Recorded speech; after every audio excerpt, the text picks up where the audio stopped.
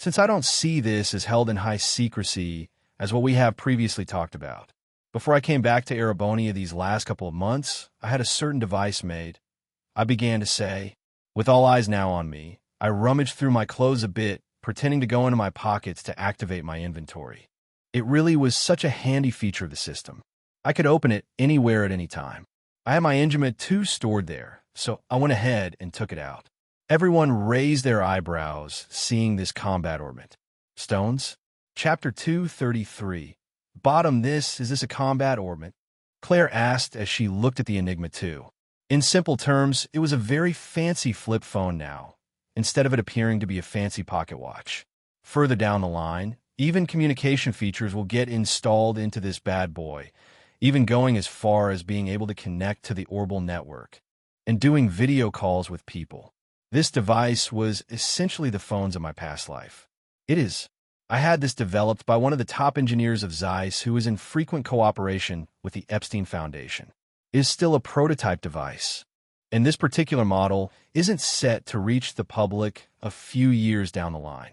It's a couple generations beyond what we currently have. I started to explain, a combat orbit that hasn't reached the production line. The Foundation really has come a long way, haven't they? Last time I heard of them, they're currently trying to install the newly developed Orbital network in Crossbell. Emperor Eugent mused. Gileath nodded his head as well. Indeed, their technological advancements have been improving our standard of living quite a lot just in these last few decades. Even the way we travel allows us to go longer distances than what we've been used to. The Transcontinental Railroad is the product of that, Gileath said, nodding his head. I for sure haven't seen any of these before. It looks pretty fancy too, Princess Alphen responded, confirming she hadn't a single clue about the Enigma 2, which made sense since they wouldn't appear until Azure started. That isn't everything, either. This device won't just be used to assist us with combat. ITLL even allow long-distance communication once more areas have connectivity to the Orbital network. I explained, this device will allow us to communicate with others out of range. That will definitely be of most use to us, especially in the military. Reporting will be made much easier, Claire said with a nod of her head. So what do you have to tell us by showing this device? Your Highness? Surely that isn't everything there is to this, right? Having a futuristic prototype does not serve much purpose just by itself, Gileath asked, being quick to realize the situation at hand. Just don't be too alarmed, all right? Even Professor Schmidt is currently over his head on this matter. If possible, Your Excellency, I want you to investigate this as well, I said, becoming resolved myself. Despite having one of Epstein's top scientists looking into this matter, I figured Father would be the second best into trying to figure out what I want to ask. After all, this matter involved AI Kia. I'm sure with Father's connections, he could do his magic to try and figure out where AI Kia came from, since even now, it is giving Professor Schmidt trouble. He did say he would take it upon himself to investigate upon his return to the Epstein Foundation. I do hope this distraction won't halt the progress he makes with those Panzer Soldats that are set to reach the production line by the time the Cold Steel games start. I figured Father was the next best person to ask about this. I know doing this is taking a big risk, but he has connections to the gnomes. He was the best person to use to contact the gnomes. Since I'm currently allied with the Hexen clan, I doubt the gnomes will see me in a favorable light. Without any delay, I proceeded to open up the Enigma 2. After the device clicked, the front side flipped open, and a tiny elf-like creature with long ears and long azure-colored hair flew down. She was hardly wearing any clothes, but covered up her important areas. Two translucent wings stuck out from her back. She was very similar to a pixie, in fact. Seeing the device now open, AI Kia stretched her arms out, as if she had just started to wake up from a long sleep. Well, she has in a way, since I had AI Kia take a rest since her time spent outside back in Legram. Everyone either had a look of shock in their eyes or confusion the moment they saw the small, pixie-like creature before them, gently stretching her body as she woke up from her sleep. It didn't take long for AI Kia's wings to start fluttering about, quickly reaching my way. Is it playtime again already, Master? AI Kia asked, looking my way as she floated in the air. Not exactly. I want to introduce you to a few people, I said, urging AI Kia to turn around. AI Kia nodded her head, and likewise became surprised seeing people she hadn't seen before. Did this creature just talk? Princess Alphen asked after a moment of silence. I'm rather at a loss of words here. Just what is this creature? This is nothing like the fox you have, Claire said, frowning as she saw AI Kia float upward, only to land on my head. I detect no mana signature either. Just what happened while I was gone, Naoto, Emma also said, revealing a frown. Ha! You can take it easy, Emma. You needn't to worry about this little one. There's a very good reason as to why you can't sense her mana. To put it simply, she has none, I answered, which caused Emma's eyes to turn wide in surprise. So why don't you introduce yourself to everyone, Kia? I said, shifting my eyes upward to see her feet dangling. Okie dokie. I don't know who you all are, but you can call me Kia. I am an artificial being created as a byproduct of Master's Enigma 2 fusing with the second Genesis. My sole purpose is to assist Master in any way, shape, and form. It's nice to meet you all, AI Kia said, introducing herself to everyone present on this platform, which only seemed to arouse further confusion in their eyes. Or so Kia says. I haven't a clue of what Kia is referring to, and neither does Professor Schmidt. He's been holed up back in the Epstein Foundation since encountering Kia. Hasn't provided any reports as of yet, I said, explaining the situation. Artificial intelligence. I wasn't aware that our technological advancements have come that far. Emperor Eugent frowned as worry appeared in his eyes. You assume correct, Your Majesty. I was not made aware of such matters to date. Are you wanting me to look into this, Your Highness? Gileath asked as he seemed interested while he continued to observe AI, Kia, above my head. Yes. It doesn't have to be now, though. I just wanted to use this moment to introduce Kia to you guys. As for you, Kia, you can go venture around. Just be sure that if you come back, we'll probably be back in the palace above, I said, letting Kia know she has time to spend on the outside. She nodded her head and did a quick wave to everyone before quickly vanishing from sight. So her name is Kia. After seeing her current behavior, she behaves very similarly to a young child. But now I know why I can't detect her mana. I didn't think there would be an artificial being out there. Emma mused. AI Kia was created by science, so she was unable to detect the magical elements, at least not now. That would be quite scary to think about if such a thing was a possibility in the future. Yeah, I can only assume Kia was born the moment the Enigma 2 device was completed earlier this year. I like to let her roam about and absorb as much knowledge as she can while I'm about and about like this, I said, nodding my head. You really are amazing, big brother. I didn't think I'd get to see such a cute creature. Princess Alphen happily responded. Gileath nodded his head as well. You can rest assured I will look into this matter, Your Highness. Not everyone out there is capable of achieving something like this, Gileath said, assuring me he would look into this. I am taking a risk here by doing so, but I don't think there's a better person. If I reached out to Master, all she would do is likely complain about Kia's existence. And if I went to the Epstein Foundation, those scientists would swarm me. At least with Father, he can use his own pace to try and figure out AI Kia's origins. All we know is that she is tied to this second Genesis, whatever that device is. Or is it even a device? I could hardly give a firm answer. With that being said, the fervor in the atmosphere we were currently in calmed down considerably after everyone saw their excitement of meeting AI Kia vanish. She was gone now to do whatever she pleased for the time being. With us returning to normal on this platform, it finally reached the bottom after spending a full 30 minutes on it. It was now 10:30 p.m., and we saw the platform touch the bottom of the Infernal Castle. It really was a very long distance below Valflame Palace. Looks like we finally arrived. I even lost track as to how long this giant shaft is. Definitely several hundred arge in length at least, Claire mused to herself. It was definitely a long descent. But what is that thing in the distance? It looks just like a knight in shining armor. Could this be the Testarossa you guys were referring to earlier? Princess Alphen asked, letting her gaze wander toward the center of the room we were now in. In the distance stood several roots of the castle firmly rooted to the ground, sprouting up into a certain pattern, coiling around each other as the branches rose higher and higher above us. In the center of this large chamber of sorts was none other than Testarossa. Behind him was just like a giant heart-like crystal, slowly pulsing away at the branches, revealing its blood-like splendor. This place obviously had Testarossa sealed within.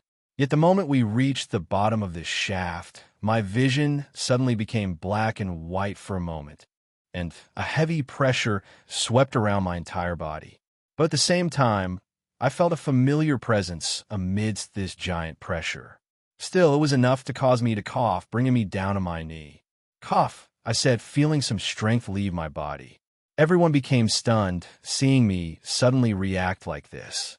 "Big brother," Princess Alphen yelled out, approaching my way. "Are you hurt?" Princess Alphen continued to ask with a worried look. "No, I'm sorry for showing you this. It's just real, that's all. The connection I have with Testarossa, that is. I felt him try to connect to me just now," I said, explaining what had just occurred. "So you really do share a connection with the Vermilion Knight," Emperor Eugent said, seeing me react like this. "Shall we go give a greeting? The Vermilion trials are not set to happen yet, but you wanted to see Testarossa in person before the trial started, right? Your Highness," Gileath asked me. "Yes," I said, nodding my head as I was able to stand back up. After nodding my head, I decided to lead our current group, walking out ahead of us. Seeing me start walking, everyone else followed, and Emma walked beside me. It was quite a marvelous sight. Right now, I was now within a few feet of the large Vermilion Knight, Testarossa. Everyone remained behind me as I closed the gap, being right in front of Testarossa. I was close enough to where I could place my hand on him now. "Did you miss me, buddy?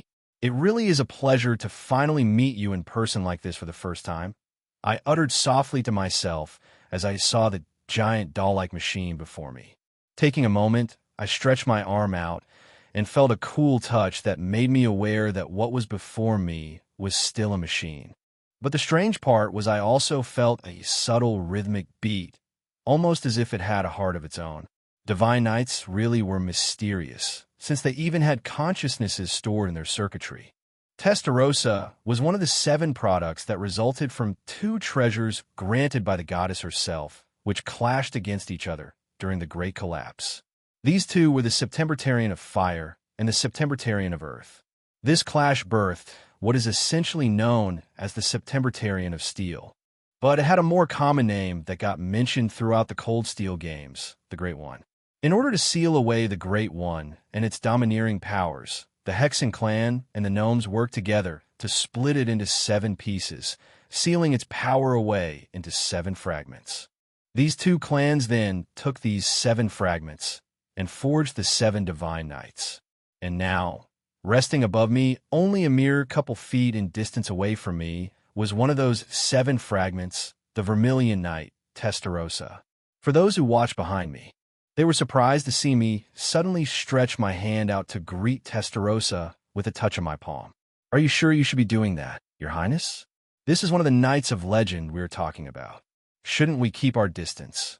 Claire tried to project her worry at me, but she couldn't even finish speaking before all of us saw a subtle change strike against the Vermilion Knight. To my surprise, that single action of mine stirred up a reaction from Testarossa. Even Emma raised her eyes in surprise, seeing a subtle glow appear in its eye sockets, acting as if it just turned on from a period of deep slumber. "So you've finally reached this infernal place, my awakener," a foreign voice spoke out to all of us, as if it was directly speaking into our minds. The Divine Knights had no mouths for it to speak from, but everyone in the room turned their eyes wide in shock, apart from Gileath. Stones? Chapter 234, Testarossa, haha. It did take a while, but yes. "I've finally come to see you, Testarossa," I responded, letting out a laugh. "Did this knight just talk? Just learning about that artificial being from earlier was crazy enough. I didn't think the Knights of Legend could speak," Claire uttered in amazement. "It is not known to many, since most of our history books don't detail it outright. The Divine Knights having the ability to speak is one of the pieces of information that is currently locked away in our records," Emperor Eugent mused, seeing Testarossa speak before him. You are well informed, child of man. It brings me joy to see Emperor Drachel's lineage lives to this day. Testarossa answered. You have my thanks as well, Miss Witch. I am grateful to see my awakener here before me. Testarossa continued to say, causing Emma to blink at him. Oh, it is no trouble. I'm only here thanks to Naoto bringing me to this place. Still, it is nice to meet you. Grandmother often told us of these tales back in the village when I was younger. And now, I am here to do my part, Emma said, revealing a smile. Is that so? It would seem the elder of the kin of fire has been well during my absence, Testarossa responded. His voice remained faint, acting as if he didn't have much life in him presently. It was a surprise to me that he even managed to turn on, despite being in this sealed state. Perhaps he had just enough energy to do so, since Duke Yan isn't present to act as a catalyst for his corruption. I'm sure being bound by the infernal castle wasn't pleasant. The end result of Testarossa becoming corrupted is the Vermilion apocalypse that Reen and in Class 7 fought against. Yet if I complete the Vermilion trials, will that still come to pass? As that was swirling around in my thoughts, we all heard the sound of a female's voice strike our ears, which caused the group to get distracted by the ongoing conversation with Testarossa. Ah, did you miss me that much during the last couple centuries after Drachel sealed you away? You big lug?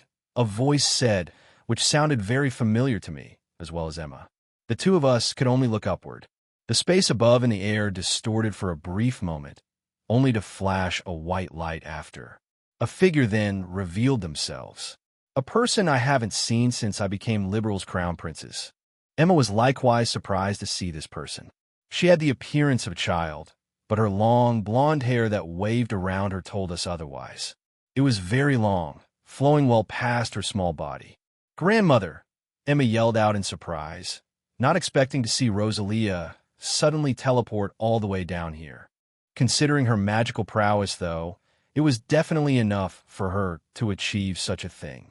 I guess she's recovered enough mana by now after finishing the preparations to cast that forbidden spell. I was much more foolhardy back then. I have used this fleeting time to cool my circuitry. It was a shame my previous pilot did not know how to operate me, since I got defeated by the Ashen Knight. Their incompetence gave birth to this infernal castle.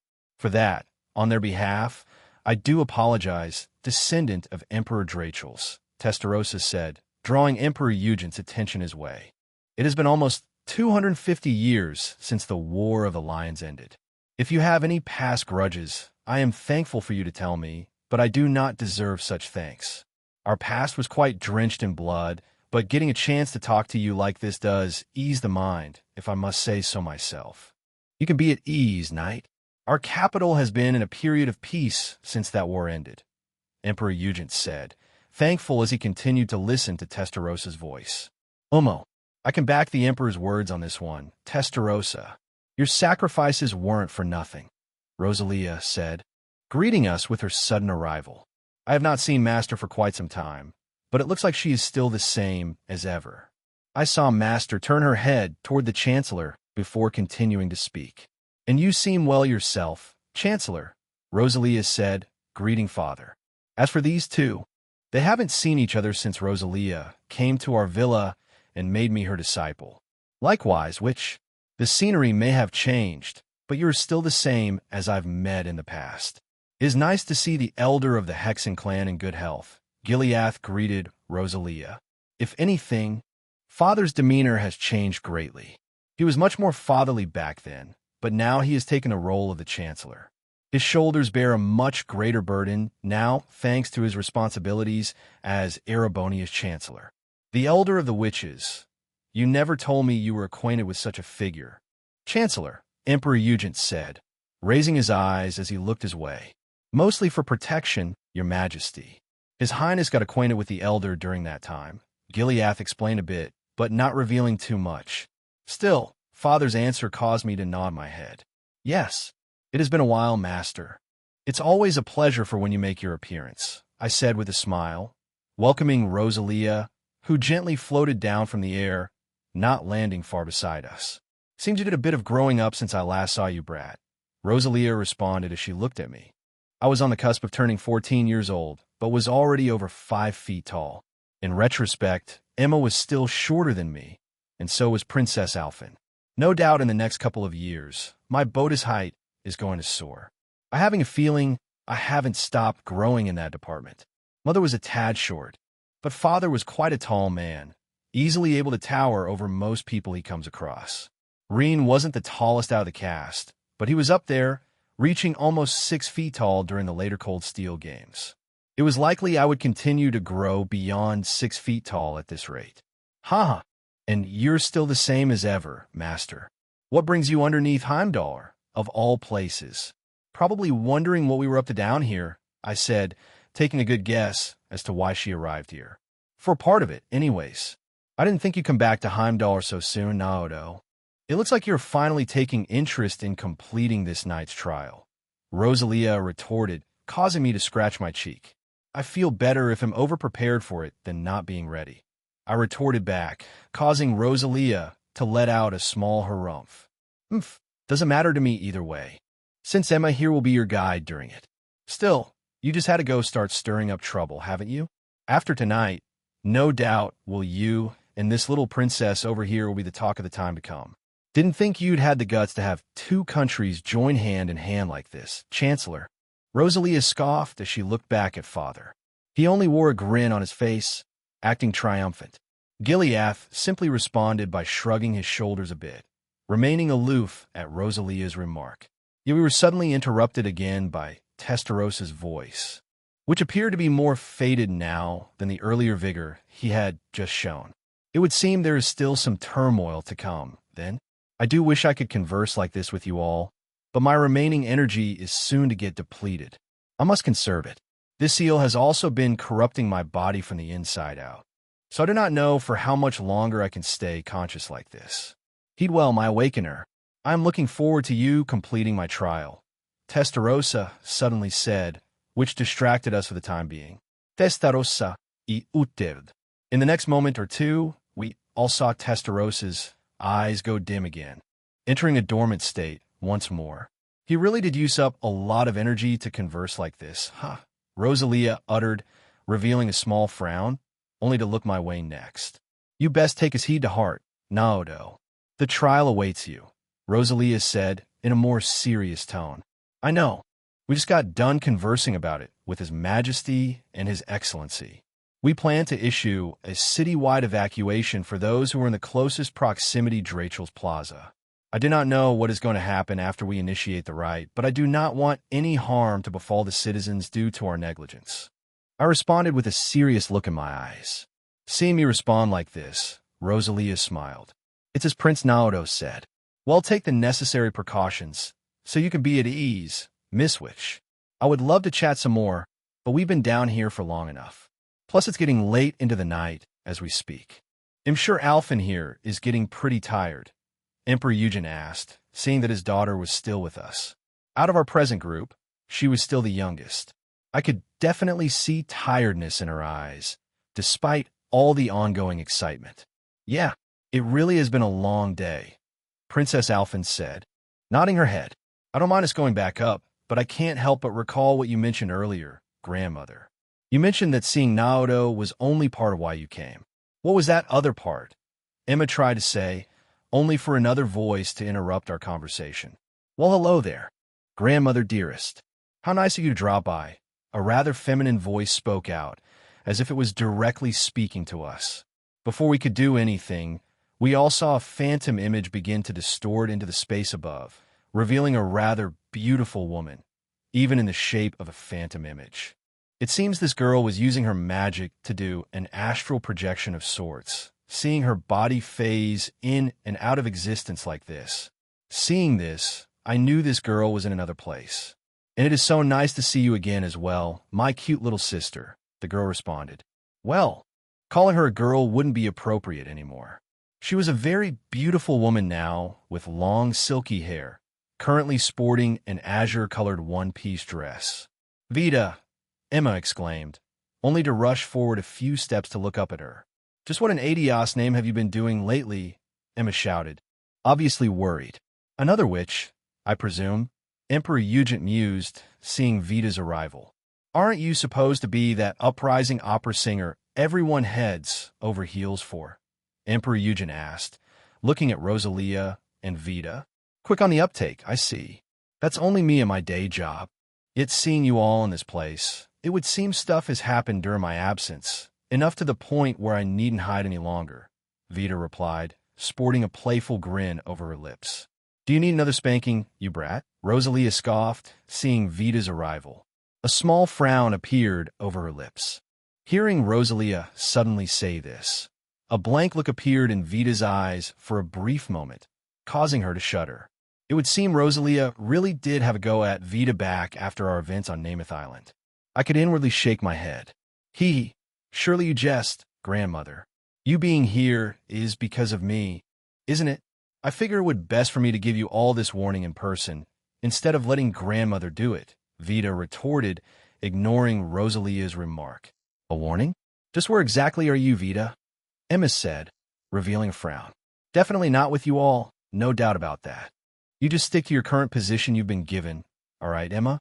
Continue to act as Naoto's guide. I've been rather preoccupied as of late, but take my appearance tonight as a warning. The Azure Awakener has already begun tackling the Azure Trials. I am currently inside them, acting as his guide, Vita declared. But before any of us could respond, Vita quickly vanished, and her phantom image vanished along with her. Seeing Vita gone, we all saw Rosalia gently shake her head as a disappointed look in her eyes. At least that stupid disciple of mine is taking her role seriously. So perhaps he'll forego a round of spanking this time around, Rosalia uttered, causing me to look at her. I wanted to laugh at that, but I remained quiet. Rosalia then looked toward Emma again. Vita is right on one thing, though. I too have places to be, so continue watching after Naoto. All right, Emma, Rosalia asked. I will, Emma responded, smiling as she nodded her head after she regained her composure from seeing Vita again. Rosalia smiled at Emma and did a wave of her large staff. Casting a spell, her body suddenly vanished from sight again, leaving us behind. Claire just watched on in amazement, but sparkles appeared in Princess Alphen's eyes, seeing Rosalia's magic staff. Magic really does exist. So cool, Princess Alphen exclaimed in excitement. Yet all of this didn't earn a single reaction from Testarossa, so it was safe to assume he was slumbering again. Seeing his daughter behave this, Emperor Eugen only shook his head, unable to accept how easygoing his daughter tends to be. Stones. Chapter 235. Oz, it's more unbelievable, if anything. There is definitely going to be a lot to process of what happened tonight. At least for the time being. You'll be in Heimdall under the Vander's care. Right, Prince Naoto? Emperor Eugen asked me. That's the plan for now. I want to hone my swordsmanship as the evacuation takes place. I feel my foundations have improved greatly since I came back to Erebonia, and I feel more confident in tackling the Vermilion trials now. I answered with a nod of my head. You'll need that confidence to clear those trials, Your Highness. It was a rather eventful day to close off our end of the year. It is now the dawn of the next century, but I think our dear princess requires a much-needed rest. Since the Vermilion Night has fallen into slumber once again and the witches are gone, I see no need to remain here. Why don't we head back up? Gilead proposed. I see no problem with that. Everyone, please follow me back to the platform, Claire said, ushering us away from the heart of this inactive infernal palace. Who knows if it would rise again? I fear it will, seeing Testarossa sealed inside of it. It isn't like the old schoolhouse where Valimar waited behind a large room for the Ashen Awakener to come claim it. Testarossa was completely sealed up inside this palace. It's likely being corrupted by the Dark Dragon for years on end now. By some miracle, both the Azure and Ashen Awakeners were able to recover Testarossa by defeating the Vermilion Apocalypse, allowing Prince Cedric to pilot it later on. So it's very likely I will have to be prepared for such a fight too. And it'll be a much harder one, considering we have to strike it down with just our party members with no Divine Knights. Instead, I'll have some of the strongest cast of characters backing me up. Knowing that, I couldn't help but smile, feeling anticipation of what is to come in 2 months' time. You seem to be in a good mood now, big brother. Princess Alphen said with a smile as the platform began to ascend up the giant shaft. Just a bit anticipated. They'll be able to see you more often, too, I responded, proceeding to give Princess Alphen another head pat. You can say that again. I just hope the news that's going to sprout from this won't buzz around for too long. As for the evacuation plans, they'll start working with the Chancellor. It won't happen immediately, but will likely propose it as a military drill so Heimdall citizens don't feel threatened by it. Emperor Eugent responded. That would likely be for the best. After the holiday is over, I will begin to draft up some plans to propose to the current military. I won't be surprised if we include a few of the armored divisions during this operation. Gileath also responded. Haha, ITLL helped me keep me busy too, Claire said, letting out a sigh. That was for sure. No doubt Claire will get busier, but she likes to work, so I don't think this will fall on Claire too hard. Can we keep Big Brother over for just tonight, Papa? It's late into the night. We can figure out the room situation tomorrow, Princess Alphen proposed.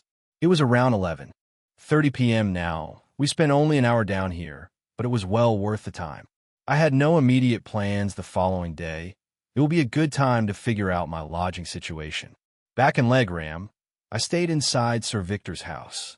Princess Alphen did suggest earlier that I am to stay inside Valflame Palace, but there were a lot of rooms available to use. Our respective groups have already retreated there for the night, but my place hasn't been decided on yet, at least for tonight. There's no harm in doing so, I suppose. You'll have Priscilla work with the head, made to get your room arrangement after tonight is over. Prince Naoto, Emperor Eugent said. Thank you, Your Majesty, I said, thanking the Emperor. Thank you, Papa, Princess Alphen happily responded, only to cling onto my arm, letting me feel her warmth. If I may add, after tonight, the others don't know about this side of me, so please just refer to me as Emma. All right, Emma also said, haha, it matters not how one is referred to, but if that is your wish, then we will forget about the witch's matter tonight. That won't neglect your other position as a guard, so please continue to protect His Highness, all right? Gileath asked. Hearing that, Emma nodded her head. Don't you worry, Your Excellency, Emma responded, assuring Gileath. Emma really has come a long way, hasn't she? I remember her being a meek child back during my time spent in the village. She now can hold a sword to herself and effectively cast magic to boot. I am quite happy to have Emma on my side. But with that said, the platform rose up, leaving Testarossa behind. Yet before the platform reached the closed shaft, I felt an unfamiliar presence arrive, despite not having my vermilion eyes on right now. I don't like to use these eyes unless I have to, but the moment this presence appeared, it acted as if they wanted me to find them. Is something wrong, Big Brother? Princess Alphen responded with a hint of worry in her eyes. Hearing Princess Alphen's voice caused me to shift my eyes to her and ruffled her hair a bit. It's nothing. I'll leave it to you to guide me to my room tonight, all right? I happily asked, causing Princess Alphen to smile. All right, Princess Alphen happily responded. With a happy princess beside me and an aloof father in our near distance, he remained silent as the rest of us began to idly chatter, letting the sole platform rise back up to the sealed area inside Valflame Palace. It was very similar to the sealed vault back in Grancel Castle, but as of now, that sealed area beneath Grancel Castle hasn't been uncovered yet, so there was no large platform to descend down into it. I am sure that certain Colonel Richard was in the middle of plotting how to investigate that area. I'm not sure how far Ouroboros plans are in their gospel plan phase, but in the coming year or two, Colonel Richard will propose the formation of Grancel's Intelligence Division, a counterpart to Father's Intelligence Division. They would operate in the shadows, collecting information about enemies and mislead potential threats to deter invasions. The overall intent behind Lieutenant Richard's proposal to form the Intelligence Division was pure. He was only led astray by Weissman. It's likely that will still come to pass, but now there's me added into the mix. I will not stand by idly watching a good man forced to enter a role he is not suited for, only to continuously repent for it afterward. It was good timing for the gamer system to introduce me to the subordinate system. I plan to have a more thorough look into what it can all do once tonight is over. If it reaches all who currently work under me, then it will be quite extensive considering I have partial command of Liberal's royal army as a benefit in being its crown prince. Grandmother holds the majority over both Liberal's army and the royal army, though. But either way, that included a man of Colonel Richard's caliber. It would be a benefit if I could persuade him in becoming one of my subordinates, even if he partakes in the gospel plan. Thinking that, the platform we were standing on was well into the giant shaft now, making our way back to Valflame Palace. The anticipated look in my eyes only grew more of what was to come in the near future. It was only 17 months away from the start of the canon story, and when I would enroll in Jenny's Royal Academy. Yet as the platform was now out of sight, the earlier feeling that struck me lingered about. But because the platform was quite high up now, I could no longer feel in range, but I could only guess whatever it was hiding back down at the bottom of the sealed grounds of the Infernal Palace. And sure enough, once our group was out of sight, space began to distort. It was a rather small distortion compared to the likes of Rosalia or Vita's phantom image, much, much smaller. In a mere instant, a spherical-like object clad in an unknown black material soon formed, almost as if it was in the shape of an eye. It wasn't a creature, though. It was purely metallic in appearance. It was definitely crafted in one way or another. Seeing this eye-like device appear out of nothing, it started to look around the room for a bit in silence, before an obscure voice began to speak out of it. It would seem over here is still going according to plan. It was a good decision to get into contact with the Master after all, even if he is a bit preoccupied. It isn't easy trying to rule one of the largest countries on the continent, but I couldn't care less about that. As long as his work doesn't hinder the Black Workshop, we will continue our operations from the shadows.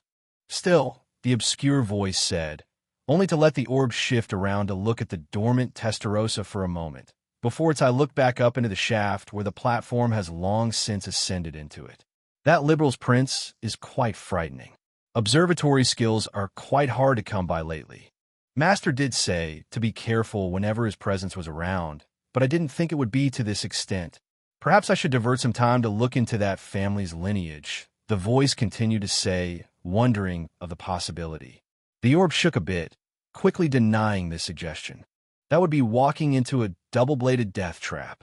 Master has things handled above ground in Erebonia, so I shouldn't waste time on useless matters like these.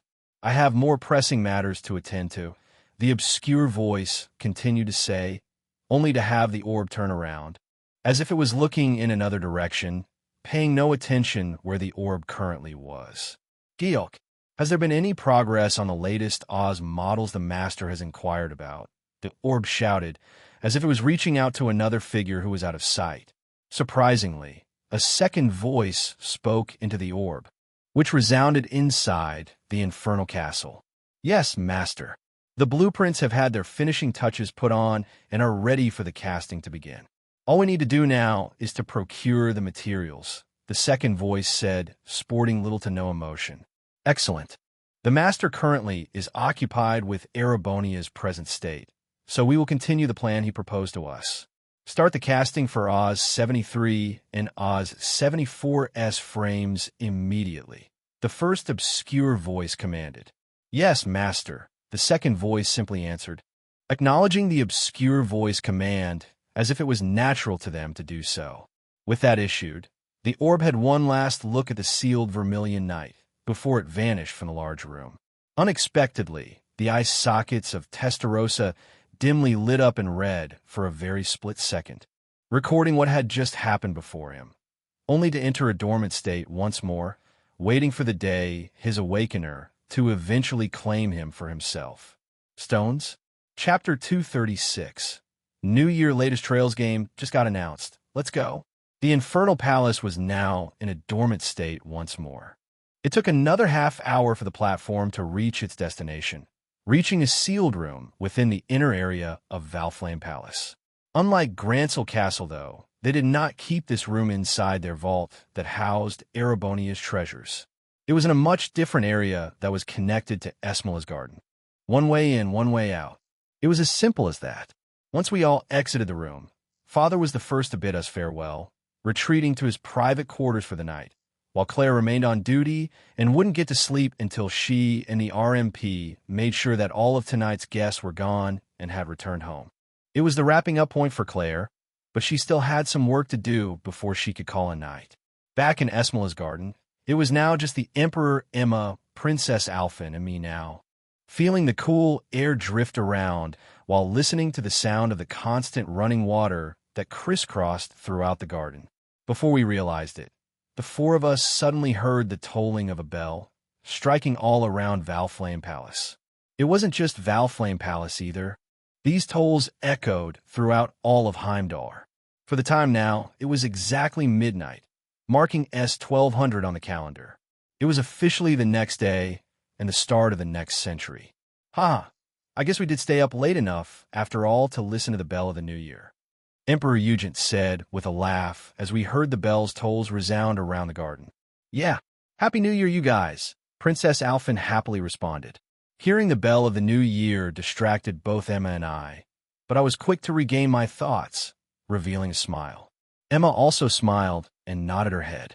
A very happy new year to you too, Your Highness, Naoto, and Your Majesty, Emma politely responded. Likewise, Happy New Year, everyone, I happily responded as well.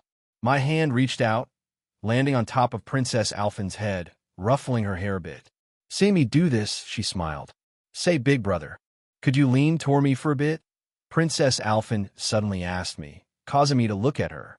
Sure, I responded, wondering what Princess Alphen was up to, but I did what she wanted of me and leaned in. I only saw Emperor Eugen's eyes raise upward for a moment before I felt something soft touch my left cheek for a split second. Time seemed to have slowed down during this moment before I realized what had just happened. I felt a sudden peck on my left cheek, causing me to blink my eyes, realizing what had just happened. I looked over, only to see a light blush on Princess Alphen's cheeks. I saw her step back down and remained quiet as she blushed. Before we could process what had just happened, Princess Alphen took off, darting across Esmola's garden and left the three of us behind in silence. I could only look at Emma in silence, but seeing my eyes gaze at her, our two eyes met. Without having a need to speak, Emma likely knew what I wanted to say. She turned around and started to run after Princess Alphen, who could now be seen leaving Esmola's garden entirely. This soon just left me with His Majesty. A bit of an awkward air whistled across the garden as I turned around to look at Emperor Eugent in the eyes. In the end, he let out a sigh, shrugging his shoulders. That Alphen, Emperor Eugent said as he sighed. She is my daughter, but she is a really precocious girl. It does bring me joy to see her this happy as of late. I know as a father, she is due to spread her wings, but at the same time, it's only natural to feel worried. Especially since our future remains in the unknown, Emperor Eugent said, feeling the stress leave his body after seeing his daughter suddenly kiss me on the cheek. He didn't seem against it, but I could see a firm look in his eyes, befitting that of both a fatherly figure and a ruling emperor. Among the long-standing lineage of the Arnors, I feel Emperor Eugent III is quite high up there, even if he still is in the shadows of one of Erebonia's greatest rulers to date, Emperor Drachel's. Reincarnation is definitely a thing here in the Trails verse. I reincarnated from the outside, but reincarnating from the inside also does happen. An example of this is Emperor Drachel's reincarnating as Gileath Osborne. I am sure Leanne would have reincarnated or have her soul pass onto the goddess Adios by now, but one exception to this is becoming a divine night pilot. Leanne should have perished at the end of the War of the Lions, but she didn't. She was revived and became what's known as an immortal, forever treading the flow of time to meet her destined end, which was what struck the later Cold Steel games. And on top of immortals, resurrection was also a thing here, and it was mostly known to the witches of the Hexen clan. The gnomes were expert crafters and could create homunculi and so on, but strayed away from the acts of resurrection. I did have interest in trying to find the Black Workshop at some point, because since I was born I worked with Rosalia to cast that forbidden incantation twice. One to store Mother's soul, and one to store the soul of Emma's mother.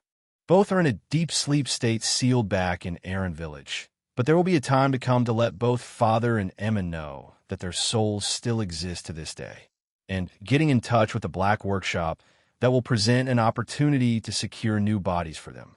According to Rosalia, the spell is ready to activate, but I have a feeling it won't be used this time around. The next target of interest was Guy Bannings, whose death was set to strike in the coming year or two.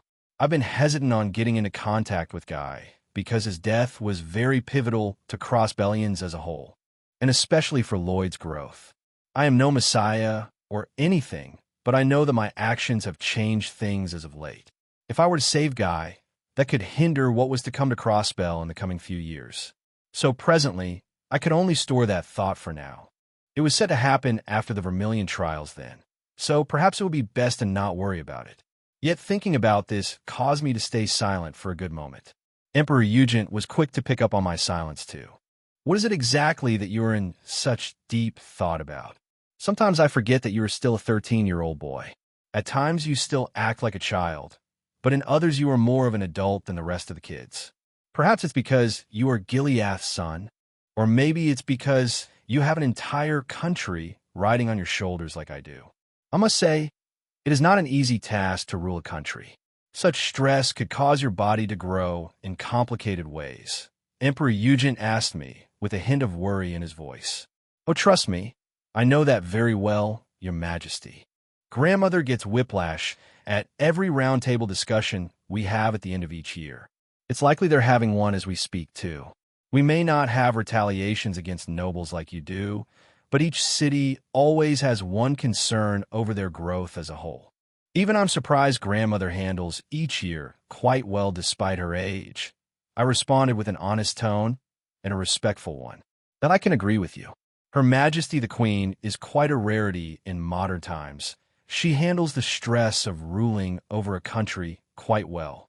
I am sure there are many expecting eyes of who is to take over next. Yet I'm not as ignorant as I am to Alphen and the others. Even I know Liberal's Queen engaged you to her granddaughter as well. That isn't all that's left to it, either. The rumors of you growing a royal harem has come to reach my ears, Prince. Please do look after Alphen, all right? Otherwise, I will personally come knocking at your doorstep, demanding an explanation, Emperor Eugent said, letting his eyes grow into 2 crescent moons. As he did that, the atmosphere tensed up around us, letting a serious air sweep around me, as if I was being pressed down by Emperor Eugent's current demeanor. I shuddered a bit seeing the seriousness in his expression, but in kind, I nodded my head. Don't you worry, Your Majesty. The least I want to do is harm Alphen, let alone the others, I said with a serious nod of my head. Good. This was quite a pleasant small chat I was able to have with you. I am quite looking forward to the feats you will achieve in the coming years. Don't keep the others waiting too long, though, so off you go. I will have arrangements for you in the coming week detailing your boarding.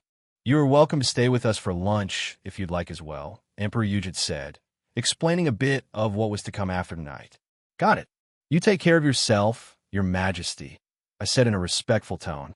I could see it in his eyes that he was letting me go for now, so I did just that and started to quicken my pace across Esmola's garden, eventually leaving the room, only to meet up with Princess Alphen and Emma again in one of the nearby hallways.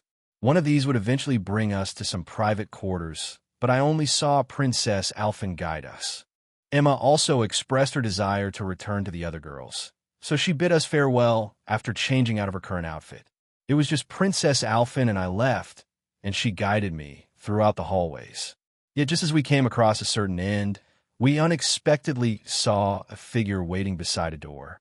A girl who sported lilac-colored hair with an expected look in her eyes, only to glance her eyes in our way once the 3 of us met. Yet as a certain part of Valflame Palace became a little busy thanks to Cheryl's arrival, back in Esmola's garden, Emperor Eugent could now be seen by himself. Seeing the prince he had come to get acquainted now dart after the others. His eyes didn't even wander before he spoke out, as if he was calling out to someone. I know you're there, dearest. My age might be catching up to me, but I know it when I see it, Emperor Eugent said, turning his head in a certain direction. Obscure from view, a single person walked out from a corner, sporting a very beautiful vermilion dress, very similar to what Princess Alphen wore during the dance earlier. A smile appeared on the woman's face. Hee, but you still let me watch this play out without any interruption, Lord Husband. It seems you've placed many expectations on this boy. Still, I didn't think of him to be Gileath's son out of all people, the woman said as she approached Emperor Eugen. She was, of course, his wife, the current Empress Priscilla. So you heard that part, huh?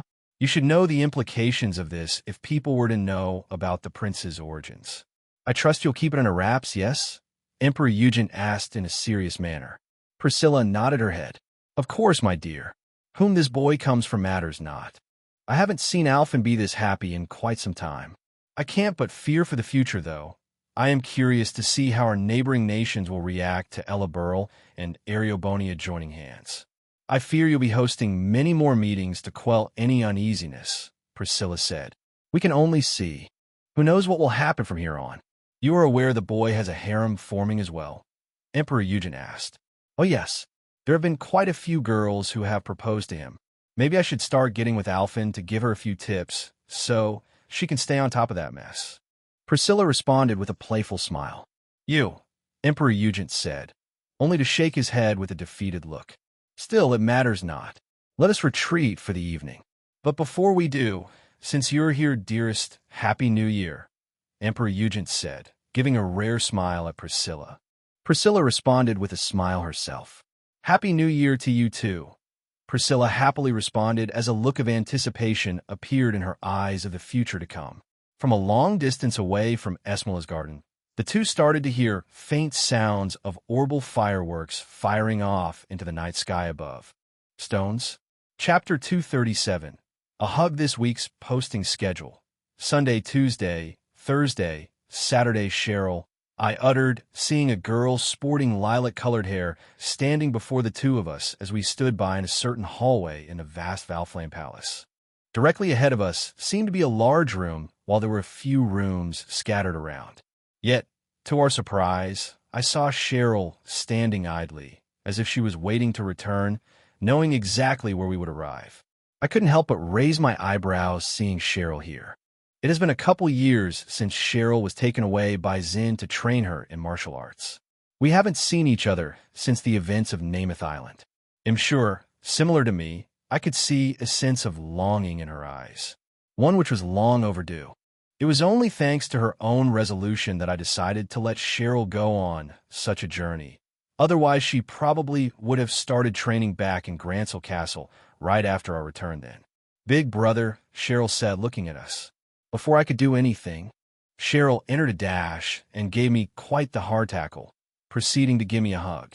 I felt Cheryl's warmth spread across my body as she gave me a big hug. Seeing Cheryl suddenly do this, Princess Alphen raised her eyebrows. So it looks like what you said back in the changing room was true after all. Princess Alphen said as she looked our way.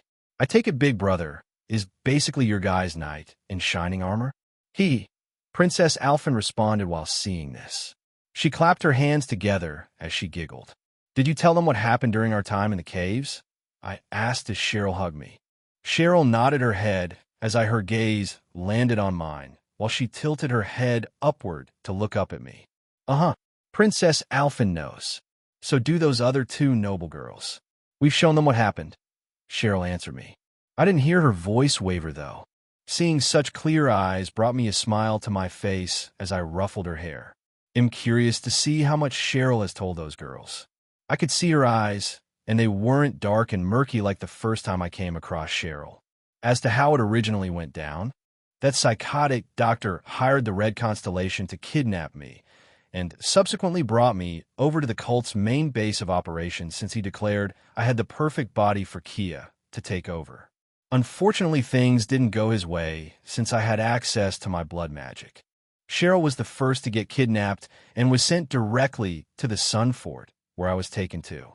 Enya was sent to the Sun Fort shortly after, to which I devised a plan to make them transfer us over to the Altair Lodge.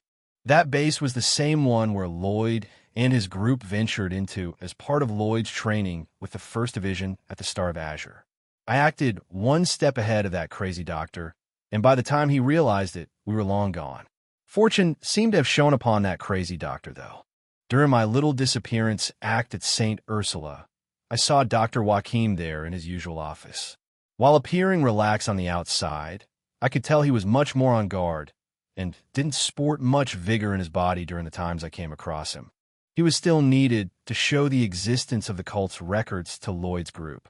The only thing that really changed in this aspect was me saving Tio instead of Guy. However, she was still experimented on, much like Cheryl here during the days spent in the cult. It was likely Tio would still join the SSS based on how things were progressing. I am curious to see Randy's current situation based on what had happened in the past. To my surprise, Van came across Lloyd while he's still in Calvert. All that's left was Ellie. She hadn't been writing to me lately, but I'm sure she finished her studies in Arteria and made her way back to Crossbell. Given enough free time, I should pay her a visit. Though from here on, it may be more difficult to move around in the public, thanks to Father's declaration of our engagement. Haha. Still, I saw Cheryl's eyes were a lot more clear. I could tell her body was quite developed in terms of strength and power too. But the funny thing was that her slim body barely had any visible muscle on it. That was likely because of that unique physique she developed from a side effect of the Gnosis drug. For me, it granted me the resistance stat, which was still a hidden stat but still showed up as a skill. Despite having powered it up over the years, it just goes to show how terrifying Ace was during that fight. I do want to see how to develop resistance even further, to see if it can target both physical and magical stats. But that would have to be tested at a later date. For now, Cheryl and I just enjoyed this hug that was long since overdue. Princess Alphen bloomed into a smile as I ruffled Cheryl's hair. Cheryl took this moment to close her eyes and enjoyed it. I felt her arms tighten around my back, and I could feel her soft body press against mine.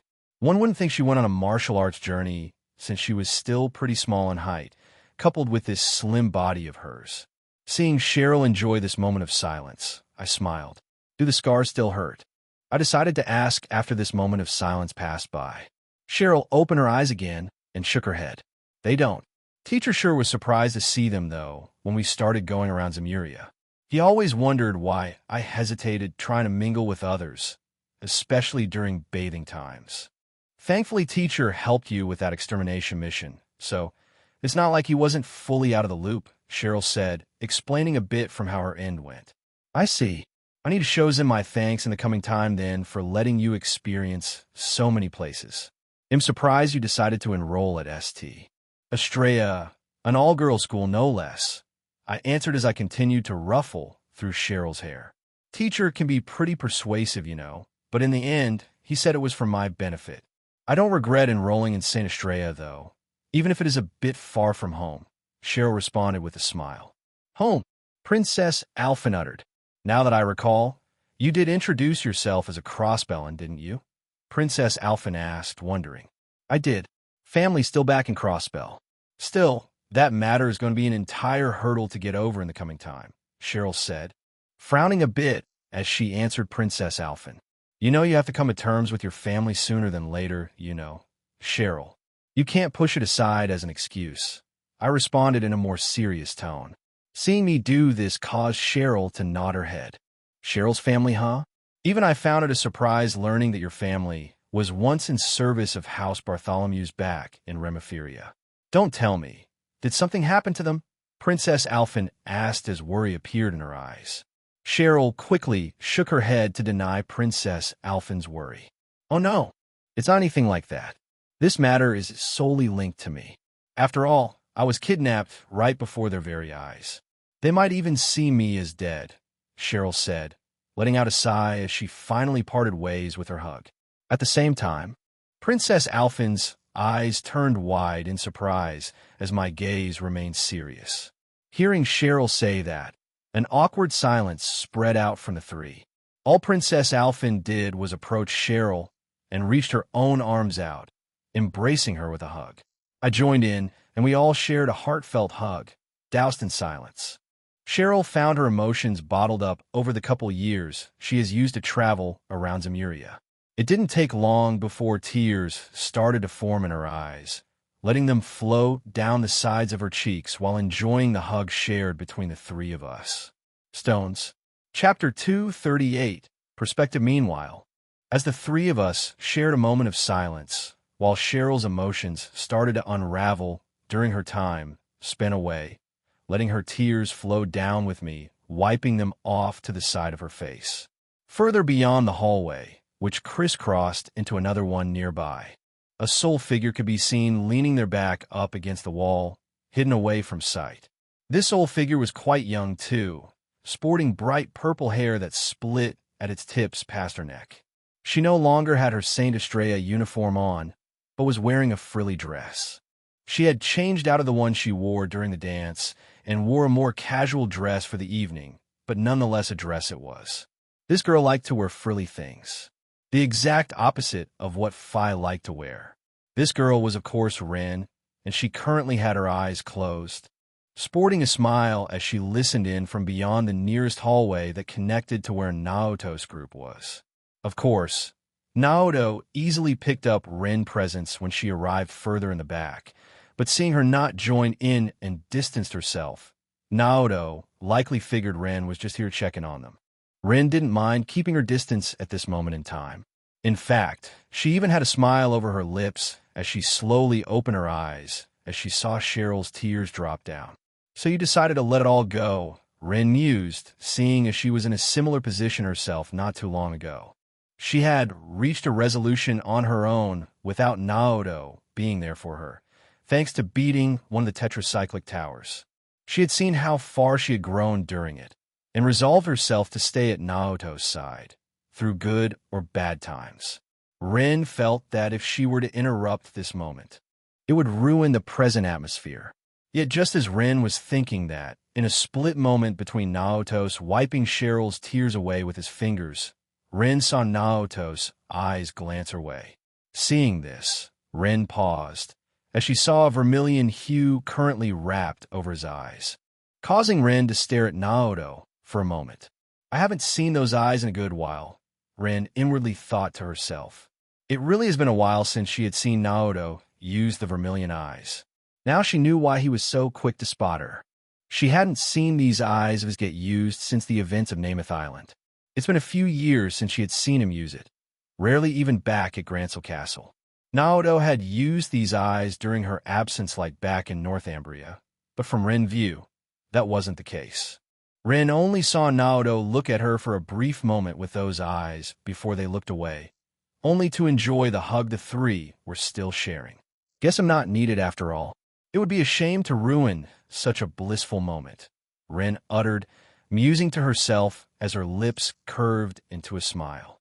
To not disturb the three, Rin decided it was time to step away from the corner and started to walk toward the opposite direction, back to where the guest rooms were. It was pretty far, but she knew the way, thanks to Cheryl giving her the direction to Princess Alphin's room in the first place. Still, as she walked down a hallway, a rather open view came into place. The tolling of the midnight bell that signaled midnight had ended, and saw orbital fireworks start to shoot off in the distance, creating one loud and muffled bang after another. Seeing this, Ren kept to herself but smiled. At the same time, she saw a swift shadow enter her view, approaching the hallway from the opposite direction after a few moments of walking. "So this is where you were, Ren," a sound of another girl's voice said as a figure suddenly swooped down, appearing as if she had come out from the shadows themselves. "Well, look who decided to finally show up. Was wondering when you tried to sneak back into this place. Just where did you wander off to the entire night? You vanished right after the dance party started. Are you that against wearing a dress?" Ren said, rolling her eyes as she saw a white-haired girl swoop in from the ceiling, appearing in her normal attire. The moment she saw a window to escape, this girl of course tossed her dress aside and ditched everyone at the dance. She was of course Phi. Phi arrived not too far away from Ren. "I just can't get used to those things. I don't like clothing that restricts moving my body like that." "Sorry," Phi said, feeling apologetic as she scratched her face a bit. Still, she kept a somewhat deadpan look in her eyes. Ren only shrugged her shoulders hearing that. "It's not like I was against it. And Big Brother didn't pursue you either since he had that meeting to attend to. You curious about how that ended up?" Ren decided to ask Phi since she was back here now. Phi quickly shook her head. Nah, I ain't big on that stuff. If you need me to hunt a monster, I'm way more up that alley. Naoto can have his fun talking with those nobles. As to where I've been, I caught Zeno lurking around the palace exterior, and he let me know the boss was in town. So I went to hang out with them, Phi said, answering Ren doubt. So the direwolf's report holds true then. Didn't think I'd be one to shoot a breeze with those Jaegers, but it's not out of the question, I suppose, Ren said, hearing what Phi has been up to. Unlike the other girls who had arrived back in the guest room with Emma, being the last one to return, Ren didn't see Phi return for the entire night. Emma said this was a normal occurrence to the other girls, so they wouldn't get confused by it, and only shrugged it off, but Ren didn't think she'd learned Phi's words were true after all. The direwolf? He definitely introduced himself as such. Didn't think he'd be related to you, Ren. But then again, Dad picked up a random girl, like me, who used to be a street rat. He told me a bit about you as the adults drank to their heart's content during the tolling of the bell. Phi mused, looking at Ren with a new look in her eyes. Ren looked back at Phi and smiled. That's so? It's only right you will eventually come to learn of our situation, since it was previously shown to you back in the changing hall. Still, I consider me, with the dire wolf, as working acquaintances at best. Where he goes, my presence isn't needed as much anymore, since I've already finished the task I was assigned to do. Who knows? Perhaps I won't even have a role in the coming days once that little bit of chaos descends into liberal, Ren mused. Yet as Ren said that, only confusion appeared in Phi's eyes. Phi tried to respond, but didn't find words to Ren remark just now. She hadn't a clue what she was referring to, but at the same time, a hint of worry appeared in Phi's eyes. Is something going to happen in Liberal? Phi decided to ask, causing Ren to smile. Nothing a Jaeger like you should fret about. Just a small twig waiting to be stepped on while walking down a dirt road. I am curious to see how the Faceless will react if Big Brother decides to take what is rightfully his. He is Liberal's crown prince for a reason, Ren said, only making Phi more confused. After all, Phi wasn't around for any interactions Naoto had with Ouroboros and Ren. She came after. She had met the direwolf back in the casino the Jaeger King and the others were hanging out at, but Phi didn't know at the time the direwolf was part of Ouroboros, much like Ren was. As for Ren, she wondered where her current role would take her from here. She had already accomplished what she was tasked to do with Loey, so in reality, all she really needed to do was be present during the time Estelle and Joshua take on one of the 4 towers. For now, she could only think about it, as Phi marveled at the sight of the ongoing fireworks. As they began to fade, Ren did a motion of her hand. Why don't we head back for the night? Let Big Brother have his moment. It's already past midnight as it is, Phi. Though color me interested, I am curious as to what you are going to do from here on. You know Naoto's staying here in Heimdall for a couple months, right? Ren asked Phi, causing Phi to nod her head. Yeah, that's the word, or so Naoto said. I figure my training would be reaching a stopping point, but I'm not sure what Emma is going to do, seeing as she is expressing interest in staying in the capital too. Thankfully, I came by the boss. Said they secured a new contract, so I may not be around for much, but the contractor is funnily enough a resident from Heimdall. Can't wait to meet him, Phi said, shrugging her shoulders. Guess that would make us both busy for the times to come then. Well, there's a good chance we'll catch each other at times, seeing I'm a student at St. Estrella now, Ren responded with a nod of her head. I do hope that goes well for you. I do agree we should call a night. Do you need me to take you back? Also saw Naoto around the corner with the princess. I'm guessing they're going to stay there, seeing you didn't interrupt them, Phi wondered. I can only assume so. Let's head on back, shall we? Ren nodded, walking up beside Phi. Phi decided to follow along as the two left the nearby hallway. As for Naoto, he became amused seeing Phi also arrive thanks to his vermilion eyes, but thanks to the two having that short conversation, Naoto finally saw Cheryl calm down after letting out those tears. The 3 of them parted from their hug, only to have Princess Alphen suddenly push Naoto's back, making him head straight inside the princess room no less. Naoto could only blink his eyes seeing Princess Alphen do this. Cheryl laughed along the way, and Princess Alphen even invited Cheryl for the 3 of them to use the princess room to sleep over for the night. Naoto wasn't against it, seeing Princess Alphen be so adamant on wanting him to stay in her room. It was very frilly and full of stuffed animals, to say the least. It made Naoto ponder whether or not he should sleep in her room, but soon threw out that thought, considering it was already late into the night as it was. The three of them quickly got ready for bed, letting the first day of the new century begin to dawn as the sun soon started to rise up from the mountains in the distance. Chapter 239. Under Ortis S. 1200. January 1st. Shortly after midnight. Erebonia, Port City Ortis. Somewhere in the vast underground aqueduct sewer system, a sole construct could be seen, appearing to be a large door. The center of the door, which had the symbol of the Qian family embedded in it, could now be seen split, parting ways. That signaled that this construct was now open. Each wall that made up the door was now reeled into each side of the walls. This door belonged to none other than the entrance to the Azure Trials. These behaved similarly to primal grounds, sealed areas that housed artifacts that were created by the goddess Adios herself to help promote mankind's growth. Those artifacts have been lost over the ages, but those that remained became one focus of the Seption Church to collect them, to ensure they don't fall into the wrong hands. That was the primary focus of the Grouse-Ritter. Yet those special places were created by the goddess. There was one key difference to these doors, to which existed 7 throughout Erebonia. These trials were sealed grounds, created by humans, and not the goddess Adios. They served one purpose, and one purpose only, to seal away 7 fragments that were split of a greater power. These fragments could then be challenged by trial goers, should their strength hold strong and have a bond formed with a witch. The Azure Trials laid beneath Ortis, the port city of water, sealing away Ordine, the Azure Knight.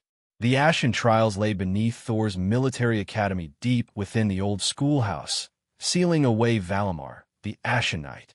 The Vermilion Trials laid far, far beneath Heimdall, beneath Valflame Palace, letting its entrance remain above ground.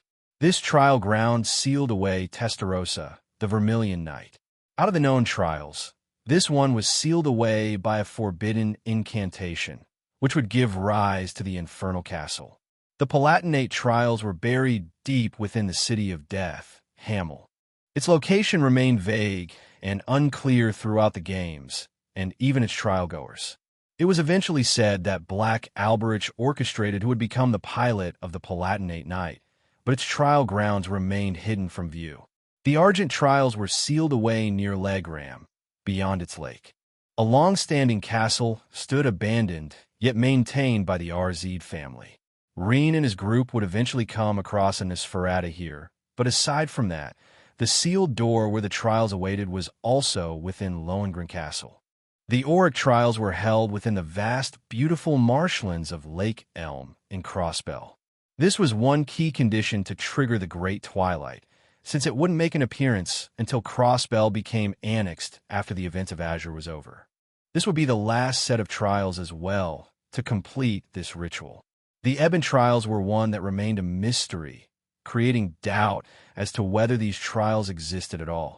After all, Ishmelga's consciousness roamed throughout Erebonia for centuries, trying to find the perfect awakener. Since his soul was tied to it, he became crazed with Emperor Drachel's soul and wouldn't be able to maintain his obsession until Gileath rose as his awakener. As to whether the trial grounds rested for Gileath to awaken as the Ebon Awakener, it was a complete mystery.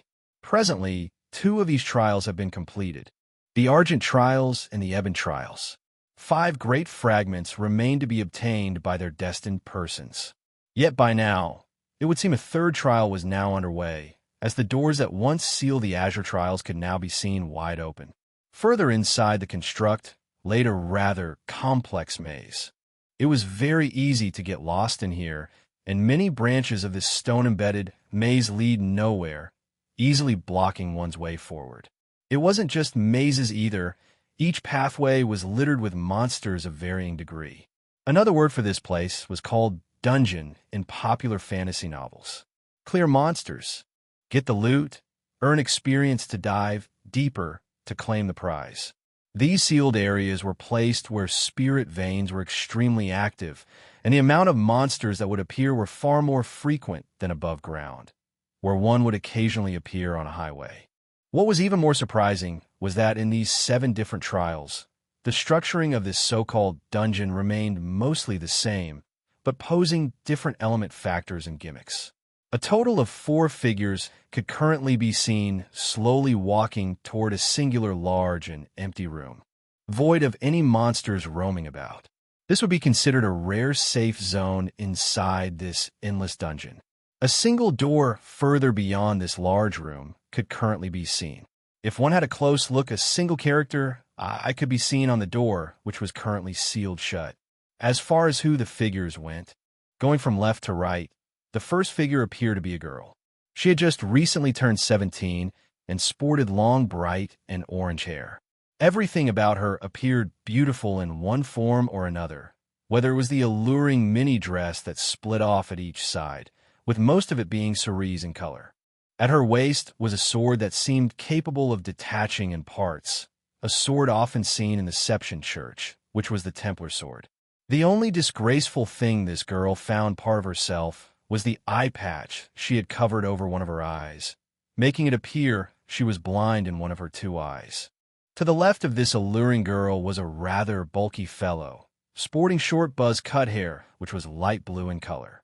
His muscles appeared quite packed, almost like a bodybuilder's. Yet those weren't only for show, they were real.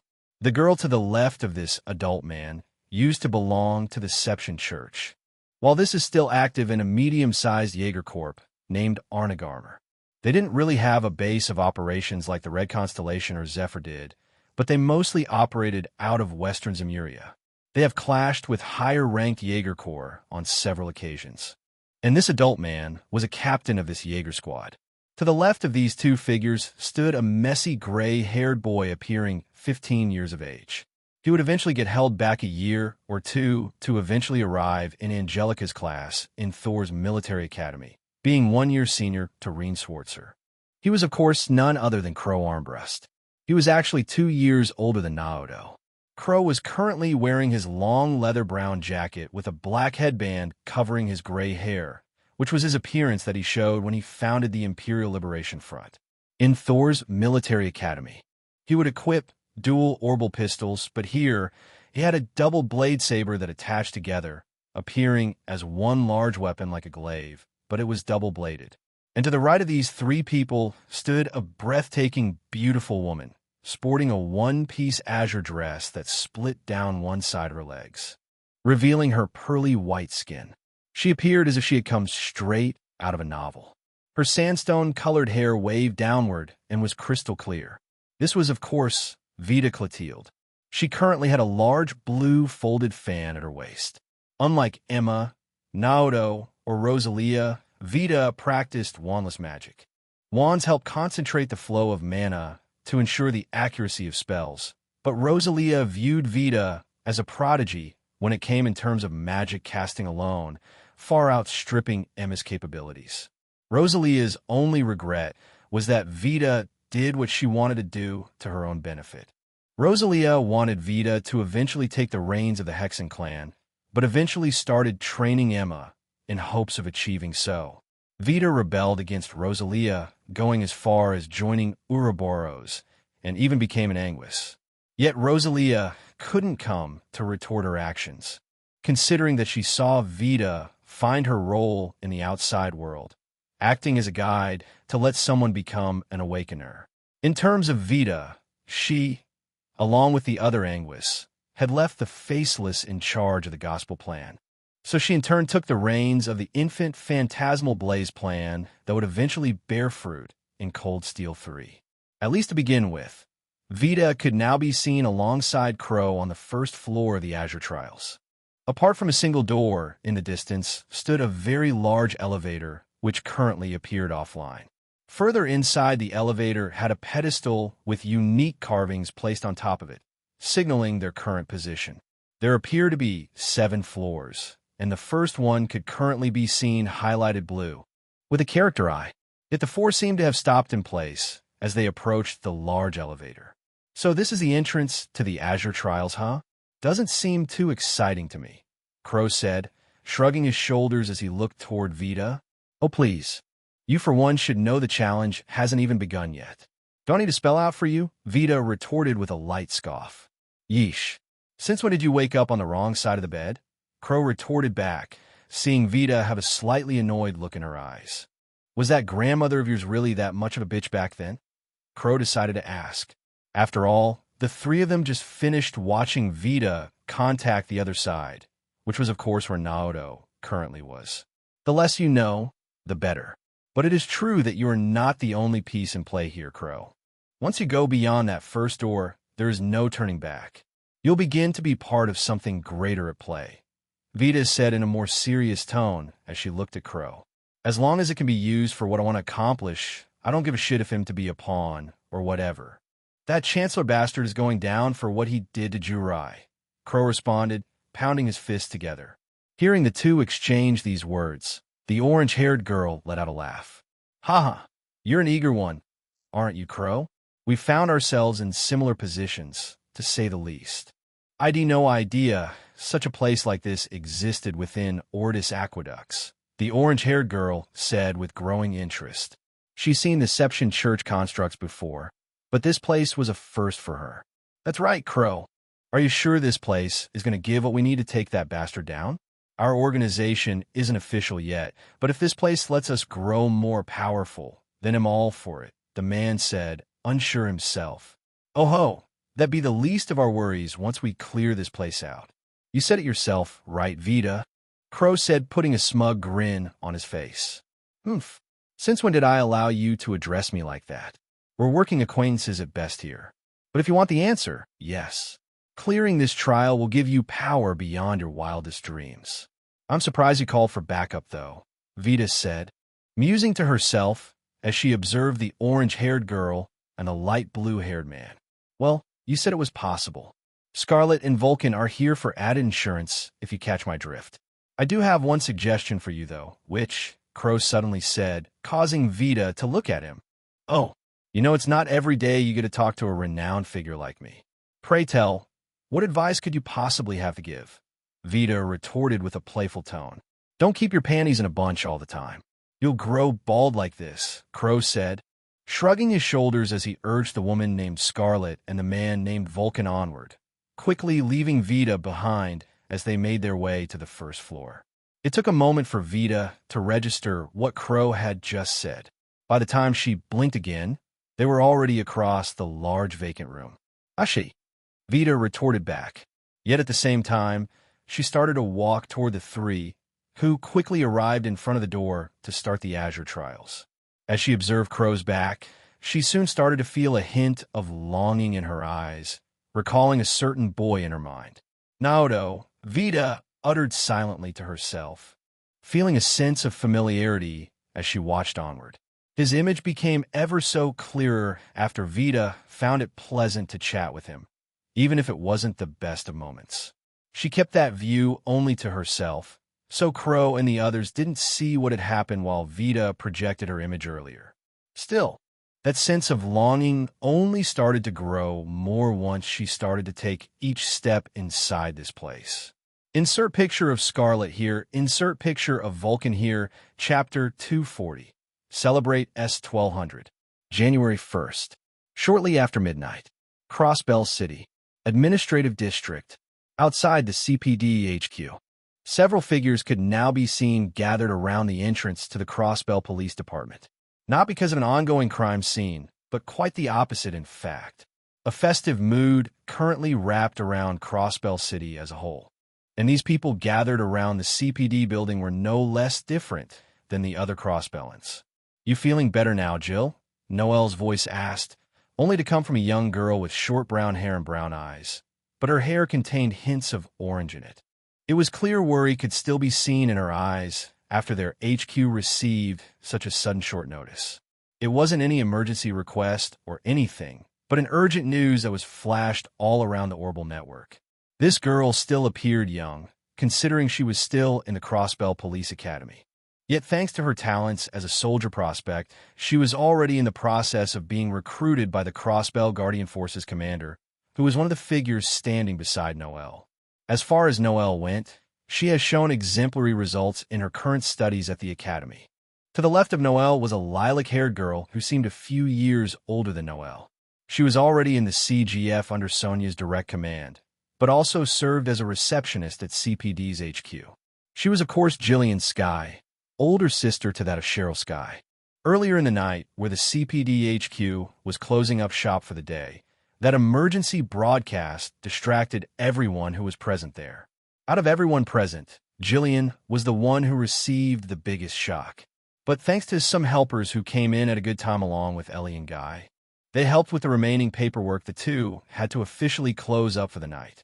Despite going through such, however, a few hours still passed, and it was already shortly past midnight for his group in Crossbell. Yet Crossbell city life seemed to be in a fervor presently, as everyone would hear orbital fireworks shoot off in the distance, or kids would be out with their families showing off tiny fireworks. During these few hours of time, Jillian was able to cool her head down thanks to some mindless paperwork. Her eyes were crystal clear, unlike the earlier murkiness resting within. Jillian nodded her head after hearing Noelle ask that, who still appeared to be worried. "Yes, I'm feeling much better now. I'm sorry if I gave you all a fright earlier," Jillian said, doing a light bow at the few figures standing before her. They returned her gesture with either a smile or a nod of their head. Guy even let out a laugh, patting Jillian on the shoulder as he laughed. "Ha! That's a normal reaction anyone would give. Didn't think you'd be the type to have a little sister. Sounds like some shit happened in the past. But isn't it good that you finally found a trace of her again?" Guy happily responded. "I thought that case was closed already too. What do you think, Sergei? The Divine Blade spearheaded that operation, and we can't talk about it in public like this. Do you think it warrants enough to go through its records one more time?" The dark green-haired man said in the group, looking toward the scruffy-haired man beside him. This man wore glasses, and he pushed his frames up a bit as he asked that. He was Dudley, part of the First Division, now together with Guy. Quick to discern the gaps in the information we were given. "I see, Dudley. It wouldn't hurt to go through those files again." Jillian's little sister was counted among those missing persons on the list we received several years ago. We closed the case, but there were still some people we couldn't find. Even I found it a surprise that one of the missing persons would show up out of the blue like this, and at such an event no less. Sergei responded, showing a serious look in his eyes. As he said that, he reached into his pocket, only to grab what appeared to be a cigarette lighter. The stern woman next to him frowned the moment he lit it, causing a weird aroma to spread around them. "There's still kids around, you know, Sergei. I thought I told you to quit smoking already. It's bad for your health," Sonia retorted, seeing Sergei take a puff of his cigarette not long after he lit it. "You were never around to care in the first place, Sonia. Why bother taking an interest in what I do now?" Sergei simply responded, ignoring Sonia's remark just now. Hey, the night's only started for us, and you two are already bickering. Save that for later. If there are files to revisit later, we can do that after tonight is over. It's a rare moment where all of our schedules are free to celebrate the new year," Guy retorted, urging Sergei and Sonia to stop bickering, despite being two adults. Ho, ho, ho, it would seem quite the gathering has taken place, I see. Mind if the two of us join in as well? I dare say we've some free time on our hands now," an aged voice said, only to draw the group's interest. Before long, an aged man with white hair and a beautiful long brown-haired woman appeared before the group. Ely's eyes immediately lit up as she immediately recognized the aged man. "Grandfather, so you did have some time to spare for the New Year celebration after all. It does mark it quite a memorable one too, considering it is the start of the next century," Ellie happily responded, greeting Mayor McDowell's arrival. He wasn't alone. Even Guy's eyes lit up as he recognized the woman who was with him. "I could say the same to you, Cecile. Guess you were doing a checkup on the mayor. Glad that you have some time to spare. We all were about to head to our reservation. Long Lao is staying open late tonight. Despite it being past midnight already, the whole city is still in an uproar," Guy responded, sporting a smile on his face. Hee, you two never change, do you? Still, it's nice to see so many familiar faces. It's been a while since I've last seen you two, Arios. You as well, Ian, the woman said, who was Guy's current fiancé, Cecile. Likewise. I've had some free time on my schedule, so I decided to see if everyone was free. Didn't think we'd create a big crowd like this, though. A bit more than what I'm used to handling, Arios said, welcoming the two. The lawyer also nodded his head as well. I could say the same. It's good to see you in good health, Cecile. I thank you for coming to join us as well, Mayor, Ian said in a polite tone. After all, the present mayor of Crossbell was now in their group, so he remained polite. Well, we all got something to celebrate tonight. Are you sure you're all right, though, Jill? You seem much better than before, at least. Ellie wondered, also showing a hint of worry in her eyes. She had gotten acquainted with Jillian ever since she had returned from Arteria after her studies finished and her training at Deception Church.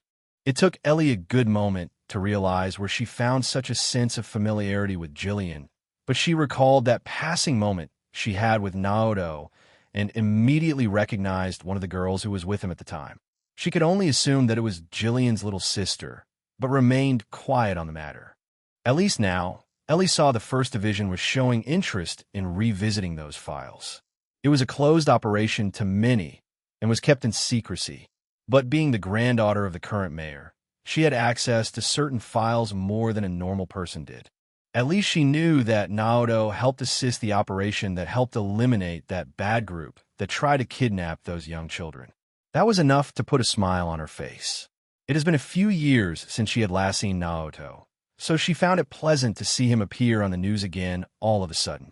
Still, Ellie wasn't expecting it to be under such a circumstance. She knew Naoto was a prince of an entire country, so it was common for such a person to receive several marriage proposals. But she hadn't a clue how many girls liked him presently. Only a look of anticipation appeared in Ely's eyes as she projected her worry toward Jillian again. She was her friend now, after all. Jillian nodded her head once again to assure everyone that she was fine now. Yes, truly, I have calmed down from that announcement. I'm famished, too. So why don't we all head over to Long Lao, Jillian suggested. Sounds like a plan to me. I'm starving, Guy responded, letting his easygoing attitude create an air of laughter around the group. In no time, they all proceeded along the administrative district, eventually arriving at East Street, all sporting happy smiles or calm looks as a few idly chatted away while they walked. Chapter 241. Celebrate, too, at the same time. Calvert, capital city, Edith. Riverside. Ah yeah, now, this is how to start party. Happy New Year, everyone. A boisterous voice rang out in one of the many popular restaurants that overlooked Calvert's riverside view. Its name was, as implied, a large river crossed through the entire street. It was definitely meant to attract tourists far and wide, and this group of people were no less. As this cheerful voice echoed throughout a local pub, clangs of glasses struck around a large, open room. This group seemed to be mostly composed of school students, with one or two adults mixed in. The youngest one here was still a kid, sporting a somewhat deadpan look in her eyes. But even she felt the festive mood spreading around the atmosphere, despite it being late into the night as it was. It was one of few days where the adults allowed one child to stay up late, no matter how long they wanted to. After all, it was the celebration of a new year. Among this group was a cerise-haired woman who already appeared to have a hint of rosy red over her cheeks, being super cheerful thanks to the ongoing atmosphere. Of this crowd, she was by far having the best time of her life. It was only earlier last year she became an adult herself, being introduced to the world of alcohol. Sarah, Lavi, Elaine, Ren, Van, and a guest they weren't really expecting to see now could currently be seen seated at a large table with several waitresses bustling about, bringing out one dish after another to other diners. It was jam-packed with people, despite it being after midnight. No matter the place, it seemed the concept of time was foreign to anyone wanting to celebrate the ongoing holiday. It was definitely a time to remember. It wasn't often where people could tune into the coming of the next century. Most were unaware of the financial crisis that was about to strike the country. Is this the purple lightning's true form? Van couldn't help but ask, seeing a tipsy Sarah slightly swerving back and forth, humming a light tune as she held a large beer in her hand. Looking at the large assortment of Eastern cuisine before them, Van shifted his eyes toward Lavi, who remained deadpan, not disturbed by Sarah's present behavior. Trust me, this is Sarah being light. I've seen how bad she can get. Being part of a Jaeger's home back in Northumbria isn't exactly the best influence to be raised under. Lavi responded, acting as if she was already used to being around Sarah's present behavior. No kidding. I came to Calvert to check on you kiddos, but I forgot the purple lightning recently became an adult. I really hope she doesn't decide to pay Aina a visit like this. A voice belonging to a blonde-haired man said. He had just turned 22 last year and was already an adult. A glass of beer could also be seen in his hand. I didn't think the Zero Artisan would greet us all the way out here. Guess things have settled back in Arabonia, Elaine said, looking at the blonde-haired man sitting across from her. For the most part, yeah. Didn't think shit would hit the fan when I'm out in Calvert out of all places, though. No idea what's going on in that chancellor's head to be so bold to propose a hand-in-hand alliance like that. The blonde-haired man answered. He was, of course, Toval. You're, talking about Naoto, right? Sarah said in a slightly slurred voice, chugging a good amount of her beer. Hearing Sarah say that, Toval raised his eyes. You know Liberals, Prince? Miles hadn't informed me that he had any connections with us in the Bracer Guild, minus that one obvious person. Toval said, not expecting Sarah to say that, keeping what he had experienced these last 3 months to himself. He had fought alongside Naoto, in a very similar fashion to Sarah, but that was mostly on monster training, while Naoto remained in Legram. Hearing this even caused Van to raise his eyebrows. Know him? I dare say that everyone at this table has come into contact with that prince in one way or another. I would go as far as to say he's a friend. Van retorted Toval, causing Toval to look his way. Huh? Toval questioned, not believing Van's words. Rin nodded his head to confirm his doubt. Elaine and I haven't met the guy yet, but if he's good in Van's book, then he's good in ours. He'll even appreciate that prince for making Van take his studies so seriously now. You're becoming student council material by the day, Van, Rin said, complimenting Van. Elaine also nodded her head. True. It's quite a surprise to see you so studious now, Van. But Rin, you forget one thing. Fun hates responsibility. I have a better chance to join the student council in that aspect. Elaine retorted with a rare laugh. Haha, fair. I couldn't give a shit about a few things here or there. You're a lot more disciplined, Ren. Van also responded with a laugh. I guess so. People still have their shortcomings one way or another. I didn't think you bracers would be acquainted with Van's friend, Rin said, looking at Toval, Sarah, and Lavi. You'd be surprised. I fought alongside that Princey boy before. He's the real deal when it comes to the sword, Sarah answered, creating another wave of surprise in the group's eyes. Are you sure you aren't drunk at this point, Sarah? Lavi retorted, seeing Sarah more tipsy. Oh, please. That's why you're here to watch over me. Aren't you? Sarah said, revealing a smile as she looked at Lavi.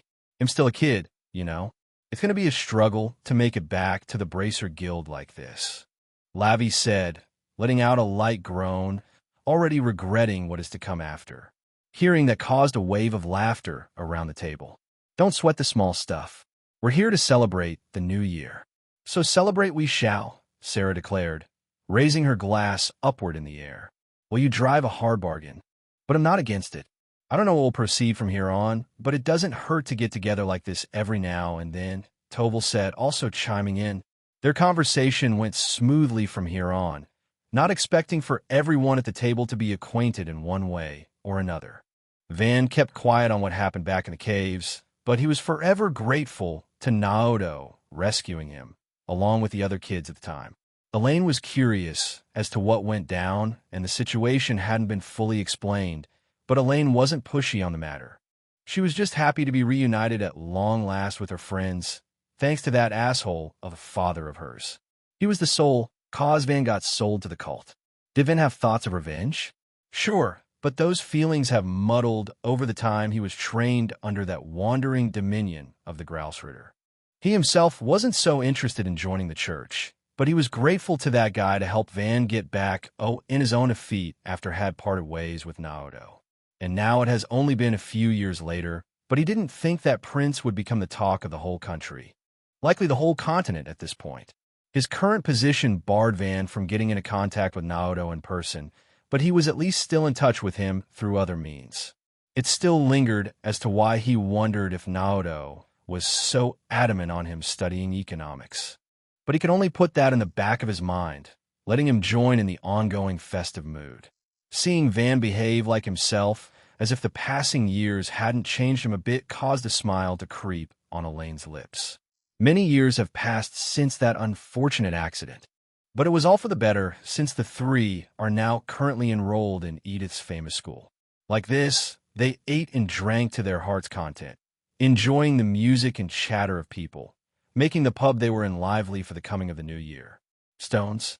Chapter 242, Bright House S1200. Shortly after midnight. Liberal. Roland. The Bright House. So that's what His Highness has been up to since his little act at St. Ursula. Cassius' voice echoed inside the still well-lit Bright House. Cassius could currently be seen in one of the occupied chairs at the dining table. To his side stood a cup of tea, which was still warm, signaling it was not made long ago. He wasn't alone either. A few people could be seen out and about in the Bright House. A big newspaper currently stood before him. The page displayed was currently the headliner of the various articles that was issued in the emergency print. It wasn't without exception that the Bright House was also notified of what was declared back in Erebonia, but it was enough to warrant having a couple special guests over, on top of celebrating the new year. As for Estelle, she could be seen humming with a cooking apron over her front. She wasn't chopping any food this time. Instead, she was at a coffee maker, and a loud whirring noise could currently be heard nearby. 2 empty cups could be seen ready to pour some coffee into them. It didn't take long before another aromatic scent wafted around in the room, since it was mostly open floor. Most of the walls were placed where it led to the second floor onward. Estelle's face sported a smile, but a hint of politeness could currently be seen in her eyes. And for a good reason. Across from Cassius sat 2 rather influential figures of the Royal Army. Right in front of Cassius, directly across the table, sat a blonde-haired man with short hair that swerved backwards, appearing slick and properly maintained. Like Erebonia, Liberal also has its own military academies, and this man stood at the top, garnering attention from the ex-colonel, Cassius, at the time of his enrollment. Quite a few years have passed since this man took an active role in Liberal's military and rose in the ranks from helping out Liberal as a whole. Even Her Majesty Queen Alicia too relies on this man quite a bit, considering this man had just recently replaced Colonel Cassius as a new colonel in military. Only generals were above him in terms of rank. This man not only stood high in the ranks of Liberal's Royal Army, he was also a practitioner of the 8 Leaves One Blade School. However, this man didn't consider himself to be a direct disciple under Yun Kfai, as he was mostly taught by Cassius instead. This man was Alan Richard, the current colonel of Liberal's Royal Army. A serious look remained in his eyes, but a respectful one. Respect not only directed to Cassius, but to the man seated to the right of him. This second man hadn't changed much in the last decade, but he is sporting more gray hair than he did in the past. He was quite old now, approaching Her Majesty's age even, if not even higher now. He was likely the oldest standing general in Liberal's Royal Army, still active in his duties. He was General Morgan. Both Richard and General Morgan immediately went their respective routes after reading through this emergency print. It did cause a bit of ruckus in Grancel Castle as well, but Her Majesty remained stern and quelled any doubts that sprung up. That gave enough time for both Richard and General Morgan to make their way to Roland, deciding to pay the Bright House a visit. The only thing the two weren't aware of was that Cassius was already receiving a couple guests before they arrived here. Still, Cassius had a look of interest after learning of the news that was declared by Erebonia. His eyes wandered toward Richard. "What do you think about this, Richard? I fear you coming all the way out here was for naught. You know, I don't dive into matters of the military or Liberals' royals any longer. That position falls onto you now," Cassius said. He still showed a relaxed expression, despite showing interest in his eyes. "I know. I still want to hear your opinion on this matter, Cassius. I fear he played us for a fiddle. Weren't you tasked in trying to find His Highness as well, General?" Richard asked, looking to his right. "Yes. More than once, might I add. I swear it's like trying to chase your own shadow. I've already come to terms with it. especially with that latest stunt His Highness did. If it weren't for Captain Sid's report, I fear I would have been somewhere doing ADO's knows what, General Morgan said, letting out a relieved sigh. Hearing that, the three of them heard a giggle from another person who was seated with them. Hee hee, that sure sounds like Naoto, all right. A familiar voice reached out to the three. General Morgan and Colonel Richard shifted their heads and saw a girl sporting very lush violet hair. Very similar to Ren in fact, but it was a tone or two darker than hers. She as soon as turned 15 and trumped Naoto in terms of age, being just a bit older than a year old to him. She had grown accustomed to Naoto's absence during this last period of time, mostly spending her time away at the desk in Grancel City's Bracer Guild. One exception was made for tonight, seeing as this girl wasn't alone. Across from this violet-haired girl sat a dark-skinned beauty with silver hair. Her hair defined the name she received as she rose in the ranks as a bracer. The violet-haired girl had yet to take the bracer exam, but she felt a lot more confidence in taking it now than she did to begin with. The violet-haired girl was Angelica Roner, and the silver-haired girl who seemed a tad older than Angelica was Scarizard Harvey, or commonly known as the Silver Streak in the Bracer Guild. Richard raised his eyebrows, seeing the violet-haired girl before him. She still seemed quite young, but already had a charm to her, making her appear more than that of an adult. I'm sorry, but I don't think we've met before. I do apologize for barging into this place unannounced. It was all for a good reason, you see. I vaguely remember seeing you strut about the higher floors in Grancel Castle from time to time. Though we haven't had a time to talk like this, who might you be? Richard asked, looking at the upright, violet-haired girl before him. Angelica took a moment to sip a bit of her tea before answering Richard. My, you really haven't been caught up in a spell, have you, Mr. Colonel? Has working too hard in the Royal Army managed to rot your brain? Heh, yes. I know not everyone can just strut about in Grancel Castle like that. You can call me Angelica. I threw out my last name the moment I decided to stay here in Liberal. You are aware of at least His Highness matters, right, Mr. Colonel? Angelica said, introducing herself to Colonel Richard. She had a playful tone, but remained polite. She was in the face of two outstanding individuals of Liberal's current military, after all. Angelica, I swear I've heard that name before when matters concerning His Highness were brought up. I think I've seen you attend our yearly round circle meeting once or twice, too. Colonel Richard responded, still in doubt of who the girl was before him. Maybe you really ought to take a break this time around, Colonel, to even have matters of the castle evade your grasp. You are at least aware His Highness is forming a royal harem. Yes? General Morgan asked, causing Colonel Richard to look at him. A royal harem? That was it, wasn't it? You look so young, too. I guess anything can happen nowadays. Colonel Richard frowned as he said that. Yet Angelica smiled and even gave a victory sign at him. Huh, what the general says is true. I'm even the first to be part of the royal harem Naoto is currently making. Angelica responded with a smile as she motioned her hand. I can't believe a person like Naoto has such intentions. Shouldn't you only fall in love with one person? Estelle's voice said, distracting the people at the table. The scent of coffee was much stronger now, and she placed the 2 cups in front of Colonel Richard and General Morgan. Thanks, Miss Bright. I hate to disturb you guys during the festive mood like this with this sudden news. Normally that would be the case, but I cannot fully give an opinion on the matter. Her Majesty is supporting His Highness in this formation, and the life of royalty is foreign in our eyes. Having 1 or 2 partners to keep their bloodline going isn't out of the question, Colonel Richard said, trying to erase Estelle's doubt on the matter. Hearing that caused Estelle to turn silent, going into her own thoughts for the present. At the same time, Cassius saw Estelle start to yawn. It was just the 4 of them outside of Estelle, presently on the first floor. Joshua had already retreated for the night shortly after the coming of the new year. Why don't you go join Joshua for the night? Estelle, we still have a bit to chat about, but I promise we won't be long, Cassius suggested, seeing his daughter yawn. Angelica also smiled. It was nice to see you again too, Estelle.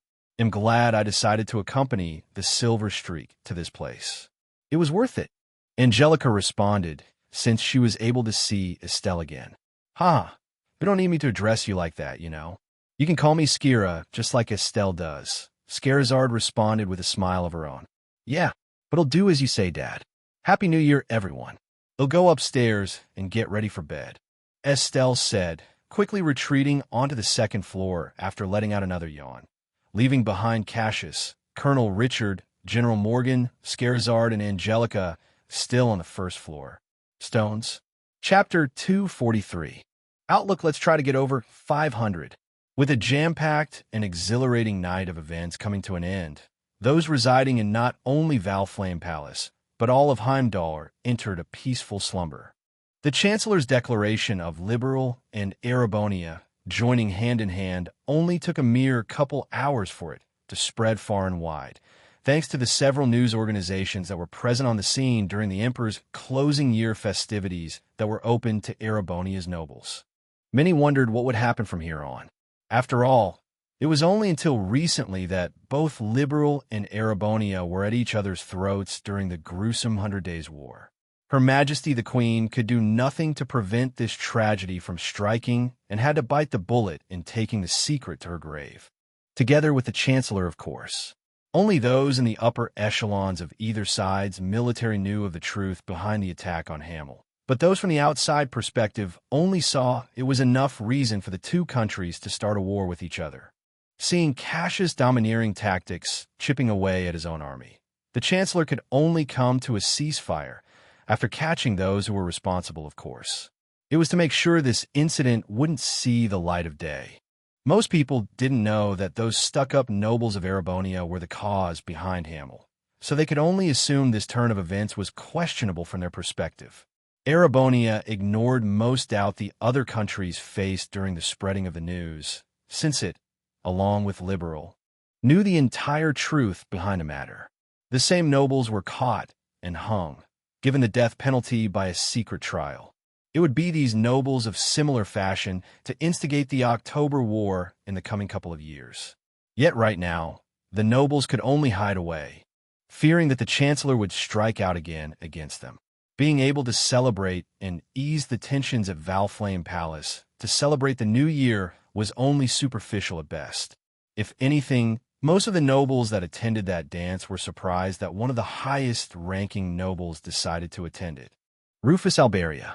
Still, despite both Liberal and Erebonia happily celebrating the coming of the next century with newfound interests at hand, but also with a new set of worries, there existed another land that was bound to face far more pressure than it had ever seen before. And that was the land of Crossbell. Crossbell City was placed in a very peculiar setting. It was surrounded by the entirety of 3 different nations. Now that Crossbell is seeing Liberal joining hand in hand with Erebonia, it was definitely going to face far more pressure than it had in the past. It was used to similar pressure, however, since Crossbell City was a war-torn nation that had seen countless wars. Crossbell has been a nation as old as all of its neighbors, surfacing out of the Great Collapse, and experienced the Dark and Middle Ages just like any other. In the past, it was the main choke point between the 3, often being a city of trade, allowing goods to come into other countries with ease, and often mediated problems if one arose. Its leadership has changed multiple times, becoming part of either Erebonia or Calvard thanks to its many wars it has seen in the past 1,200 years. It had long desired a sense of true peace as its own independent nation. It is currently in such a life presently, but that looming pressure has started to grip this particular nation yet again, in a different way, because it had not seen 2 of its 3 surrounding countries form an alliance to date. Crossbell did know that the Chancellor was in his final stages of presenting the non-aggression pact to both Liberal and Calvard, with the goal of not starting another war between the 3 countries. That did provide some safety to Crossbell, but Mayor McDowell still felt anxious. This feeling only grew while the mayor dined and celebrated at Long Lao restaurant together with his granddaughter and the CPD. It wasn't just this anxious feeling alone that the mayor felt. It was a variety of complex emotions, both good and bad, on top of the overall festive mood that spread throughout the restaurant. Ellie McDowell, his granddaughter, was obviously quick to notice the complex array of emotions Mayor McDowell was silently experiencing during the party, and that eased his worries for the time being. Mayor McDowell wasn't sure how the future was going to turn out, but he decided to have some fun together with the others, making sure that it was worth the visit and seeing his granddaughter happy. He knew it was well worth blocking off the time. His own daughter often fought with Ellie's father, even going as far as to file a divorce not too long ago. Ellie had already gotten adjusted to this separation, but he still was happy to see the new years spent in Crossbell pass by with no disturbances. There was no fighting, no sightings of monsters. Everyone was able to have a great time with the sounds of fireworks sounding off. There was one thing the mayor knew that the others didn't. He knew the chancellor wasn't a stupid man to propose such an outrageous idea of two countries entering an alliance on emotion alone. For he, along with Ellie, held a secret that was far more grand than the idea of having a princess and prince of two countries enter a marriage. He knew the origin of said prince. After all, he would bring Ellie over for a few times when Ellie was just a child to a certain place in the outskirts of Trista. It belonged to the chancellor's home, but who knew that the little boy at the time would become the same person to receive the right to ascend Liberal's throne in the future. Bloodlines can definitely go a long way back, but it was definitely a secret worth keeping secret. Ellie knew well about it, but she, along with the mayor, had stayed silent on the matter completely. Mayor McDowell wasn't ignorant either. It was especially brought to light the moment Ellie expressed her desire to attend Jenny's Royal Academy for 1 to 2 years in the coming year or two. She had no reason to attend there, considering it was a school meant for Liberals' high-end society. It wasn't known for taking in many foreign exchange students. Mayor McDowell could only reach the conclusion that she grew to develop feelings for the little boy she had often played with in the past before the two grew apart. The only thing that Ellie didn't inform him about was that Ellie had a chance encounter with Naoto while Naoto drifted through the seas going to Namath Island a few years ago. That only further grew her desire to see each other again, even going as far as attending training in Arteria's headquarters as a squire, in hopes to provide some form of security that Naoto wouldn't have to bear alone. Signs were already starting to point in certain directions. The future remained unknown for the many worries spreading not only across Crossbell City, but to all countries beyond, wondering how things would play out from here. As the celebratory night soon dawned into the morning with festive fervor dying down, Mayor McDowell pondered throughout his sleep whether or not he should give his granddaughter a push, since it was clear to him that she had come to like the little boy she had long gotten friendly with over the years. Stones. Chapter 244. A new day caught a head cold during last weekend and focused on recovering. Only lasted a couple days, thankfully. Held off on posting a chapter until the new week began. Let's try getting over 500 this week. S1200. January 1st. Morning Valflame Palace. A jam-packed day full of events and nightly activities have come to a close, not only to Valflame Palace, but to all of the citizens. It was one worth remembering, as it was the arrival of the next century at hand. From here, the story would start shedding light into what was shown in the games. The entirety of the Liberal arc, Crossbell arc, and Erebonia arc would play out within the next 8 or 9 years, with Reverie being its finale. To put it into perspective, Naoto only has a mere 15 months before he turns 15 and begins his school life at Jenny's Royal Academy. He had long since received his enrollment papers from the dean. It did have entrance exams much like many other schools did, but given certain statuses of their country, being a prince had its perks. Both he and Chloe were already set to enroll next year in May. This would trigger the start of Sky FC, with Estelle and Joshua following suit to take the Bracer exam under Scarizard's guidance.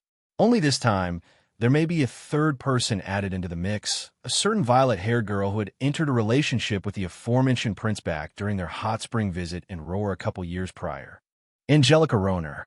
In just these few months, Angelica had excelled at her studies after Estelle, and Joshua found a good wrapping-up point with theirs, all thanks to Scarizard's guidance. Once Scarizard stopped tutoring the duo, she quickly found her place back in Grancel City to tutor Angelica. Scarizard had also received a message to the Grancel line saying that yet another new arrival was set to come to take their bracer exam this year. A certain upbeat and spunky girl who loved all things cute. From Skira's eyes, happenings at the Bracer Guild branches were bound to get even more busy in the coming times.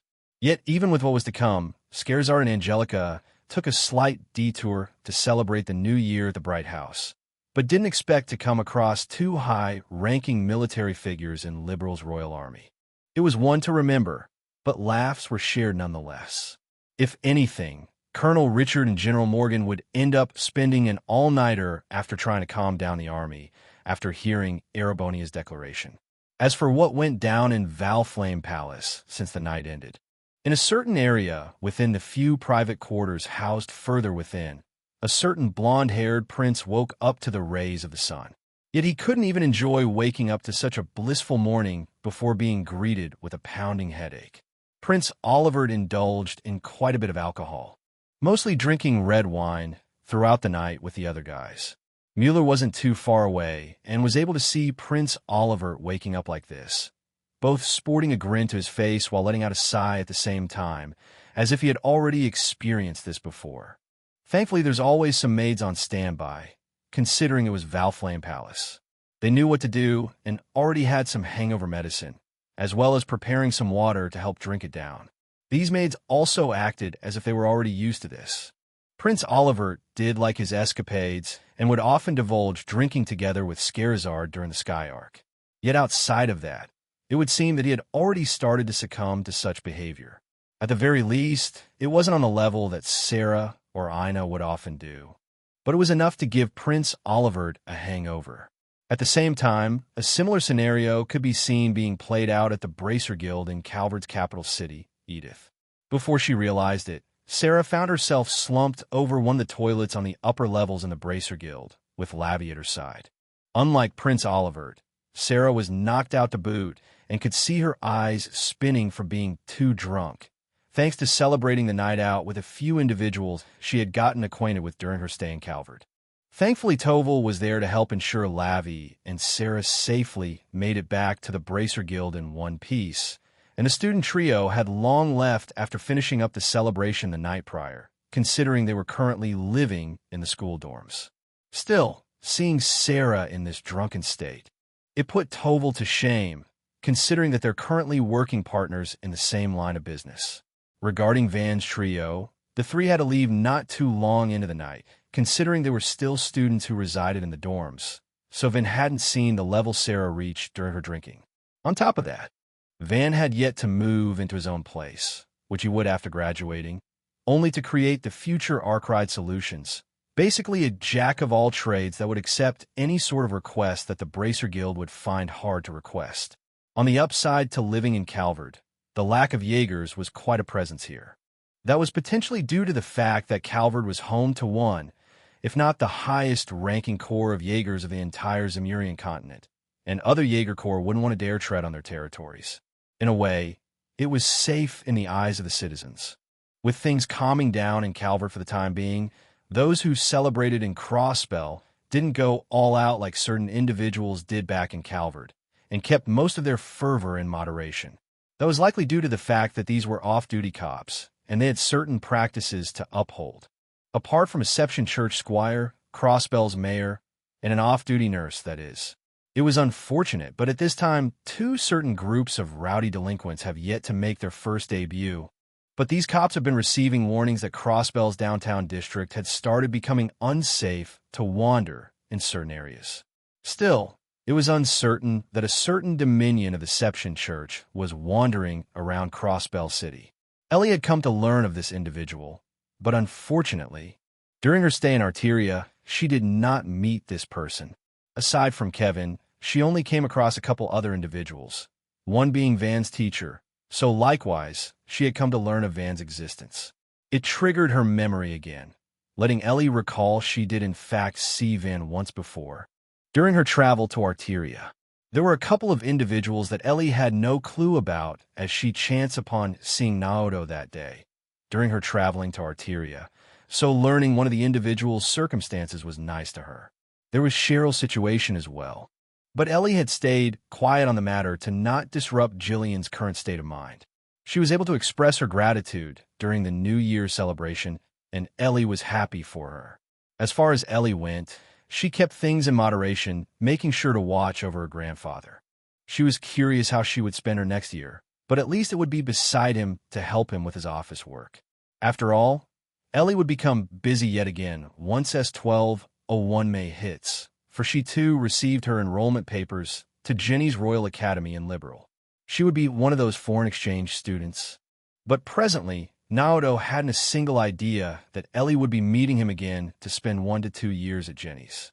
Having a look of anticipation, things quieted down quite quickly in Crossbell after the New Year's night had passed.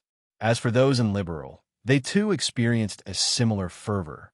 Much like celebrating the New Year in both Crossbell and Calvert, Chloe had returned from Leyston Fortress, together with Hartz and Julia, to relax over a few days, having a mini vacation of their own. Ever since Naoto had vanished from the castle again, Chloe returned to the military grounds of the Royal Army and continued her swordsmanship, mainly with Julia's guidance. Every so often Cassius would drop by to give a pointer or two to not only the princess, but to the rest of the soldiers, despite not being part of the military anymore.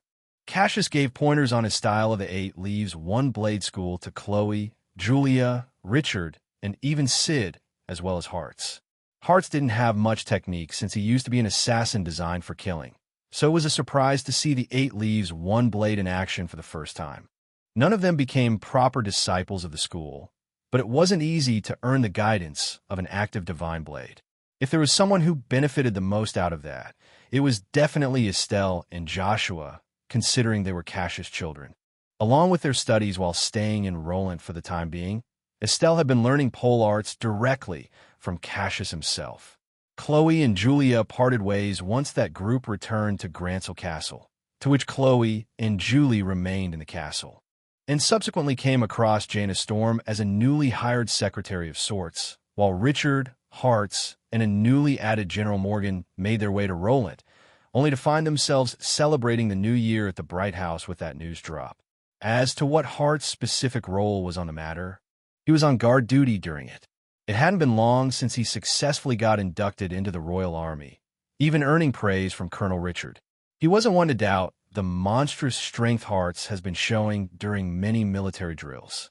Even he had decided to take a bit of time to drop by Grancel Castle, making sure that Chloe wouldn't be alone to celebrate the new year after receiving news that Chloe was on her return to the castle. Ouroboros as a whole was quiet during the festivities, each member mostly going about their own devices. Even the likes of the Steel maiden drifted toward Legram for a bit, seeing the castle she had once used to occupy as a base during her active duty as an Eisenritter. It was a rare moment where all countries across Zemuria experienced a day of peace, not shedding a single drop of blood from a lost life.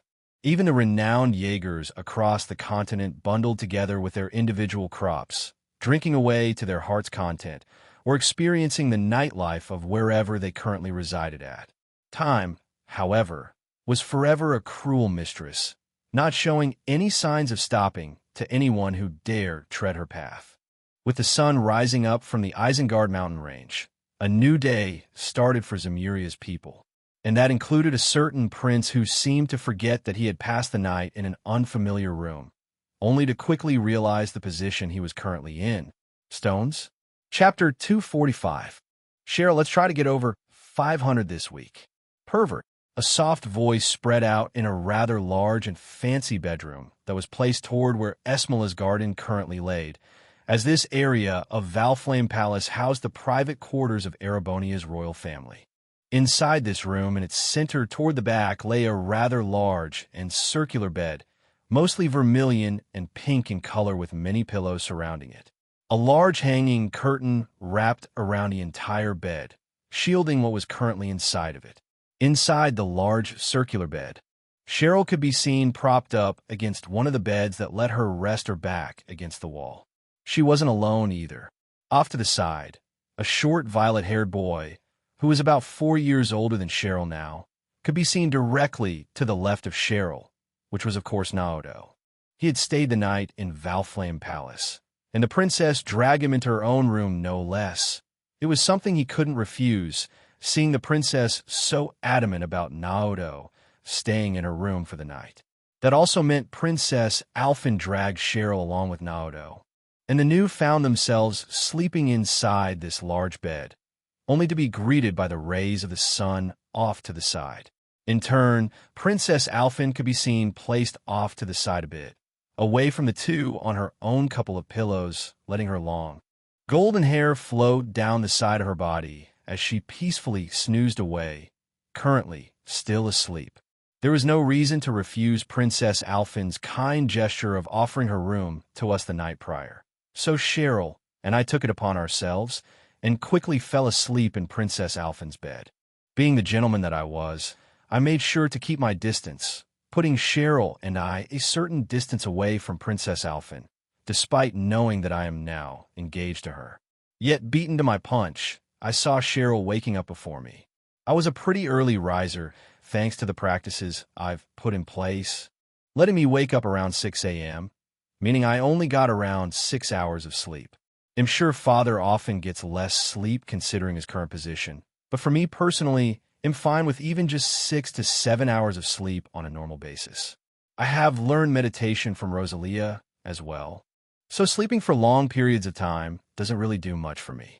Still, it was a surprise to see the lilac-haired girl, who I have not seen for these last couple of years, awake beside me. I could see her pink eyes looking my way. Though tracing Cheryl's gaze, I saw a hint of red currently on her rosy cheeks. Her present gaze pointed downward, toward where our feet currently laid. There was a good reason why Cheryl uttered that, as something had shifted noticeably beneath the bedding, but it was enough for Cheryl to see it. I couldn't help but grin seeing Cheryl respond like this. This is a very normal thing that happens in the morning. You see, it's not like I can do much to stop it. It should calm down on its own in a few moments, I said, seeing Cheryl let out a sigh as she observed the awkward situation under the covers that were still wrapped around us. Still, it makes me realize just how much time has passed since we've last seen each other.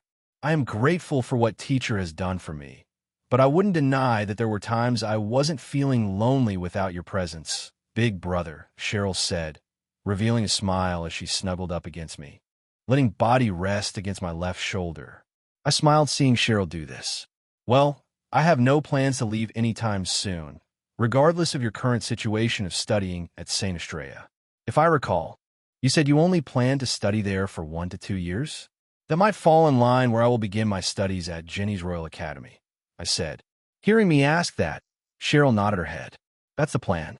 I want to return home and become your headmaid. I meant what I declared back in those caves. I've much calmed down, too, from all the happenings in the last couple years.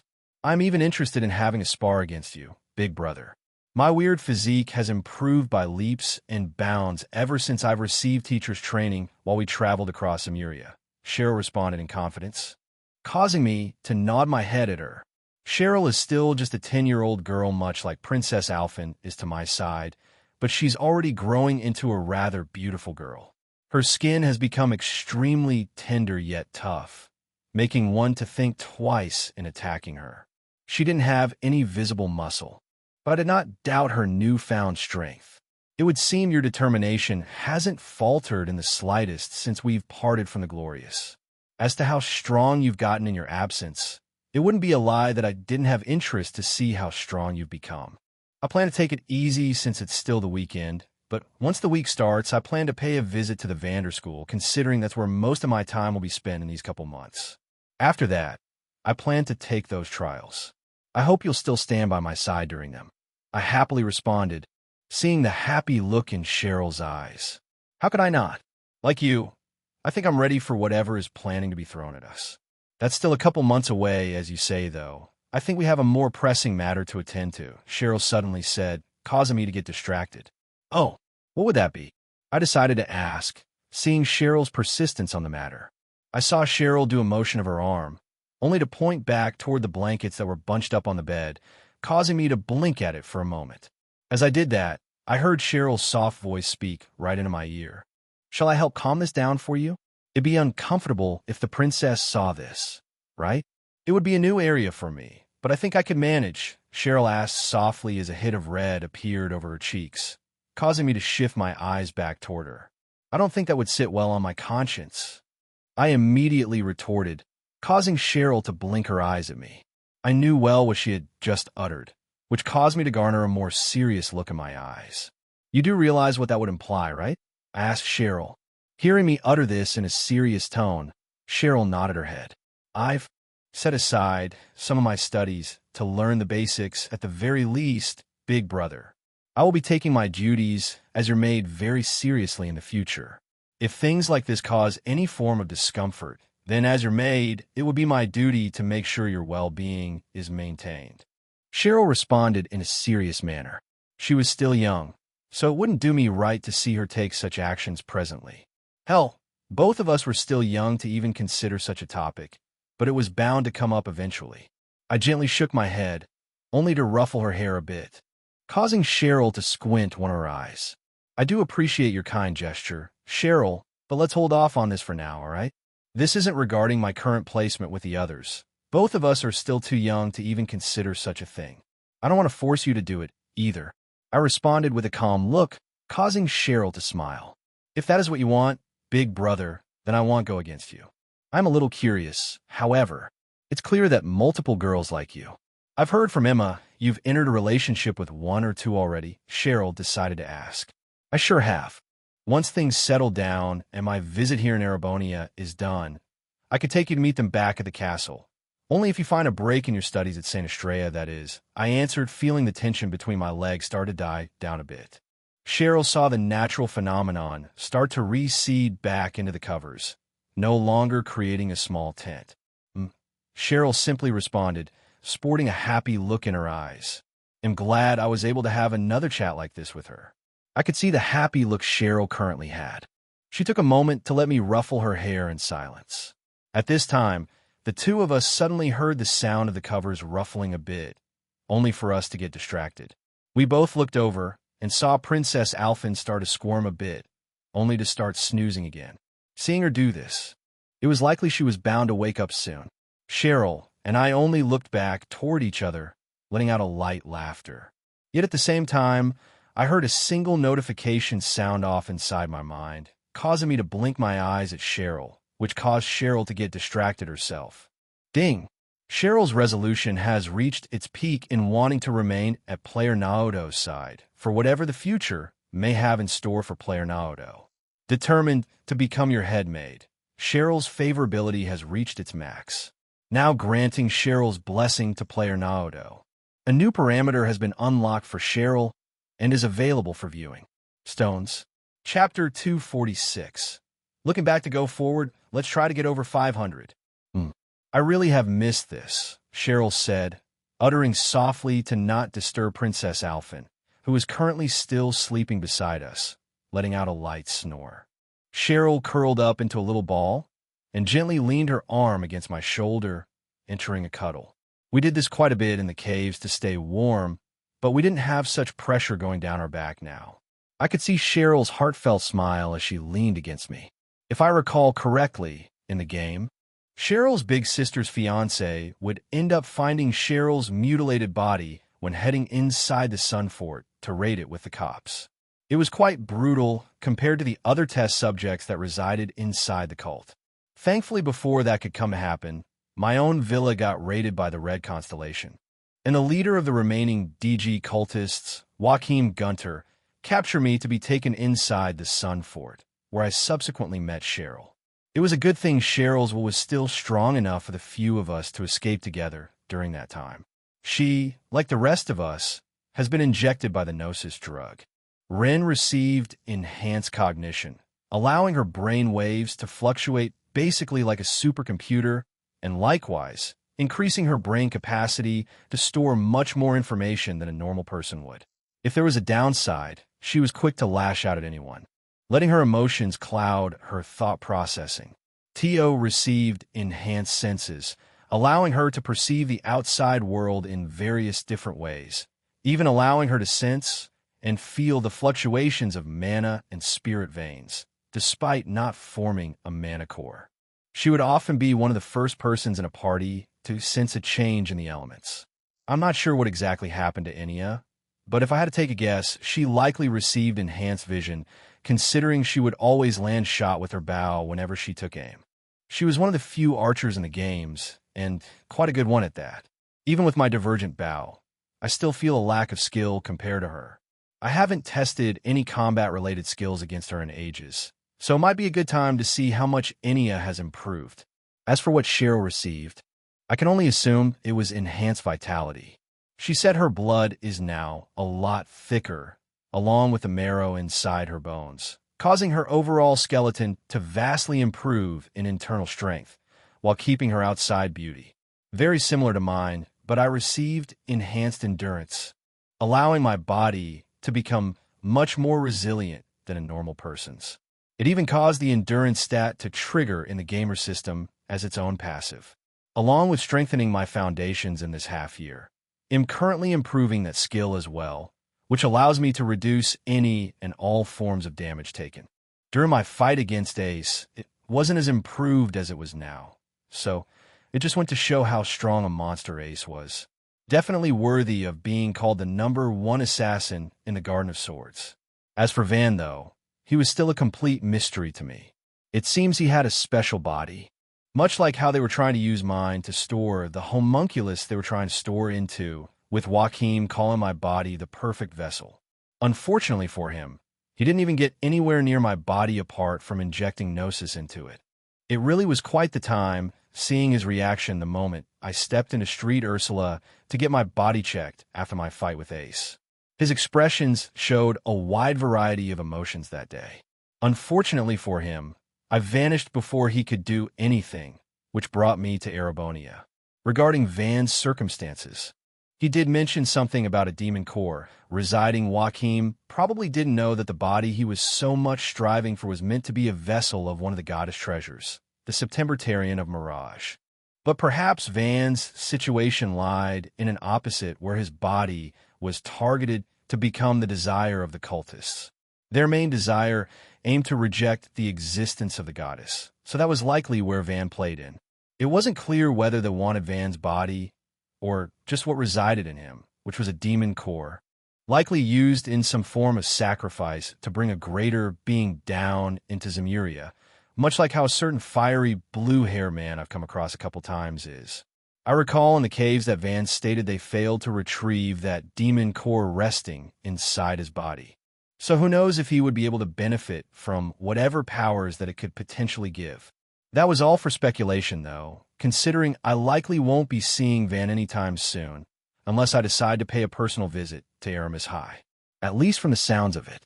Van's studies are currently going well since I've been able to keep in touch with him, as I thought that a good moment of silence passed through Princess Alphin's room as Cheryl and I enjoyed our warmth. Cheryl saw me quiet during this, as she observed me with a happy look in her eyes. "You've been in pretty deep thought for a moment, big brother. Anything catch your fancy?" Cheryl uttered, asking me as she looked my way. That gaze attracted my attention, and seeing her pink eyes looking right at me, I smiled. I've just been going over what we've experienced a few years ago, together with making some friends along the way. "I can't believe it's already been a few years since then," I responded, causing Cheryl to nod her head. "It really has been a while. I'm looking forward to spending our time together. I've been able to catch up with Ren since we're attending St. Estrella now, but I'm curious to see how the others are doing. Of them, though, I've been in recent contact with Van since Teacher brought me to Calvert of our places we went to. Sounds like he's been treated well with that group of friends he was able to reunite with. Didn't think you'd be giving Van a good pointer or two, even if it was through mail," Cheryl responded as she looked my way. "So you wound up in Calvert in part of your training? Kind of makes me jealous, since I personally haven't paid Calvert a visit much after leaving that resort island. Instead, I've been studying and managing my princely duties back in Grancel Castle since my return. I needed to do the Vermilion trials, so I created a little disturbance to come back to Erebonia, though. It was nice to see that you wound up here. Sounds like your training has been fortuitous." I happily responded, seeing how well Cheryl has been. Her skin was peachy, and her body was in good health. It was definitely a worry off my shoulders, but knowing Zen was keeping Cheryl in check, I knew she was in safe hands. Yeah, I guess both of us have our own experiences to look back on like this. But I mean what I said, big brother. My family has served House Bartholomew's for a few generations. I even got acquainted with Princess Liv, though she had to head back home for a house arrest, since it was, as you said, Remophiria isn't looking too hot right now. I will stay by your side as your maid from here on. Cheryl said. She showed me her determination last night, and I could still see the same resolve in her eyes, prompting me to nod my head. Ha, and I will welcome it with open arms. There may be one or two people that you have to meet, though, once we're back at Gransel Castle.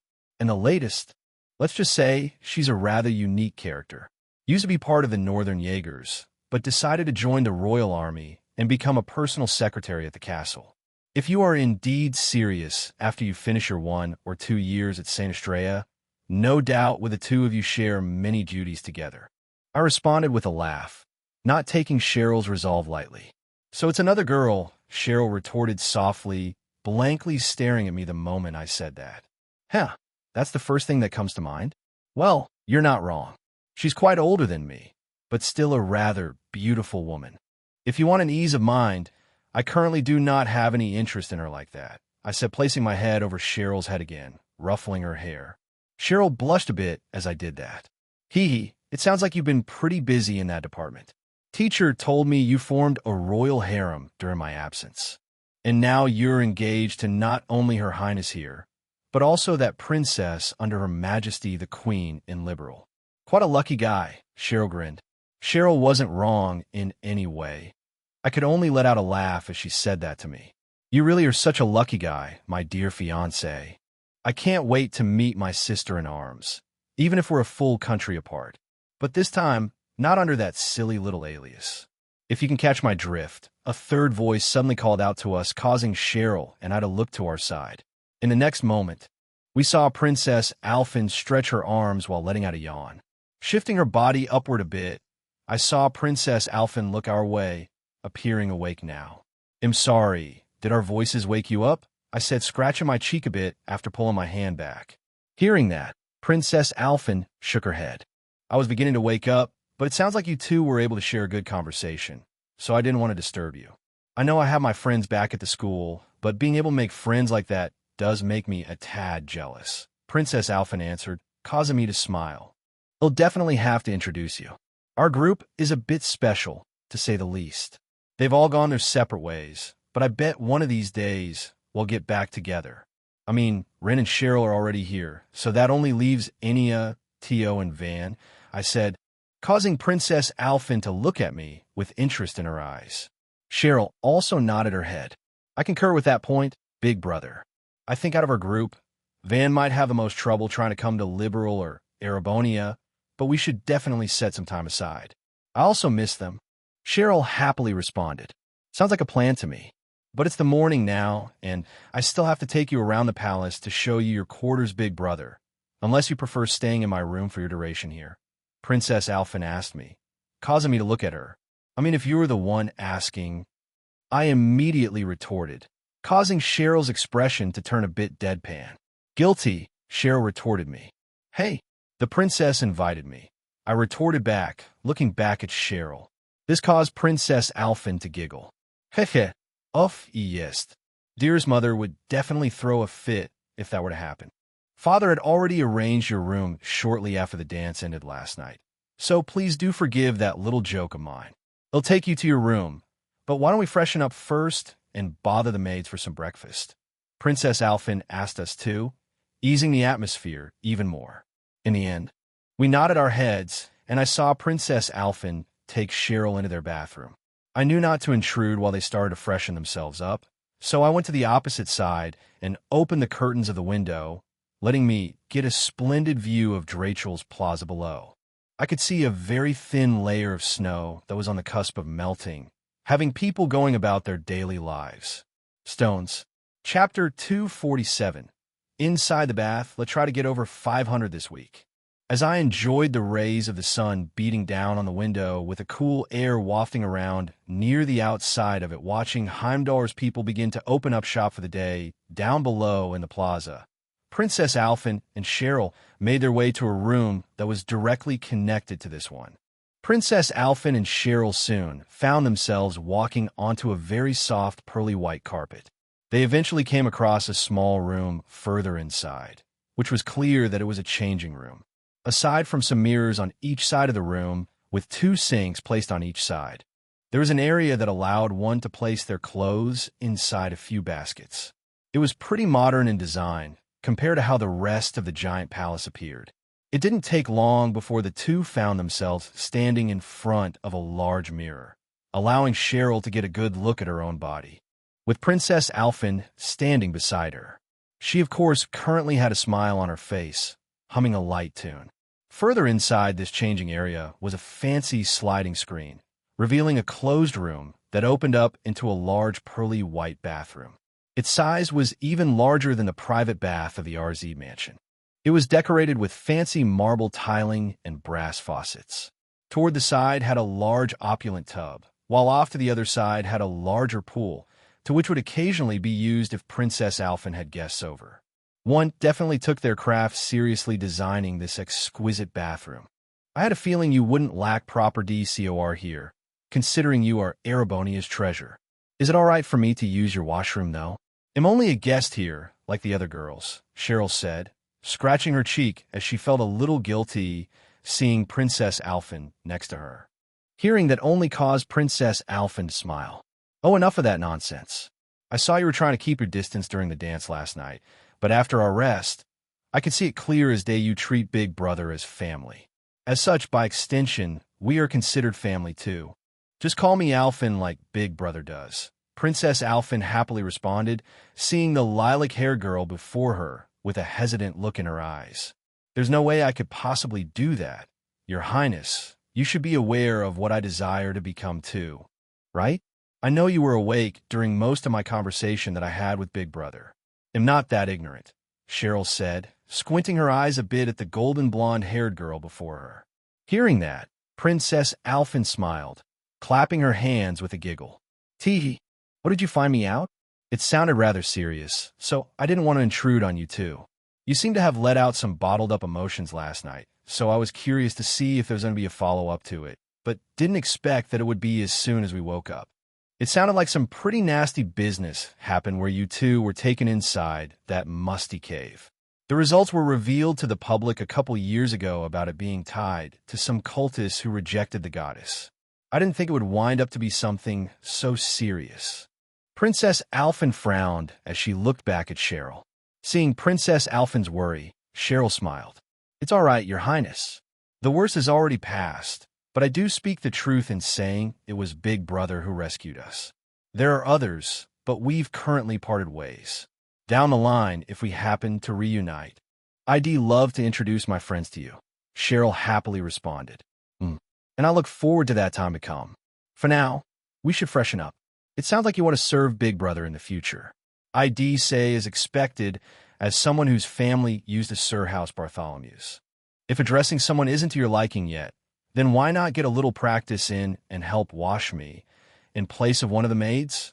Princess Alphen suggested, drawing Cheryl's attention. It didn't take long to nod her head. I wouldn't mind doing that, Your Highness.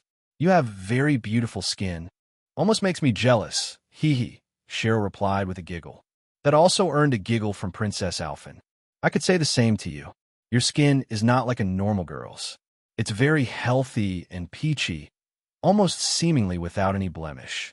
You talked about having a unique constitution, didn't you? Princess Alphen asked. More or less. I'd rather not talk about it, but let's just say my vitality is a lot higher than a normal person's. Its side effects have been mostly in favor, at least, Cheryl responded, nodding her head. I see, Princess Alphen said, taking a moment to walk up to Princess Alphen, sporting a gentle look in her eyes. And how are those scars of yours? You did say they didn't have much feeling to them, but they're still present.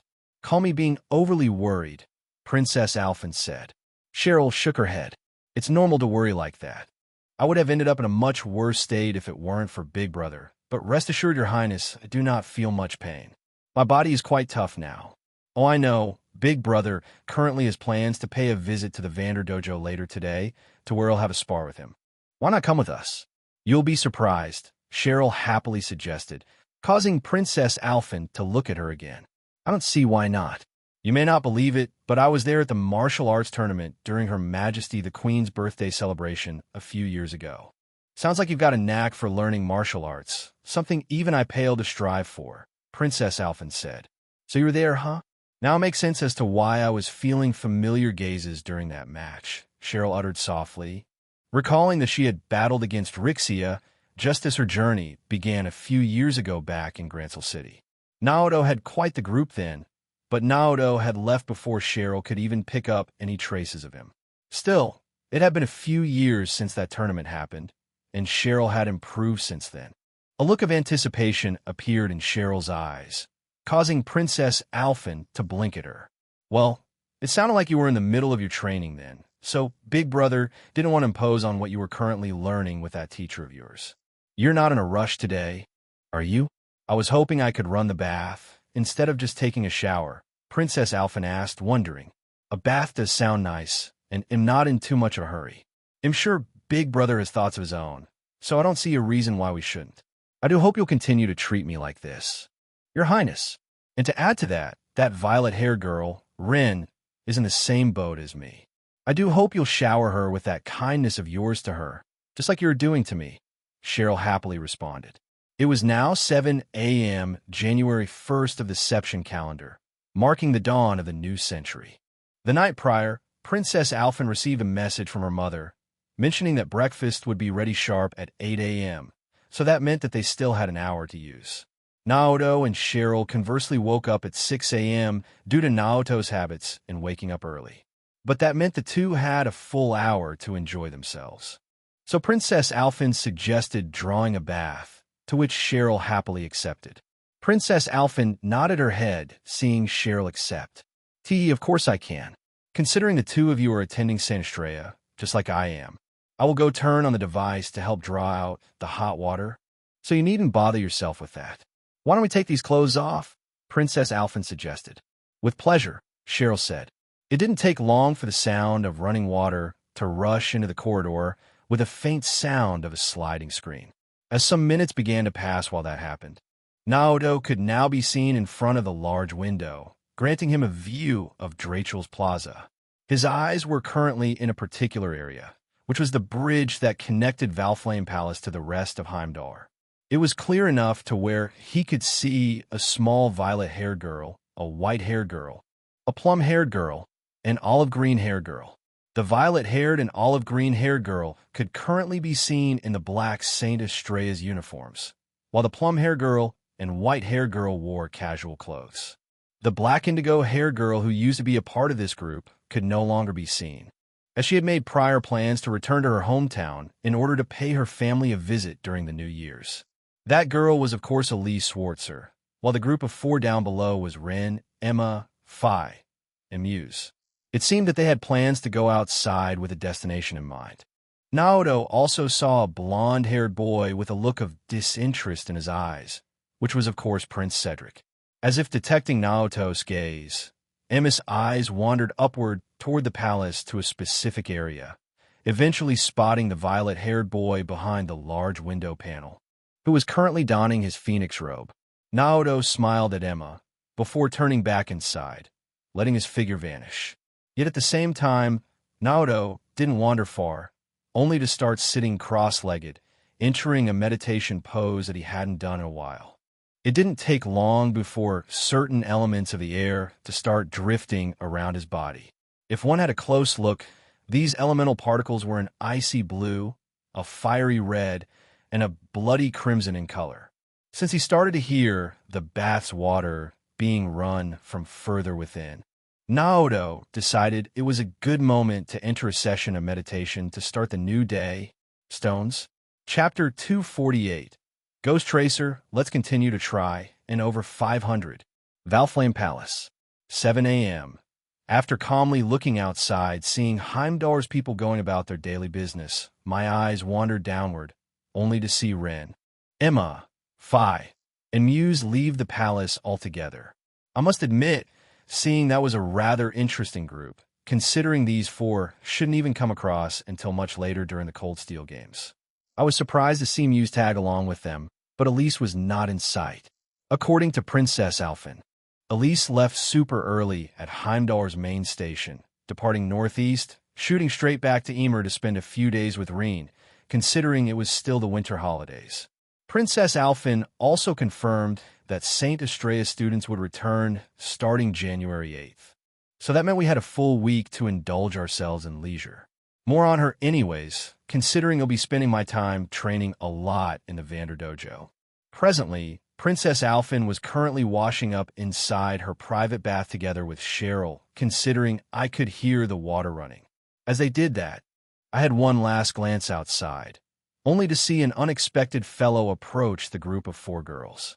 I was on guard originally, but Emma seemed to have noticed my gaze, and after exchanging glances for a bit, I retreated back in the room, only to proceed to enter a meditation session, letting my mana run freely throughout my body.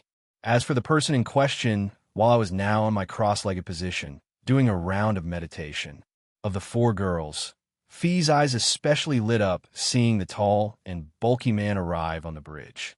Seeing the man acquainted with the group, the guards of course let him pass.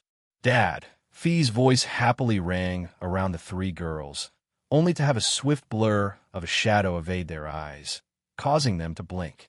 The moment they blinked once, Fee's figure was no longer there, and they then heard a low, muffled bang reach their ears next. Muse's eyes were full of interest seeing Fi enter a dash, quickly wrapping her arms around the tall man. He was currently wearing his slick black and purple leather jacket, sporting a dark green shirt underneath. "Oof. You know how to tackle, as always, Fi. Sounds like you had fun last night," the tall man said. As he saw the 12-year-old white-haired girl before him give him a hug, his eyes wandered. His gaze landed on Emma's for a moment, considering that she currently had a tall, tightly wrapped large object over her back, hidden away by white cloth. The man was of Fee's adopted father, Rutger Clausel.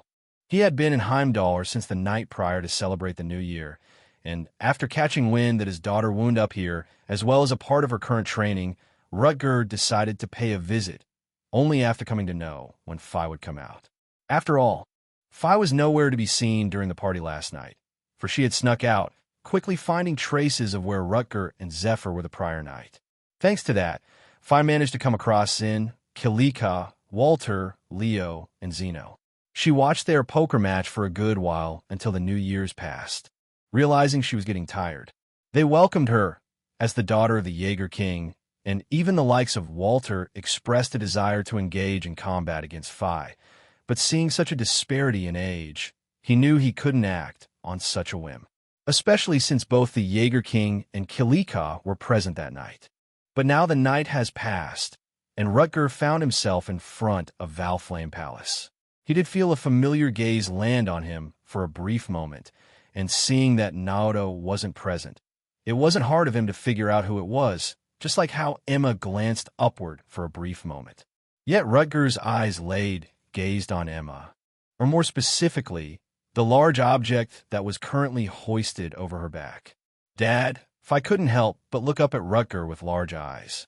Seeing her do this, Rutger looked back down. "It's nothing. I see some familiar faces here, and some new ones. Either way, sounds like you have been taking care of Fi. So I appreciate that," Rutger said, welcoming the 4 as he reached down. Fi was surprised by this, but didn't deny Rutger's actions, letting him pick Fi up. Rutger was large enough with Fi's small frame to where he could still place Fi on his shoulder, so Fi plopped onto his right shoulder. Fi smiled happily and started to dangle her legs a bit. Seeing a moment for Rutger to do this, Emma took this time and approached him. "It's nice to see you again, Mr. Clausel. Our previous encounter was brief, but I do thank you for letting Fi accompany us during our training, even if it is mostly over for now. If you haven't been acquainted yet, this is Ren, and on my left is Muse," Emma said, welcoming Rutger with a smile. "It's a pleasure," Ren said with a nod of her head. "We sure did have a chat last night. Fi did mention about her being orphaned at a young age, but I didn't think her adoptive father would be such a handsome hulk," Muse happily said as she clapped her hands, causing Ren to earn a deadpan look from her. "Just ignore Muse. It sounds like some rather interesting business happened with you guys last night. Mind filling in the details?" Ren immediately retorted Muse, shifting the attention back onto Rutger. Haha, seems you've made some mighty fine friends, Fi. The dire wolf definitely had a couple things to say about you to little Missy, but it wasn't anything too important. Seems we'll be hanging around in these parts for a little while longer at least, Rutger said, causing their attention to become interested. Oh, pray tell. Seeing our current location, I do figure it would be best to talk about this behind doors, but you could keep it brief if you want, seeing as you be hanging around. Just keep in mind of open ears, Rin said, causing her to look back at Muse. Seeing Rin do this, Muse simply smiled. Right now, Muse wasn't aware of Fi's and Rutger's exact relationship, apart from being a father-daughter pair, but Muse was an idiot. She was the type of girl who could jump grades as if it was as easy as counting and playing 4D chess in her head. She knew the girls she was presently with were not normal, but she couldn't figure out the exact relationship these girls shared. Eventually, she would likely learn that Fi is a Jaeger, and is the daughter of the Jaeger king. But in these parts, Rutger was just a normal person in front of their eyes. Still, to go along with Ren words, Rutger nodded his head, causing Fi's eyes to grow with interest.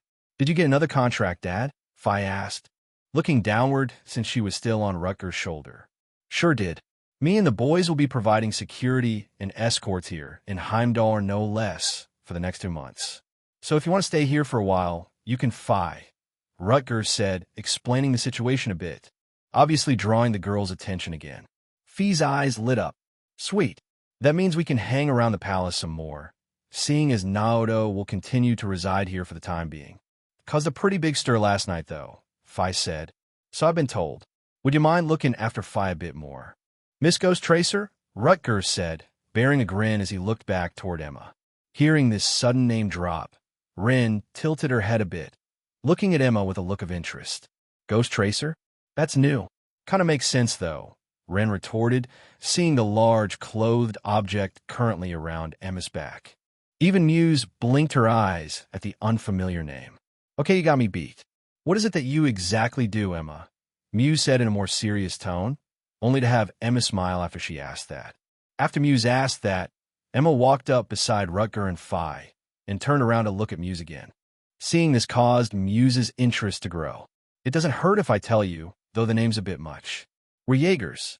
Always a pleasure, Emma said, revealing a warm smile, causing Muse to stare right back at her, as if she was trying to gaze right through her. Jaegers, Muse uttered softly to herself, while Rin just stared silently, with mostly a deadpan look in her eyes, which made sense considering she already knew of Emma's situation and her relation to Zephyr thanks to residing in Grancel Castle for a while. And as these five conversed while being on the bridge that connected to Valflame Palace, Prince Cedric could be seen standing at the entrance, still with a look of disdain in his eyes. He was far enough to where he couldn't hear most of the conversation, but still didn't ignore the fact that the girls present before him refused the invitation to stay for breakfast. Letting out a light scoff, Prince Cedric soon made his way back inside the palace, leaving the four girls and Rutger behind on the bridge. Stones. Chapter 249. Killing Intent. Let's continue to try and get over 500. So that's where it starts falling into place. Muse inwardly thought to herself, seeing Emma now standing beside Rutger and Fi. Now that I think about it, not just everyone can stand by His Highness, even if he is being treated as a foreign emissary presently.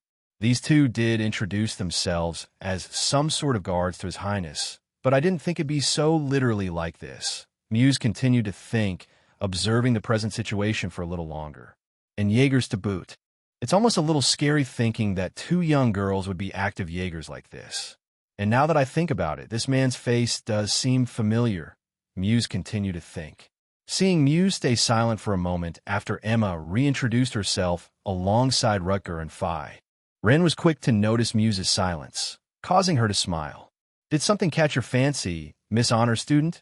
Ren voice said, causing Muse's head to turn toward Ren. Hearing Ren suddenly ask this only caused Muse to smile, as her eyes remained gazed on Ren figure for a moment after the three Jaegers introduced themselves. Oh, it's nothing. I am curious, though, after starting to see the bigger picture here. What do you do fit in all of this? Seeing that you and that Cheryl girl also appear to be on a personal level with His Highness, especially after last night. Muse wondered, having another look at the violet-haired girl in her Saint Estrea's uniform. She wasn't wearing her normal frilly white and purple one-piece dress that she often wore during the Sky Games. Hearing that caused Ren to reveal a playful smile. "Didn't I tell you? Consider us friends with benefits, courtesy of His Highness, of course." Ren simply answered Muse, causing Muse to stare back at Ren. Yet the moment Ren nonchalantly answered that, Muse blinked her eyes once. In the next moment, Ren's figure completely disappeared from sight, as if she had vanished into the shadows. Despite it being clear as day out right now, with the sun's position slowly on its path to high noon, Muse felt her blood run cold the moment she heard Ren's voice directly whisper in her ear, and at the same time, she felt a rather sharp pain and cold, thin, blade-like material streak across her throat, almost as if it was a blade trying to slice through it without hesitation. "If you dare to even touch a single hair of His Highness during his stay here, well, let's just say it won't be fun and games anymore," Ren softly whispered directly into Muse's ear. At the same time, Muse felt her back run cold with a hidden pressure, acting as if this pressure was trying to take a hold of her. Muse could only tense up. As for Emma and Phi, they just looked on with mostly a deadpan look in their eyes while Rutger raised his eyes. From their eyes, Ren's position hadn't changed a bit. They only saw Muse's body tense up with her eyes turning a bit dull for a moment. Yet from Muse's perspective, she acted as if she had a brief encounter with the Grim Reaper. The moment she blinked again, Ren's demeanor returned to normal, acting as if she hadn't done anything.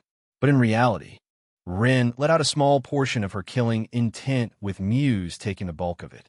Ren's killing intent reached the end of the bridge, causing the couple guards back to run cold together with Muse's. But in the end, Ren only smiled, seeing Muse take Ren's killing intent silently.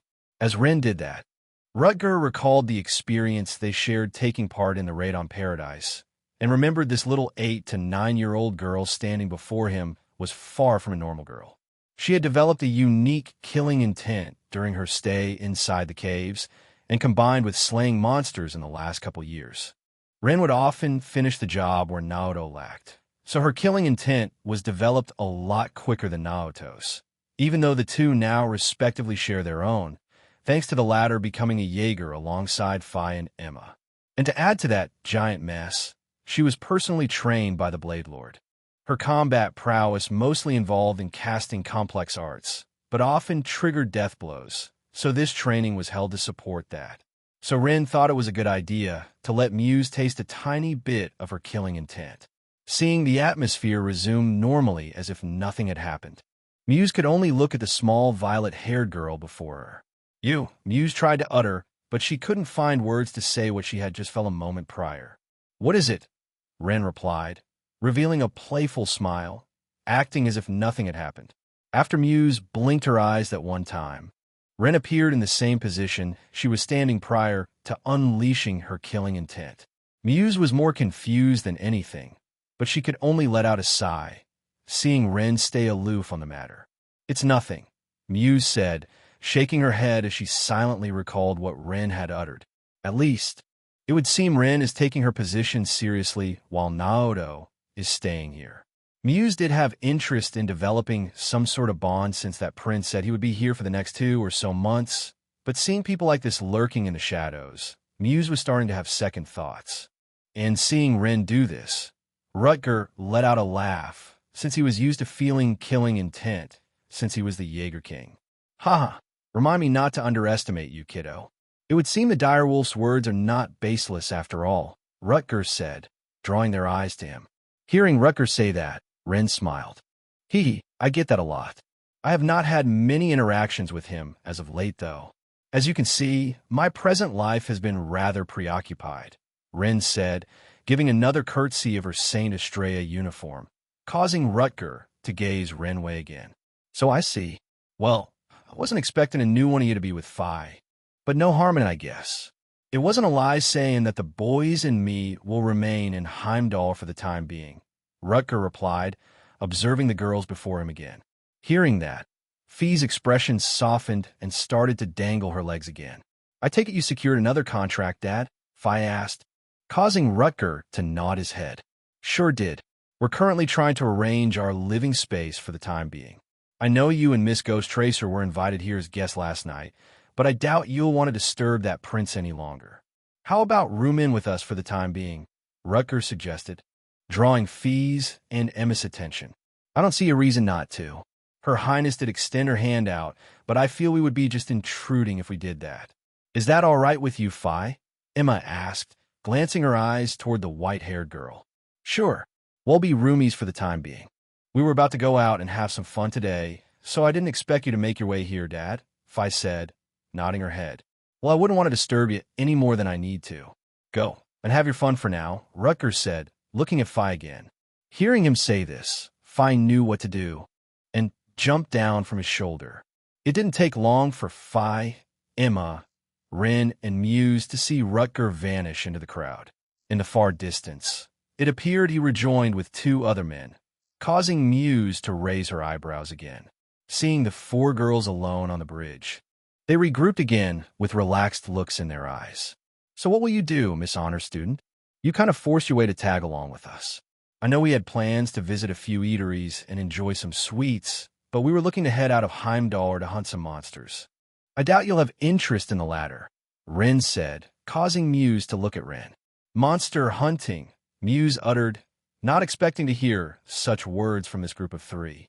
Then again, Muse recalled who these girls exactly were. Considering her options, it wasn't hard to figure out that it was likely they have done this before. But to Muse, it was a foreign concept, considering her upbringing. It wouldn't hurt to see what hunting monsters is like. But I have no experience in combat techniques, apart from my family teaching me a bit of self-defense. We'll try not to hinder you guys. I do hope you look forward to me working with you all. Despite all that happened, I do consider you girls my friends, just like I do with Her Highness and Elise. Muse happily responded as she clapped her two hands together. Seeing Muse so friendly even with what had just happened, Ren stared at her in silence for a moment. Suit yourself. If you die, we won't be responsible, Ren simply answered, doing a motion of her hand before starting to walk, leaving the three girls behind. Ren, Emma immediately retorted, only to see Ren ignore her, walking out into Drachel's Plaza in the distance. On the other end, where Rutger and his group went to, a trolley could now be seen pulling up. This allowed Heimdall's people to navigate through each district without the need of having a car, and it made traveling quite easy. Seeing Ren slowly vanishing from sight, Emma quickly bowed at Muse with an apologetic look in her eyes. I'm sorry for Ren behavior, Muse. She could be a bit mischievous, Emma responded, scratching her cheek a bit. Hearing that caused Muse to smile. Oh, it is no problem.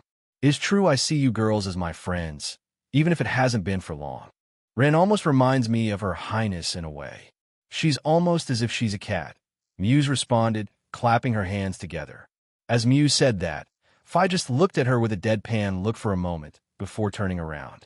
Emma's eyes turned a bit wide, seeing Fi just leave like that, making her way to where Ren was walking in the distance. Seeing Fi do this, Muse blinked her eyes. Not much of a talker, is she? Muse uttered. I'm Sully. You'll get used to it, Emma said, feeling apologetic again. Since the rest were gone now, only Emma and Muse were left behind. To not leave Fi and Ren alone, Emma urged Muse to quickly chase after the two. Thankfully, both Emma and Muse were able to catch up to Fi and Ren, who were just arriving to stand in line outside of the park trolley, waiting to go to the next district they currently had in mind. As they did, Muse observed with growing interest, considering where they will eventually head to. She did find it a surprise to see that the three girls before her had experience in hunting monsters, but that would have to wait until she saw it with her own eyes. Stones. Chapter 250. Assignment, let's continue to try and get over 500. Yet, as the group of four girls got on the trolley, back toward the entrance to Valflame Palace, two figures slowly emerged from the doors. One appeared to be an icy blue-haired woman, currently decked out in her gray uniform and had a military cap on over her head. A small yet powerful-looking orbital pistol currently was held at her waist. In front of her was a tall-statured man, currently donning his dark gray-purple overcoat that stretched down to his legs. Even though a mere day has passed, it seemed his appearance had become even older, sporting a few more white strands of hair that streaked down the left side of his face.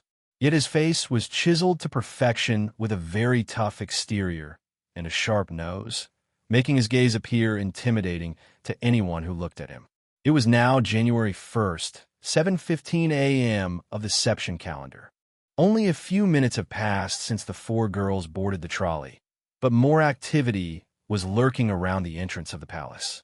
The guard's demeanor returned to normal after experiencing that little burst of killing intent, but seeing it was coming from some of the guests that came the night prior. They knew they couldn't disturb them. Thankfully, their group left shortly, but they began to feel a different pressure, seeing this man now exiting the palace, together with the icy blue-haired woman. Are you sure you don't want to hang around for 1 or 2 more days? Your Excellency? Most of the RMP officers are now on holiday, leave to spend some time with their families. I'm mostly here to catch up on some slack I've neglected, but keeping your health in check always does one good, the woman said, who was of course Claire. She currently had no officers with her at her side presently. She was alone, but still dressed in uniform since she was on duty during the holidays. And well, it's not like she had much family to return to. She did have a cousin, but she was not actively in contact with him, nor did she know of his whereabouts. To him, Claire was a stranger. As such, Claire often divulged in her work while others took time off to alleviate her stress. But two could say the same for the man standing before her. He was Gileath, and he wore a smile after hearing that. Haha, in times like these one must be proactive, Claire. Still, you are aware of what you have been assigned to do while I'm away on my travels, yes? Gileath said, looking at Claire with a serious look. Claire nodded her head in acknowledgement. Yes, I will be sure those girls stay protected. You have my word, Your Excellency, Claire said, giving Gileath a salute. Good. Do be careful not to enter their perimeter. I was not expecting to feel such a short burst of killing intent. Don't underestimate them. It is more than likely that those girls will wander outside of Heimdall for that training of theirs. Only intercept if it is life-threatening, Gileath responded, causing Claire to nod her head. Yes, I know a couple of them, considering I've engaged in combat at their side. But do not worry, I will not engage unless I see an opportunity that arises. Still, may I ask, are you sure you want to leave now? And instead of after breakfast? Her Highness invited Liberal's Prince and a couple others to have a meal. Should you not accompany them? Claire wondered, tilting her head a bit as she asked Gileath. Unfortunately, not this time. Please give His Highness my regards later. I have a few destinations to pay a visit, one being Guerrilla Fortress to observe the recently installed railway cannons to make sure they aren't in danger of malfunctioning. But before that, I plan to pay a visit to Rowers Institute of Technology, as well as the Rainford Group, to talk of future business. Hopefully this will help the side task that I have been given too, Gileath said, answering Claire's doubt. As he did, he reached out his palm, turning it upward. Before Claire realized it, a tiny fairy-like figure began to materialize in Gileath's palm, sporting lustrous green-colored hair and translucent wings. Claire blinked her eyes, seeing this pixie before her, since her mere existence was fading in and out, just like pixels of a computer. I almost forgot about you. But are you sure this is acceptable, Your Excellency? We don't even know if this little one can even leave Valflame Palace without His Highness, Claire said, observing the small pixie who was slowly waking up. She was, of course, AI Kia, who was currently away from the Enigma 2 device that was still residing within Naoto's possession. She wasn't taken by force, however. Quite the opposite, actually, which is why this is where the experimentation begins. His Highness gave me full support to see where this little one's limitations lay. So I will see if traveling far distances will be possible, on top of visiting the Technology Institute for further examination. I also have a personal place to stop by, so I'll be gone for a good period of time. But when I return, you may get a new sibling in the Ironbloods, so do look forward to it. Gileath responded with a rare smile, causing Claire to stare at him. Someone new is joining the Ironbloods? Claire asked, with gaining interest in her eyes. Haha, I'm not too sure, but that is the expected outcome. It will still depend on them. As for you, Kia, was it? I do look forward to working with you. Just know you will be apart from that master of yours for a period of time. Is that satisfactory with you? Gileath asked AI Kia. She nodded her tiny head, letting her wings flutter. Master already informed me what was going on before letting me leave like this. I solely exist for Master, so if this helps him in any way, it will not go against my coding, AI Kia said, nodding her tiny head. See, Gileath retorted, looking back at Claire, who was staring at the two. Claire could only shake her head. Well, I can't argue anything on this matter, considering it's coming from a joint proposal between you two. We'll be sure to keep things here in check while you are away, Your Excellency, Claire said, giving Gileath a salute. As I expect you will, Claire. As for those other two, Rufus quickly returned to the Alberia mansion to deal with some family matters. That brat Lecter had recently returned to Liberal to continue his studies at Jenny's, and is expected to complete his final year when His Highness enrolls, so I will have to leave the security in this place to you. When the evacuation plan reaches its D-Day, please let me know, Gileath said, giving one more order to Claire, causing Claire to nod her head. Understood. Then I wish you safe travels, Your Excellency. You too, little one, Claire said, smiling at the little pixie before her. It was nice to meet you, AI Kia happily responded, only to vanish inside Gileath's clothing. Claire then returned silent, calmly observing the retreating Gileath, only to step into a private orbital car, slowly returning to her icy demeanor that made it difficult for anyone to approach her. As she observed silently at Drachel's Plaza, she could see the statue that belonged to one of Erebonia's greatest emperors to date. Even the plaza was named after him. As she watched on, Claire saw the orbital car Gileath stepped in a drive off into the distance with Vane Kerr Street as its destination. In regards to the trolley from earlier, its destination was Western Heimdall, with a route that eventually connected its way to Ortis. Leaves was on the way, but presently Thor's military branch campus was a thing that did not exist at this time. It was simply a town rich in folklore and trading, letting visitors take a rest as they continued their travels throughout western Erebonia. Seeing Drachel's Plaza mostly vacant now, with its people now in their stores, operating their shops for the day, Claire began to utter to herself, His Excellency did give me the order to watch over those girls. But I did overhear them saying they planned to stop by a few bakeries before stepping out of Heimdall, Claire uttered to herself, ignoring the couple of guards still standing at the entrance of the bridge. I'm also surprised to see that Count's daughter also decided to venture with them, but knowing their strength, I doubt her safety will be in any danger, Claire continued to utter. She then turned around, only to observe the giant Vermilion Palace, full of its splendor, before her. Her Highness did extend her invitation out to the few of us, and I am not one to turn down a free meal.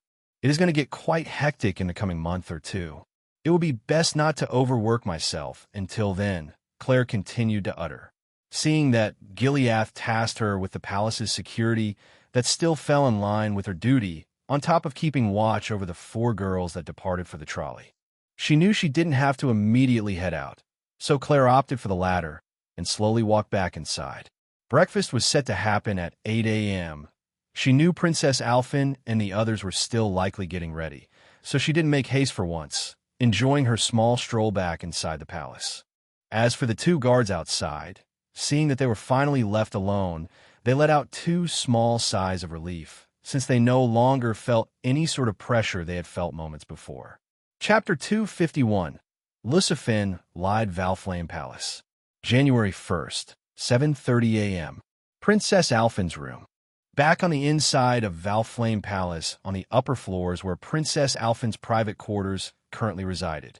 A couple of maids could currently be seen standing outside on the door with their eyes shut, calmly waiting on Princess Alphen to leave her bedroom, acting as if they knew their job well while waiting on Erebonia's treasure. As for inside the room, part of the large circular bed currently had its pearly transparent curtains partially open. Toward one side of the room where a desk and drawers lay sat a violet-haired boy, currently in a lotus position with his arms crossed, appearing very similar to a black spiky-haired man from a different universe when he often meditated to circulate his ki. Naoto, on the other hand, was seated like this, letting his mana roam free inside his body.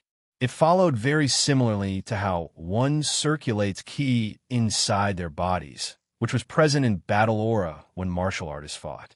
An example of this is the earthen glow that would always appear around Cheryl's body when she activates her battle aura. If there was a difference, it was that Naoto's mana was currently interacting with the outside elements around the room he was present in. Ki was known as the breath of life, showing the significance of one's own vitality. One could easily tap into that energy of life, providing many benefits, such as prolonging their lifespan or even gaining power that could topple mountains down. Mana worked in a similar fashion, and while the mana core was internal, it did not interact with ki at all. On the contrary, once a person circulates their mana in their body, outside phenomenon would start to happen, such as the present scene happening around Naoto. Many little balls of 3 different types of mana happily danced in unison around him. They appeared icy blue, vermilion red, and bloody crimson in color. If one had a closer look, 2 smaller elements floated around him, one being the color of an ocean, while the other was pitch black. During this training period, aside from improving his foundations and swordsmanship, and improving his endurance skill, he dabbled into the elements he was granted with so far. Naoto currently had 5 affinities he was affiliated with, which was fire, water, ice, blood, and the latest one being darkness. The larger elemental balls of light around him were the ones he had most proficiency in, which was fire, ice, and blood. The 2 smaller and hardly visible ones were water and darkness. A clear azure color glow calmly wrapped around Naoto's entire body, letting it harmonize the 5 different elements. With each passing moment, Naoto's mana grew thicker and thicker while he continued his meditation session. At the same time, his mind felt free from any stress. He could feel his muscles scream in joy, ready to tackle whatever next that gets thrown at him. It was always a good feeling when both body and mind was approaching its peak condition. Still, Naoto had his eyes remain closed with his arms crossed over each other, brought close to his chest. And yet, before long, a soft yet firm voice reached out to Naoto, causing Naoto's mind to stir awake during his meditation session.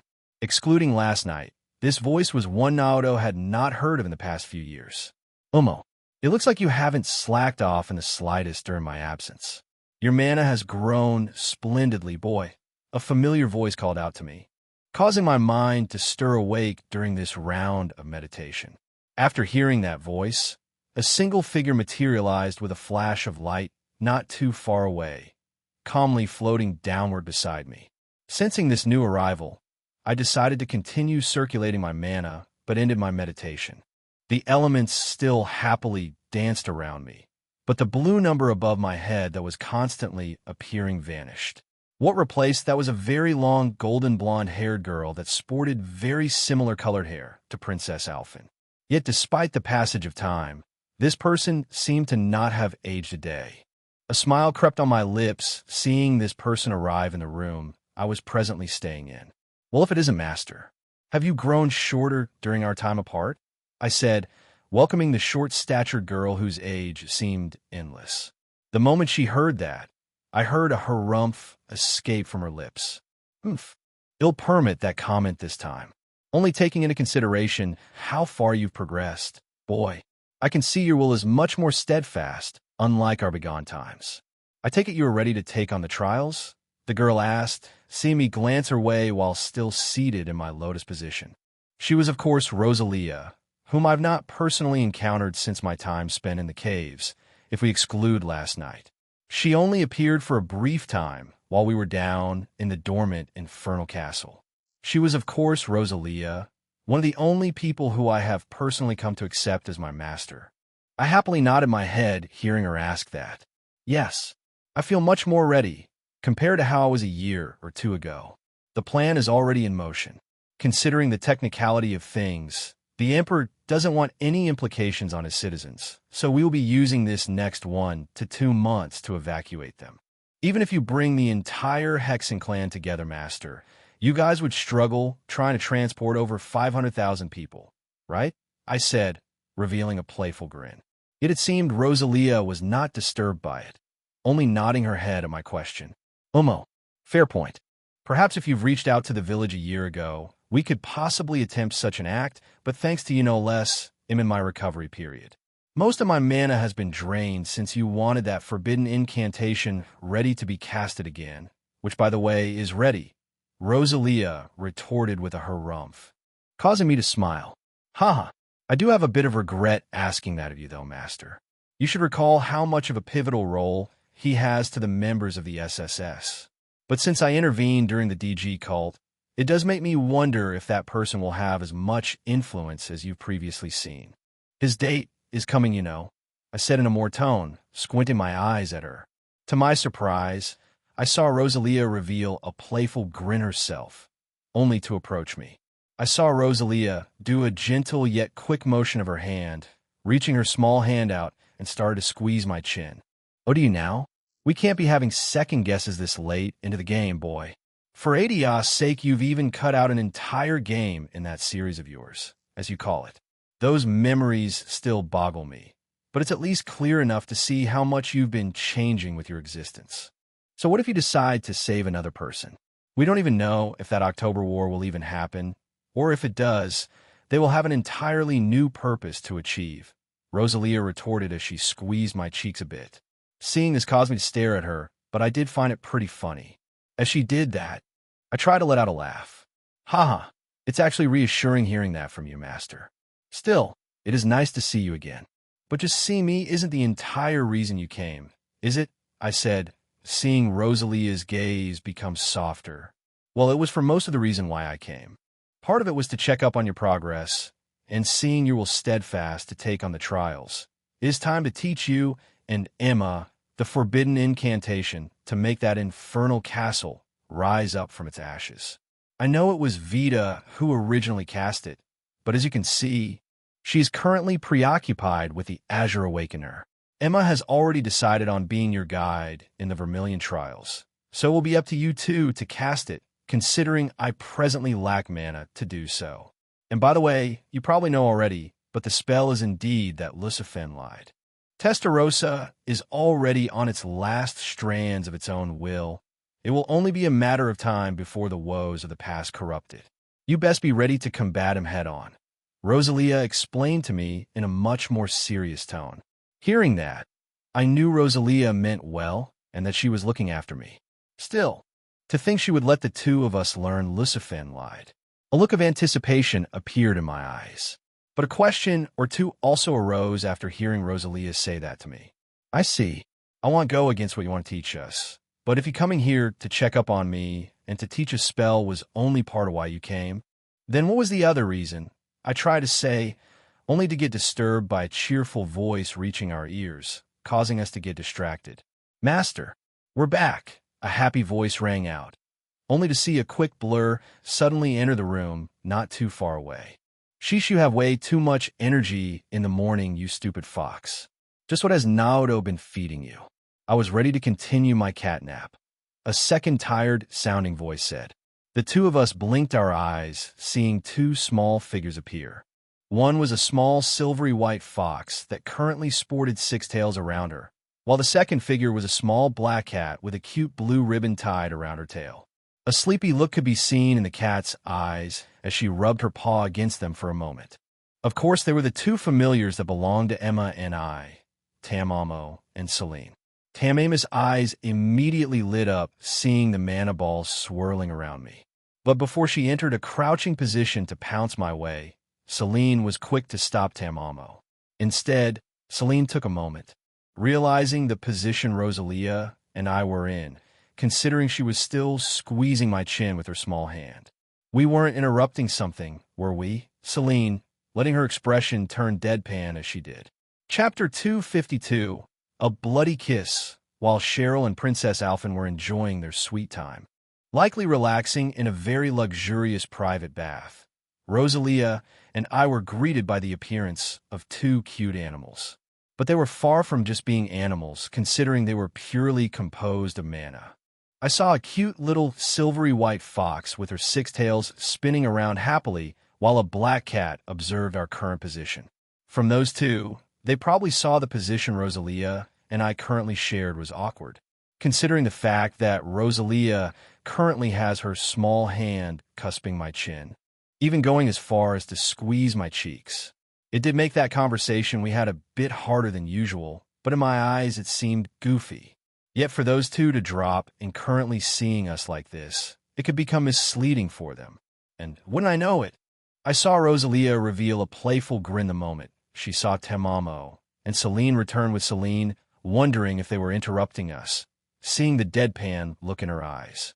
As to where in Adios name those two have been since we've arrived, only the goddess would know.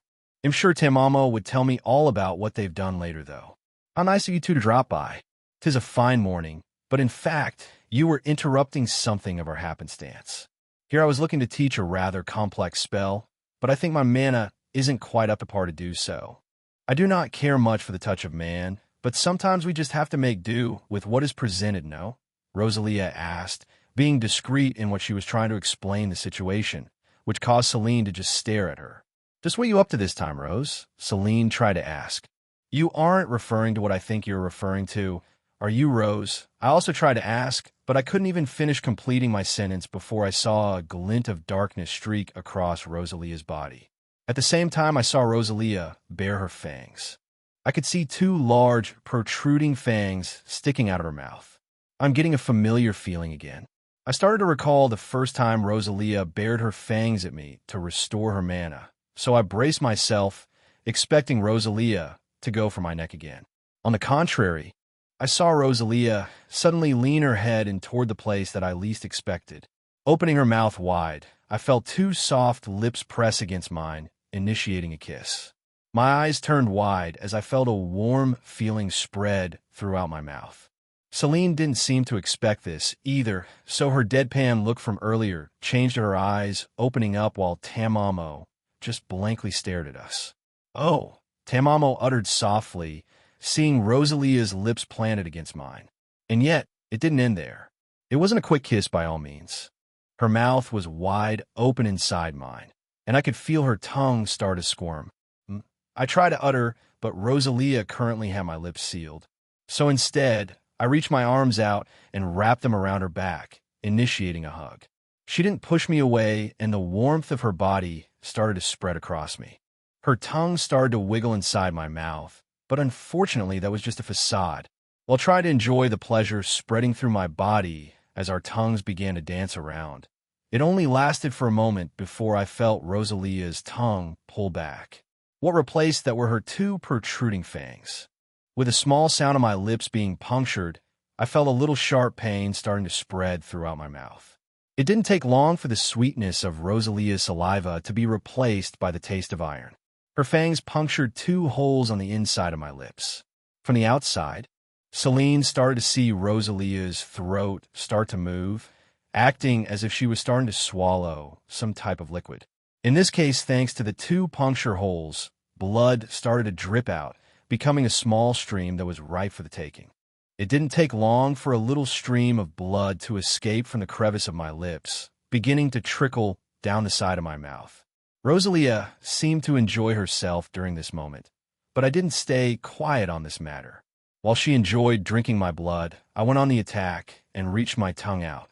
It was a bit weird at first, but the two of us started to share a sweet taste of iron, letting our tongues resume their dance. While this kiss went on, Tamamo just observed us without saying anything, having her eyes wide with great interest. Celine, on the other hand, shook her head, seeing this play out before them.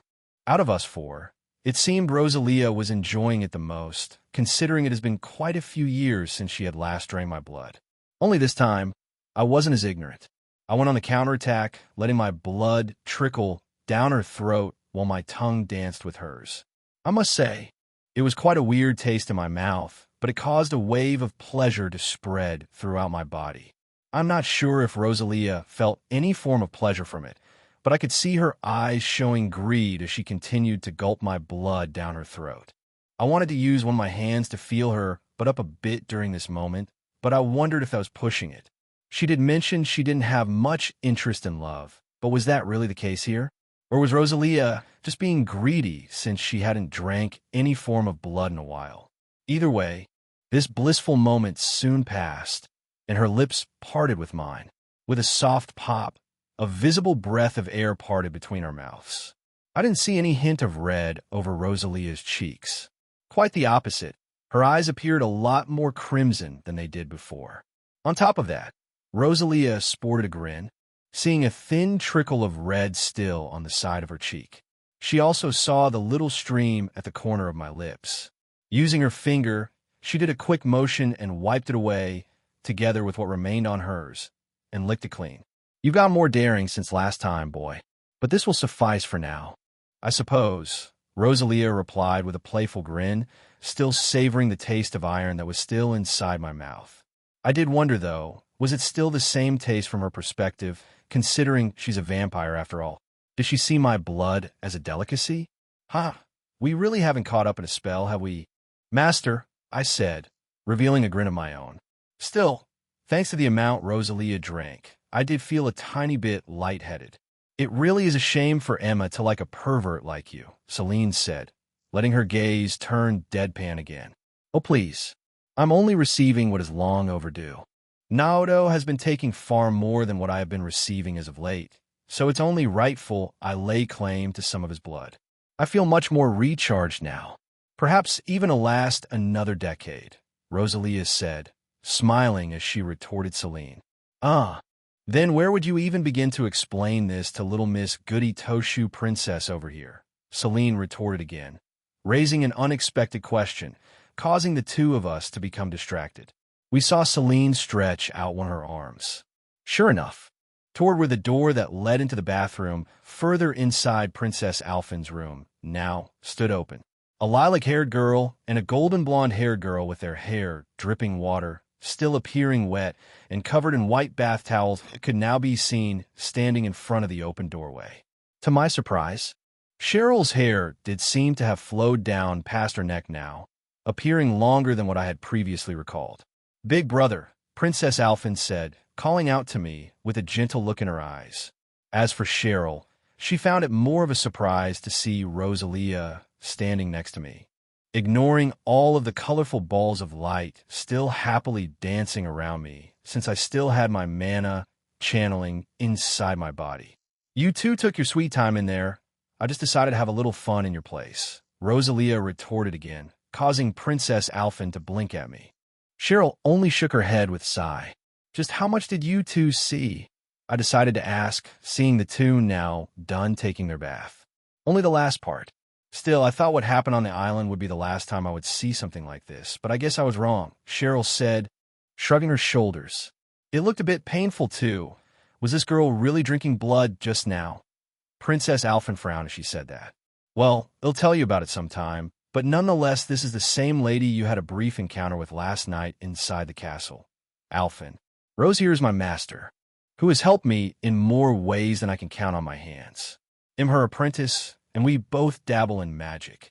You just had your first exposure to it last night, I said, replying with a smile, introducing Rosalia to Princess Alphen. Cheryl had already previously met Rosalia thanks to what had happened back on Namath Island. It's as Naoto said. I have a few reasons for coming, and what you just saw was one of them.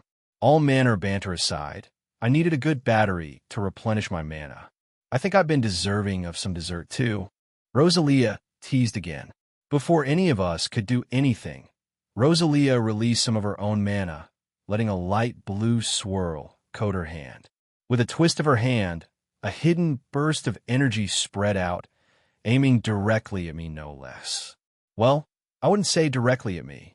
She targeted the various elemental balls still happily floating around me in harmony. All of a sudden, they all did a big whoosh and swerved toward Rosalia's body. To our surprise, as these mana balls shot toward her, Rosalia opened her mouth. I finally realized what she was trying to do. Since that mana congealed into a physical form outside of my body, I figured they were pretty special, but I didn't think Rosalia would take it that far and actually try to eat them to further replenish her mana. But to my surprise again, we suddenly heard a cute voice call out to us in disapproval. "Hey, those belong to me," Tamama's voice angrily yelled out. With a swift step, Tamamo instantly vanished, utilizing her speed. In the next moment, I saw the cute silver-white fox reappear right over Rosalia's figure. Just as Tamamo steadied herself over Rosalia's hand that made that gesture, Tamama's mouth opened wide, trying to eat the several mana balls that were swirling over her hand now. Seeing Tamamo behave like this caused me to chuckle, while the rest just watched on with blank looks in their eyes. Chomp! Even Rosalia found it amusing seeing Tamamo behave like this. But before she could do anything, she already found her hand now being swallowed by Tamama's mouth with a big chomp, eating up all the mana balls that were once present in the room. Seriously, Rosalia's voice escaped, causing me to let out another laugh, only to have her eyes squint a bit, seeing the fox now in her embrace in a way of sorts. Tamama's figure began to dangle down from her hand, letting her mouth continue to chew on the mana that my meditation session had previously created. Stones? Chapter 253. Atypical breakfast. Let's try to get over 500. Year S1200. January 1st. 8 a.m. Valflame Palace. First floor. Dining hall.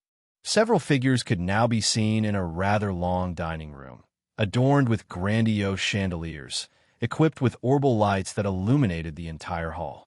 Most, however, were not actively on since the sunlight was now peering into the glass of the open windows. Many plates of food could be seen, ranging from fancy breakfast items to dessert, despite it being in the morning. Various types of aromas currently wafted around the giant dining hall. No matter the plate of food one currently observed, each one was handmade with care, using the best types of ingredients. Toward the opposite end, several glass murals of previous emperors could be seen adorning the wall inside. Each one represented a past emperor, and one stood out from the rest, which was likely the image of Emperor Drachel's. In regards to the seat that belonged to the head of the table, it could currently be seen vacant. Despite it still being the holidays, the main chair of Heimdall was now vacant in its own way, considering the fact that Chancellor Osborne was now on leave to visit a few surrounding areas. That meant there was no one to report to as the head of the Imperial Diet. In place of the Chancellor, His Majesty the Emperor would often find himself in his spot to handle matters that may occur. In the coming days, the Imperial Diet will become quite busy as it is in the process of electing a new governor to maintain its duties while the top brass are gone. This particular man had plenty of experience while residing in the Imperial Diet, but he was not officially granted with said title during Naoto's visit a decade ago. That man was Karl Regnitz. 10 years ago, he was just a member of the Imperial Diet, but if things go according to their current system, he was set to be promoted as official governor. In this last decade, however, he had experienced that seat here and there's practice. Naoto had yet to see the person since he was a little kid, but wondered if he was hanging around the Imperial Diet. Either way, with the head seat of the dining hall currently vacant, that signaled that the Emperor was already out on business again and was unable to attend this banquet that Princess Alphen had requested the day prior. On top of the Emperor being occupied with work at the start of the new year, one group of the girls had already set out for the day with their own agenda, which consisted of Emma, Phi, Ren, and Muse.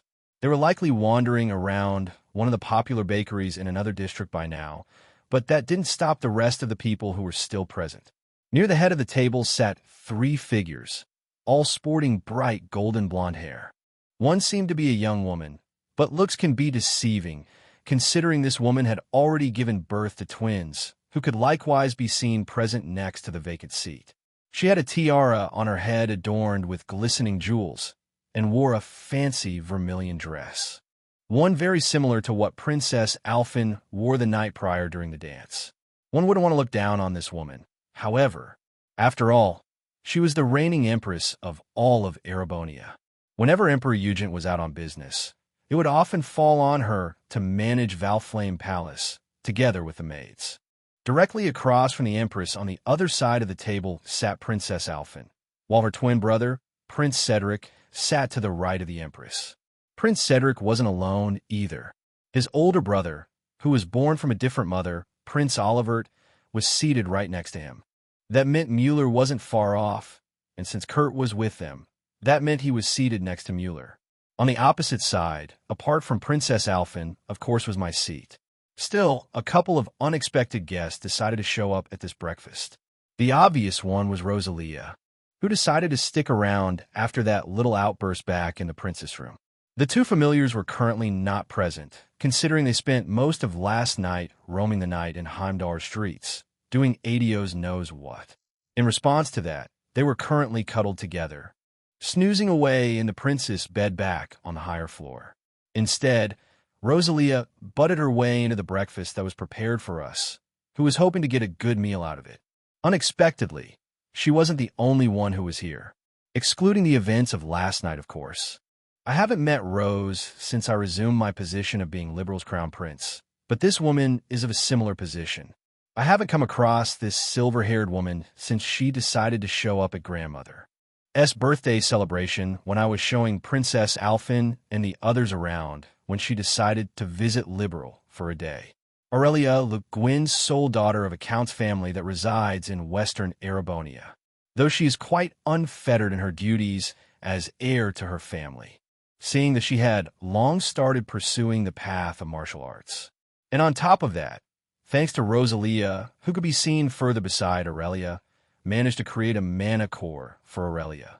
According to what I've heard from Aurelia last night, she's been in the pursuit of learning and developing her mana in these last couple years, to which she had found an element she is now proficient in, which was lightning. It wasn't just lightning, however. I heard Aurelia mention she dabbled in fire and earth as well, to act as support in her combat techniques. Even I would fear the person who has to challenge Aurelia to a duel now. Oh wait, how could I almost forget? That person happens to be none other than me. Haha. Jokes aside, the time set for the duel I have with Aurelia hasn't been set yet, but seeing her here in Erebonia, she will likely remain here for the time being, considering that I offered her a spot to partake in the Vermilion trials. Still, I didn't think she would decide to pop up at the event last night, acting like a noble for once, and even going as far as giving me her hand in a dance. Is there something on my face? Aurelia's voice said, revealing a playful grin while she shifted her head my way, causing me to stare at her for a moment. She really has become a beautiful woman in the years we spent apart. Huh? I could see her eyes were clear as they can be, without any cloudiness or doubt. Her stature remained firm and strong, and her skin not a single blemish. I'm just surprised that you decided to attend not only the dance last night, but also the breakfast this morning. I didn't think Alphen would extend this invitation out to you, I said, scratching my head a bit as I observed the silver-haired woman before me. She was born a full 12 years before me, so she was in her mid-20s now. Yet being such an age didn't render her beauty short even by an inch. I wasn't lying about her strength either. Aurelia would eventually become one, if not the strongest swordswoman in the Cold Steel saga, outstripping the likes of Sir Victor, Lord Vander, and so on. Well, it was offered to me, so there is no way I would be someone to turn down an invitation at the imperial family's behest. Plus, this allows me to pay my respects as well. Thank you for the lovely evening last night, Your Majesty, Aurelia said, remaining formal in her tone, causing Empress Priscilla to smile. Fufu, you needn't keep that polite tone with me, Lady Aurelia.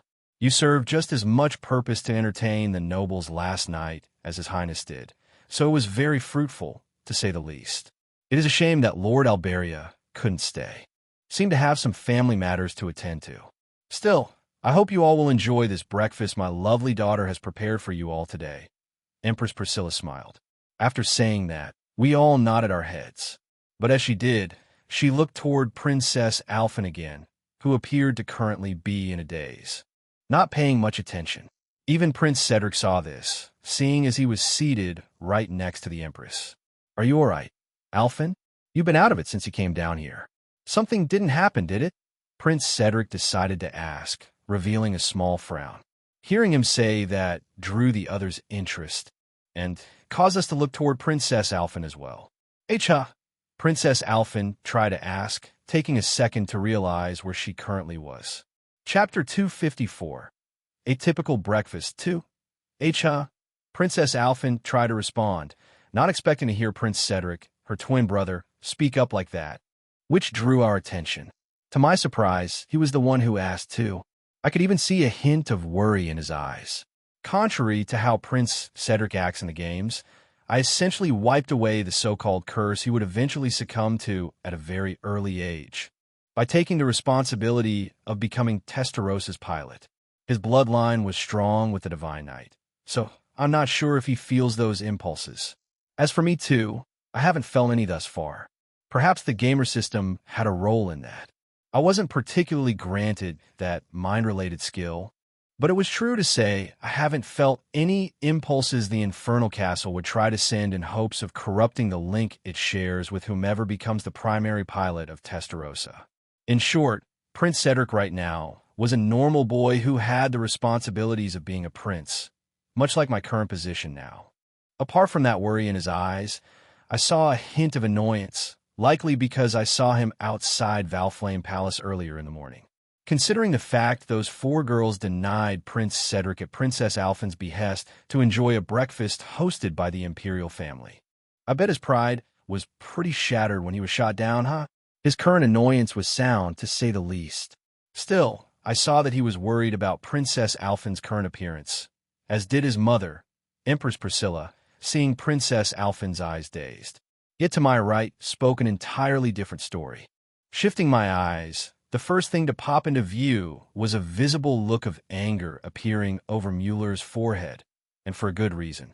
Despite wearing his vermilion attire of a crown prince like he often wore when he visited Thor's military academy in the future, right now, Prince Oliver could be seen with his arms wrapped over his head.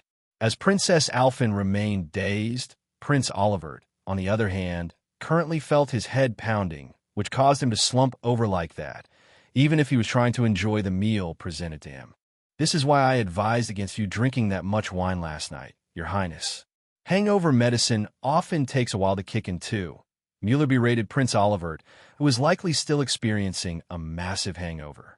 It wasn't all for naught. It even let me catch glimpses of Alphen's first dance, even if it wasn't the real thing. Though it seems she's currently closer to Adios' embrace than I am.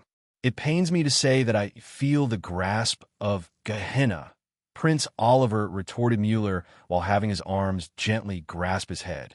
Even Prince Oliver was struggling to eat his breakfast. But this was rather a funny sight to see. Every single time Prince Oliver would try to drink with Scarazar during his time spent in Liberal and Estelle's party, well, let's just say it never went well for him. He would often find himself passed out, even sometimes stripped of his clothing.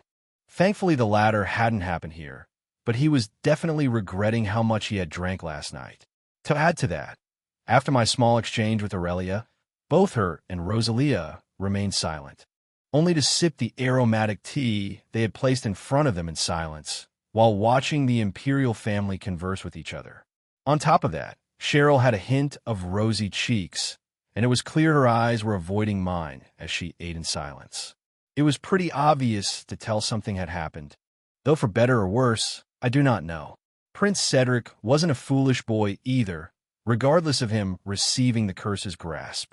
He was rather bright, considering that he himself would be at the helm of Thor's military academy main campus in the future. Seeing Princess Alphen remain dazed, Prince Cedric's gaze soon turned my way. Oliver's present predicament I understand, but Alphen rarely becomes distracted like this. She was completely fine during the dance in the event last night, so fess up. What did you do, Your Highness? Prince Cedric asked in a more serious tone, squinting his eyes at me. Well, he wasn't wrong. A little something did happen, which was the reason why Princess Alphen was currently behaving this way. Yet hearing Prince Cedric ask that in a serious tone, even Empress Priscilla turned to him. Now, Cedric, isn't it rude to intrude upon our guests like this? I'm curious about Alphen too, but she was the one who invited us all here for breakfast today, so the least we can do is enjoy it. Still, you should know what comes after drinking like that, Oliver. Thank you for looking after him, Sir Vander. Empress Priscilla responded before I could answer, causing Prince Cedric to look her way. Oh, it is no issue. I am very much used to handling this, Your Majesty. Thankfully, His Highness woke up and managed to get out of bed just fine. "We're just waiting for the medicine to kick in," Mueller said, answering in a polite tone, considering Her Majesty was currently present. And right across from me, no less. It was this time Princess Alphen finally snapped out of it after hearing her mother's words and Mueller's, causing her gaze to land on Her Majesty. "Oh, I do apologize for having you see that, Mother." "It's nothing, really," Princess Alphen's voice said. Still, as she said that, it would seem Princess Alphen's face turned a deep red, likely recalling what had happened several moments prior to us coming down here to join the imperial family. In the end, I could only let out a sigh as I took another glance to my right. If there was anything to blame, it would be Master. She decided to have a little outburst seeing Tamamis' adamant refusal in letting her hand go earlier. I couldn't do anything about it, though, considering it was Master we were talking about. All of that moving around, you could probably guess what happened. It was the same reason why Cheryl's rosy cheeks were present and why she was looking the other way. Princess Alphen and Cheryl were still in their bath towels. Tamamo did get pretty hands-on with Master during that little exchange, but as a result, there was enough friction to where those towels became loose. You can probably guess what followed suit. Both Princess Alphen and Cheryl weren't wearing anything underneath at the time, since they had planned to change their clothes upon coming out of the bath, but were interrupted by Master's little quarrel with Tamamo. Since the towels became loose, they dropped down onto the floor, which revealed their still wet bodies. I didn't have to explain any further as to why Princess Alphen and Cheryl were now behaving like this, now did I? If there was an unfortunate one, however, it was me. Despite being in a nude for a brief period of time, the rising sunlight just happened to release an intense gaze upon the bedroom, preventing my eyes from seeing too much of them. Still, the two felt very embarrassed about it, and quickly darted behind the changing screen, turning silent mostly after. And unless Prince Cedric was persistent on finding out the answer, I wouldn't answer him, of course. I doubt he would want to know those details. At the very least, it seemed Princess Alphen had calmed down some after that little shenanigan. I honestly was expecting a slap in the face, but she just turned meek and remained dazed for a period of time. I didn't pursue it further, but we still came down to breakfast, even if it was a little atypical. Thankfully, I saw Princess Alphen's gaze appear more normal, with her blushing eventually fading away. Her Majesty's calm eyes remained on our position, and only revealed a smile after hearing Princess Alphen say that. It would seem it wasn't anything too important, but I wouldn't mind hearing the details later. "Alphen, I'm sure our guests have a busy schedule. Your Highness plans to visit the Vanderschool later today, too, right?" Empress Priscilla asked me, causing me to nod my head. "Yes, I plan to study there for a good period of time, but seeing as His Majesty was so kind enough to offer me some private quarters to stay here in Valflame Palace, I do apologize in advance for intruding on your family," I politely said to her. "So what Father said was true then. If you'll be intruding on us for a period of time, I would still like to request that duel we previously spoke about, Your Highness. I am quite interested in how far you've come with the Way of the Sword," Prince Cedric said, nodding his head as well, seeing Princess Alphen's appearance more normal now. Even Aurelia looked my way. "So you're following the path I once took, eh? It wouldn't be bad to pay Master my respects, seeing that I am here in the capital. I wouldn't mind having a spar against you either, son of Vander." Aurelia mused, looking Aurelia. His annoyance remained, but he scratched his cheeks. "Huh, I am a bit preoccupied at the moment, but I will see what I can do, Lady Aurelia," Mueller responded, glancing toward Prince Oliver again. "Humph," Rosalia's voice responded at this time, only to carry a harumph, trying not to recall what had previously happened in the room. At least it wasn't anything bad. I know I'm set to have a spar against Cheryl, but with that happening, I do hope she is still ready to do it. Thinking that, I glanced towards Cheryl again and saw her remain silent, continuing to eat her meal in silence. But at least she didn't avoid my gaze anymore. It would seem she had calmed down as well. Thankfully, we were able to keep this cheery atmosphere with Princess Alphen starting to talk more and more, conversing and eating her breakfast, making the time go by swiftly. I didn't forget about Claire either, but she remained silent during this whole exchange and simply enjoyed her breakfast, acting as if she was a ghost to us. Chapter 255, to the Vander Dojo 1 hour later. 9:30 a.m. Breakfast had gone smoothly since that awkward atmosphere spread throughout the dining hall. Prince Oliver's condition soon returned to normal once his hangover medicine kicked in. It hadn't been long since he became an adult himself. One often forgets how old Prince Oliver truly is while playing the games. He was already 25 by the time the first of the Sky Games started. Right now, it was 3 years until then, so that meant Prince Oliver was 22 right now. He was more Sarah's age than anyone else present in this room, but still slightly older than her. Of those present in this room, only Mueller outaged Prince Oliver by 3 years or so. Well, if there was one thing in common the two shared, they both had a very large disparity in age between them and their younger siblings. Princess Alphen and Prince Cedric were twins who were still only 10 years old this year, for a year younger than me. Prince Oliver already was older by 12 years, whereas Mueller was over 15 years of age difference to Kurt. On top of that, their mothers were different. Such was a common reality of being among royalty and high-ranking nobles or military officers. Many places allowed polygamy, especially if one was part of a royal or imperial family. His Majesty only has 2 heirs to the giant throne that governs Erebonia, which its capital alone holds over 500,000 people. On one hand, having less heirs guarantees a more secure spot to sit on the high seat, but it also gives more risk of its family ending in case a war does break out. It isn't far-fetched to where imperial families would have up to 5 or 10 children to secure their future. Liberal works similarly, but it is a monarch state compared to an empire. One allowed smaller authorities to rule over certain lands on the emperor's behalf, whereas in a monarchy, one was the sole ruler of the entire land. If a change were to occur in a monarchy state, it would go all the way up to the king or queen. It is a seat that offers a larger pressure than I'd consider an emperor would, but being an emperor gives a much more satisfying feeling seeing so many vassals working under you.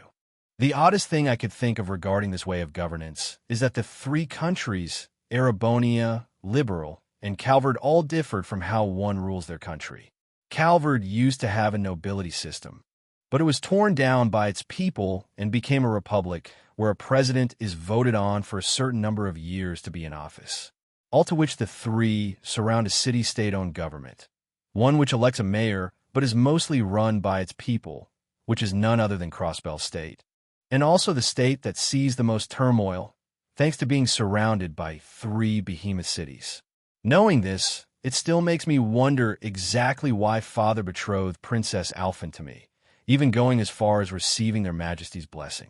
It may seem favorable from the outside, but an underlying possibility Father could use this for is to lay an attack on Calvard.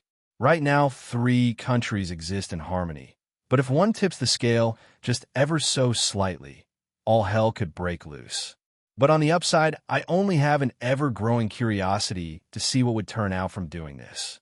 Well, that was a bit of a heavy topic, only having an hour pass during breakfast, right? Thankfully, during this hour, aside from Prince Oliver, Princess Alphen and Cheryl's demeanor grew tremendously, almost returning to their usual selves.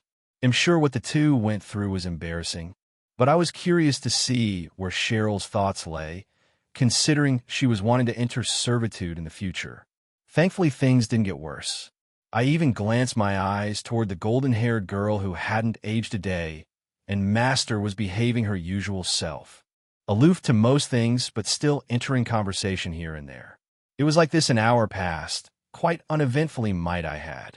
For once, I was able to sit down and enjoy a good heartfelt breakfast with some of the people that I knew. Considering this place as one half of my place to be, the other half being in Liberal. Both the Emperor and the Empress, as well as Princess Alphen, now know my true identity of being a bastard child, but the only one who knew of my truest self was Master, for having known me as a reincarnator. I did have suspicion of Father in knowing the latter too, but I dare not bring it up to him. Not yet anyways. Perhaps not until the matters of immortals getting brought up in the later Cold Steel games. Along with reincarnation, becoming immortal was also a feat, but could only be acquired under certain conditions, such as dying, then undergoing a forbidden rite to tie their soul to a divine night. I have no plans of killing myself in such a way, though. That was definitely not my thing. Apparently, I died once, and I don't want that to happen again. Haha. Still, this cheerful breakfast was just what I needed to help calm wandering thoughts down. My expression was much more relaxed now, which likely contributed to Princess Alphen and Cheryl returning to their usual selves. Princess Alphen even stretched her arms out a bit, seeing a few empty plates in front of her. Even I was curious, wondering where she put all of that food down. Everything was rather delicious. I must give my compliments to the chef, Princess Alphen said, happily clapping her hands together. I say those are some fair words, my dear sister. It is much more enjoyable passing the morning with you all like this. I feel like I am in tip-top shape again. Prince Oliver responded to Princess Alphen with a grin of his own.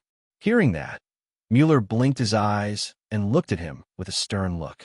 Well, that is all fine and dandy, Your Highness. That stack of papers won't just sit there for show now. Unlike Her Highness, you, might I remind, are currently not on holiday leave. Just act like a grown man for once, and not indulge yourself. Okay, Mueller retorted, seeing Prince Oliver behave like this, causing his body to tense up. You needn't remind me. Mueller, my boy, those stacks of paper that never seem to escape Adios' grasp will see the light of day. Prince Oliver responded, swirling his glass of water around a bit before he sipped some of it down, only to look our way, causing our attention to be drawn to him. Which is unfortunate to say, Your Highness. But as much as I would like to join you on your venture to the Vander Dojo, I fear I have some prior matters to attend to. Surely you've had some experience back at your castle. No? Prince Oliver said, showing a hint of downcast in his eyes. Hearing that caused me to laugh. Haha, well, no doubt do I feel that. Your Highness, I've plenty dabbled in managing affairs back in Grancel Castle. It can be stressful at times, but I do hope it goes smoothly for you. I said, nodding my head at Prince Oliver. Well, it's a shame. You said you were busy too, right, Mother? Princess Alphen said, looking at Empress Priscilla. Afraid so. Both Lord Husband and His Excellency have left for business needs, so I need to remain behind and attend to any palace duties. Thankfully, it's mostly covered by the maids, but it still requires my presence here. And seeing Oliver is going to be stuck doing his work, you'll be with him, right, Sir Vander? Empress Priscilla asked Mueller. Yes, I am afraid I will not be able to show you to our dojo, Your Highness. A bit of bad timing, Mueller said, shaking his head. That's all right, Sir Vander. I will gladly escort the prince and princess to the dojo. His Excellency left such matters in my care for the time being. Please stay by His Highness' side. I will ensure their safety. Also, Kurt, was it? You were set to go with us, unless something has changed, Claire's voice said, who finally decided to speak up and not be a ghost any longer. Yes, I'll be heading to our dojo as I have business with Father. I feel a bit out of place if I were to be in the same party with their highnesses, though, Kurt said, scratching his cheek as he felt a bit out of place. Oh, please, you're coming with us. You're Sir Vander's younger brother, so you're in as much of a position as he is. You may be young like me, but I'm sure Wed feels safer knowing there is still a Vander with us. Right, big brother? Princess Alphen said, looking my way.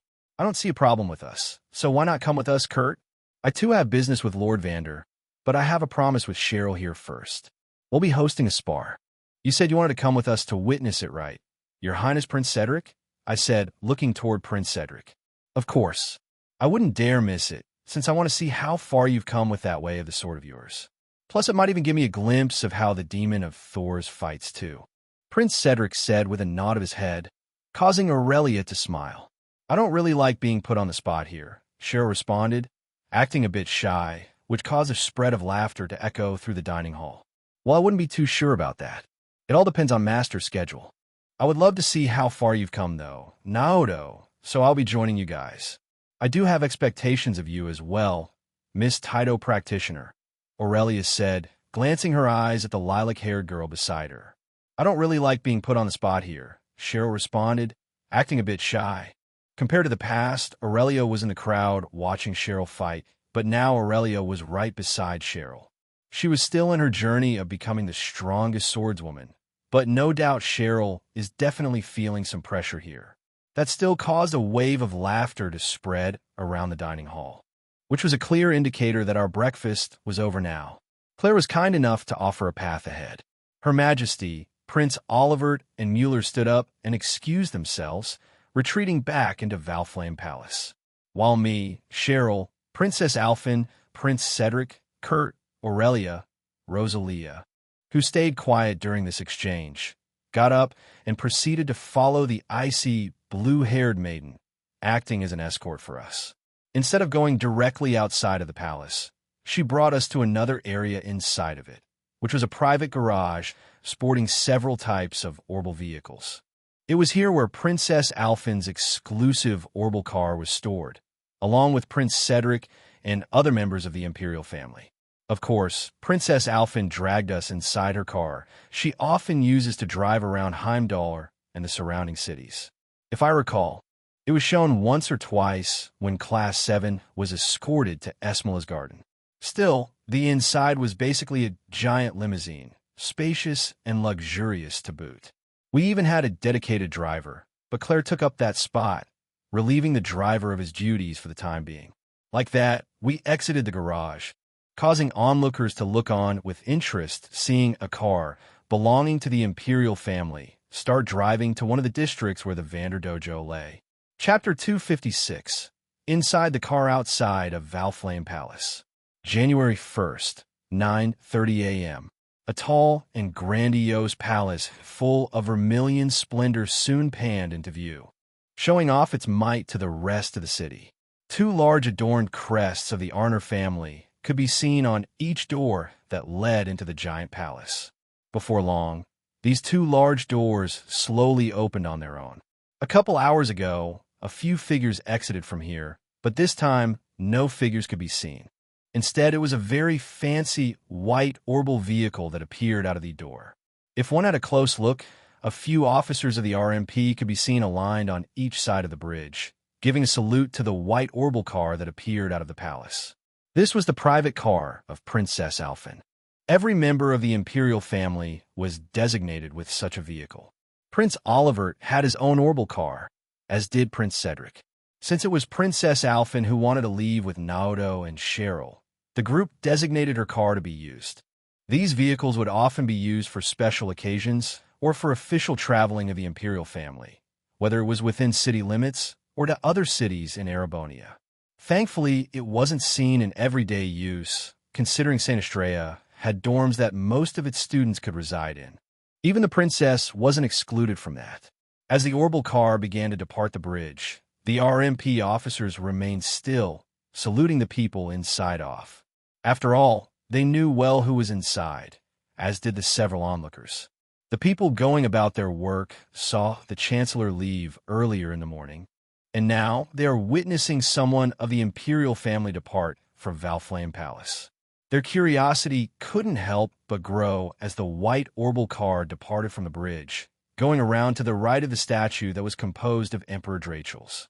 Making its round, the group saw an intricate yet inactive ancient magic circle at the statue's feet. Along with the officers at the bridge, two more officers could be seen standing still, acting as if they were empty air. This particular position would swap out old for new officers at designated shifts to make sure it didn't go unattended. After all, the Chancellor and the Imperial family knew what this magic circle did. And the person to trigger it was currently only a few feet away from this magic circle, but now was not the time. Naoto felt prepared, but to not harm anyone in the process, he would cooperate with the Imperial family, issuing a site-wide evacuation of the whole city. Unless the entirety of the Hexen clan were involved, such a spell could simply not be casted by a mere 2 or 3 rages, even if one was the leader themselves. That would likely require intricate spell casting, weaving magic circles within magic circles. Moving over 550,000 people in one go was not an easy feat, so Naoto opted for Plan B, which would require him getting in contact with his blood-related father again, which the only time he had encountered briefly was in Crossbell during the cult extermination. Minus that, the two went their separate ways after the Red Constellation raided their villa. But a firm time frame was now set in place. and Naoto and his current group would see the infernal castle rise again from its ashes in 2 months' time. A little bird even told Naoto that the Chancellor even hired Zephyr to ensure the evacuation of Heimdall citizens would go on without a hitch. He did have curiosity seeing Rutger meet up with the four girls earlier in the morning, but turns out they had a reason to be in the capital. On top of all of that, Naoto still had his personal invitations out to his designated party that he had requested during the Queen's birthday celebration back in Gransel. According to Cheryl, both Zin and Kilika were now in Heimdall, spending time at the Bracer Guild branch. The Bracer Guild had several branches throughout Erebonia, and had not reached the period to where they would be forced to shut down in the coming year or two. Aurelia was also present with Naoto, so that meant the remaining two were Emma and Kevin. Thankfully, Emma was already present and seemed to be finished with most of her training. She had kept in touch with Naoto this last year, and to his surprise, she was under the care of the Steel Maiden, training alongside her present disciple, if one were to call it, who would eventually come to be known as Duvalai the Swift. But now Emma is currently alongside Phi, and with Rin added in the mix, things were already starting to shape up for the party that will eventually tackle the Vermilion Trials. It had been brought up during the event last night. Naoto did express his disapproval of having Rin participating in the Vermilion Trials alongside him and the rest, but he quickly put it under his feet. Rin was by far not a normal child, considering she was one of the cult victims, and is currently piloting one of the most technologically advanced weaponized systems to date, in the form of what called a Gordias-class mecha. To be honest, Naoto was interested to see if Pater Mater could even partake in the trials. Still, despite her being a young girl who was approaching 9 years of age, firmly put her foot down, stating her desire to join Naoto in the Vermilion Trials. Naoto wasn't cheap and would gladly accept any help he could get after all. He could probably send out more invitations. But the party was already starting to take form rather nicely, so he didn't think he had need to. But if there was one person to reach out to, that would definitely be Ouroboros. No doubt the Infernal Castle was part of Ouroboros' Phantasmal Blaze plan. Even if Naoto is wanting to trigger it early, he bet it would be within distance of bringing someone from there. Perhaps not an Anguis, but another enforcer. Rin was an enforcer herself, but she was still young inside the organization. Right now, Naoto was considering reaching to the Fool or the Blazing Demon, and it will most likely be the latter. With the Vermilion Trials now on the horizon, further looks of anticipation appeared not only in Naoto's eyes, but to that of Aurelia's and Rosalia's as well. No doubt will Rosalia watch the trial happen from afar to make sure it goes without a hitch. And well, knowing that was fun and all, but right now, a rather different story could be seen playing out inside of the Orbital car we were driving in. I couldn't even properly think about the Vermilion Trials as we passed by the inactive magic circle. Inside the fancy car we were in were upholstered seats, mostly black in color, and even a table could be seen off to the side, allowing one to partake in drinks should one desire to do so. But right now it was silent yet again. But it wasn't awkwardness that was present inside the car. Not like breakfast. I could only watch those seated across from me, which were Rosalia, Prince Cedric, and Kurt, with Claire taking the driver's seat. What I was feeling right now wasn't awkwardness, but the sensation of being stared down like daggers shooting into one's back. If one were to look at this situation from a third person's view, it would make sense. Aurelia currently sat on my left, while Princess Alphyn sat on my right. Ever since we reached the garage room inside the palace, the two turned quiet soon after stepping into the car. And going back to the present, they entered a staring contest of sorts. One that would only arise confusion from the likes of Prince Cedric, but if one was in my shoes, they would feel something else entirely. It created a rather tense atmosphere to those who were aware of it. Not in a bad way, though. It seemed that tense-like atmosphere just lasted for another moment or two before I heard Princess Alphyn speak from my right, letting out a sigh, almost acting as if she had been defeated. "All right, it's my loss this time, Lady Aurelia. Next time it'll get you, though," Princess Alphyn said, returning to her happy demeanor. "I knew you'd see it my way. You'll definitely have another chance, Your Highness," Aurelia also responded, cracking her lips into a smile. Hearing these two say this exchange only caused me to look at them. Just what an adios name are you two going on about this time? I couldn't help but ask, having curiosity get the better of me. Princess Alphen turned her head my way. Oh, and here I thought you would have understood our intention, big brother. We were currently deciding who you would like to have rest in one's lap until we arrive at the Vander Dojo. Each district does take a while to traverse, so we have a few moments to enjoy ourselves. Princess Alphen happily responded as she clapped her hands. Pardon, I blurted out, blinking my eyes at the two in surprise. Just go along with it. It has been a couple years since we've met last, so it's only right I do this, Aurelia responded.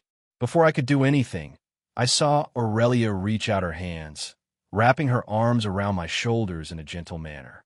My head twisted a bit, and was starting to look up toward the ceiling of the car, only to follow the soft sensation being pressed against my neck and upper shoulders.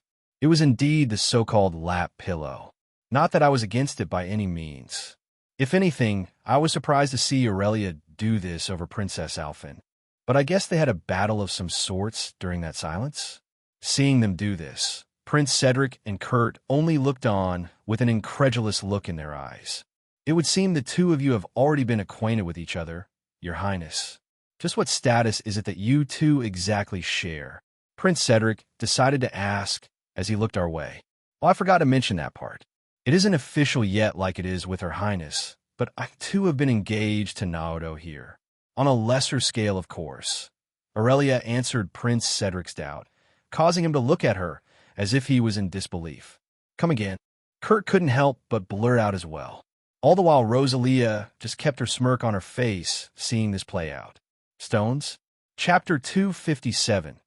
Thunder God, ignoring the onlookers who had looks of interest in their eyes, while a different scene played out inside the fancy white car.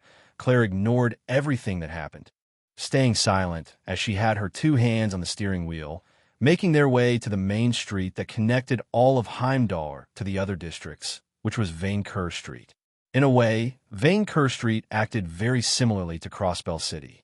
It was the central hub of Erebonia's capital, which brought in many sorts of traditions and cultures, also sporting the Plaza Bifrost. This street also served as the headquarters to the Imperial Chronicle, much like the LNS in Liberal and CNS in Crossbell City. From here, the fancy white car entered the main road of traffic. The escort stopped there, but other drivers kept their pace, making sure to follow the traffic rules set in place, which basically mirrored Naoto's past life. If there was one difference here, though, there were no traffic signs or stoplights in any form or fashion whatsoever. One would think problems arose from this, but traffic was kept in a very fluid motion. Keeping their distance from other cars to avoid a crash, Claire found herself turning left on the main street. As for Naoto, he continued to enjoy the warm feeling Aurelia's legs were providing him, and looked onward outside, with the group either making idle chatter or staying silent. Naoto saw Plaza Bifrost exiting his view, as well as the Loose Sage boutique garment store, Lumiere Orbal Factory, and a local weapon and armor shop. From there, the car found itself arriving in another district as several moments soon passed, marking it 10 a.m. Leica District, 10 a.m., home of the Imperial Museum. Arriving in the Leica District, the white car definitely brought more attention from those going out and about doing their typical lives. Down all the way at the end of this street was a dead end, marking Leica District one of the westmost districts in Heimdall. It was the home of the Imperial Museum, which houses deactivated artifacts that no longer serve any use, making them dead to the Seption Church. It also housed various technological advancements of humans as well, especially after the Orbital Revolution struck. Eventually, even one of the three bells across Bell would find its way here, courtesy of Ouroboros. Reen and the future Class 7 would often pay a visit here, doing quests on behalf of the Imperial Diet. Yet the Imperial Museum wasn't the destination of Naoto's group today and henceforth. The car drove along the main street, making its way about halfway down. Despite it being the westmost district, it did now allow one to traverse outside the large city, as it overhung the other district that eventually connected the port city, Ortis. Once at the museum, it was a dead end for most. as this district overlooked the rest of the west side. It provided a smaller street, which allowed people to walk on it. It still let cars ride through it should one need to. So seeing this white orbital car appear caused a wave of surprise to the locals. During this drive, we drove by one very particular building, letting Aurelia and Princess Alphen chat away.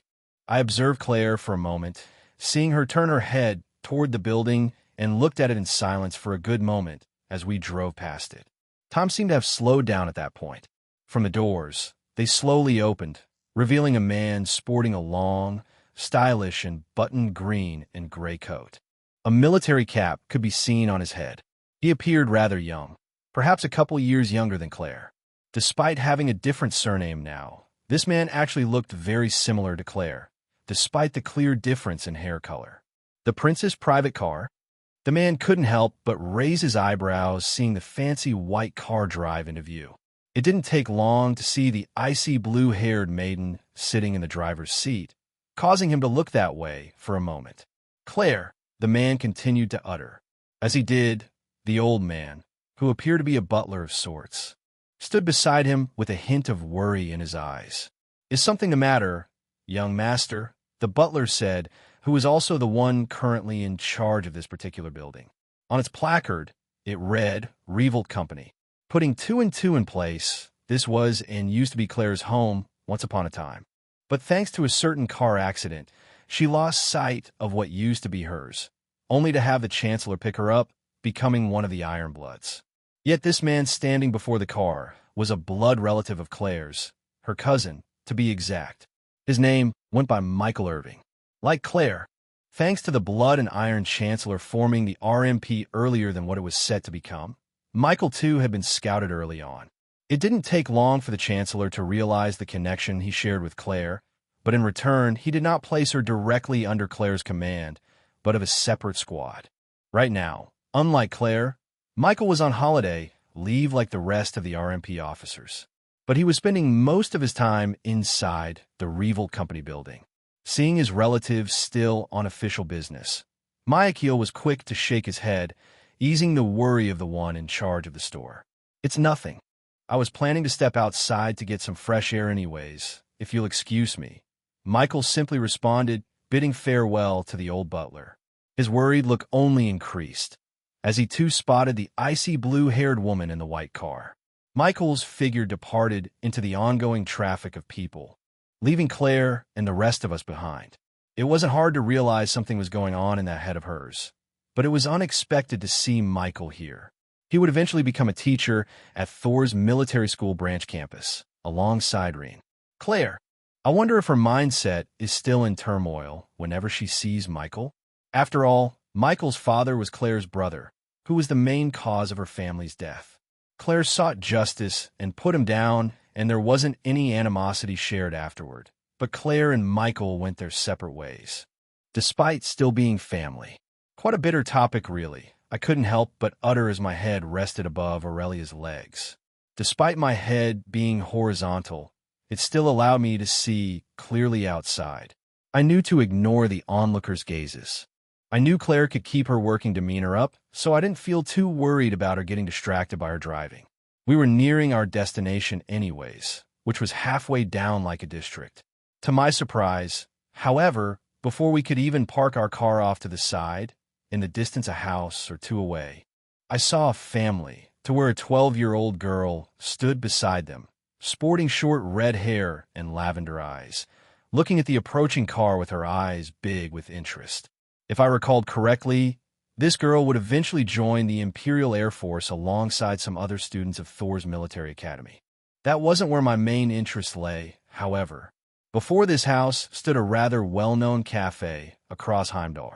Outside on one of their dining tables, I saw 4 very familiar girls currently eating away to their heart's content. And if I had a close look, I saw a black cat and a silvery white fox together with them. Yet my gaze seemed to have been picked up by one of the girls who looked right into the driver's windshield.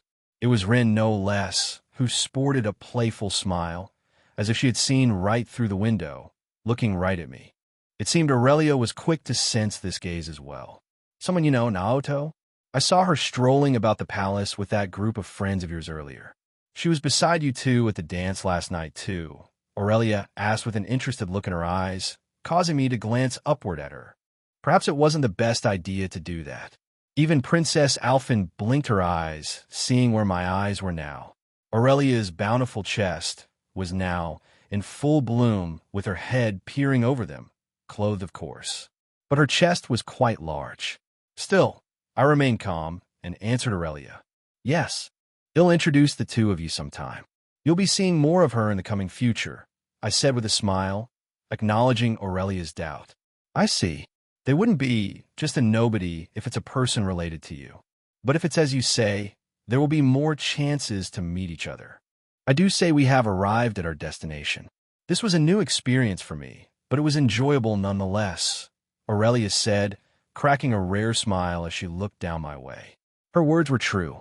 I was very much enjoying the eye candy, as well as feeling the softness of her legs. Aurelia was a top-tier beauty. Anyone would get jealous to know if she was going to enter a relationship with someone. But that signaled it was my time to get up, exiting that soft sensation. Prince Cedric and Kurt still looked our way, still showing disbelief in their eyes. I still don't know what to say. Just how did you entice that demon of Thor's? Prince Cedric said, revealing a small frown. Apparently, it happened way before I expressed my interest, brother. It isn't a lie that it happened, though. Princess Alphen responded, clapping her hands together as I proceeded to sat upward. Hearing Princess Alphen respond with that, Kurt only shook his head, placing his hand on Prince Cedric's shoulder. Perhaps there's just some things we're simply not meant to know, Your Highness, Kurt said, shaking his head. Fair enough. It is as Countess Le Guin has said, Your Highness. Welcome to the Vander Dojo. I am very much looking forward to the spar you're going to have with the Taito practitioner here, Prince Cedric said, looking toward the lilac-haired girl who was sitting calmly beside Princess Alphen. She simply smiled as a kind gesture. Then if you would all please exit the vehicle. As you all have set aside most of the day to spend here in Leica District, I will drive back to the palace. I bid you all a good day, Your Highnesses, Claire's voice said, drawing our attention to the driver's seat. I nodded my head at her. We didn't have to wait on anyone, and the door opened up. Rosalia was the first to step out, followed by Prince Cedric and Kurt. Aurelia stepped out next, following me, Princess Alphen, and finally Cheryl. To the left, Emma's body suddenly tensed up seeing the long, golden-haired girl stepping out of the car, while she was momentarily distracted by Celine sighing. Thankfully, Celine did brief Emma on what had happened moments before and didn't immediately rush out. I also saw Muse with the girls, and she watched on with interest in her eyes. The girls seemed to have entered some more private chatter as we stepped out, proceeding along the side street that led to a giant building in the distance. Standing in front of the large dojo, I saw a towering figure, imposing with a stern look in their eyes. A few Vanderstyle disciples could be seen standing beside him.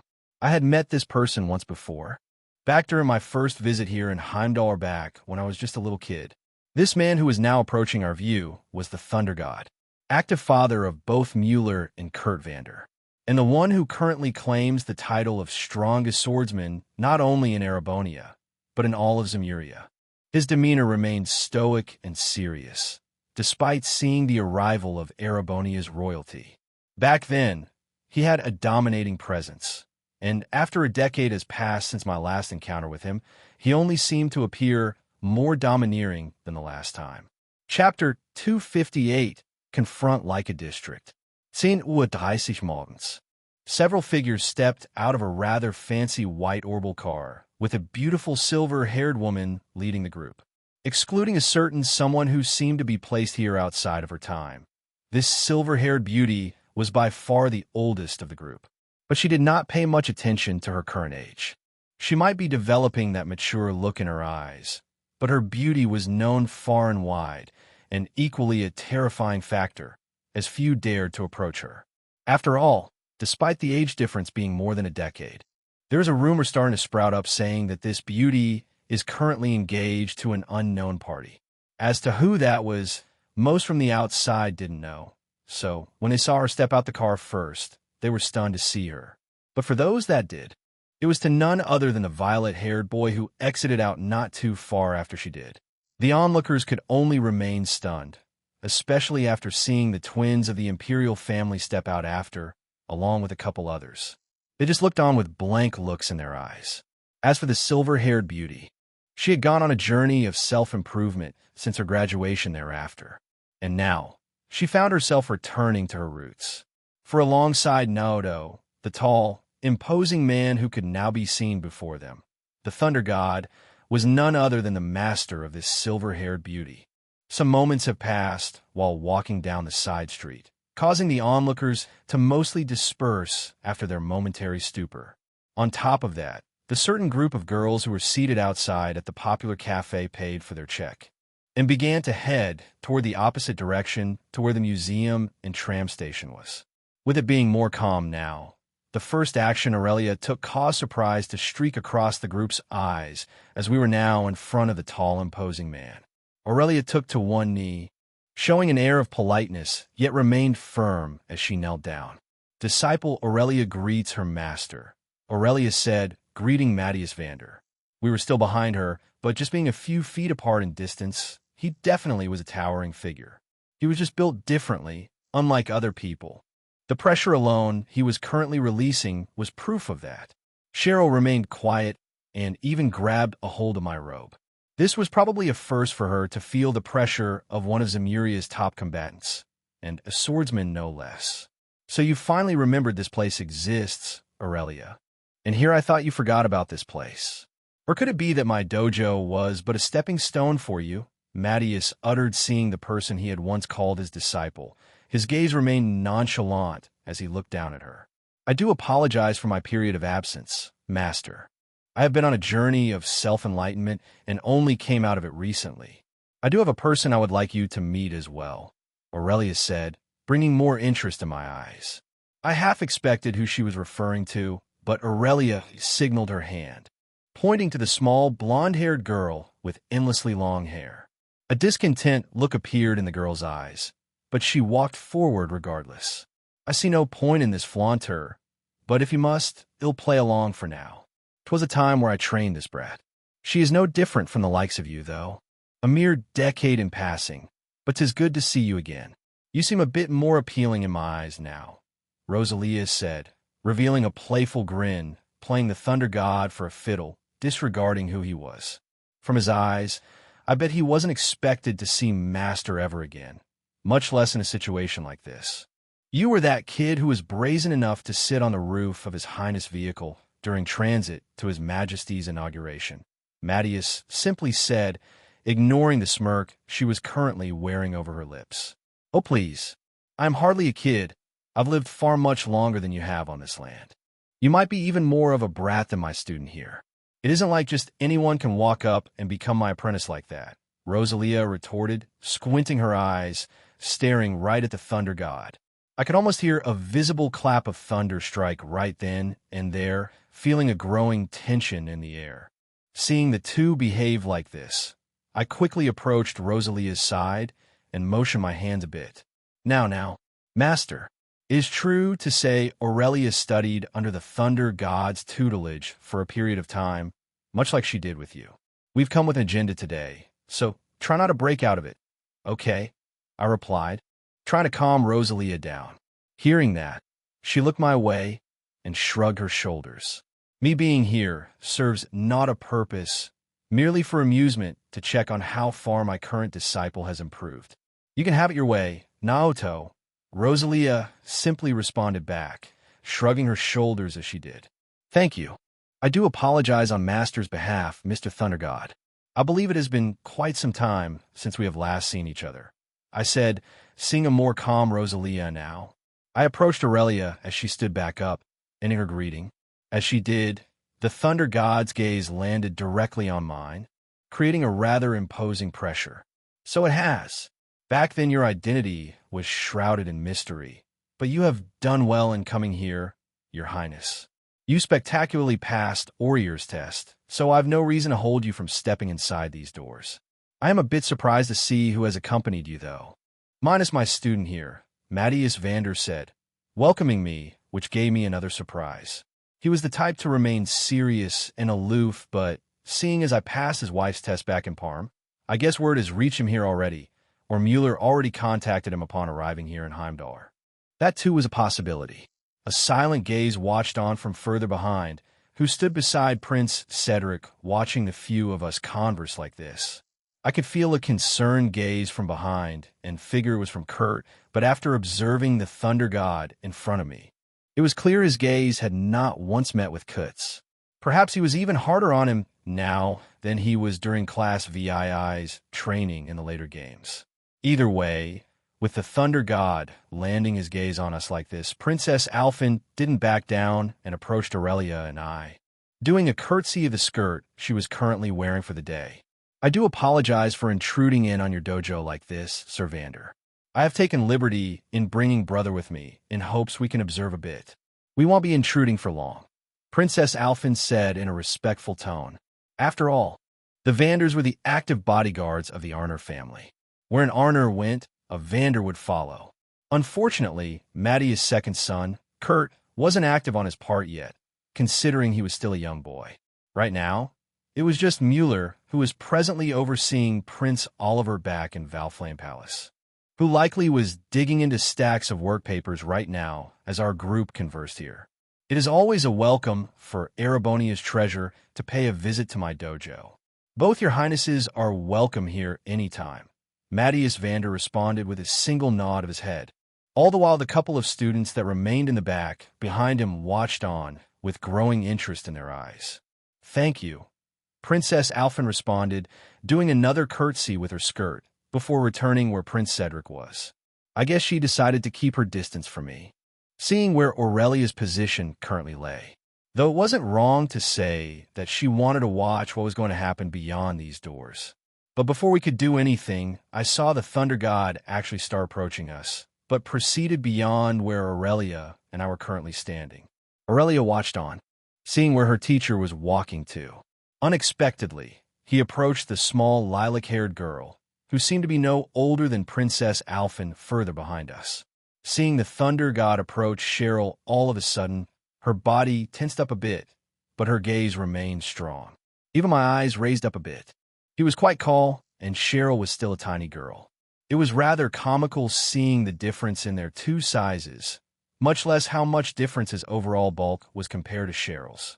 Such a strong force of vitality. Tell me, do you have any interest in learning the way of the sword, young one? Mattias suddenly asked us, causing a wave of surprise to reach across our eyes.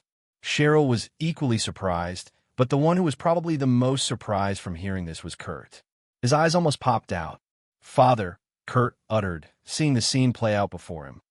Prince Cedric tried to utter a word, but only raised his eyes. He just witnessed one of the strongest beings on the continent suddenly extend their hand out in an attempt to study under their wing. Of course, that would reach big news no matter where it went. It took a moment or two for Cheryl to recover. To my surprise again, Cheryl shook her head, denying the Thunder God. I am sorry, Mr. Thunder God, but I've already found my place. Learning how to use a sword would only be a waste of time for me, Cheryl said, rejecting the Thunder God. He simply gazed on the tiny girl before him again, before turning his body around. Cheryl saw his imposing back, making his stature appear much longer than he did a moment ago. It would seem I was too late, it seems. A steadfast will like yours at a young age isn't easy to achieve, and I will not deter that. As for the rest of you, please come in and let us go over our agenda, Mattias Vander responded, only to cause his figure to vanish shortly after, taking steps back inside the dojo, leaving us behind. I had a look at Cheryl again, and she sensed my gaze. Her eyes locked with mine, and a smile formed on her lips. That was all I needed to know. Her eyes saying learning the Vander style wasn't needed, at least for her.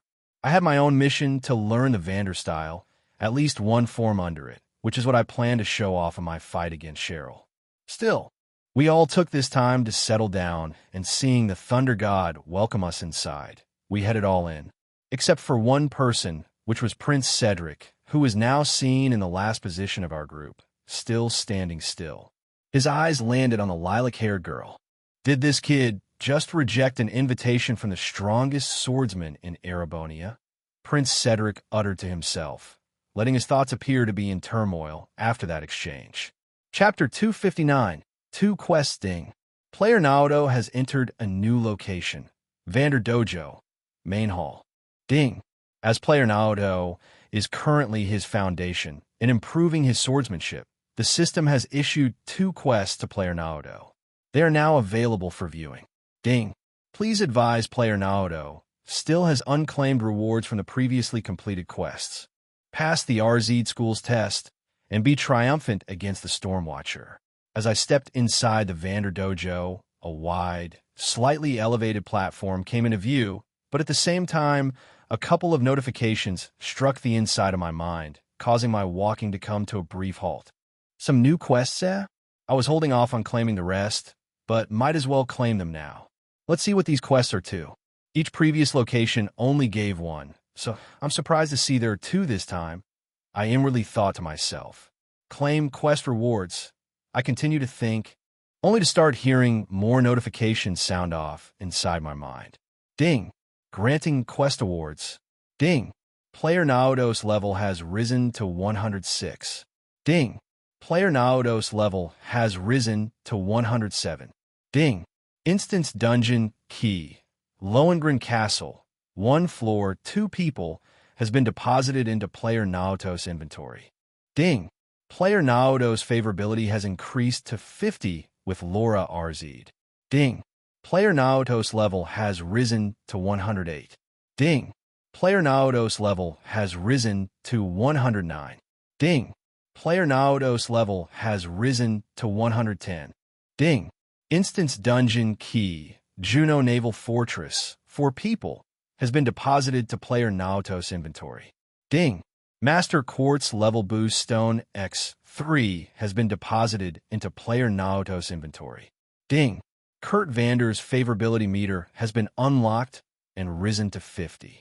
Hearing these notifications sound off inside my mind was music to my ears. As they did, my body began to get wrapped in a yellow glow. This aura was invisible to most if not everyone present, except for me. The only time I would see this glow was when I leveled up. A smile crept over my lips, seeing this yellow aura appear over my body, and a continuous one at that. The last time I'd seen this aura was when I completed that emergency quest on the Rainford's family rooftop. I had hunted some monsters since then, but there wasn't anything to take note of during that practical combat experience. Those mushroom monsters didn't give much overall, but still gave me a good time fighting monsters. But compared to earning experience from monster hunting, it seemed quest rewards was the way to go. Considering completing these 2 quests directly rose my levels even further. Knowing that the present level cap was 250, it did beg the question as to whether I could transcend that, going even further beyond. As for the Vermilion Trials, its recommended level was level 100. But I wasn't going to take any chances with these trials. The better prepared for them, the better. And seeing that I can likely bring a party into it, it will most definitely increase the difficulty.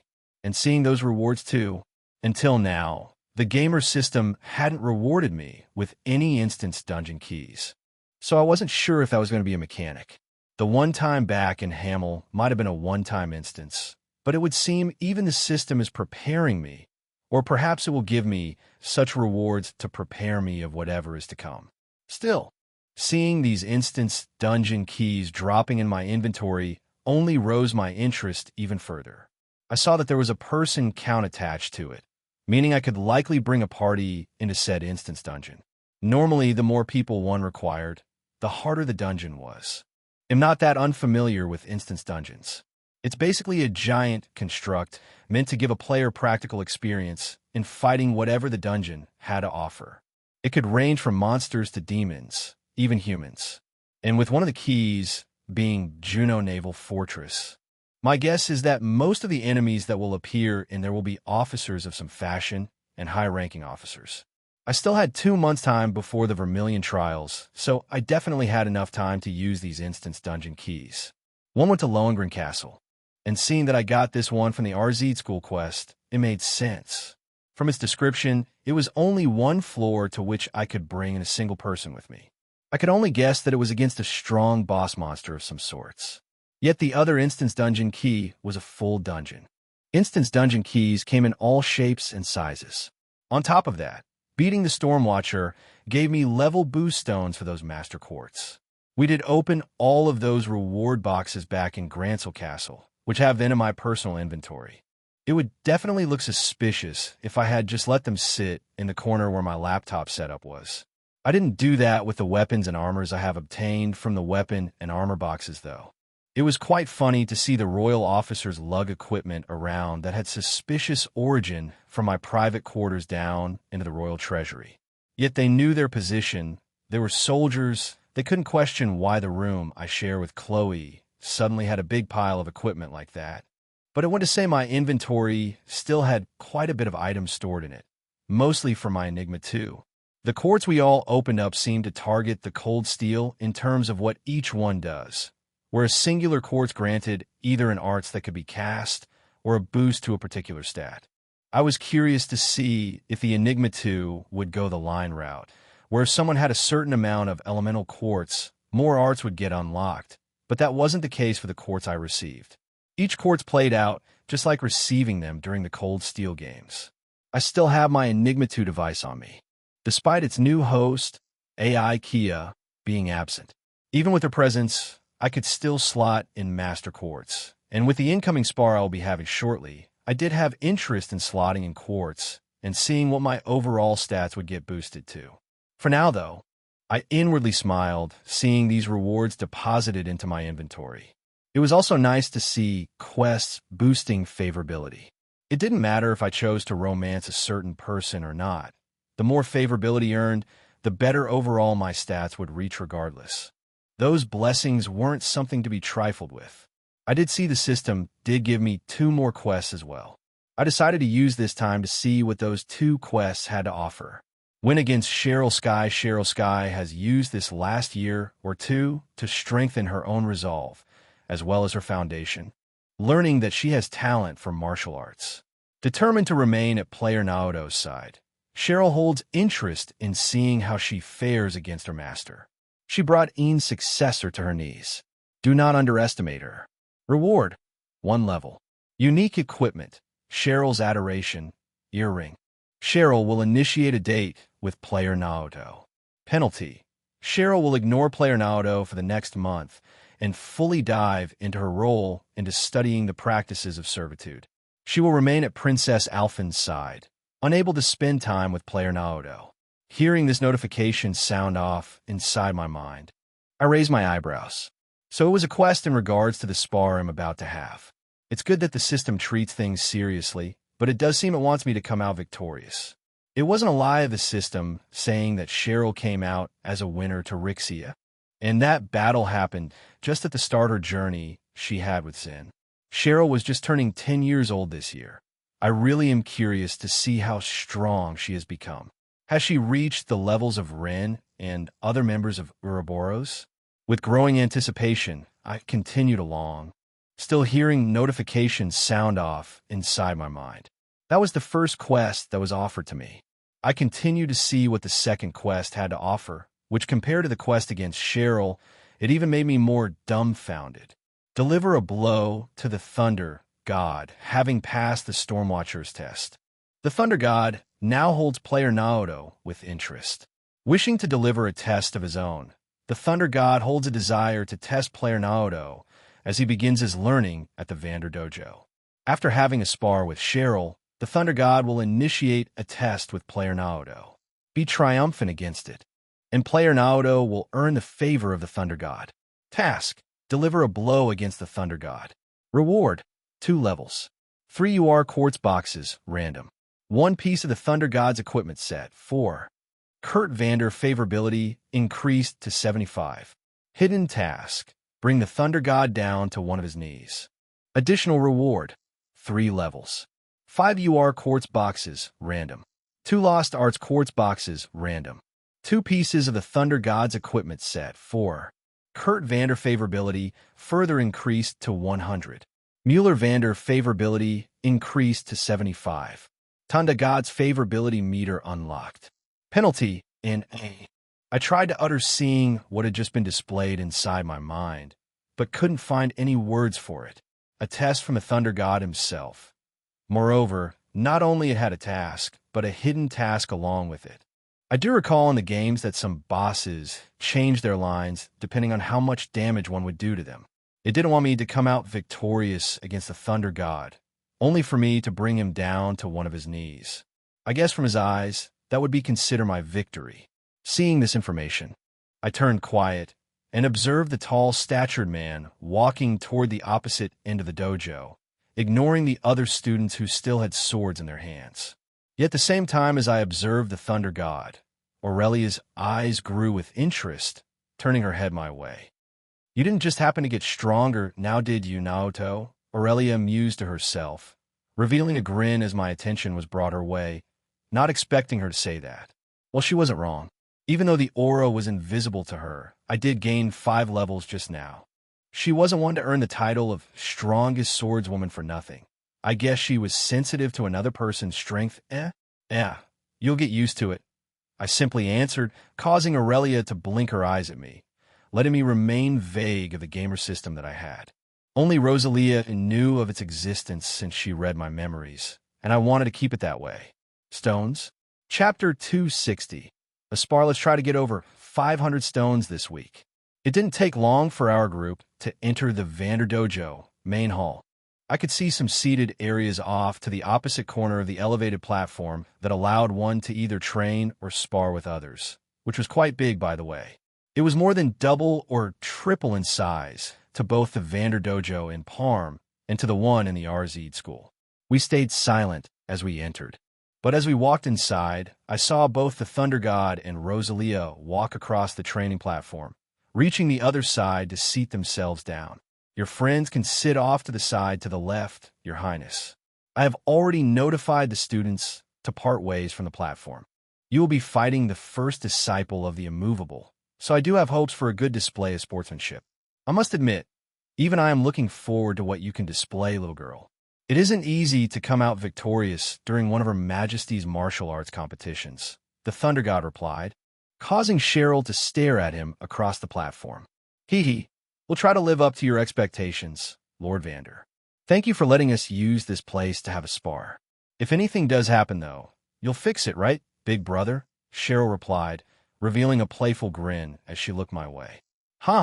Money doesn't grow on trees, but we are intruding, so you'll see what I can do," I retorted, causing Cheryl to roll her eyes. "Good luck, you too," Princess Alphin happily chirped, clapping her hands together before wandering over to the left side, where it was clear more seats could be seen. "Yes, I am quite curious to see how this will turn out," Prince Cedric also uttered to himself as he proceeded alongside Princess Alphin to take a seat. Aurelia and Kurt soon followed them, and the 4 could now be seen seated at a safe distance. I could also see some Vander School students together with them, and it seemed they wanted to see the match as well. As they took the time to sit down, Cheryl and I parted ways from them, only to start walking up onto the training platform. As the two of us did, I saw Sherry glance her eyes my way, appearing having something else to say. Once I heard Cheryl start to speak, my interest started to grow. "Say, big brother, I have a favor to ask of you before we begin," Cheryl suddenly said, drawing my interest. "Sure, just name it," I replied with growing interest. "Would it be possible for you to display those powers you showed back on that resort island together with those Jaegers?" Cheryl asked, showing a serious look in her eyes. Hearing Cheryl suddenly ask that did catch me off guard, causing me to halt my steps. "Are you sure? That power isn't something to be trifled with," I responded with a serious look in my eyes. "Just take it for example in my battle I had against Ace. I must admit, I have been practicing blood magic since my fight with him, but it also went to show the duel I had against Rutger that blood magic is no joke." Still, even after saying that, I saw Cheryl nod her head. Even I don't fully understand what that power of yours can do, big brother, but I want to see if I can stand against it. Plus, even I have something to show you. Not even teacher has seen this yet. After all, it is related to that. You know how we spent our time down in those caves." Cheryl uttered softly, trying to keep a soft voice as if she had whispered into my ears.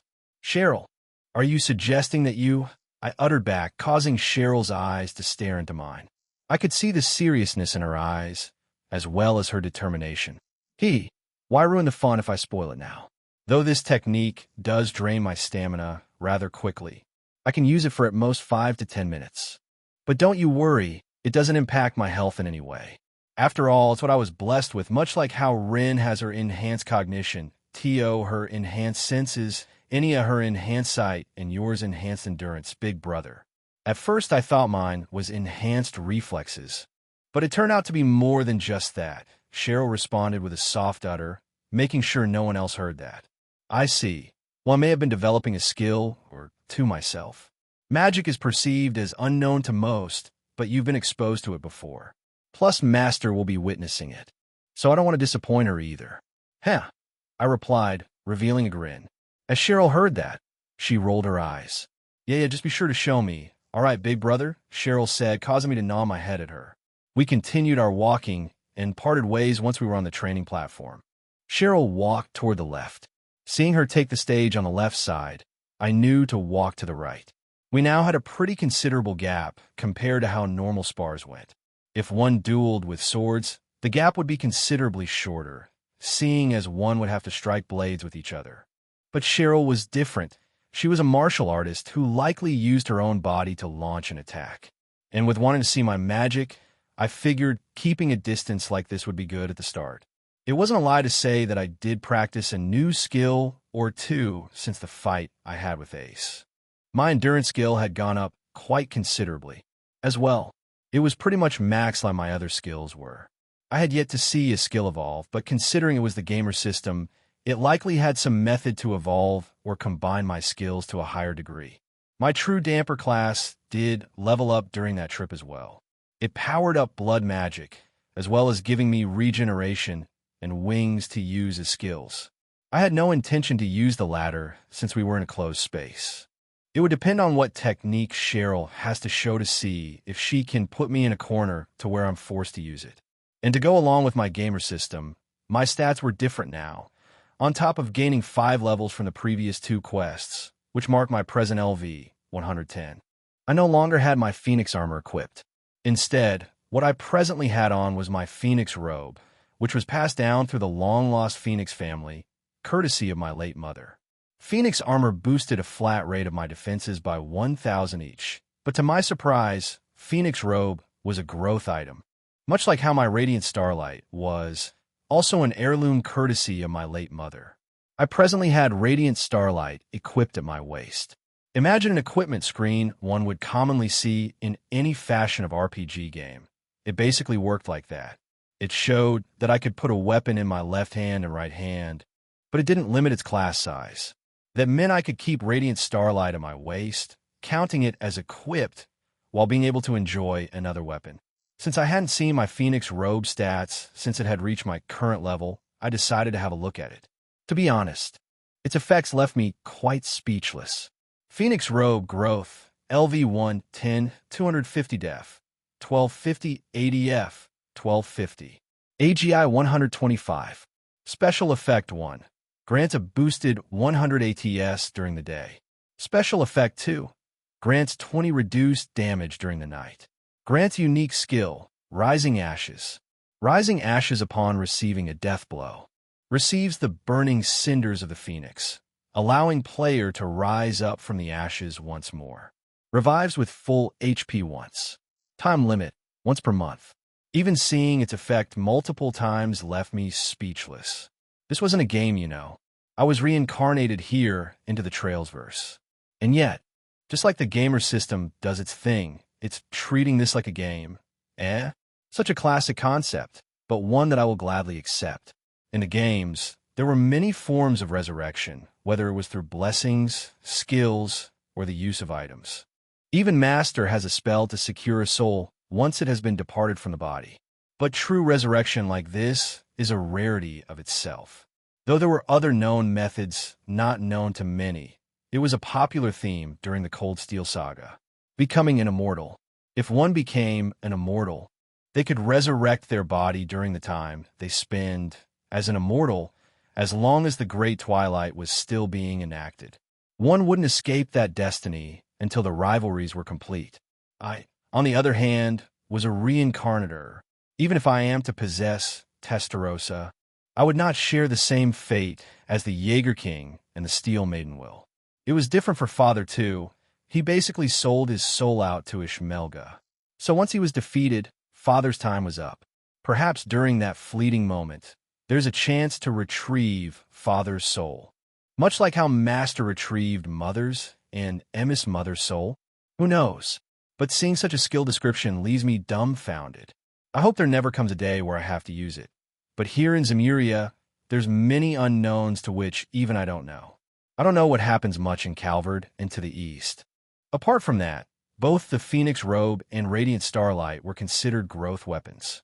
They were basically their own category. And the only other growth weapon I had was the divergent weapon the Grandmaster bestowed on me. Knowing that caused me to grin. But wait, that's wrong, isn't it? Through sheer luck of rolling those boxes back at Grancel Castle, I happened to get lucky. I no longer just have 3 growth items, but 4 now.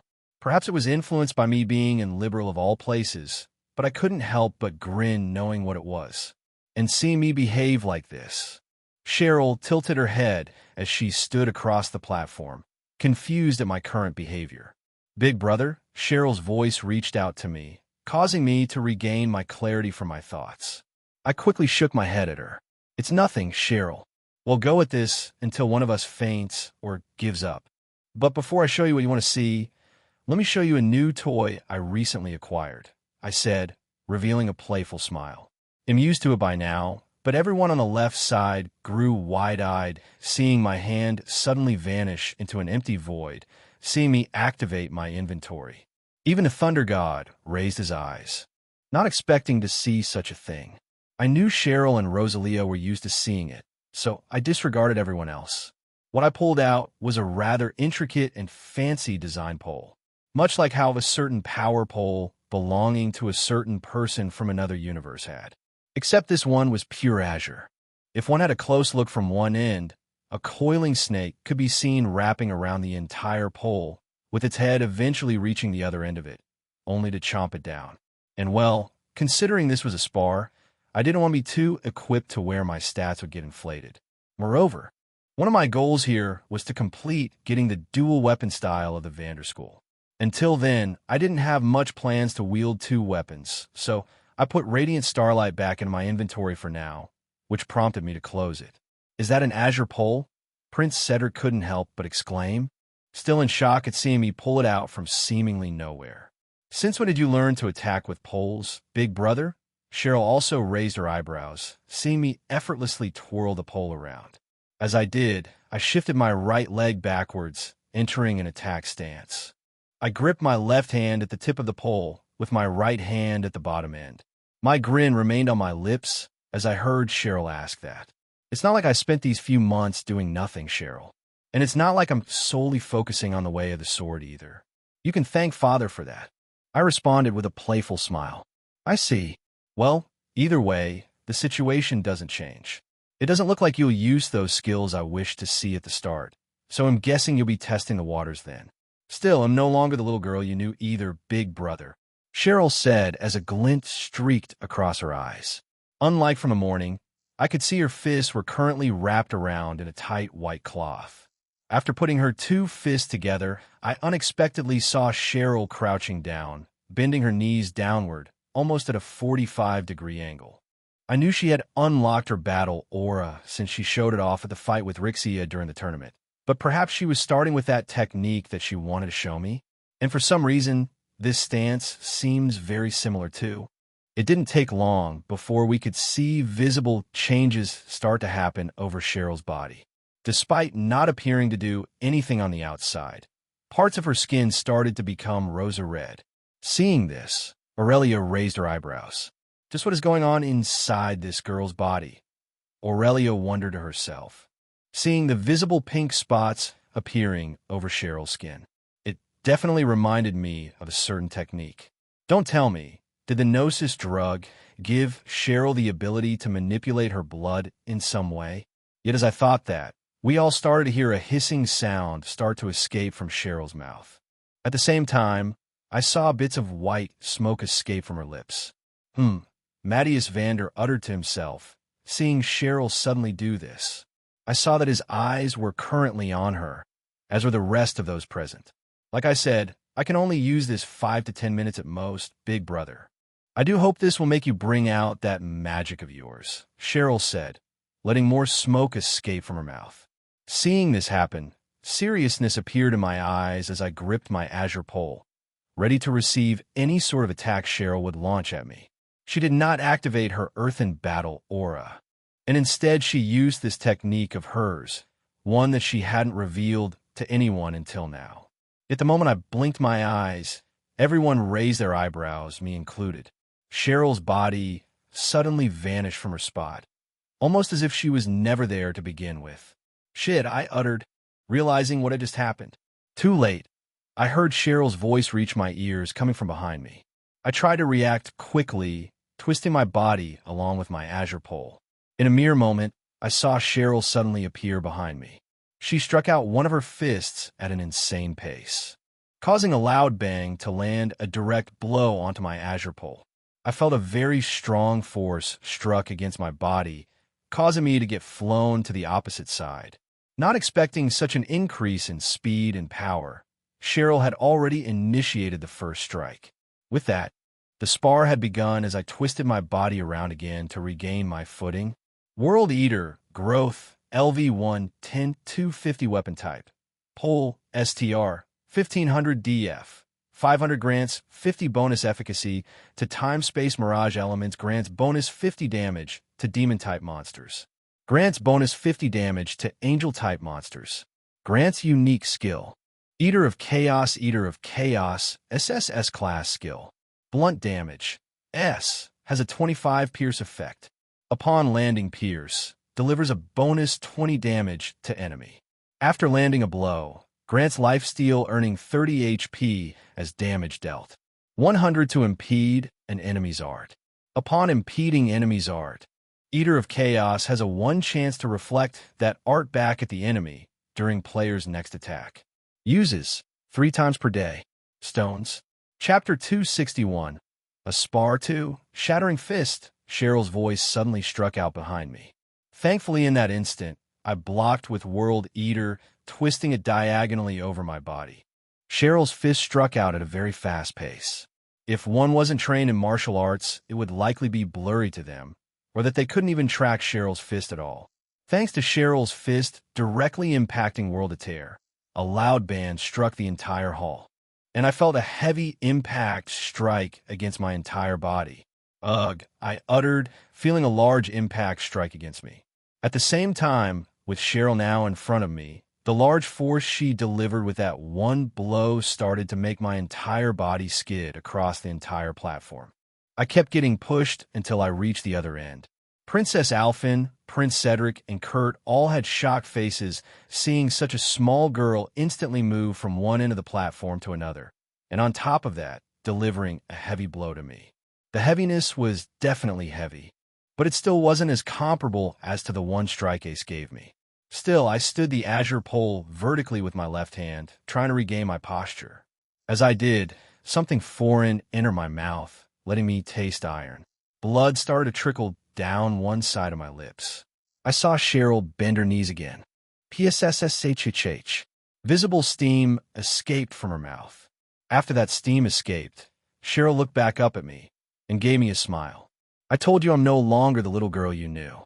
I've grown strong, big brother, Cheryl responded. So I see. You said you wanted to see that power, didn't you? Your resolve is clear, I said, causing Cheryl to stare at me. She saw me close my eyes, but in reality, I was diving into my mind for the gamer system.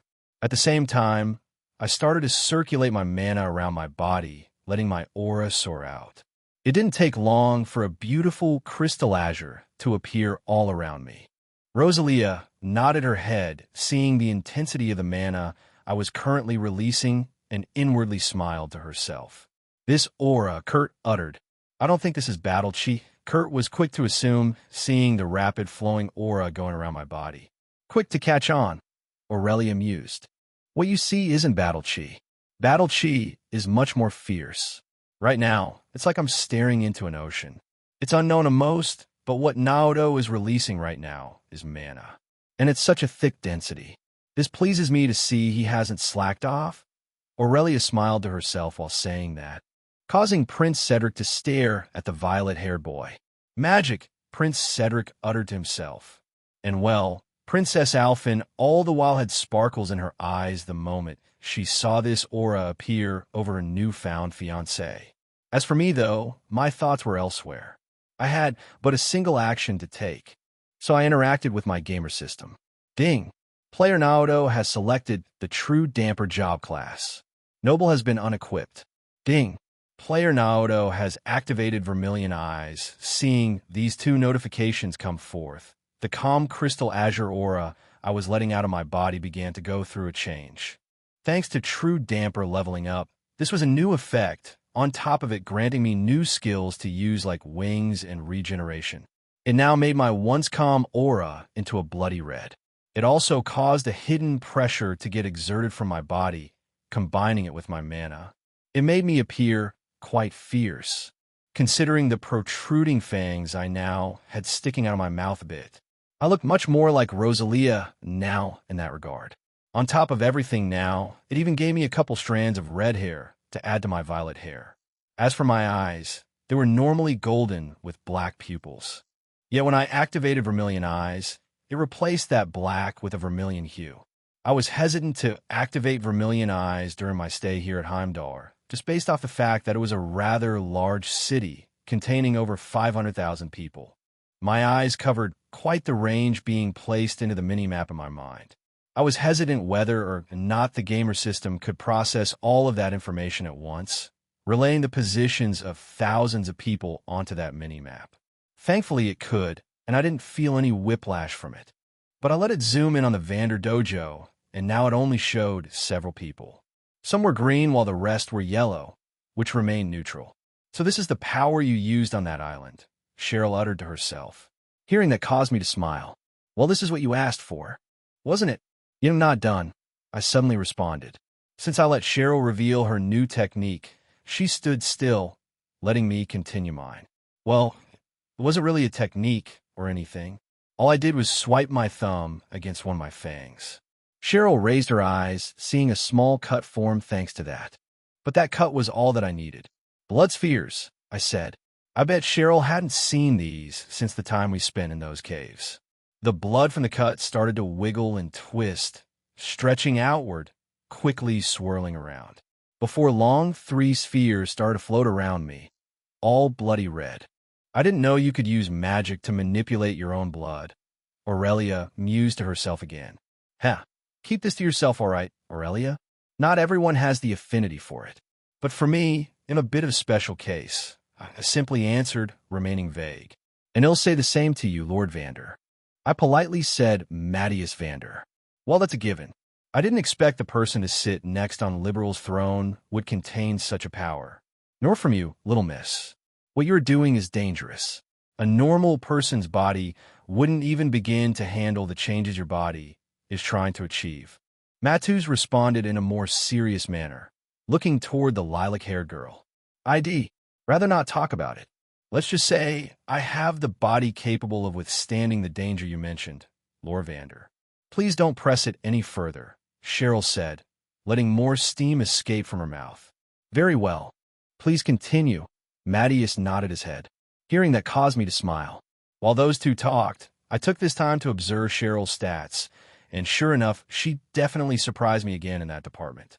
Cheryl Sky, level 100-250, doping, HP, 500,000 STR, 3,000, 1,500 def, 3,000, 1,500 ATS, 2,000, 1,000 ADF, 3,000, 1,500 AGI, 200, 100 special skill.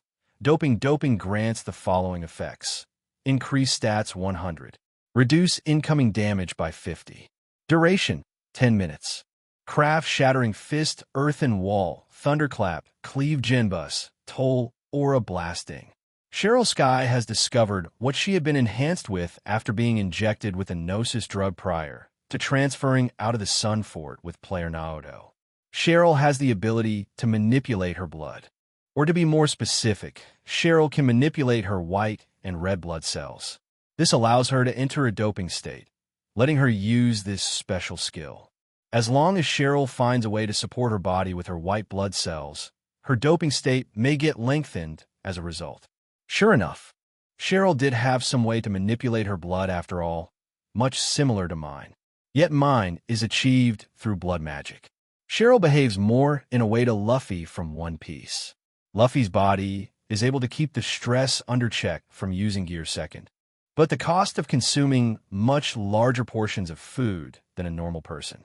In Cheryl's instance, as long as she can keep manipulating her blood cells in a way to support her doping state, it will not cause any stress on her body, aside from severe exhaustion, it seems, considering she can only use this state for a maximum of 10 minutes.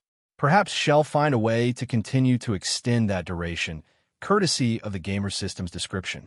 Still, I gotta hand it to her. Not only did Cheryl find out what the Gnosis drug did to her, she even created some crafts of her own, apart from learning one or two from Zen. I'm sure learning Aura Blast was no easy feat either. That is essentially converting one's battle chi into an outward projectile. Essentially the Kamehameha from DBZ, or the Hadouken from Street Fighter. If she tried to activate that while in her doping state, I could only shudder to think of the possibilities. She could become a walking machine gun, for all I know. But that brought happiness to me, seeing Cheryl get this far. So I had to meet her expectations. With my 3 blood spheres swirling around my body, I raised my finger, deciding to chant another spell.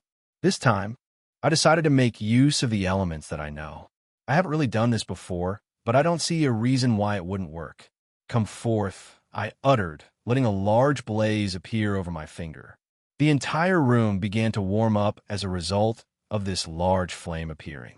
I did a motion in my hand, and the large flame started to engulf the 3 blood spheres. You guessed that right. I just tried to combine 2 elements into one spell, so to say. And the result was, it worked. I could now see my 3 blood spheres engulfed in flames. Go! I signaled with a motion in my hand. The 3 blood spheres swirled around before striking out with a swift speed, streaking fire across the platform. Their target? The lilac-haired girl crouching before me.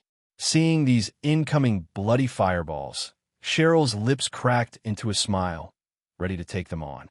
All the while, I still had World Eater in my grasp, thinking of what to do for my next move. Considering the possibilities, I was thinking of casting another spell to enchant World Eater, making it become a magic weapon, at least for a limited time. Chapter 262, Outside of Heimdall. Westgate, West Ostia Highway. You girls be safe out there, all right? Don't venture off the main path. The way to the bus will be to the right. You can't miss it. A RMP officer said, seeing a group of 4 girls wearing St. Estrea's uniforms trying to exit the West Gate. A couple of officers stood at the West Gate of Heimdall. 4 girls wearing the St. Estrea's uniform could be seen standing next to the officers. Yes, while St. Estrea does allow travel outside of Heimdall with the holidays underway, I would advise caution not to wander off too much. It can get dangerous with monsters roaming about. So be careful, okay? The second RMP officer said. He looked toward the tallest girl of the bunch, who was the plum-haired girl wearing her glasses. He figured she was the oldest. Seeing the officer say that to her directly, the girl nodded her head. Well, be careful, officer. Thank you for the warning, the plum-haired girl said, only to follow with the etiquette of schoolgirls of St. Estrea, with a curtsy of her black skirt. The other 3 girls also did a curtsy to the officers and departed from the West Gate, officially entering West Oja Highway. From here was a large highway that connected Heimdall to the rest of western Erebonia. To the immediate right, with the RMP officer's suggestion, was the closest bus stop. Further beyond was the town of Leaves. Departing from the officer's gazes, the group of 4 girls wandered offward to the right, acting as if they were walking toward the bus, but decided to venture off to a secluded area that was still safe. As they walked, they began to converse with each other. Well, you sure did learn the part quickly, big sister, Ren immediately retorted the plum-haired girl. Oh, shush it, Ren. I don't want to cast my magic if I don't need to. Still, these uniforms did rather nicely. Thank you for lending them on short notice, Muse. Emma retorted back at Ren while looking at the green-haired girl of the group, causing her to smile. Oh, please, it was nothing. I must say, though, you two look quite cute in Saint Estrella's uniforms, Emma Phi. Do you have any interest in enrolling? Muse happily answered, clapping her hands as she looked at Emma and Phi. That was right. To avoid any suspicion going outside of Heimdall, and considering they had a schoolgirl of Saint Estrella with them, Ren suggested to the group to disguise themselves as schoolgirls. Well, one of the four immediately refused, but it was a majority vote. And well, what is presently seen is the result of said vote. Phi could now be seen wearing a Saint Estrella's school uniform, walking around in a strange way, struggling as she did. Every so often, she would reach down to the hem of her skirt, frowning. No thanks. Did I really need to wear one of these things, though? I'd rather parade around in my panties than wear a skirt like this. It's too stuffy, Phi said, motioning her hands as if she was still trying to get used to it. Hearing that caused Emma to blink her eyes at Phi. Please don't. There will be no parading here. Emma immediately retorted Phi. Can I at least change back into my shorts? Phi asked, this time showing pleading eyes. Ren couldn't help but giggle seeing Phi react like this. Help yourself, Ren said, tossing Phi's normal outfit back at her. They still had their normal clothes on hand. They had walked quite a ways to obscure themselves from view of the gate, and no longer saw the officers, but they were still distant from the bus. Phi thanked Ren after retrieving her outfit, and quickly dashed toward the nearby trees.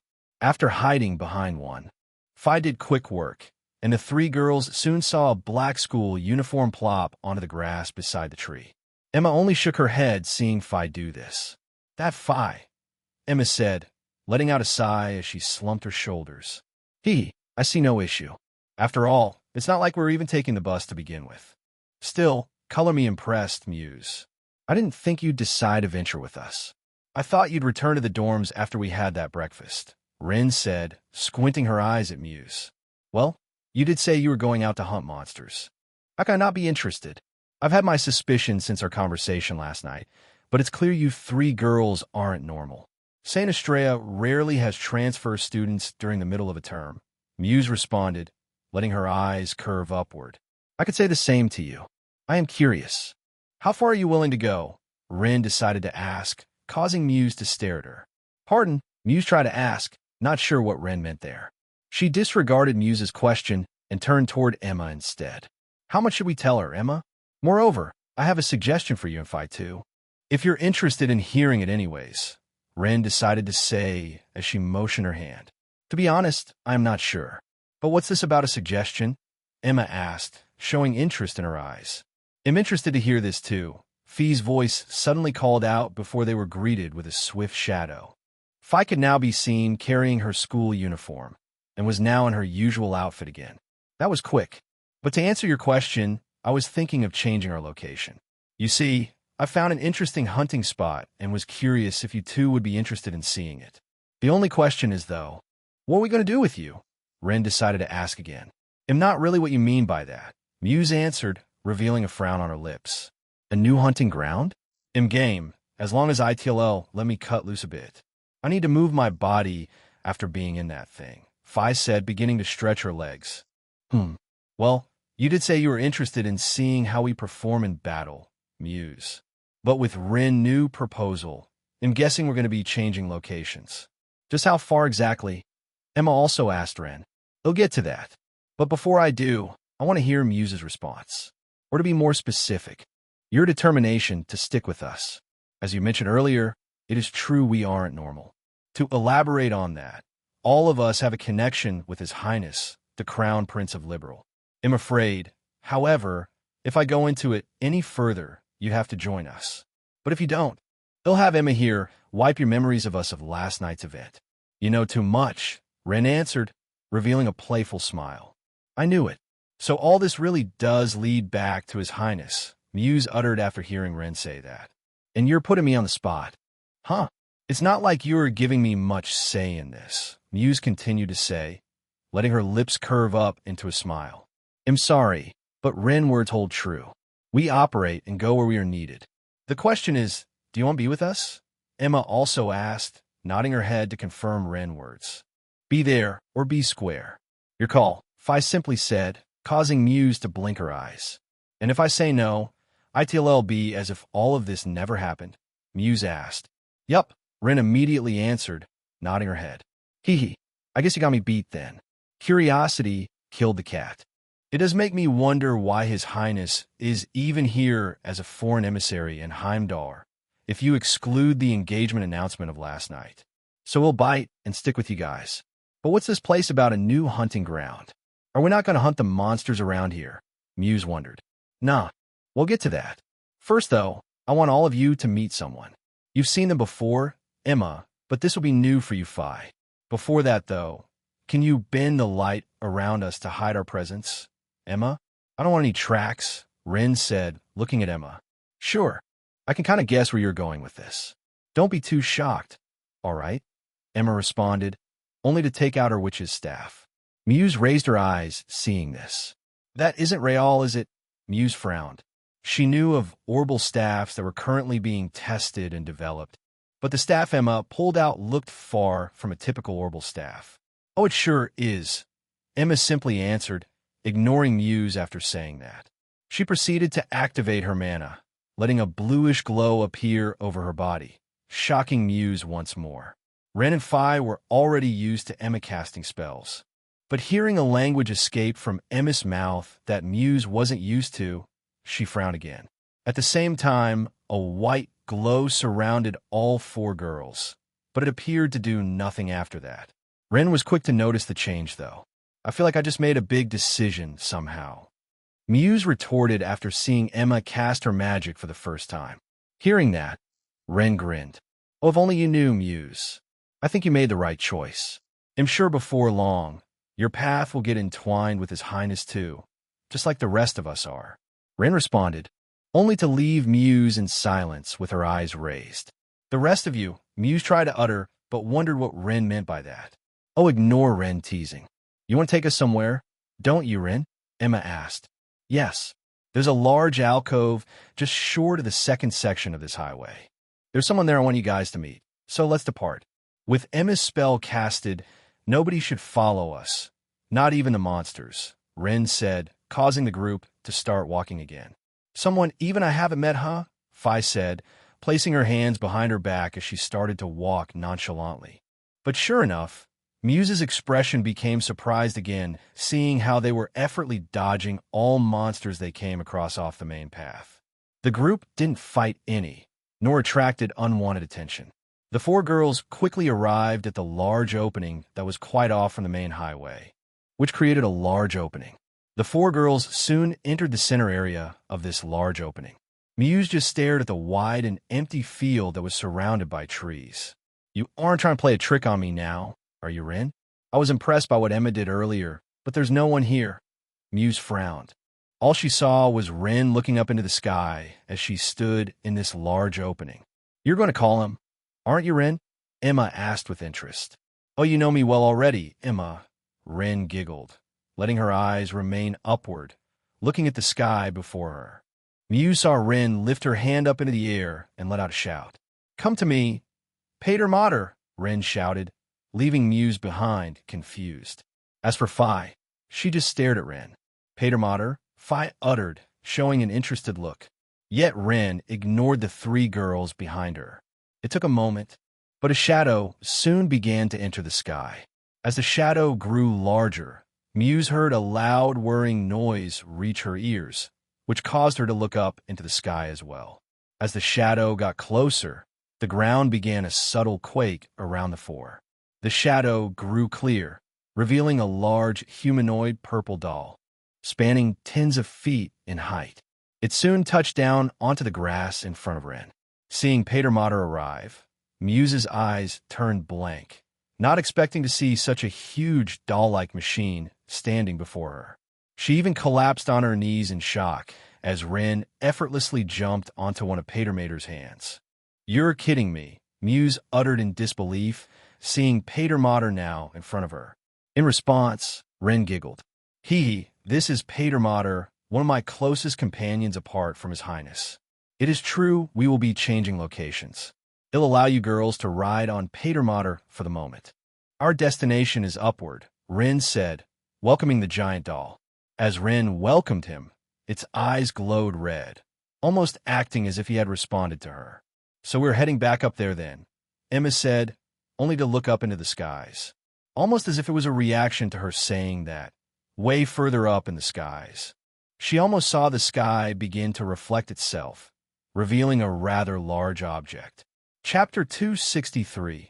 Glory is sorry for putting you through this, Muse, Emma suddenly said, only to enter a crouching motion.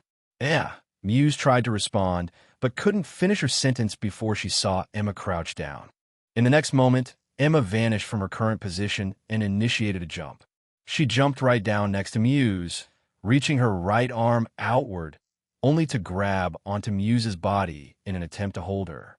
Effortlessly, Muse soon found herself floating in the air, but Emma didn't cast a spell for this. She just did a large jump upward, just like Ren. She made it seem easy, but Muse was surprised seeing a girl a couple years older than her carry a girl and jump this high into the air, landing on an empty hand that wasn't occupied. Seeing Emma go through the motions just like Ren did, occupying Patermater's other hand, Five followed suit and joined where Ren was, leaving the four girls split into two. Patermater's hands were of course large enough to hold them, leaving plenty of space behind. We're really doing this, aren't we? Muse retorted, feeling Patermater's metal frame beneath her feet. She could see the ground was quite far away now. Ren revealed a playful smile, hearing that. Hee, I told you, didn't I? Come, we can't keep the others waiting. I'm not sure if you join them or remain under His Highness' wing, but regardless, we can test your combat aptitude. Or are you going to remain a feeble, noble girl? Ren replied with a giggle as she looked at the green-haired girl, who definitely appeared to be the weakest of the four. Muse had received self-defense training thanks to her noble lineage and received sharpshooting training outside of her studies at St. Estrella, but her combat training wouldn't officially take place until she enrolls at Thor's military branch campus several more years into the future. And that wouldn't happen until Reen became a teacher himself at Thor's. Presently, Muse was still just a 9-year-old girl at this point, though she would soon become 10 years of age next month. Where will that be exactly? Emma said, releasing Muse's hand. As Muse got her bearing, Emma took this time to cast another spell to ease the wind resistance around them. Since Patermater will be flying directly upward, Muse probably wasn't used to feeling such intense wind, so she decided to cast that spell. Muse found it intriguing listening to a language that was foreign to her. ITLL makes sense once we arrive on the deck. Patermater, everyone's secured, so let's go up, Ren said, turning toward Patermater again. His eyes glowed red as if he reacted to Ren command. Muse took the time to look down and saw the thrusters on his back begin to ignite. Just like that, Patermater's frame lifted up off the ground, letting it fly up vertically into the clouds. This is quite spectacular, Muse uttered, seeing them fly through the clouds in the sky. Sure is. Didn't know you had this guy, Ren. Flying isn't all he can do, though, is it? Fi asked, seeing the clouds pass through them. Yet thanks to Emma's spell, they felt nothing as they passed through the clouds. Nope, Patermater is capable of many other things, though I don't think we'll be bringing him to where we will be going. Only as backup in case something goes unexpectedly, Ren said, wondering to herself. In the next moment or two, thanks to Patermater's speed, they soon broke through an opening. It didn't take long for a rather gigantic object floating in the sky to appear into view. Thanks to it being surrounded by clouds, it wasn't visible to the land below them. It was a giant red orbital ship flying standstill in the air. Muse's eyes turned wide, seeing this large aircraft. Seeing Muse react like this, Ren turned around and observed the green-haired girl again. Welcome to the glorious, Muse, Ren said, officially welcoming Muse. As for Muse, she just had a blank stare seeing the gigantic, yet imposing red ship floating still before her. To date in the Trails verse, it was the largest construct that freely floated in the skies. A technological feat in itself. The only other construct that would ever get close to comparison of the Glorious would be the Pentagruel, which would make its debut during the October War in the next couple years. Its length was exactly the same as the Glorious, spanning just a tad over 250 meters. Imagine placing two football fields together and adding an extra third to it. That's how big the Glorious was from helm to helm. It was very similar to modern-day battleships, but much more technologically advanced considering, well, it could fly in the sky on orbital energy alone. That aspect was one of the key beauties of the Trails verse, creating large constructs like this that would otherwise be impossible back in Naoto's previous life. Adding mechanical dolls to the mix was just the icing on the cake. I haven't been back on here in a good minute. Not since you dropped me off with Dad from the island. Glad to see this ship hasn't changed. Didn't expect to see it right outside of Heimdall, though, Fi said, put her hands behind her head, enjoying the scene before her. I'm honestly surprised, too. What has Ouroboros been up to lately? I do wonder if teacher is on board, too. I still need to thank her for delivering that training. Emma said, also looking at the Glorious. Teacher, Rin uttered, confused by what Emma said there, but quickly realized shortly after. All right, I almost forgot the steel maiden took you under her wing. It makes me wonder how you fare against other starter now. I heard you could keep up the pace with Duvalai, the Steel Maiden's latest recruit. Ren responded with a smile. Hearing that caused Emma to scratch her cheek. Oh, you needn't compare me to those three. I am grateful that I could be at Duvali's side during the training we had this last year, but I'm still far in terms of the strength they wield, Emma responded. Don't sell yourself short, Emma. It's not like the Steel Maiden acknowledges just anyone, Ren tried to say, backing up Emma in terms of her strength.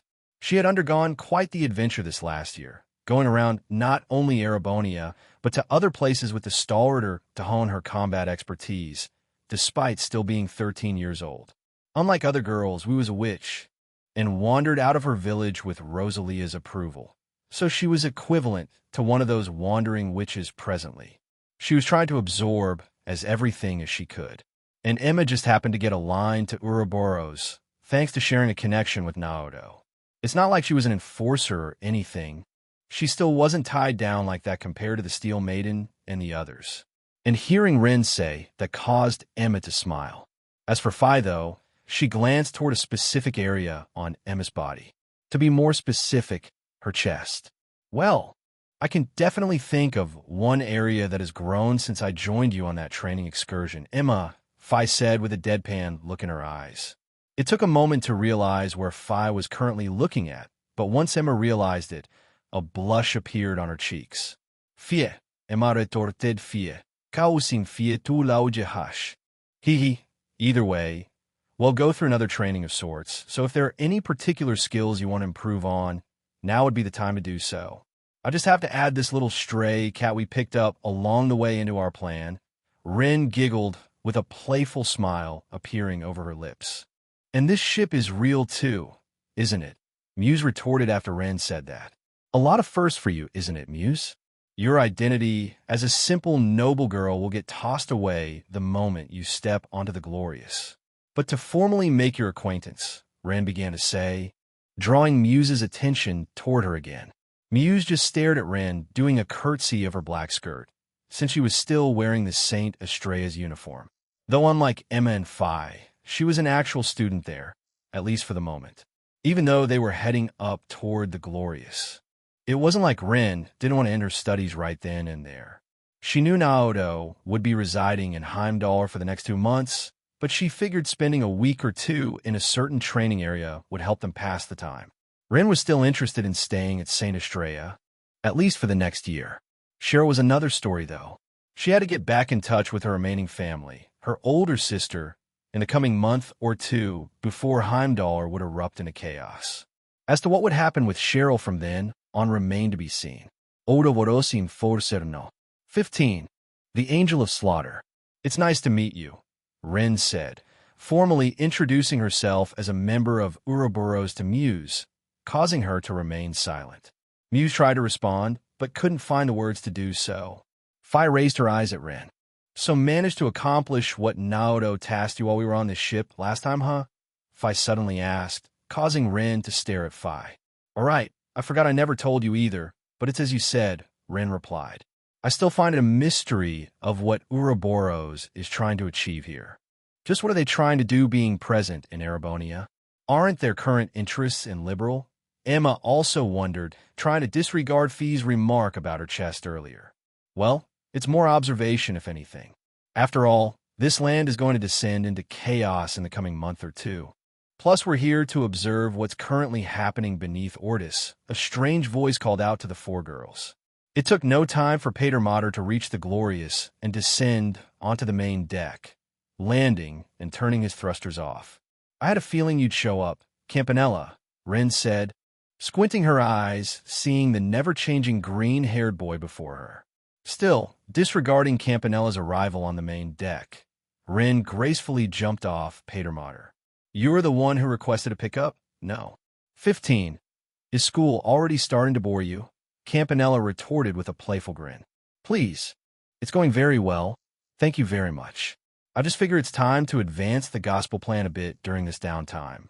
Big brother Loey reported in, didn't he? Rin said, rolling her eyes at the green-haired boy. Ha, that he did. Thanks to you guys unlocking the first gate. It definitely did pinpoint the direction of the primal ground. It wasn't until Lawrence's latest report from that idiot colonel that this information was confirmed.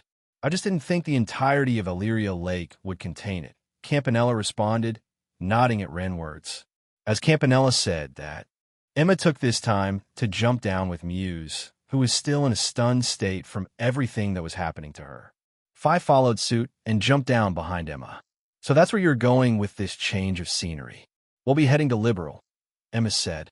Well, it's going to be a scouting party, if anything, Ren answered Emma with a motion of her hand.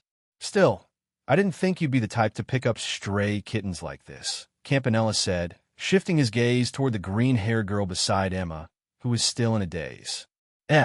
She said she wanted to get into His Highness circle, so I figured I could test her aptitude. After all, I don't think there isn't a single person who is acquainted with him who doesn't know how to fight, Ren replied with a playful smile of her own. That does actually prove a point there. Such an unexpected connection. Campanella mused after hearing Ren say that. Emma also grew interested in hearing her say that too, and after thinking for a moment, even Emma reached the same conclusion. Whether it was here in Erebonia or back in Liberal, the people Naoto had formed connections with all knew how to fight in one way or another. If there was one exception to this, it would be Naoto's new fiancée, Princess Alphen. Though not directly, she was in a battlefield of her own for having the title of Crown Princess and having to constantly deal with other nobles. Anyways, are the rest who were assigned to the other towers going to join us? Campanella? Ren asked. Nah, most went to join the Azure Abyss to see the results of what's happening beneath Ortis. As for the direwolf, though, it seems he's staying in Heimdall for the time being. Said it was a contingency plan or something. I couldn't care less. You came at a good time to go scout out that primal ground. Thanks to the lack of enforcers, I decided to bring in a personnel change, if you will. Campanella hee. I heard you had interest in going on another training spree, Ren. So I decided to join in. I haven't seen the rest of you in a while. A woman's voice called out to the group, only to have a shadowy blur drop down beside Campanella. It was a bluish indigo-haired woman with a rather big bust. Emma's chest was still growing, but this girl's bust was still larger than Emma's. But her eyes softened seeing the group of girls arrive on the Glorious. As for Ren, her eyes lit up as she entered a dash and gave a hug to the woman who arrived. Compared to the young girls before her, this woman appeared to be around 18 years old now. She was 4 years older than Naoto at this point. It is you, Enya. It really has been a good minute, hasn't it? I heard a report of you returning to your duties here, but didn't you stay by Her Highness' side back in Grancel for a while?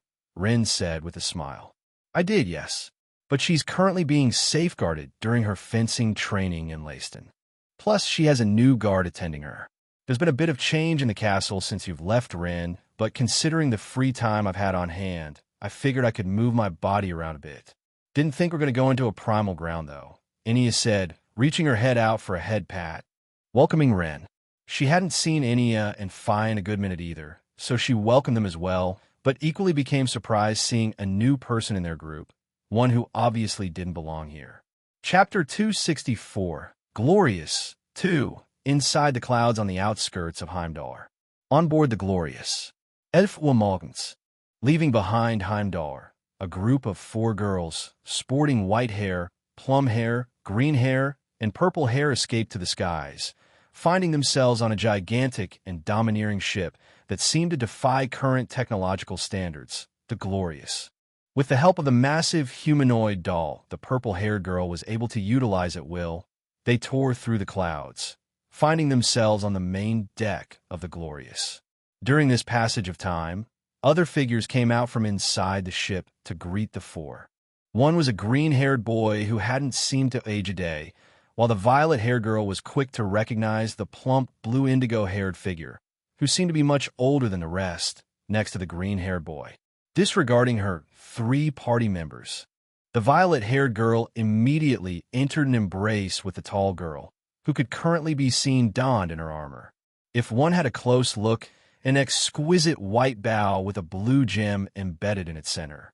It was a rarity to see archery in this day and time when orbal energy was thriving. This figure almost acted as if she came right out of the Middle Ages.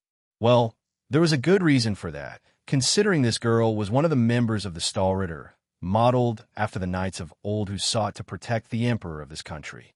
Getting tackled by the violet-haired girl. Her breasts jiggled for a moment before the blue indigo-haired girl responded, patting the violet-haired girl's head. "It really is nice to see you again, Enya," Ren said, putting a smile to her lips as she enjoyed the warmth of the girl before her. "Likewise, Ren. I heard you spent some time with the other enforcers before finding yourself here in Heimdall. I didn't take you to be a schoolgirl," Enya responded, patting Ren's head for a moment. Hearing that, Ren parted from her hug and did a twirl of her skirt. Unlike the plum-haired girl and white-haired girl who were dressed in their usual clothes, Ren was currently wearing a black one-piece skirt that was the standard uniform of the all-girls school, St. Estrella.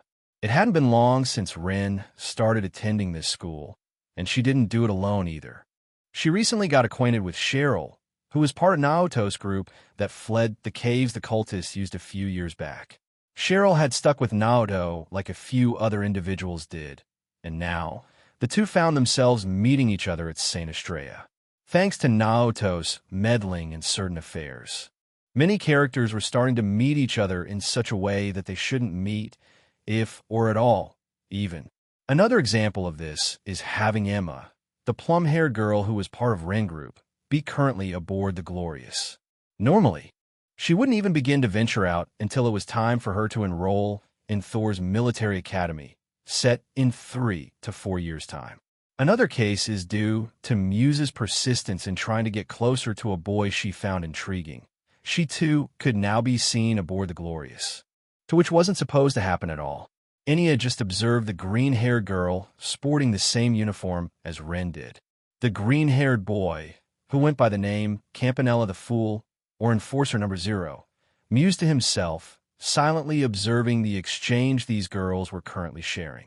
It didn't take long for the green-haired girl to step forward, approaching Ren's side after Ren got reacquainted with Enya. "Let me guess, this beautiful girl is someone His Highness knows too?" Muse questioned. She found Enya quite breathtaking. She wasn't anything like her early years hidden behind a cloak, only to slit people's throats as a trained assassin. She grew out of that shell and properly serves Naoto alongside the person she respects, Arianrod, who was one of the leaders aboard the Glorious. They were known as the Anguis. "Hee, you seem to keep making weird acquaintances, Ren," Enya said, cracking a smile, seeing the green-haired girl before her. "Sure is. Enya here acts as His Highness' shadow, and so do I in a way. Like I mentioned before, Muse, your worldview will get shattered if you stay on here.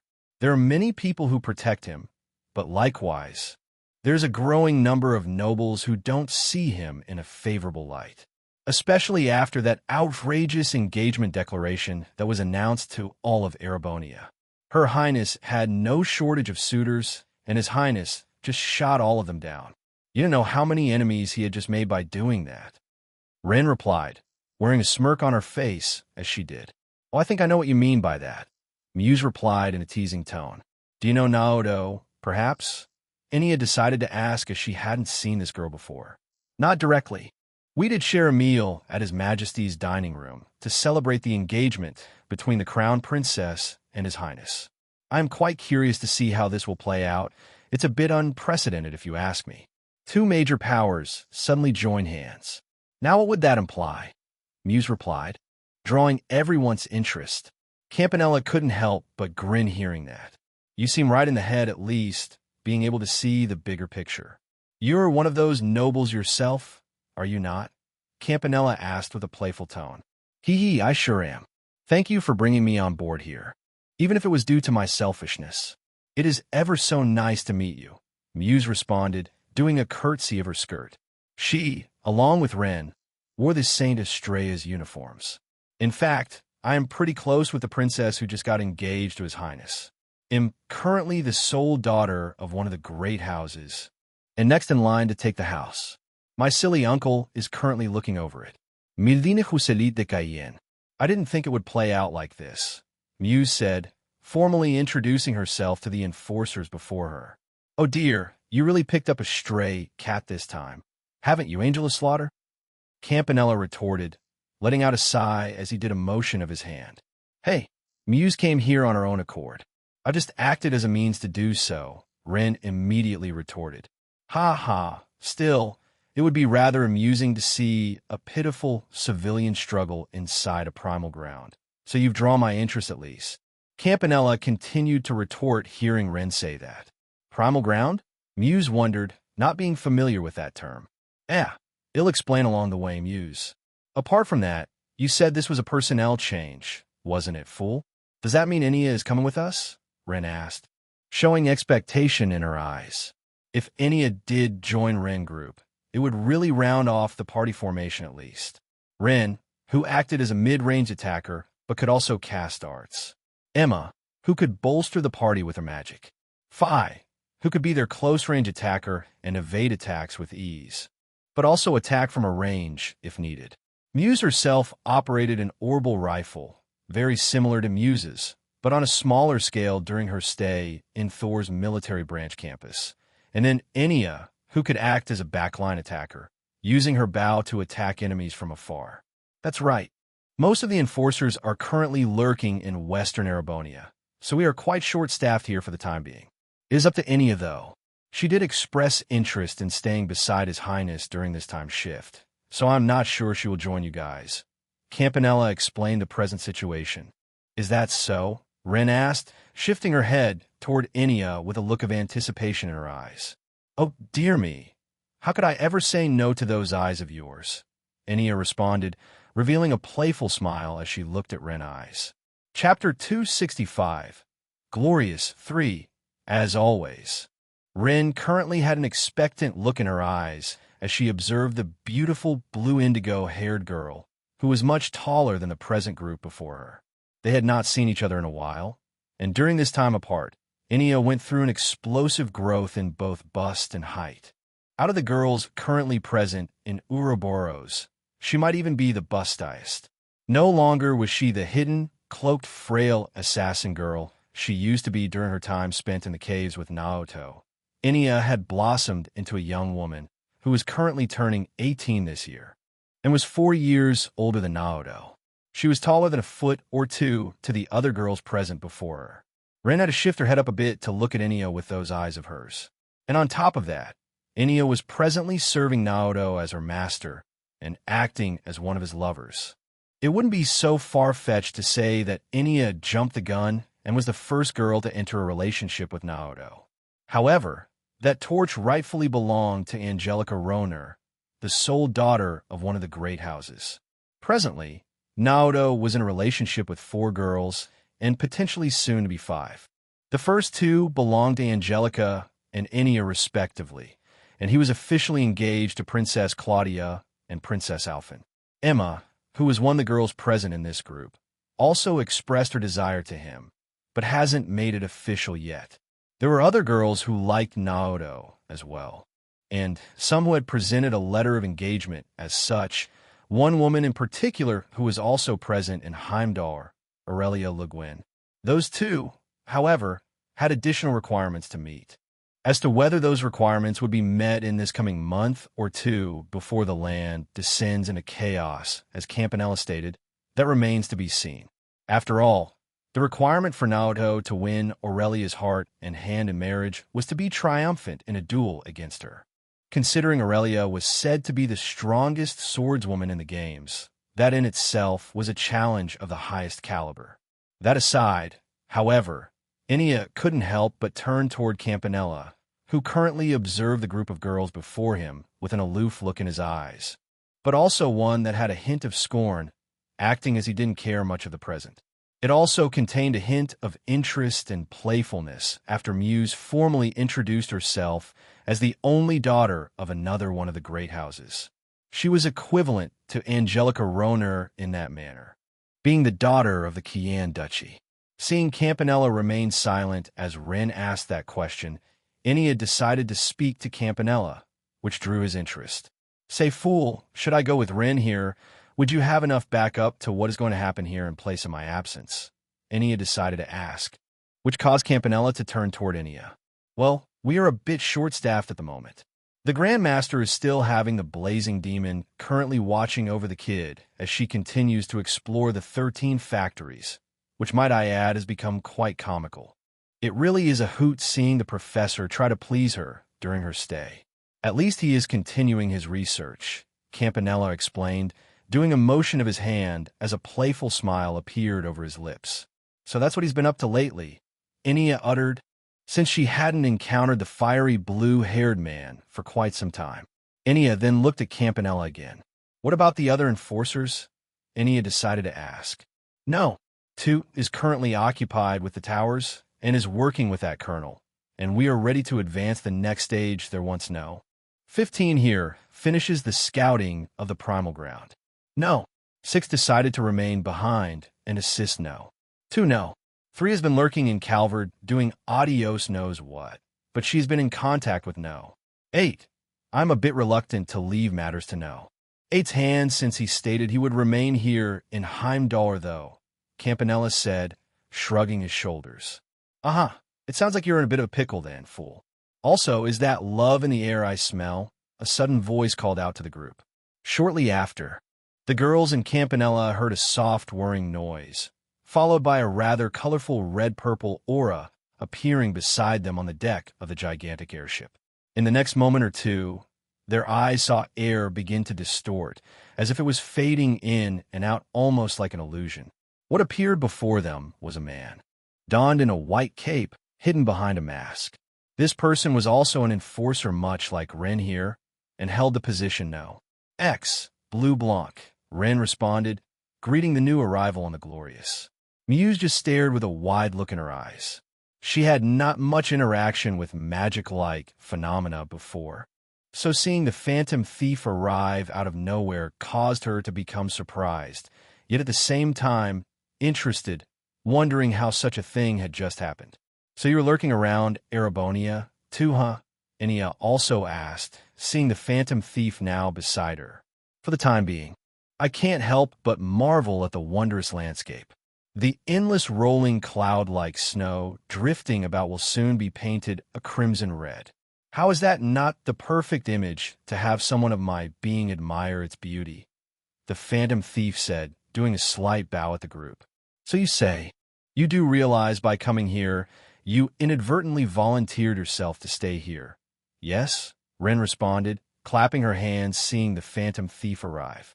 "That is the plan, yes. I've some spare time on my hands as of late. Rotting away in a jail cell is simply boring. I feel there is a better use of my time." The Phantom Thief responded, shrugging his shoulders to Ren words. "I couldn't care less where you were.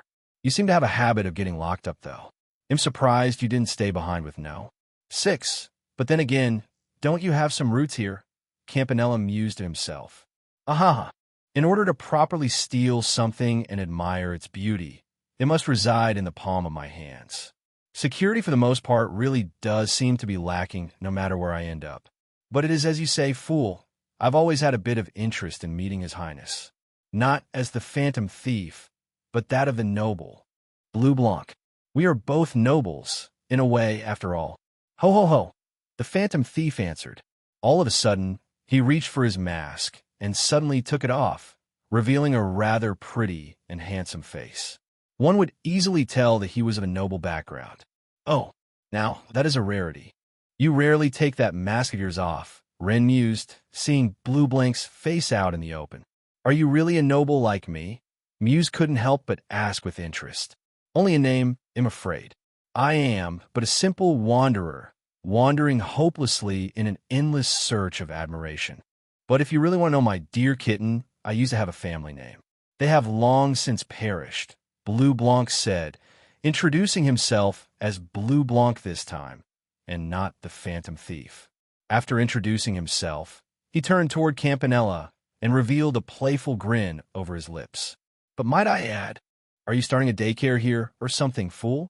Any more young, stray kittens, and you'll be forced to look after them yourself. Ho ho, Blue Blanc responded with a crude joke, causing Campanella to shrug his shoulders. Not my problem. I am here as an observer. I take it there's your answer, though, Enya? Campanella asked her. It sure does. Looks like I'll be joining you guys after all. Ren, Enya happily responded. I think His Highness will be in safe hands with 2 enforcers staying in Heimdall during my absence, Enya continued to say. Excellent. I hadn't any plans to stay long. It looks like our party has been formed, so we'll be taking our leave shortly, Ren said, nodding her head in response. If I may, where are we heading to anyways, Ren? Muse couldn't help but ask, missing the vital point during this conversation. All Ren did was reveal a playful smirk hearing Muse ask that. You probably don't know what a primal ground is either, so I'll explain that along the way. We'll be flying out of Erebonia and heading right into the depths of Lake Valeria. Ren happily responded, clapping her hands together. W-ah? Muse gulped, not expecting to hear such an answer. Chapter 266. Glorious 4. I reached a good ending segment in I Am Baki, and now, going forward, I'm going to utilize the following release schedule. I Am Baki. Sunday, Tuesday, Thursday, Saturday, a gamer in a trails. Monday, Wednesday, Friday, Saturday. Post-day, rest day. This wraps up Ren portion for now. Naoto's POV returns next time as always. Muse just stared at Ren in disbelief, wondering if she had just heard what she had just heard correctly. Emma also raised her eyebrows, not expecting to hear such an answer. Guess it's time to bring out the big gun then, Emma answered, causing Ren to pause for a moment. Hearing that, Campanella grinned wildly. You did have such a weapon, didn't you, Ghost Tracer? Campanella said, walking up to the plum-haired girl with a playful grin. Emma was 13 this year, and was soon to turn 14. She was behind in age compared to Naoto, only by a year, if even, compared to Phi, Ren, and Muse here, she was the closest to Naoto's age. Even Enya was older than Naoto by a few years. Hearing a foreign name to her, Muse blinked her eyes as she looked at Emma. Ghost Tracer, Muse wondered. She did have that pillow talk during the previous night when they shared the room together since His Majesty invited them to stay after the banquet and dance finished, but Muse didn't recall hearing such a topic sprout up during that night. Emma felt Muse stare at her, and her eyes shifted to Muse. No one is ordinary on the glorious Muse. Phi and I did introduce ourselves as a type of bodyguard to His Highness earlier, but since you're on deck here now, we can say who we really are. Im Alvich. My primary task is assisting His Highness' goal of resurrecting the infernal castle in the coming month or 2. Protecting Naoto comes with that. I'm Emma Milstein, still a witch in training from the Hexen clan. A pleasure, Emma smiled, formally introducing herself to Muse. You also forgot that you're a Jaeger like me, Emma. But yeah, on top of what Emma said, I'm Phi. Consider us hired mercenaries, Jaegers, whatever you like to call it. I'm down for hunting some more monsters. Dad said he's going to be staying in Heimdall for a while, so we're on our own for now, Phi said, also introducing herself to Muse. It's a title I didn't like to accept either, Emma said, revealing a light blush over her cheeks. A witch, Muse uttered, not believing what Emma had just said either. Pretty quickly, she started to feel her worldview shatter. But you two seem so young. I really am not working with normal people here, Muse continued to say. It makes sense, though. Phi here is the daughter of the Jaeger King, one of most, if not the most prominent figure who holds high integrity from other mercenaries. In a way, Emma and Phi share a similar background with me. I am part of the Stahlritter, who hail from the knights of old that used to protect this land long ago, Enya said, introducing herself to Muse too. Muse just stared at the group of girls before her. You weren't kidding about forming such a party then. Putting aside the existence of magic, you got yourself a knight, a mercenary, a witch, and an odd girl with a giant mechanical doll. Just where would that place me in all of this? Muse frowned. Hearing these introductions, a tiny little frail girl who is having second thoughts in being here, Campanella retorted, hearing Muse say that. Ren retorted back and sneered at him. Not now, fool, Ren retorted, hearing that. She then turned toward Muse again. You'll fit in just fine, Muse. It will make strategizing how to take down enemies we don't know about easier. Along with explaining what type of place it is that we'll be going to, we can devise a few strategies. I can help with that. And since Emma, Phi, and Enya here said what they excel in, I can too. I excel in casting orbital arts and striking an enemy's weak point when they're weakened or down, Ren said, explaining what she could do as well. Muse paused again, letting her eyes gaze on Ren. She took a moment to see how frail and small Ren's body was. Out of the girls present, she was by far the youngest. But out of them, it was possible to say she had the most combat experience in fighting monsters. But since that 1 year had passed when Emma was under the Steel Maiden's guidance, the other girls lacking experience caught up with Ren. Enya, though, she likely had the most combat experience, considering she used to be an assassin that hailed from the same organization that Sharon came from. Muse was finally starting to realize how little she was compared to the rest of those on the Glorious and Ouroboros in general. Ouroboros knew how the world was working and was likely striving to do something with it at the Grandmaster's behest. They even let someone as small as Ren in. She seemed no older than 8 or 9 years old. She would still be considered in primary school even, yet she jumped grades and started to attend the same class she was in. Jumping grades wasn't an easy feat at the leading school of the country for girls. Was it really all right for her to get acquainted with such odd people? She was the daughter of a duke. She knew how things worked to a certain degree. It really was as Ren said, and her worldview was beginning to change just by being here for a few moments. Muse doubted she could return to a normal life she was sharing with Princess Alphen and the others. Oh ho, you really are acting like a little lost kitten. Noble you may be, but here, everything we do is for the Grandmaster. Perhaps in due time, you'll earn the rank of an enforcer and get acquainted with the Grandmaster herself, Blue Blanc said, revealing a smile as he observed Muse's lost appearance for a good moment, staying silent as he did. Well, it's a bit late to go back now, isn't it? I may be weak, unlike you girls are, but I'll try not to hold you girls down, Muse said, pumping her arm a bit to show that she was ready. Oh, there are ways to make it so you can forget about being up here, Muse. But it's good to have you regardless, Emma said, letting a smile bloom on her face. Putting memory altercation aside, Emma, you did forget one thing, though. Enya mentioned that she and Naoto became lovers. You love Naoto, too, Phi said, changing to her usual deadpan look as she nonchalantly placed her hands behind her head in a relaxed position. Phi even began to whistle. It took a moment to realize what Phi had just said, but Emma blushed. Fifie. Emma retorted Phi as her cheeks turned red. Phi may be blunt, but it is true, is it not? Ren asked with curious eyes. Emma could only nod her head. Yes, in one way or another. It is unfortunate, but I'll have to part ways with Naoto for now. I'm sure you will feel lonely too if you join us, right, Enya? Emma asked. Enya nodded her head. It will be. We will be parting ways from Naoto, but he is currently in a similar position to us and is currently training. I can leave the prince in your care, right, Blue Blanc? Enya asked the phantom thief with a serious look in her eyes, almost as if she was glaring daggers at him. He knew well of Enya's strength and nodded his head. But of course, Miss Knight, you strive for strength in the pursuit of love, and that in itself is a form of beauty. I would not turn away from such a thing. You can rest assured Liberal's prince's safety is safe in my hands, Blue Blanc said, reassuring the girls before. Oh, will be. Otherwise, you don't know what deep shit you would be getting yourself into, Ren said, squinting her eyes at him. She wasn't with the group when they descended downward beneath the infernal palace, but she was smart enough to place 2 and 2 together. Emma just stayed silent. She knew well what Ren meant by that. After all, she knew the truth of Naoto's identity. Not many did. It sounds like you got your party formed. At least.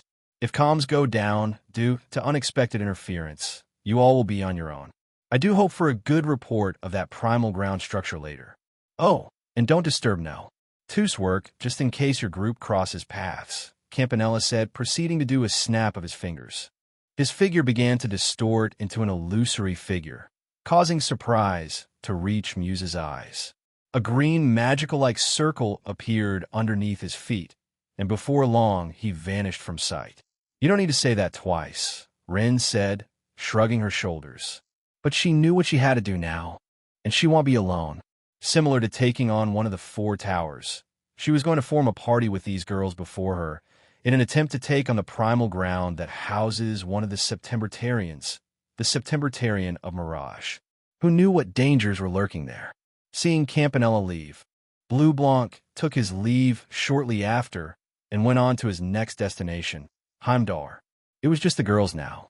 Muse took a good while before she accepted the present situation, but from the glorious, it didn't take long for a group to ascend the skies once again, thanks to the help of the giant mechanical doll. Pater Mater. Chapter 267. Spar 3. Since some time had passed while it was on Naoto's POV, I rehashed Spar 2 and made Spar 3. The fight will wrap up in Spar 4. As always, you want me to do what? Ren suddenly asked as she stood next to Enya. Enya just stared right back at Ren. Enya's hands could be seen doing a pleading motion, staring right at the violet-haired girl in front of her. You heard me. Enya simply responded with a serious look in her eyes. Presently, Enya could be seen together with Ren as the two stood on one of Pater Mater's large hands. Next to these two, the rest of the girls could be seen on Pater Mater's other large hand, beginning to idly chat away as Phi began to do some maintenance on her twin daggers. Once the group took flight, Enya took this time to approach Ren, appearing to have a favor she wanted at the request of Ren. I sure did all right, but I'm just trying to make sense of what you just asked me. I didn't hear it incorrectly, did I? Ren said, revealing a frown after Enya asked a request from Ren. I'm pretty sure I made myself clear the first time, Enya said, gently shaking her head to dissuade Ren doubt. So I didn't hear it incorrectly then. I get it's a request to access the orbital net, but you seriously want me to send Big Brother an image of your naked body? Ren asked again, still showing doubt in her eyes. Please, Ren. You're the only one I know who is capable of doing this. Our little sister Tio isn't around. She's too tied up with her hands at Crossbell. You're the next best person who excels at using orbital tech. Enya responded in a soft voice, trying hard not to let the others know of this conversation. Thankfully, as they were currently soaring the skies, the wind was loud enough to dampen Enya's words. Only Ren heard these words. Ren could only squint her eyes, hearing such a ridiculous request escape from Enya's lips. I am indeed quite good at orbital tech, but I don't see how this is my problem. Ren retorted again, ignoring Enya's request. Bullshit. I know you have access to Master's orbital network account. You even upgraded his security settings back when he was working on his Enigma 2, didn't you?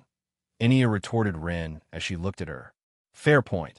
Ren responded, shrugging her shoulders to Enya's remark. I just want to get this straight with you. Enya, you really are asking me to head inside the orbital net and deliver an image of your naked body to Big Brother? Are you seriously expecting me to do that? Ren asked one more time to make sure she heard exactly what Enya asked her to do. Ren's eyes were still in disbelief. I know you can do it, Ren. Think about it. I'm heading with you. Angie's out of commission for the time being and can't go on any dates with Master since she's actively studying to become a bracer. Master can't touch Princess Alphen and Princess Claudia yet. I originally was going to head to his side while your group explores the primal ground. Right? Ren retorted Enya again, her eyes remaining squinted as she asked that. But it is true that you're the only one who is good with orbital tech of this group. Plus, I'd rather not want to ask someone like the professor. That'd be way too creepy. We'll be gone for a while, so Master will be without us. Doing something like this should help calm Master down if he needs it. Enya answered Ren. Well, you do make a good point, Enya. I didn't think Big Brother was starting to reach that age already. Do you think it'd be enough to satisfy him, though? Ren asked, regaining her usual composure after another moment had passed. Hee, I am quite the beauty, no? If I didn't have such underlying factors, I could very well have gone to college and become an actress, or even become a renowned diva, Enia said, wondering about the potential possibility. True, someone normally doesn't become an adult until they turn 20, but nobles are an exception to that. Most debut in high society when they turn 15 or 16 years old, and Big Brother only has a year or two left until that time. Many strive to find a partner during those shenanigans. To say the least, your request has piqued my interest. I just wanted to make sure I heard it correctly, Ren began to say, nodding her head at Enia. And besides, we did do some long-range communications tests during the testing phase of the orbital net. So, I'm curious to see if doing this is even possible. Still, I didn't think it would be used to send over a naughty image, Ren mused to herself, cracking a playful smile as she did. So you'll do it? Enia happily asked, clapping her hands. I will. It will be a bit awkward seeing the current limitation of transferring images to my laptop, but it'll work due with what I got, Ren answered, nodding her head at Enia. Enia smiled, hearing Ren answer. Thank you for acknowledging my selfish request, Ren. If it means anything, I was actually given something not too long ago, Enia began to say, drawing Ren interest again. Enia's voice remained soft as she said that to Ren. Oh, Ren responded with interest in her eyes. Enia started to speak to Ren, explaining what it was. Just keep it a secret from Master, all right? I want to surprise him. It costed a hefty penny, but when Professor Erica helped create Master's Enigma 2, I secretly paid Professor Schmidt to create a second one for me, Enia said, reaching inside her plated armor deeper into her bosom. Ren raised her eyebrows, seeing a blue indigo Enigma 2 device come from her embrace. On it even had the icon of a bow. You're a sly one, aren't you? Ren said the moment she saw this device out in the open, acting like a curious cat. Another grin appeared on her lips as she continued to speak. And I take it this device has all the features it should have. You just saved a whole bunch of extra steps, Enia, so thanks for that. Transferring data just became a lot easier with this puppy, Ren happily responded. I see no reason to refuse your request now, Ren continued. She then reached out her hand and grabbed the second Enigma 2 device from Enia's hands. Enia smiled, seeing Ren do that. Ren took a moment to marvel at the sight of holding such a technological feat in her hands. In modern-day language, what was now in Ren's grasp was equivalent to that of an iPhone. While Ren mused over the new Enigma 2 in her hands, taking the time to begin her inspection of the device. Enia soon wandered into her own thoughts, wondering what type of photograph she would want to take to send Naoto's way. It was true, there were those beside him presently, but none of his lovers that he could fool around with were present with him. And even to Naoto, there was now a second Enigma 2 device that was unknown to him. And when Enia started to let her imagination run wild of the possibilities, she shifted slightly in her plated armor, her mind racing as the implications began to settle in, turning the tiny dot into a darker color of blue. Meanwhile, as a certain group of girls began to enjoy some time together, disregarding where their current position was, back in Heimdall, Vander Dojo, a violet-haired boy wearing a regal attire could be seen on one side of the Vander Dojo, now standing outside of the fighting ring. A decent-sized crater was now made apparent in the wall behind him, causing it to become somewhat disfigured. Some blood dripped from further inside the large hole. Thanks to the wooden walls, the back of his robe slightly shredded. His eyes were now mostly crimson red with a hint of vermilion to them. The golden shine was mostly gone. His violet hair was also singed with thin lines of red, signaling that he had undergone a change, very similar to the figure opposite to him. Ignoring the current injury to his body, the boy smiled. A small trickle of blood began to drip from one of the sides of his lips. 3 bloody spheres constantly swirled above him, churning blood almost as if it was real blood. Actually, it was real blood that came from the boy's body, but enhanced with magic. That wasn't it either. These bloody spheres were now releasing off a strong heat, set ablaze with fire. Not too long ago, this boy casted a second spell on top of another one, doing a double cast incantation for the first time. He wasn't sure if it would work, but to his surprise, it did. The spheres and his flames fused together, creating something else entirely. He couldn't help but smile seeing both the result of his success and what was currently happening before him. "It's been a good minute since I've tasted the taste of iron," the violet-haired boy said with a smirk. "I'm not the little girl you know any longer, big brother," the figure standing opposite to him said, showing a serious look in her eyes. A lilac-haired girl, appearing around 10 or 11 years old, stood on the other end of the fighting ring. She had ditched her school uniform prior to entering it. She was now wearing a pure, white martial arts GI. A black belt kept her GI snug. Over her left breast, on her GI, depicted the symbol of a turtle. The violet-haired boy stood calmly observing the girl before him. He ignored the surprised looks of those that were watching off to the side. Several of his friends could be seen, as well as some students of the Vander Dojo, who were taking the opportunity to watch a match for more combat experience, especially since the head of this dojo was watching as well, further inside. An insanely long-haired petite girl who hadn't seemed to age a day could be seen sitting next to him. She disregarded everyone completely, even the Thunder God next to her. Her eyes were glued on the 3 flaming crimson spheres, as if she was trying to break this construct down with her eyes alone. She was in the midst of analyzing it. Her pupils were starting to reveal themselves, showing that of the eyes of a vampire. This vampire Lolita wanted to charge forward and pin him down right then and there. Having a double cast incantation wasn't an easy feat. Perhaps she didn't even know it was possible, but she knew it wasn't the time. After all, the boy before her was her student. And on top of that, he was technically her servant. She was the progenitor of the vampires of the Middle Ages. And the last one at that. Seeing her own kin before her, some form of pride was swelling from within. She knew the violet-haired boy had become one of her own race a while back, and it was living proof of what she was currently seeing. Those crimson eyes were very similar to hers. Rosalia could just watch on with an intense stare, not wanting to miss a second. Ignoring the intense stare he was receiving from Rosalia, blood continued to drip from the right side of his lips. He remained calm. His eyes didn't waver. He remained focused on the girl. When the spar first started, the two only landed one blow on each other. The girl managed to punch him across the fighting ring thanks to the technique she was using. The two were now on opposite ends. As for the lilac-haired girl, she was rather small in stature. Her hair was flowing downward, not held up by a tail. Yet her current appearance was far from normal.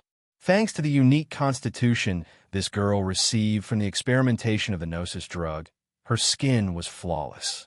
Not a single blemish could be seen. The only thing degrading of her body were some scars that were inflicted on her during her time in the caves. Presently, this girl's body was going through a physical phenomenon, one that others wouldn't think was capable of being performed. Several marks on this girl's body were pinkish red. Inside of these spots, blood cells were rapidly going through her veins at a much faster pace than what a normal person could utilize. It was an uncanny ability she had received after taking a while to study her body to see if the Gnosis drug had any direct effect on her. Turns out, she could adjust her flow of blood without limit. This alone lets her achieve much higher speed and attack power than a normal martial artist could. It also granted her a body that was capable of withstanding such pressure. The violet-haired boy saw it firsthand, seeing how powerful her fist was during that initial strike.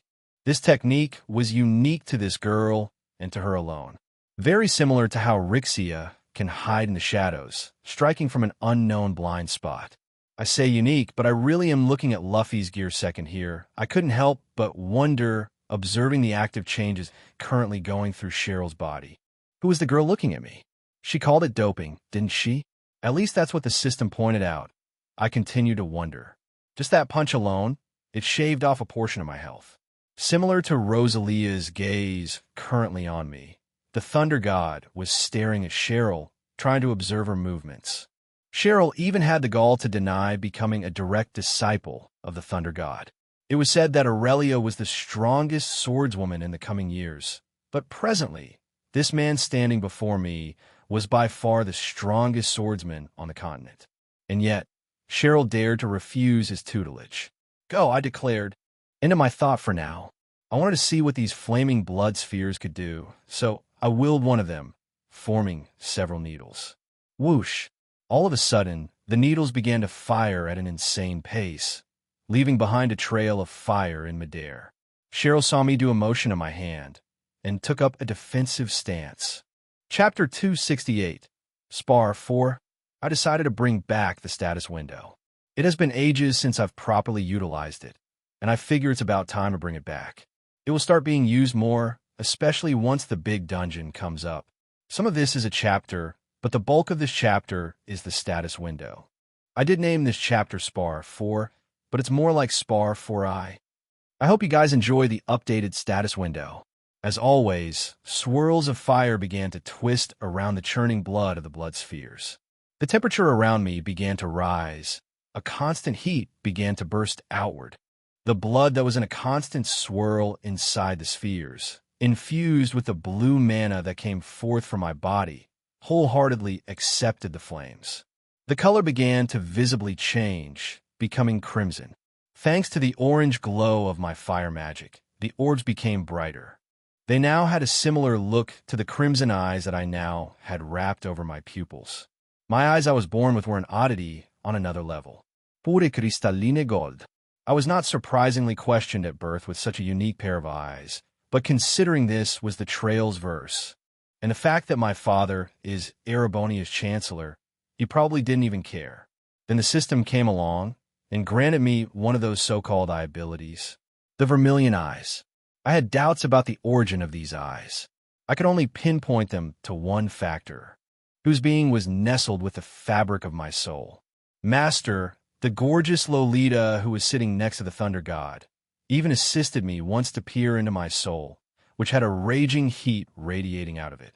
That heat belonged to the Vermilion Knight, Testarossa, one of mechanical dolls born out of fantasy from a clash of two treasures the goddess Adios once bestowed to mankind. I wouldn't call it a master-servant relationship, but one of that of partners. Right now, Testarossa is currently being chained by the Infernal Castle, which I had plans to resurrect in the coming month or two. If it weren't for those ghastly chains, I had an inkling I could even call Testarossa right here and now. It was that type of inexplicable relationship. But having these eyes showed my connection to him, or that was what I hypothesized at least. And right now, those vermilion eyes were bleeding into the crimson eyes that my current job class, True Damper. One wouldn't think I was just 13, on the cusp of becoming 14 years old. Unlike other folk, I had actual experience on the battlefield, even going as far as having taken one's own life before too. Yet seeing such an unwavering will that I could see in Cheryl's eyes who stood her current ground, in a defensive stance, I couldn't help but smile. I felt proud seeing such a girl who had underwent such cruel torture firmly standing on her own 2 feet. Taking a moment as I willed one of my 3 blood spheres to start converging into a set of crimson fire needles, I took this time to re-examine Cheryl's stats. Cheryl's Sky, Purple, Age, 10 level, 100-250. HP, 5,000 3,000, 10, 3,000, ATC, 2,000, ADF, 3,000, AG, 215, Special Skill. Doping Crafts, Shattering Fist, Earthen Wall, Thunderclap Cleave, Aura Blast S-Craft, Jinbus Toll Combat Arts. In Aorbit Lines, Earth, Water Combat Ornament equipped. No, I inwardly raised my eyebrows seeing this, as thanks to my vermilion eyes, it was beginning to show more information than last time I observed her. I did not use these eyes a lot as I previously mentioned, and for a good reason. Imagine placing an entire orbal network in your head. These vermilion eyes were processing lots of data flowing into my mind. Not only could it quantify people's statuses around me, it could place them on a 3-dimensional grid, signaling ally from foe alike, and that wasn't something easy to constantly keep track of.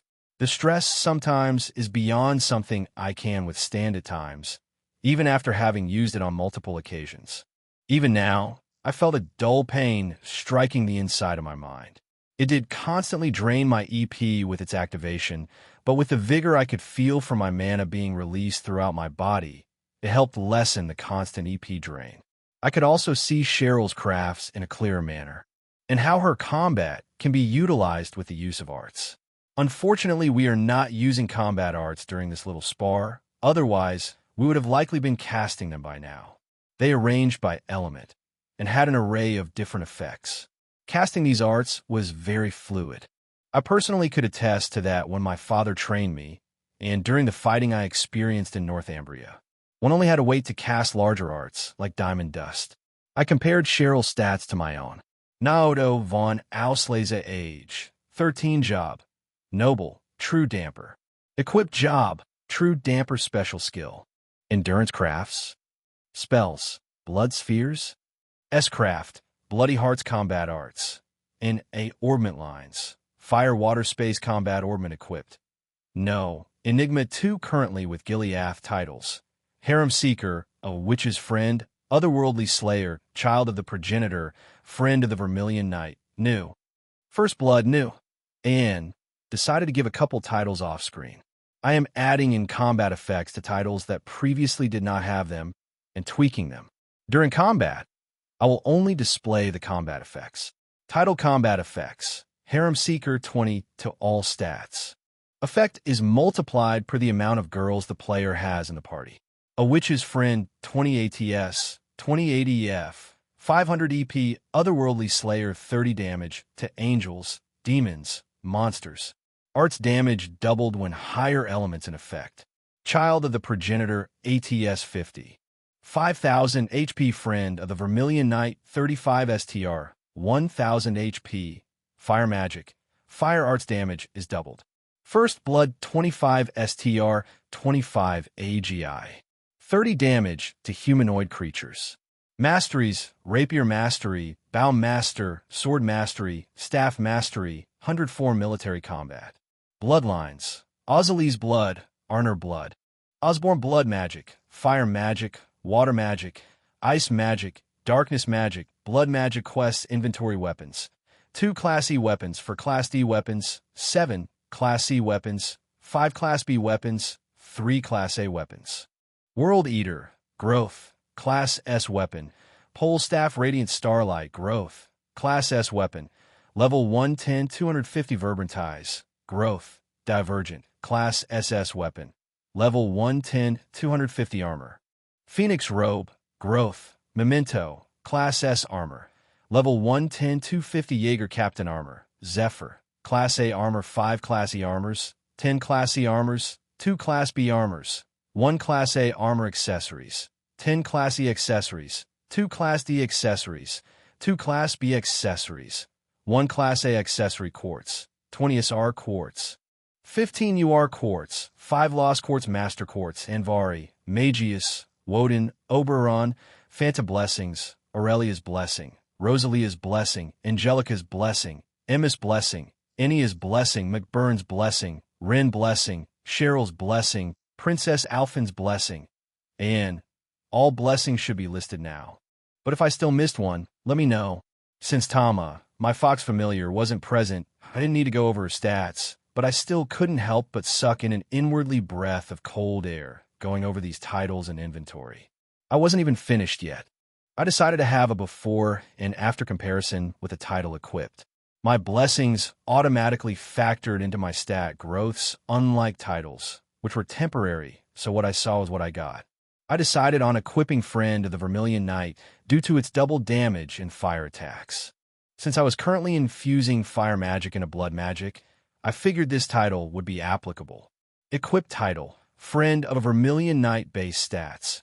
HP, 18,000 EP, 1600 STR, 1600 DF, 1,400 ATS, 2,000 ADF, 1,400 AGI, 125 INT, 1,400 LUC, 75 with title equipped, HP, 28,000, 10,000, EP, 1,600 STR, 1,600, 2,160 to 35, DEF, 1,400 ATS, 2000 ADF, 1400 AGI, 125 int, 1400 LUC, 75 with everything gained from my travels to this point too. I've claimed all my quest items to date. Yep, I was definitely reaching Reverie territory with stats like this. Recalling that game before coming into this world. Stats capped at 999 for most stats. I'm assuming health would cap at 99,999, but that remains to be seen. With the gamer system currently in effect for Cheryl, it is currently treating her as a boss-level character. For what I could tell of boss-level characters, the system color-coded them. Red were normal bosses. A deeper crimson red was harder level, more rare bosses. Then came the color changes. From there, the darker the color got, the more dangerous one would be. For example, when I fought Ace, his name was black. And, presently, I could see Cheryl's name, purple. Her strength was not to be underestimated, even if it was heavily boosted by her doping technique. To take an example, if I were to launch my Crimson Fire needles at Cheryl without anything extra equipped, would they even do any damage to her? Thankfully, I did have some of my equipment on my body. In this next moment, I took the time to have another gander at what my stats looked like when both title and equips were in effect. I didn't go overboard this time, considering it was a spar. I would fully equip myself once the Infernal Castle rises up from its ashes. For now, I just had Phoenix Armor and World Eater equipped on my body. World Eater was placed back on my back once I started casting that double spell. Equipped gear title stats will be in next chapter 1. Did not list any particular crafts or spells Naoto has, aside from Blood Spheres. I am taking name suggestions. Chapter 269. New status window. Hello, fellow readers. Sorry for another silent period. I had 2 fanfic ideas that were brainstormed during these last 1 to 2 months. One turned into I Am Baki. The other is now Star Wars, A New Life. Posting will now get back on schedule. Work was super duper heavy as well, so I did not write much during the weekdays. I am reworking my posting schedules too. With daybreak fast approaching, I will be making a gamer in a Trails my primary focus again. Baki is doing a collab anime too, so I may devote some time to this fanfic, but a gamer in a Trails will be the primary. Posting schedule. A gamer in a Trails. Sunday, Tuesday, Thursday, Saturday, I Am Baki. Sunday, Star Wars, A New Life. Sunday, and as you've seen by the title, this is a new status window update. You guys saw sneak peeks in the previous few chapters, but this chapter will go over most of it. I am tweaking everything around, again. I hope you guys enjoy the new look. Title effects remain the same. I will not be touching those. I'm satisfied with them.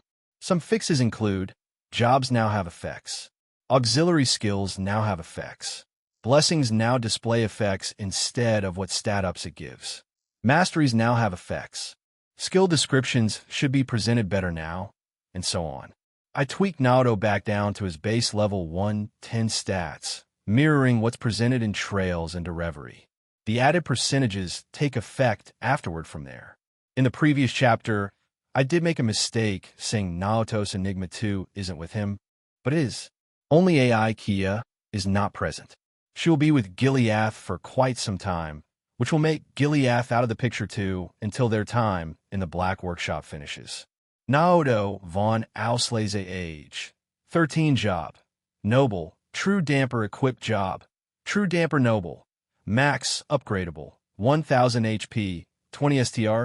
20 SPD. 20 INT True Damper. Max 2000 HP. 30 STR. 30 ATS special skill. Endurance Max. Gnosis effect. Grants effect 125 DF, 25 ADF. Grants effect 2. Reduces damage received by 30 spells. Blood Spheres, Blood Needles, Blood Fire Needles. New. Ice Fire Shot. New. Blood Fire Swords, New Crafts. Piercing Light. Moonlight Ensemble. Soulfire Shot. Crystalline Volley. Shattering Swing. New. Sundering Slash. New. S-Crafts. Bloody Hearts. Eater of Chaos. New. Enigma 2, Orbit Lines, Fire, Water, Space Equipped, YNO Equipable Master Quartz, Anvari, Magius, Woden, Oberon, Phantom Combat Arts, NAAI Kia Effects, Blessings, Aurelia's Blessing, 10 STR, 10 INT. Rosalia's Blessing, 20 ATS, 20 ADF, 500 EP.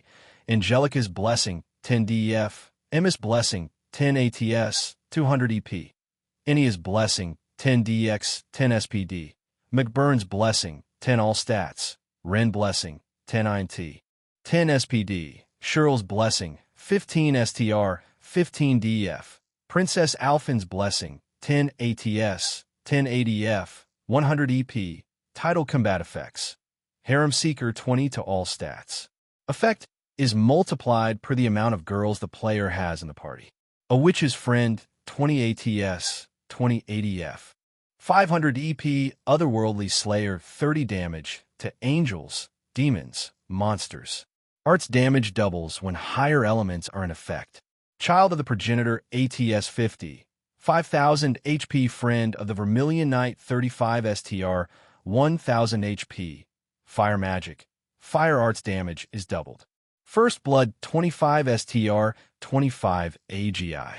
30 damage to humanoid creatures.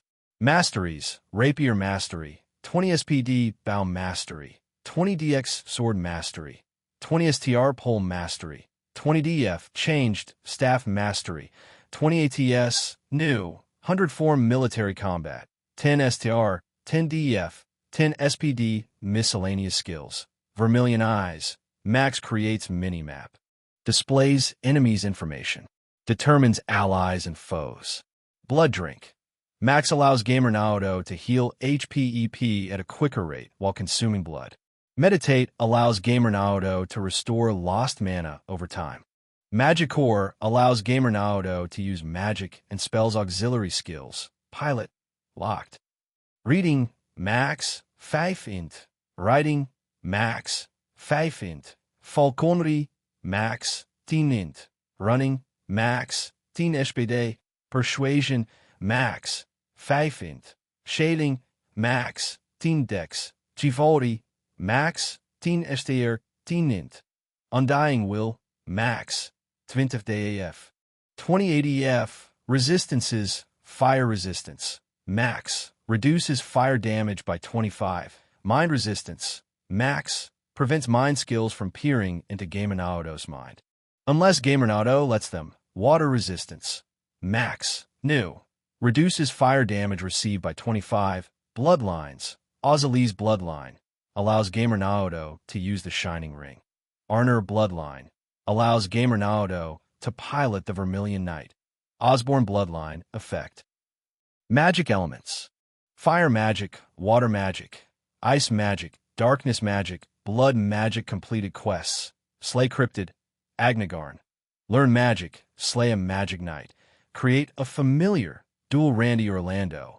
Escape from DG Cult. Duel Rutger Clausel. Partake in a Jaeger War. Spar inside 8. Leaves 1 Blade Dojo. Kill or rescue Ace Rain. Duel Butler Klaus. Duel Orier Vander. The Stormwatcher active quests. Vermilion Trials. Duel Cheryl Sky. Score a hit on the Thunder God special equipment. Radiant Starlight Growth. Inherit. S-rank weapon. LV1 10250. STR. 1000 Def. 200 AGI. 100 Special Effect 1. 50 ATS when equipped. EP recovery rate is doubled during battle. Special Effect 2. Grants following crafts. Piercing Light. Moonlight Ensemble Special Effect 3. Grants unique S-craft. Bloody Hearts Verbrantize Growth. Divergent Weapon. SS rank weapon. LV1 10250. STR. 1250 DX. 750 Special Effect 1. Grants following crafts. Soulfire Shot. Crystalline Volley Special Effect 2. Allows Gamer Naoto to hit any target. Higher DX improves shot range. Special Effect 3. Grants unique S-craft. Locked. Phoenix Robe Growth. S-rank armor LV1 10250. Def. 1250 ADF. 1250 AGI. 50 Special Effect 1.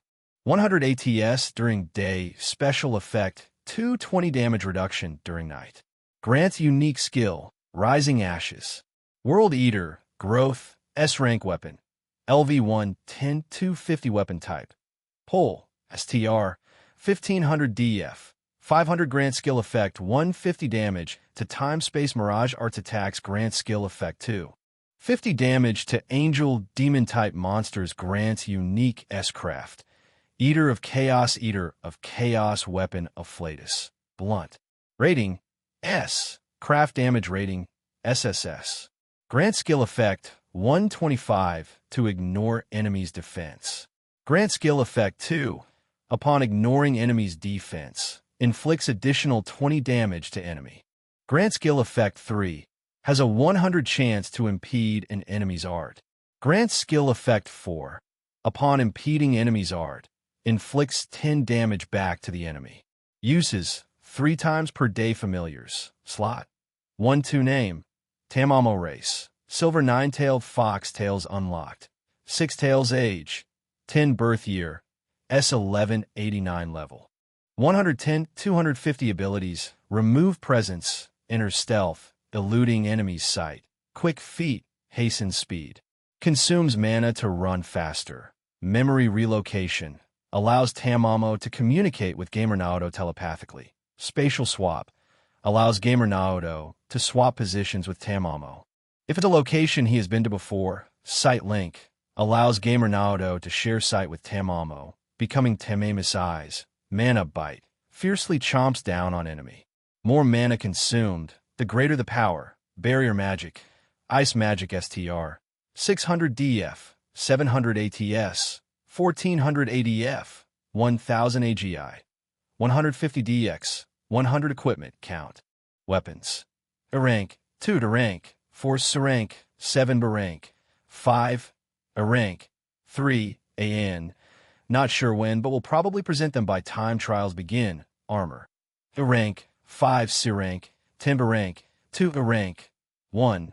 Jaeger Captain Armor. Zephyr. Accessories. A rank. 10 to rank. 2 a rank. 2 a rank. 1 AN.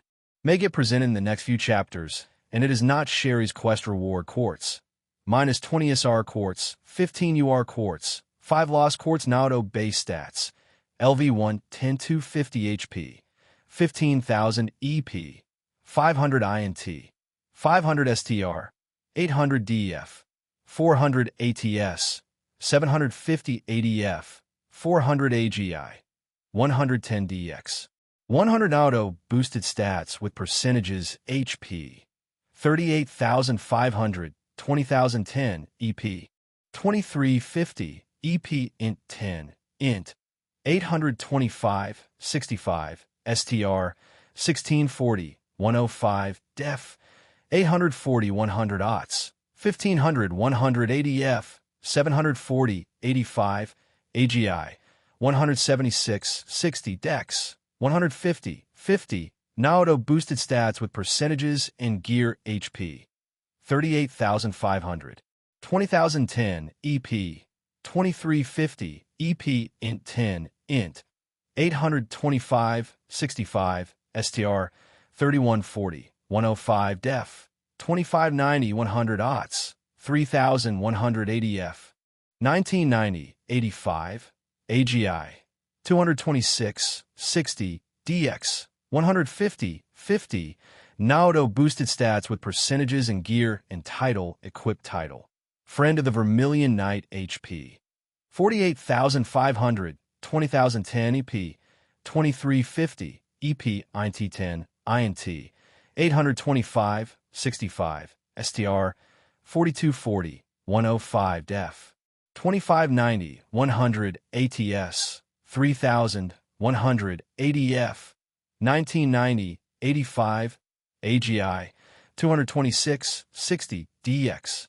150 50. On top of all this, Naoto has 30 permanent damage reduction and an extra 20 during the night. This is looking to be more toward trails in a reverie, right? If any of my math is wrong, do correct me. I am considering some sort of tweak to align Naoto to when Trails in the Sky begins, such as stat suppression or a stat reset.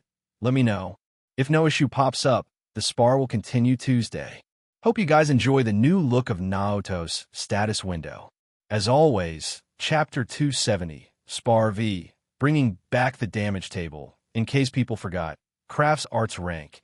E90 D100, C110, C120, B130, B140, A150, A160, S170, S180, SS200, SS225, SSS250, SSS275, 4S300, 5S350. The Trailsverse is known to have a variety of modifiers. The one presented above is just for crafts and arts. Weapons, too, have their own modifier, split into different weapon types. This allows characters to unbalance enemies easier, but considering this isn't a video game, I may just factor weapon modifiers as an additional calculation when calculating damage, but I will not do it for this fight. But what you see here, all of it is called PRM. This battle will go like this. Naoto's inflicted damage, 5 STR or ATS PRM, 3.0 enemy DF2, critical bonus, 150, Cheryl's reduced damage, 50, fire boosted damage, Naoto's damage received, 3 def or ADF enemy PRM ATK or ATS3, 2, critical bonus, 150, Naoto's reduced damage, 30. Yes, this formula was tweaked a bit. You guys follow me with this, right? Smiley face. As always, to continue going along with viewing my stats, I added up everything. Titles, skills, blessings, equipment, you name it. The only thing that was absent from these stats of mine were quartz, master quartz, and accessories. I did have my Enigma 2 device created a few years ahead of schedule thanks to Professor Erika's genius, coupled with Professor Schmidt. But I wouldn't feel right gaining such a big advantage against others if I used it now. Presently, combat ordnance were still in their infancy. Sure, they were seen being used in the last war scene on the continent, which was the 100 Days War, but that was likely only Generation I models. Not everyone could get a hand on them either. I'm sure during the war Father waged against the Divine Blade, Cassius Bright back then, combat ordnance were heavily regulated. Not just anyone could wear them. The sole exception to outside of military use were likely bracers. But even then, unless one became a bracer themselves, they would not be given out combat ordnance. And what I had stored away wasn't just a Generation I model. No, I skipped some years thanks to the connections I had. I have the ability to get into touch with the leading professors and scientists at the Epstein Foundation, a connection that others would take decades to strive for. Generation 2 and Generation 3 models were developed over the last decade. Generation 4 models would be shown in trails in the sky. Even I can't believe 13 years had already passed since I was brought into this crazy world. It was the dawn of the next century, S1200. My enrollment with Chloe at Jenny's would take place in May, which was next year in 4 months' time. By then, the Generation 4 and their improved models will start hitting the markets. And what was in my inventory wasn't a Generation I, nor a Generation 4 model. Mine was a Generation 6 model, or the Enigma 2 for short. Something that wouldn't reach the marketplace until the time of Cold Steel starts, essentially 4 years from now. Would I gain a massive advantage by using it? Absolutely. It was the first combat ornament that introduced Master Quartz, which drastically improves a person's combat prowess, even if they were just normal civilians. Having a single Master Quartz could allow them to fight against soldiers head-on. What would happen if I had to device 6 generations into someone who didn't even have one on hand during this spar? Well, a very one-sided battle, I'll tell you that much. So, after leaving AI Kia in Father's hand for the time being, I store my Enigma 2 away.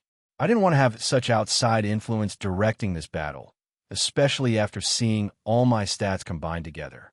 Just from seeing my stats during this moment, they were on par with Cheryl's doping mode, if not already higher than hers. I had worked a ton these 13 years of mine, and they were starting to show results. One thought did remain on my mind, though. My stats were this bloated already, and Sky hasn't even happened yet. Mine were on par with characters that would appear in Trails into Reverie in the coming 7 to 8 years. It was a topic of discussion for sure, but if monsters didn't adjust their levels to my system, then it would be boring in the coming years, would it not? Sadly, the closest one I could think of managing a function or creating an inhibitor to my gamer system was perhaps AI Kia. It would be up for discussion with her later. Or perhaps I should get in touch with Rosalia after this match. She's come into contact with my soul before and knows who I truly am. She's seen where I came from, but thanks to my existence in coming here, stuff has started changing. But at the very least, she should likely know some soul magic to tamper with the soul, right? Considering she is able to delve into the depths of my mind, she may figure out a way to restrict my ever-growing power. That discussion would be held at a later time. However, while thinking this, I took a moment to align my boosted stats against Cheryl's while my bloodfire needles were swirling around above me, checking each direction in case Cheryl made a move before me. And sure enough, it caused me to suck in a cold breath of air. Naoto HP, 48,500 EP, 2350 INT, 825 STR, 4240 DF, 2590 ATS, 3080 EF, 1990 AGI, 226 DX, 150 equipped title. Friend of the Vermilion Knight, current skill active 1. Minus 30 to damage received. Current skill active 2. 100 to fire damage Cheryl. Purple named. HP. 500,000 EP. In ASTR. 3,000 DEF. 3,000 ATS. 2,000 ADF. 3,000 AGI. 200 current skill active 1. Minus 50 to damage received. Very similar to how video games worked in my previous life, all of the awarded bonuses I've received from what I mentioned just now were directly added into these stats. Not many actually triggered active or passive skills. With that said, above my head, I saw a couple icons that constantly floated there as I did over Cheryl's head across the room. It was a little flame symbol and an arms crossing each other symbol, likely for my two skills respectively. I saw a gourd icon and the same arms crossing symbol over Cheryl's head. Yet both were flickering, likely showing how much time left she had of her skill. Unlike Cheryl, mine were permanent, so it made sense. In the past, my Blood Needles was an A-rank spell, but because of the successful double cast, they were now S-rank Bloodfire Needles. I saw that Cheryl's Shattering Fist was also an S-rank craft. It does me proud to know how much she had worked in the little time she was absent from me. I can't wait to hear about all the places Cheryl and Zin visited during their travels and their experiences. Very similar to how Angie would decide to travel across Zemuria on her own after finishing school at Thor's military academy. I recalled our initial attack. We both caused damage to each other, which caused that small crater in the wall behind me. I definitely did take some damage from that, haha. HP, 41,148. 500, that one Shattering Fist while in doping mode shaved off about 8.5 of my health from just that one attack. I could hardly believe it came from the 10-year-old girl standing in front of me. She did come out victorious in Gransel's martial arts tournament for a reason, even bringing a yet fully bloomed Rixia down to her knees. Cheryl took this time to square her body, entering another stance. Visible smoke escaped from her lips, and her skin was flushed red in various parts of her body. "I'm going to crush those needles of yours, big brother," Cheryl said, her eyes full of confidence as she bent downward. Her right arm drooped along with it, placing her left hand above her right arm. PSSSHHH. More steam escaped from her lips. I could feel the atmosphere's temperature start to rise drastically, thanks to the steam she was releasing along with my flames.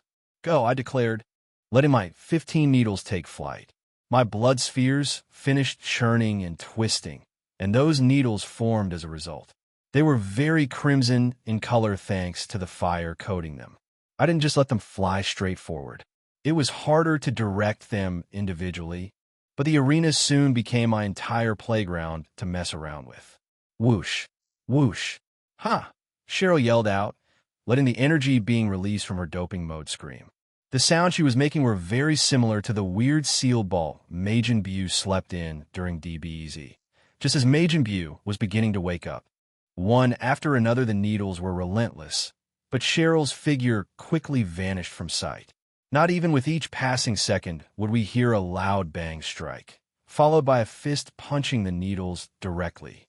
The needles upped their speed and soon began to overcome Cheryl's velocity. In the end, Cheryl was still struck with a few needles. She managed to punch clear over 10 of them, however, not taking damage at all. I didn't stay idle, though. I gripped World Eater, shifting my right hand down and my left hand up, pointing the azure pole outward. With a single leap, I jumped up while Cheryl was still combating the needles. Cheryl's eyes quickly changed direction and saw me incoming with my follow-up attack. As Cheryl braced for a heavy swing, I saw a few damage numbers appear over her forehead.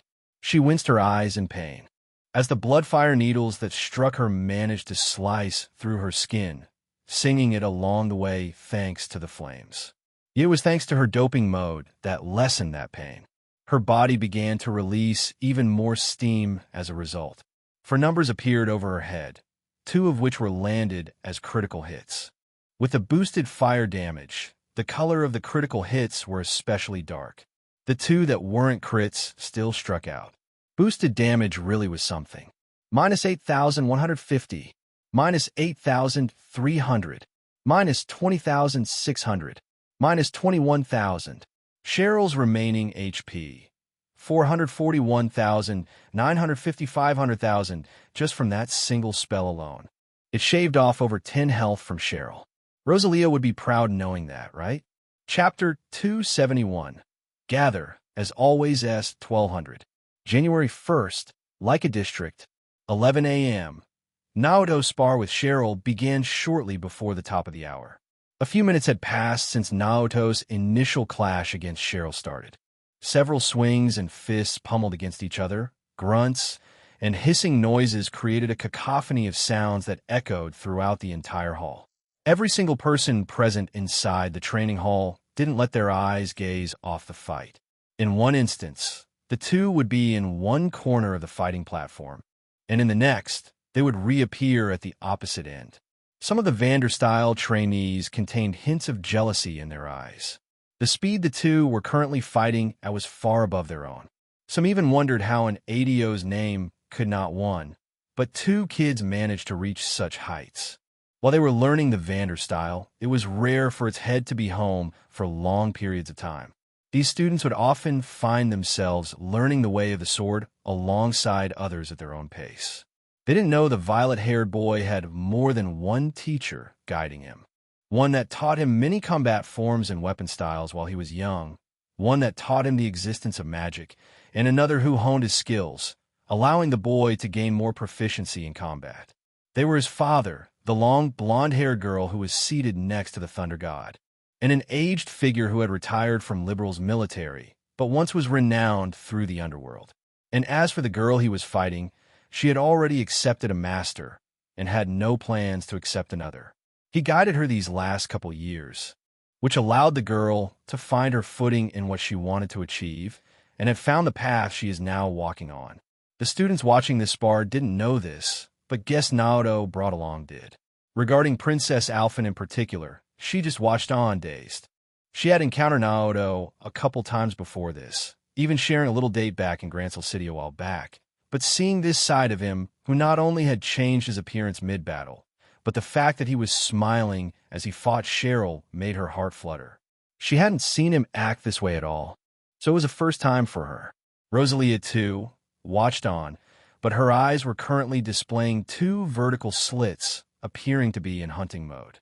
Her eyes solely landed on Naoto, who launched spell after spell against Cheryl, sometimes adding spells on top of each other, or quickly casting one after another, to which Cheryl would successfully dodge over half of them. Apart from the clashing sounds of battle, the small explosions caused by Naoto's magic soon fell on deaf ears. Only a few minutes have passed since the spar began, but it has reached over the halfway point. Cheryl was on a timer, and despite showing overwhelming speed in trying to control the entire spar, Naoto kept up with her pace and even outsped her at times, causing Cheryl to become shocked.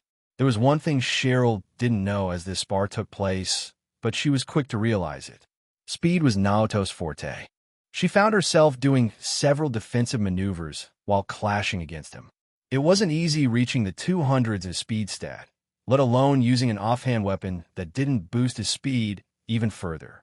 If Naoto had Radiant Starlight equipped instead of World Eater, no doubt he would become triumphant in a clash of speed alone, even while against Cheryl's doping.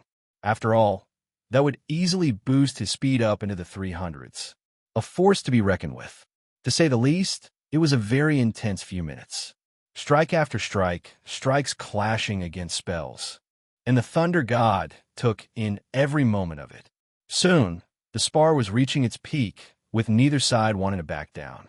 At the same time, further outside the dojo, back on the main street of the Leica district, ongoing traffic of people going about the long open corridor could be seen.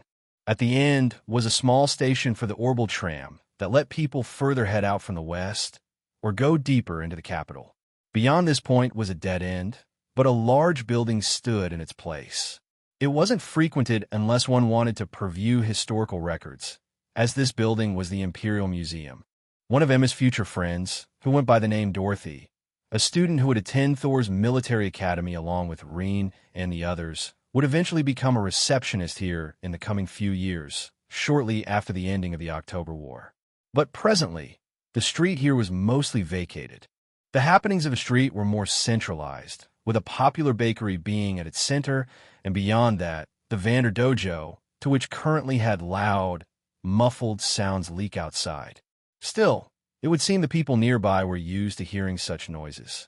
A couple of them did have interest in what was happening beyond the closed doors, but as they didn't personally have plans to head inside, the people walking around the street just watched on or continued walking to where their destinations were. Back toward the Imperial Museum, however, to be specific, the orbital tram line that was connected nearby soon had a trolley pull up to it. After a few moments passed, the tram opened its doors, and some people began to exit the tram, entering the Leica district. Among this crowd of people stood a rather peculiar group of 3 figures. One appeared to be a man whose hair was neatly tied up into a ponytail. Some people were immediately drawing interest to the large gourd that was currently over his back. He didn't appear to be around here, and was wearing loose clothing that hailed from the east. He seemed to have turned 27 this year. Beside him was a rather breathtaking, beautiful woman. She was wearing a long, navy blue one-piece dress that parted ways down the left side of her legs. A yellow jacket was embedded into her dress, which made her appear stylish. Coupling with her perhaps C-cup or D-cup breasts, she was a pretty woman, to say the least. Her cerise-colored hair only added fire into that mix. People were quick to spot a holstered orbital gun at her waist. Not only that, she also had a sword equipped. It wasn't often people would just flaunt their weapons out in the open like this. But the people passing by were quick to notice the Bracer Guild emblem on their bodies, and was quick to determine that these 2 figures were bracers. These 2 weren't alone. After getting off first, a rather small blonde-haired girl, who seemed no older than 10 years old, stepped off of it, quickly reaching their side. She was wearing a short orange skirt, which made her easy to move around with. Her sky-blue eyes made her rather striking. Didn't think would shoot back to Erebonia this quickly, Sarah, and to the capital no less. This is one of the districts, ain't it? The little girl responded with increasing interest as she began to browse the large street. The Leica district was one of several that made up all of Heimdall. Sure is. To be honest, I wanted to stop by Liberal instead and introduce you to the Silver Streak, but she's rather preoccupied at the moment, Lavi. Apparently Scarizard is training a newbie. I didn't think she'd gain such a student like that. I didn't know she's been showing the ropes to the bright brats, but those 2 aren't officially her students, the cerise-haired woman said. Ah, I know exactly who you're talking about. Met that rambunctious girl myself. Actually, so I can definitely attest to Skira being busy. She called herself Angelica. With any luck, she'll be taking the bracer exam this or next year, the bulky man said, crossing his arms as he said that. Still got no idea who the hell it is you're talking about. More friends of yours, Sarah? Lavi asked, still showing confusion in her eyes. You betcha she is. She can even hold her own in a drinking contest against me, Sarah answered, pumping her arm upward with a confident look in her eyes. Lavi just rolled her eyes in response. You know drinking like that will ruin your health, right? The man said. With his tall stature, he shifted his body and looked down at the woman beside him, who appeared to have just turned 20 this last year or so. In fact, Sarah had just turned 21. Here in Zemuria, becoming an adult and earning the right to drink alcohol happens when one turns 20. So it hasn't been that long since Sarah was exposed to drinking beer. Perhaps she did it earlier in her life back in Northumbria while she was still with her Jaeger unit. Thanks to Naoto saving her father, Colonel Veilstein, he had retired off to the countryside, which allowed to watch her daughter grow up with peace of mind. And now, Sarah became a bracer of her own free will and wasn't forced to lead on as such a path thanks to losing her father. As Sarah heard the man say that, she shifted her eyes and saw the large gourd on his back. Says the big lug who carries this giant thing like it's nothing. Seriously, how much liquor can you store inside this gourd? Sarah retorted. Haha, it's not like I always store alcohol inside. Anyways, it was a pretty sudden call-in from the branch here. What brought you two here in Heimdall of all places? Weren't you having the time of your life back in Edith? The man asked. Sure was. It was a shame to leave such a nice place behind. We had an amazing New Year's party. I'll tell you what. You basically heard what I wanted to do originally, though, which was to take Lavi here to Liberal. But after hearing what Scarizard had to say, I decided to come back here. We would have directly headed back up to Northumbria to celebrate the new year with Daddy, but I didn't think you would be lurking around here, Zin. Seriously, what's up with that? Sarah asked the man. Shit happens. My disciple wanted to part ways here, and I saw her off. They'll actually be staying here for the next 1 to 2 months. Kilika's here too, you know, Zin said, looking at Sarah. Sarah's eyes turned wide in surprise hearing that. No way. Not that Kilika. Didn't she just get promoted as branch manager in Zeiss? Sarah asked in shock. Who? Lavi asked again, still showing confusion in her eyes. Huh. Word travels quickly, it seems. Didn't expect to come across purple lightning here. A voice suddenly called out to them. Before long, 2 figures arrived. Lavi's confusion only grew, as she hadn't seen these 2 figures before. One was a slender, black-haired woman with a stern look in her eyes, while another was a man decked out in a black suit and had orange, short, spiky hair. His eyes were hidden away by black, shaded glasses. A lit cigarette could be seen in his mouth. TCH. Of course you'd show up, Zin said, scratching his head, locking eyes with Walter. Hey man, not my fault. You know I'm currently with Kilika. I know you hate me, but just pretend I'm not here, Walter said, shrugging his shoulders as he heard that. Sarah blinked her eyes, not expecting to see Kilika arrive in front of her, and in Heimdall no less. So you weren't lying, Zin. It's been a while, Kilika. But who are you? It's clear even to me that Zin hates your guts, Sarah said, looking at the rough-looking guy in front of her. Huh, full points, Walter said, taking a moment to take a puff of his cigarette. Seeing him do that, Kilika did a quick motion of her arm and plucked it out of his mouth and tossed it aside. Don't smoke in front of kids, Walter, Kilika said, squinting her eyes. Sheesh. I get it. Smoking's bad, Walter said, revealing a playful smile over his lips. Anyways, the name's Walter. It's good that you showed up, Zin. We've some movement, so it's best you hear it directly from the fool. Got a moment? Walter asked him. Of course you do.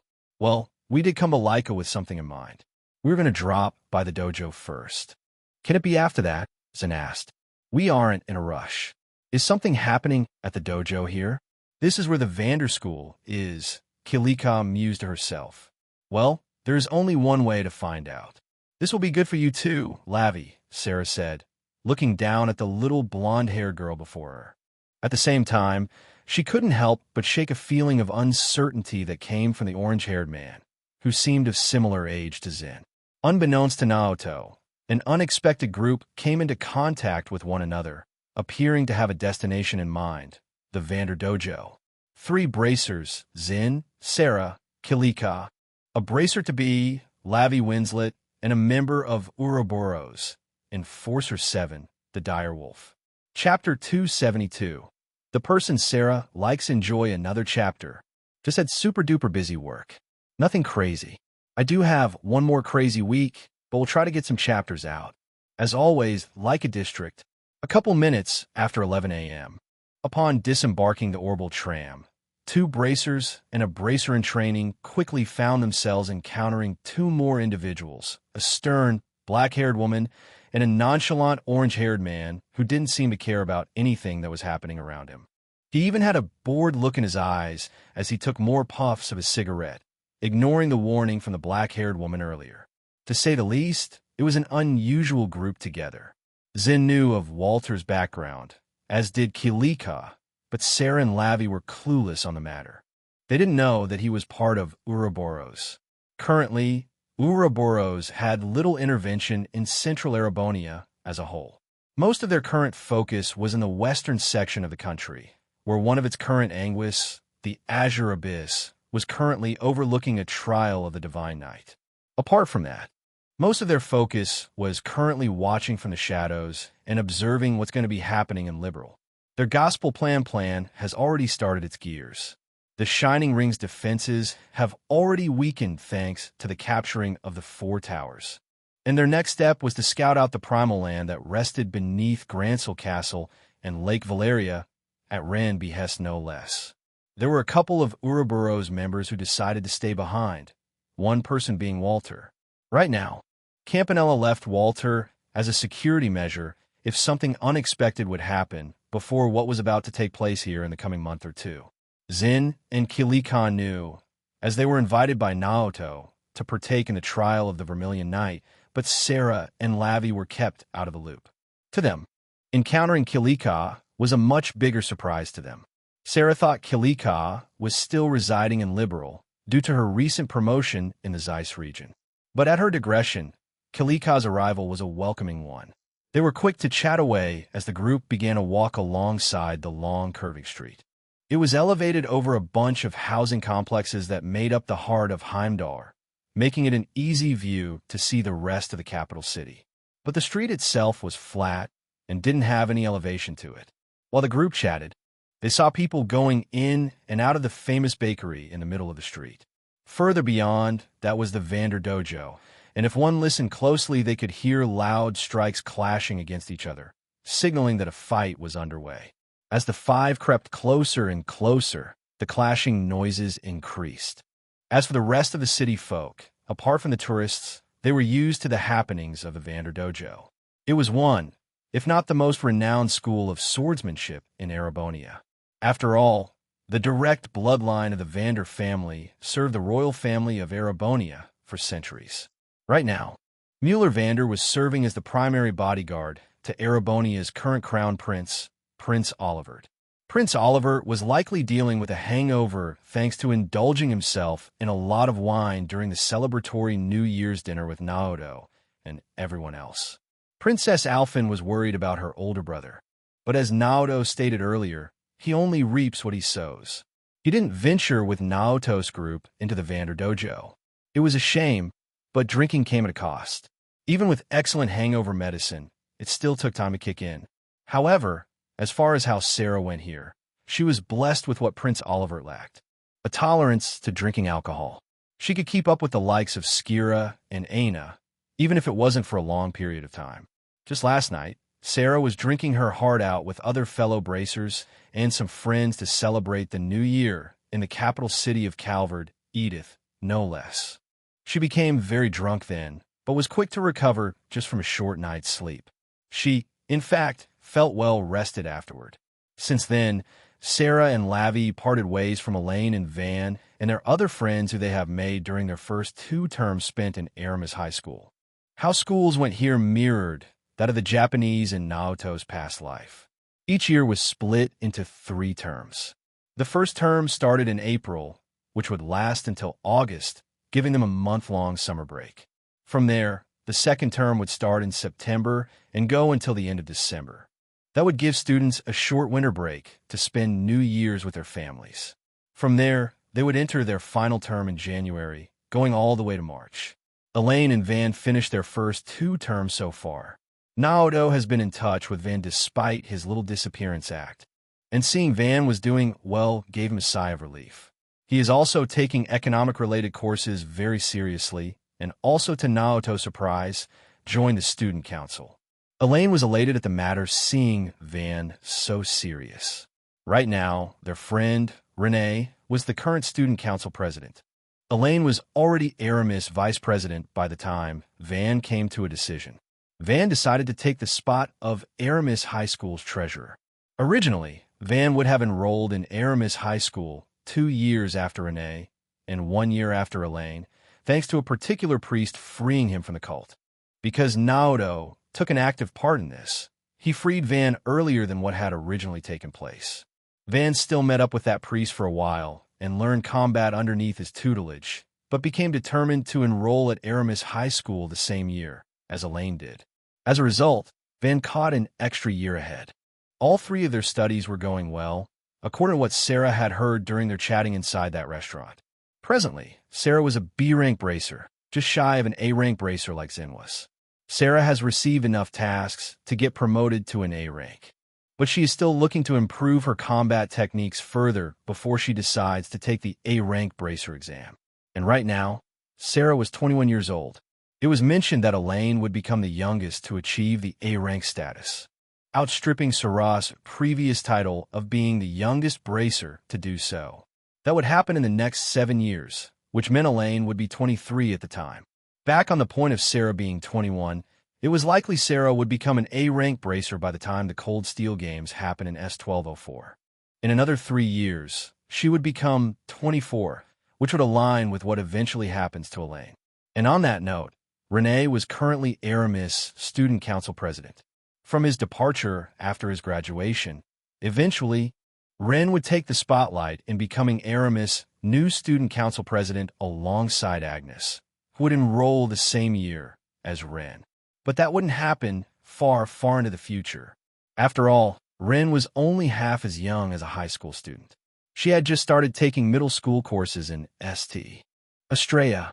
Thanks to her joining this school, it is a question of doubt as to whether would continue her pursuits into Calvert. Thankfully, despite the looming housing bubble burst lurking in the coming year or two in Calvert, Van was trying to make the most of it. Sarah easily saw the resolution in his eyes during that celebratory dinner. Since that night, Sarah had little worry about how things were going in Calvert, so she decided to hop on the next orbital carrier out of Edith with Lavi in tow. They were originally going to fly down to Liberal and check in with Skira, but Sarah received a quick notice from her saying that she was too swamped in teaching not one, not two, but 3 upcoming bracers. One of the latter was her direct student, while the other 2 were practicing mostly on their own under Skira's guidance. Estelle Bright, Joshua Bright, and Angelica Roner. Seeing that was the case, the 2 wound up here in Heimdall instead, at Zin's invitation to Sarah's surprise. But now it made sense seeing Kilika and Walter here. Sarah likely guessed something was happening or going to happen, but couldn't figure out what exactly that was yet. Sarah ignored Walter's banter as Kilika berated him in front of Lavi, mostly keeping to her own thoughts. Lavi, on the other hand, was under a constant watch of observing Walter and his current behavior, continuing to smoke away even after being warned by Kilika not to do so. Lavi was used to older Jaeger members smoking back in Northumbria, so she wasn't particularly bothered by the smell, but still annoyed Kilika. She could see Walter's disinterested look in his eyes from an outward glance, but it didn't take long for a hidden pressure to start swelling inside her body, making her back run cold the more she observed Walter. She knew well what this feeling was. It was the feeling of bloodlust, something that was causing flags to be raised inside Lavi's head, signaling that this man in front of her was not a good person, and a very dangerous man at that. She was rightful to have such a feeling. After all, Walter was a martial artist like Zin was, honing his techniques over large periods of time. Both Zin and Walter studied under the same teacher. Zin was grateful to their master's teachings, but Walter diverged from his teacher's path and wound up killing him to form his own martial arts. This sensation of bloodlust could only be earned through combat with others, and earning its highest proficiency by killing others. As Lavi felt her back run cold, Sarah, too, felt something similar.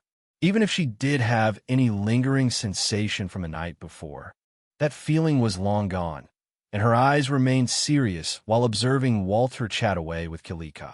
He released a sensation equivalent to that of being a fighter on the battlefield, which Sarah was very used to. After all, Sarah had a good 5 to 7 years of being a Jaeger under her belt. Lavi leaned towards Sarah while the 2 felt this bloodlust. "This guy has bad news written all over it, Sarah. There's no way he's a bracer," Lavi said, whispering to Sarah with a small frown. No kidding. You can't get this bloodlust so easily, even if one was proficient enough in combat. I can hide mine pretty well, but this guy just acts as if he doesn't even care about him being exposed or not. I can't trust him one bit, but the one I do trust is Kilika next to him. It does beg the question on how the two even met, Sarah wondered, whispering back at Lavi. Kilika and Walter were further beyond the two, and Zin was right next to Sarah and Lavi. While feeling this, Lavi reached towards Sarah and began whispering to her. This guy has bad news written all over it. There's no way he could be a bracer like you. Lavi whispered to Sarah. No kidding. It's almost like I'm staring at a Jaeger in disguise. I didn't think Kilika would have interest in such a man. He is dangerous, that much I can tell you. I wouldn't trust him one bit, but I trust Kilika. With her here, I'm sure whoever this guy is, he won't get off his rocks, Sarah whispered back, trying to calm Lavi's uneasiness down. You wouldn't think these two would be related. I can't help but wonder how these two even met up, Sarah continued to wonder. Right? I just met these two after getting off the tram, but I'm getting a similar feeling. Kilika looks to be such a strong-hearted woman, Lavi responded back, being amazed as to how Kilika currently appeared to her. She was stoic, classy, and at the same time, Lavi felt like she couldn't underestimate Kilika. Little did the two know that Kilika was also an expert in combat and a martial artist like Zin and Walter was. Her attacks were more profound and kept a graceful appearance to her attacks. Her primary weapon of choice were chakrams, circular, bladed weapons that could be thrown at any distance and could also use them to attack from close range. There wasn't a safe or dull spot, making chakrams quite deadly. Kilika wanted to join Naoto's group in partaking in the trial of the Vermilion Knight alongside Zin. It wasn't known at this time whether Walter would join, but considering Campanella left the task of observation to Walter, it was possible he might join the group. Seeing Sarah and Lavi whisper, Zin was close enough to hear their conversation and spoke out to the two. Oh yeah, I should have told you too. But knowing is good now, Sarah. The man you see before you is Kilika's boyfriend. We kind of go way back, but went our separate ways back then. I didn't think Kilika would take an interest in Walter. Your suspicion is valid, though. With Kilika here, Walter shouldn't do anything too crazy, Zin said, trying to calm Sarah and Lavi down. Yeah, Sarah tried to respond back, taken by surprise at Zin's words just now. It took a moment for Zin's words to register. These two are dating, Sarah whispered back in shock. Totally didn't see that coming. Lavi retorted hearing that. Oh my, guess the cat is out of the bag. Seems you two are talking about something rather interesting, Kilika said, turning around. Her eyes curved upward into two crescent moons as she looked at Sarah. You're seriously dating this guy? Kilika? I just can't seem to trust this no-good-looking guy one bit, Sarah said with a frown. Hey, I take offense to that. I see myself as a classy dude, Walter said, taking in another puff. Sure, one who loves to sink his time away gambling and drinking, Zin retorted back. Huh, you're always missing out on the fun, Zin. Still, you're quite the beauty yourself, Purple Lightning. Want to ditch this joint and go enjoy the capital? I found one or two good spots we can try out, Walter suddenly said, approaching Sarah. He even placed his arm around her shoulder, catching her off guard. Aren't you dating Kilika? Sarah uttered, not expecting Walter to hit on Sarah. Yet before Walter could do anything, Kilika was swift, striking out with her arm and grabbed onto his ear and yanked him back. I do apologize for Walter's stupidity just now, Sarah. You even dared to say that in front of me. You'll be getting an earful later. Kilika responded with a serious tone. Sheesh, can't you take a joke? I was being serious there, though, Walter tried to say, only to get interrupted with a slap to the back of the head. Fine, I get it already. Sheesh, Walter continued to say. Still, Sarah was caught off guard by Walter's actions. A light blush appeared on her cheeks, realizing what had happened. Don't take Walter seriously, Sarah, Kilika said again. It's more flattering, really. I haven't really considered dating much of an option before, Sarah uttered.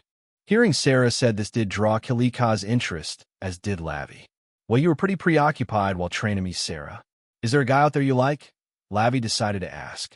With that question, The group came to a halt right outside the bakery. The smell of baked bread wafted around their noses. To be honest, the purple lightning liking someone would be a surprise. Kilika also wondered. Sarah did react, as the blush on her cheeks reddened. I wouldn't say there isn't someone I like, it's just I don't think it will come to happen, Sarah said, regaining her composure, and sighed. Oh ho! Now this is something I want to listen to, so the purple lightning does like someone, Kilika replied, revealing a playful grin. Yes. The only issue is, I think I have an age gap over them. Maybe 7 years or so, Sarah wondered, and began to imagine the person she currently liked in her head. Before long, a certain violet-haired boy popped in, sporting mostly dark green and black leather-plated armor that covered most of his body, fighting away several armored figures as she imagined that. And you call me the crazy one, Walter immediately retorted, which only earned another yank from Kilika. Fufu. Sounds like an interesting fellow, to say the least. I didn't think you'd swing that way, though. Kilika smiled, seeing Sarah's heartfelt look in her eyes. You like that guy, don't you? Lavi also uttered, quickly realizing who it was that Sarah was referring to.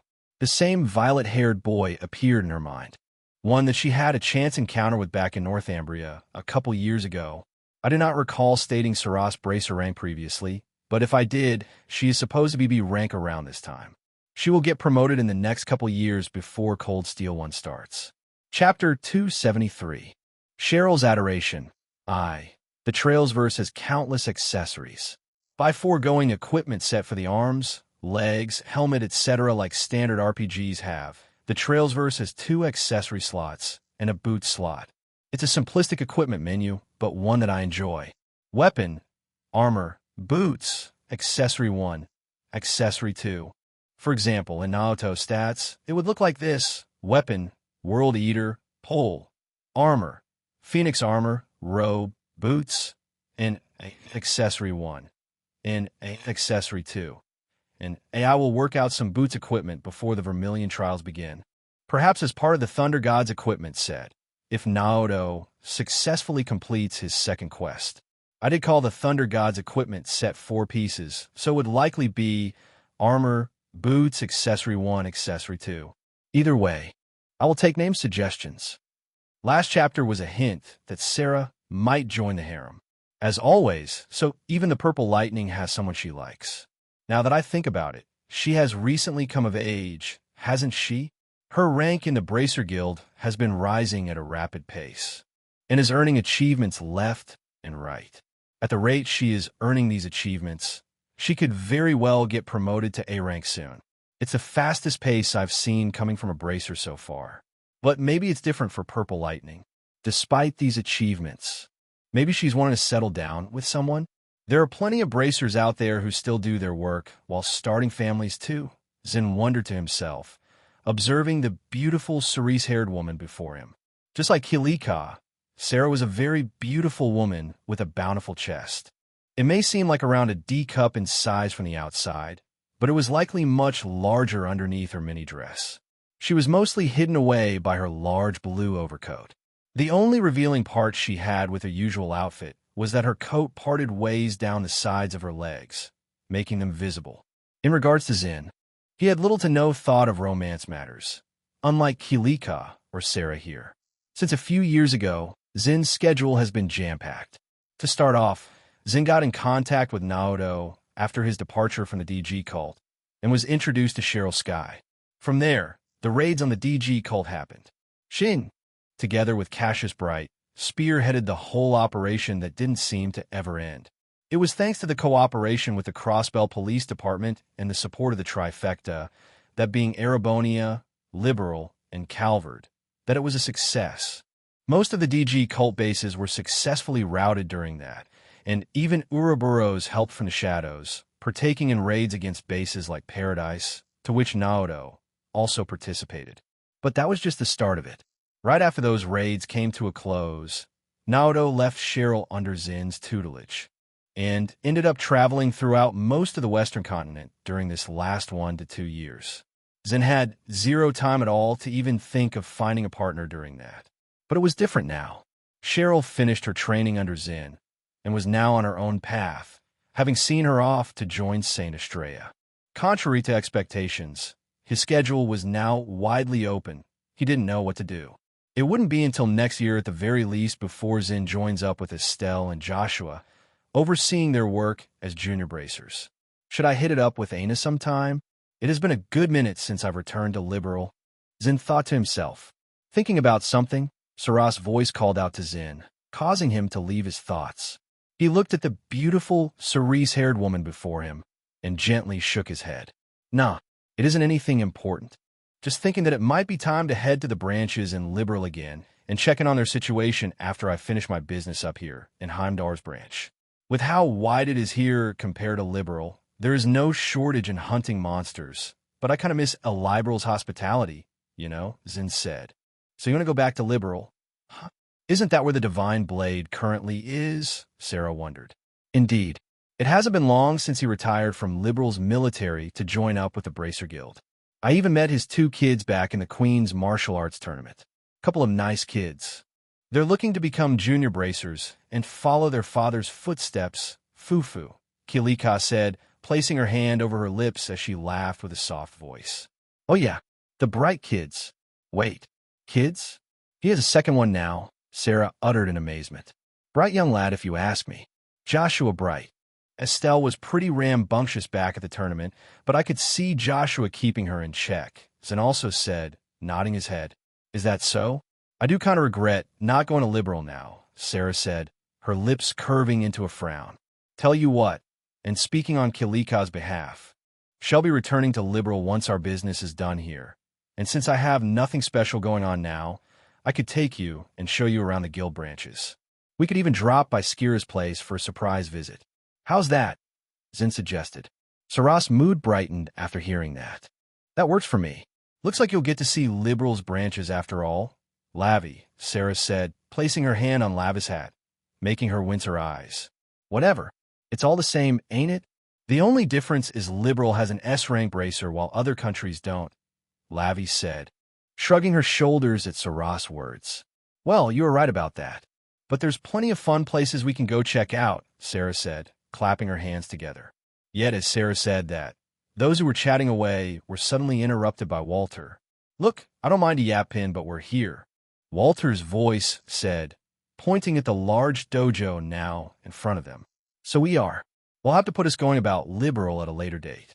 It's something we want rush anyways. Zin and I plan to be here until February at the very latest, Kilika said, taking a moment to look at Sarah. February, huh? I wasn't expecting your stay here to be that long. Just what is it you're wanting to do here, Kilika? Surely, it isn't just taking on requests one after another. I get Erebonia is countless times larger, but there's a limit to how much you can do, Sarah wondered, her eyes full of doubt. Fufu, why ruin the surprise now? Anyway, you said your student is here, right, Zin? She was going to have a spar with someone, right? Kilika said, looking at the bulky, tall figure before her. That's right. Moreover, His Highness is here too. Man, talk about a crazy announcement yesterday, huh? Zin said, recalling the big declaration that spread like wildfire of Naotos and Princess Alphen's engagement, making it to several different news agencies. You mean about that prince and princess getting engaged, right? Sounds like every person's dream, if you ask me. I don't think my Prince Charming will take notice of me anytime soon, though, Sarah frowned again. Stop being delusional, teacher. That boy is way too young for you, Lavi retorted. You didn't see what it was like, Lavi, my dear, Sarah said, puffing out her large chest. She started recalling the violet-haired boy again in fierce combat against other Jaegers. Yeah. Go enter your dreamland at your own time, Sarah. Why don't we head inside this place? It isn't often I get to come across the renowned Vander Dojo, Lavi tried to say as she pointed her hand at the large building. While approaching this place, they heard a loud, muffled thwacking noise inside, signaling that a fight was ongoing. It didn't take long before the 5 heard a person's voice to reach their ears, despite the large doors being closed. I think it's still 1 or 2 years too early before you're at my level, though. Cheryl, still, I really had a lot of fun getting to fight you like this. Has it been tough on your body? A boy's muffled voice said with a hint of worry.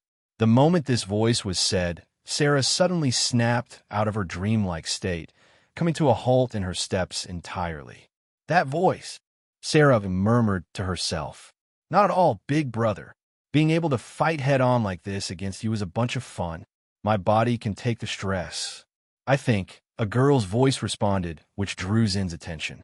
Sure enough, Cheryl was here, and, by the looks of it, she was currently fighting someone too. Fights happened frequently inside the dojo, so it made sense. Yet before the five could do anything, the boy's voice spoke out again, with a hint of sneering to it. Caught you. Don't pause for even a moment during combat, Cheryl, the boy said again. This time, the five heard a thwacking sound much louder compared to the previous strikes. Thwack! Ah! Cheryl's pained voice yelled out, as did several hissing sounds. PSSSH. With a final swing of World Eater, Naoto fiercely swung at the steaming lilac-haired girl before him, catching her off guard. Her figure was blasted sideways, and not toward the other end of the wall. No, with Cheryl's current positioning, she was flung directly toward the entrance of the Vander Dojo, flying at a rapid pace, and quickly left the fighting ring altogether. Her body could now be seen bruised and bloody in some areas.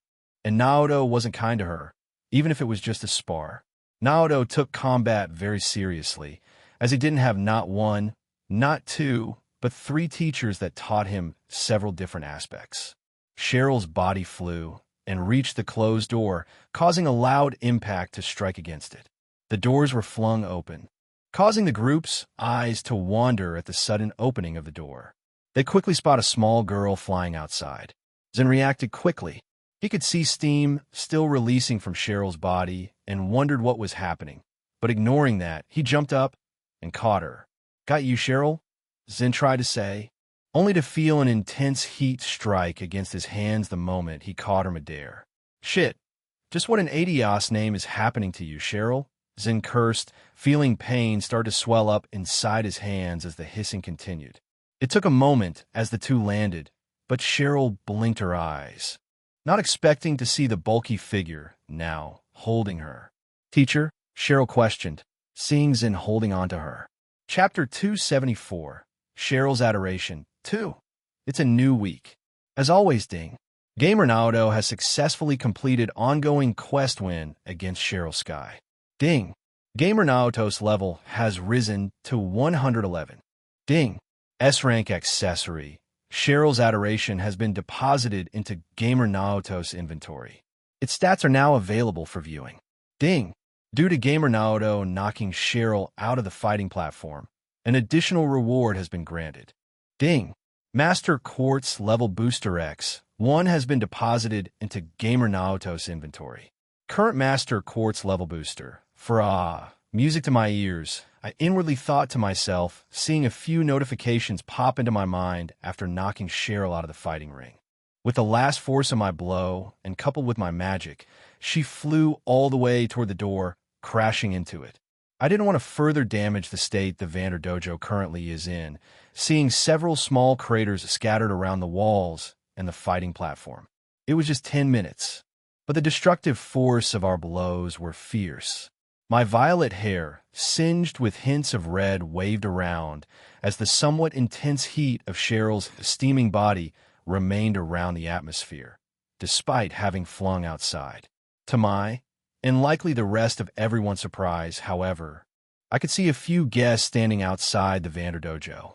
It was Zen's group no less, and I wasn't expecting to see a particular orange, spiky-haired man with him. Like, weren't they on absolutely no speaking terms whatsoever after they had that showdown against their master? I had initially thought that, but seeing a stern-looking woman with them, which was Kalika, it made sense as to why Walter would be lurking around in such a group. That meant Ouroboros was lurking around in Heimdall. And it wasn't just Walter either. Rin was here too. She went off the radar these last few months since my little stunt from ST. Ursula. I didn't want to get in contact with her ever since the New Year's party last night, but she just went up and vanished again. She likes to do that a lot. At the very least, I know Ren will be staying here in Heimdall for a good while, while chatting with Cheryl earlier in the morning before that breakfast. Cheryl did confirm Ren is now attending St. Estrella along with her, and Cheryl and Ren were in the same class as Princess Alphen no less, who, by the way, also had Muse and Elise in it. Cheryl was closer to Princess Alphen's age than Rin, so seeing Rin attending middle school should be no easy feat.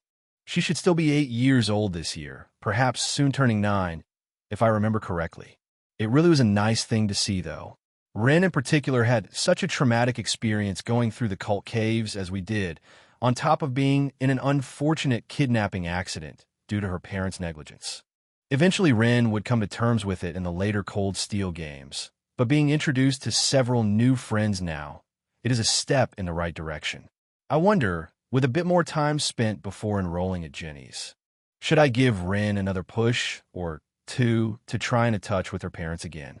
And while I was on that topic, I had plans to travel to Crossbell City either today or tomorrow, as I will be mostly devoting my time further training my swordsmanship and consolidating my stats for the impending Infernal Castle. It was time to confront Cheryl's past. She was literally kidnapped in broad daylight, and her family couldn't do anything against it. I'm not sure how her parents' situation is, but at the very least, I do know she has an older sister. I will need to bring this up with Princess Alphen too, as Cheryl took a good liking to her, it seems.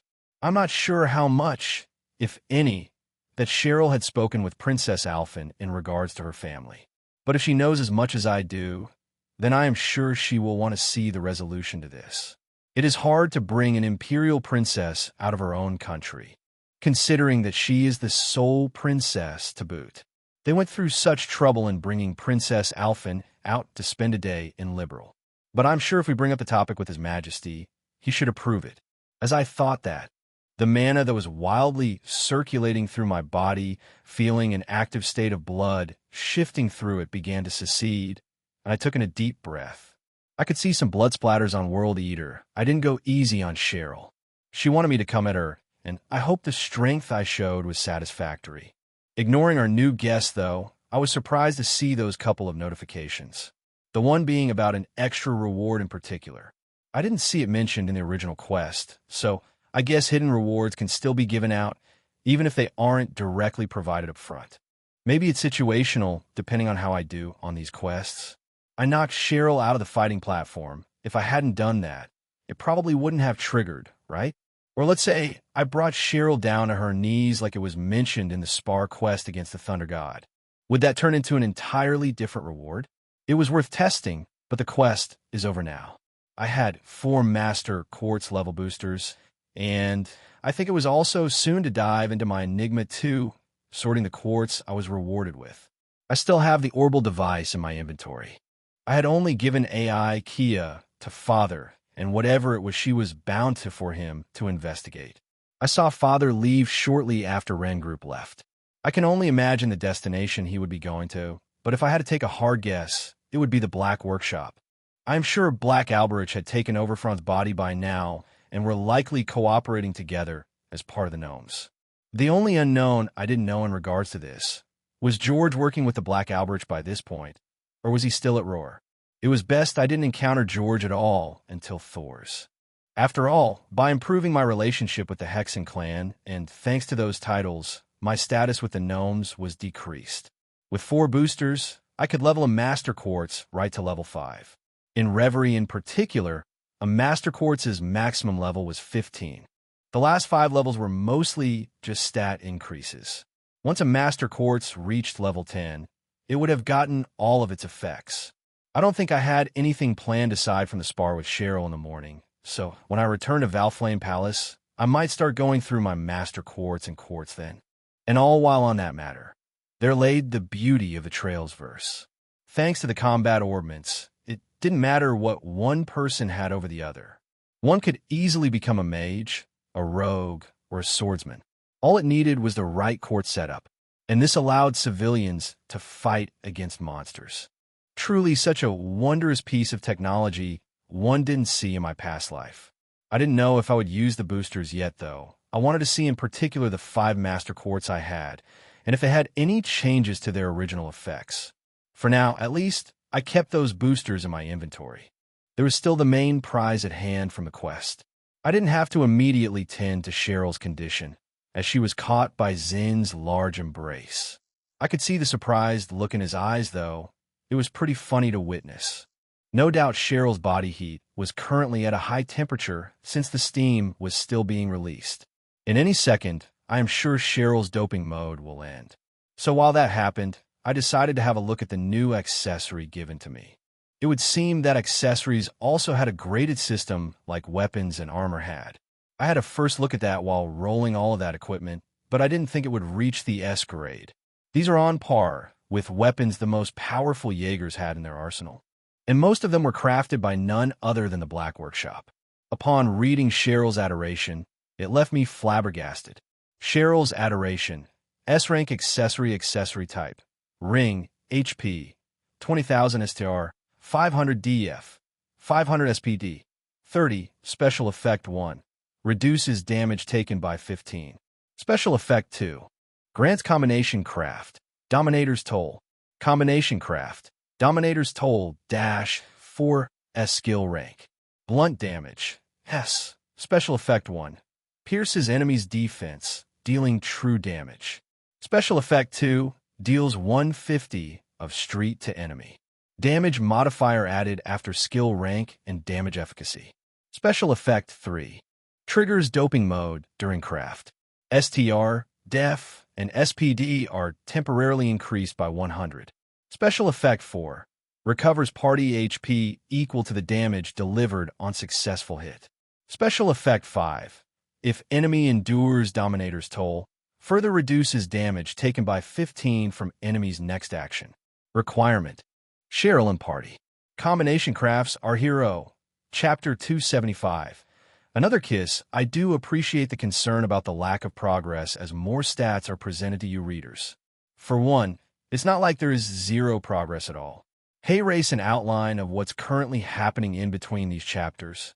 Outside of Naoto's current POV, Naoto is currently in Heimdall, planning on how to tie up his loose ends and consolidate his training before the Vermilion trials begin. This is where the current POV is. Most of Future Class 7 are still in their respective areas going about their lives.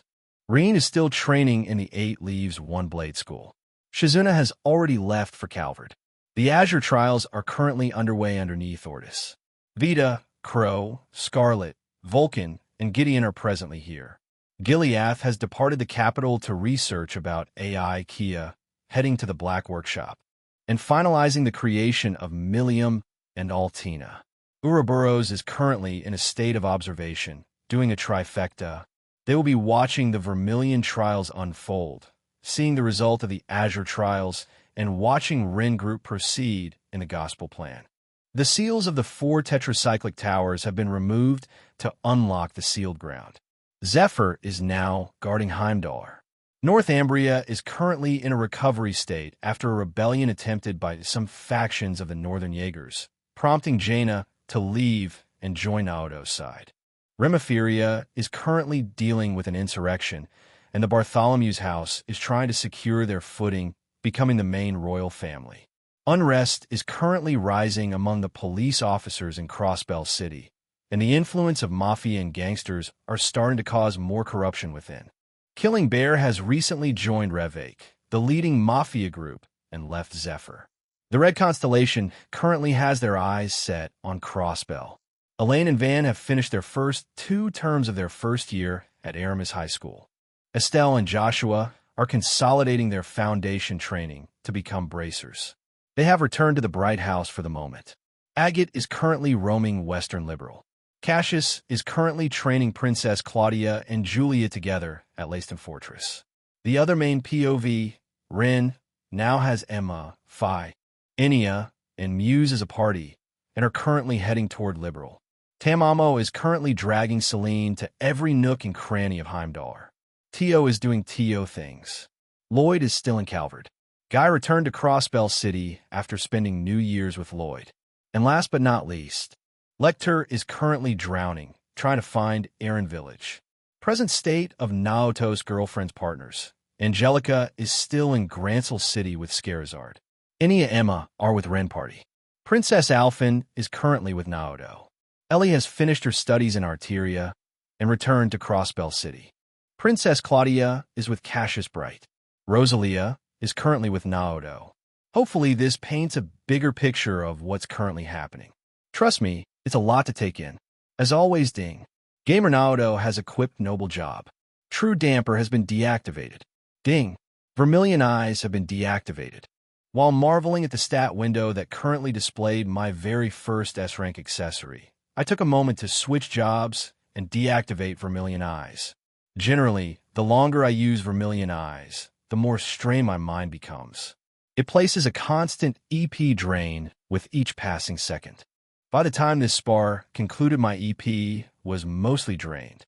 I did sustain some injuries, but True Damper's regeneration kicked in, and my HP was already starting to recover. It was as if I had a really good workout, but my mind was approaching a state of exhaustion. All of that happened in a short span of 10 minutes. It was intense, to say the least. Vermilion Eyes was currently maxed out in terms of levels, but it wouldn't hurt to see if I could further progress it during this next month or two. I did not know if skills could evolve, but considering I had the gamer system, the probability of that functionality was high. If I could evolve Vermilion Eyes to make it not drain my EP, that would be amazing. Phew, I uttered softly, standing upright on the fighting platform. Letting out a deep sigh, I dismissed the status window of that spectacular S-rank accessory. I know I have one at A rank that I want to see as well. But to think S-rank accessories could get to that caliber. As much as I wanted to put on right now, it wasn't the time to do so.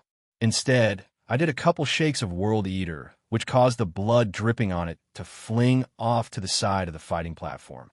There were quite a few holes created by our spar. I felt a bit guilty in causing so much damage, but I didn't think Cheryl had such a skill to keep up with my pace. With a large swing of World Eater, I placed it back on my back.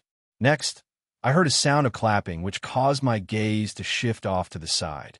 That was a splendid match, Naoto. I didn't know you were so proficient in pole arts. A graceful voice spoke, reaching my ears. It belonged to a very beautiful, silver-haired woman.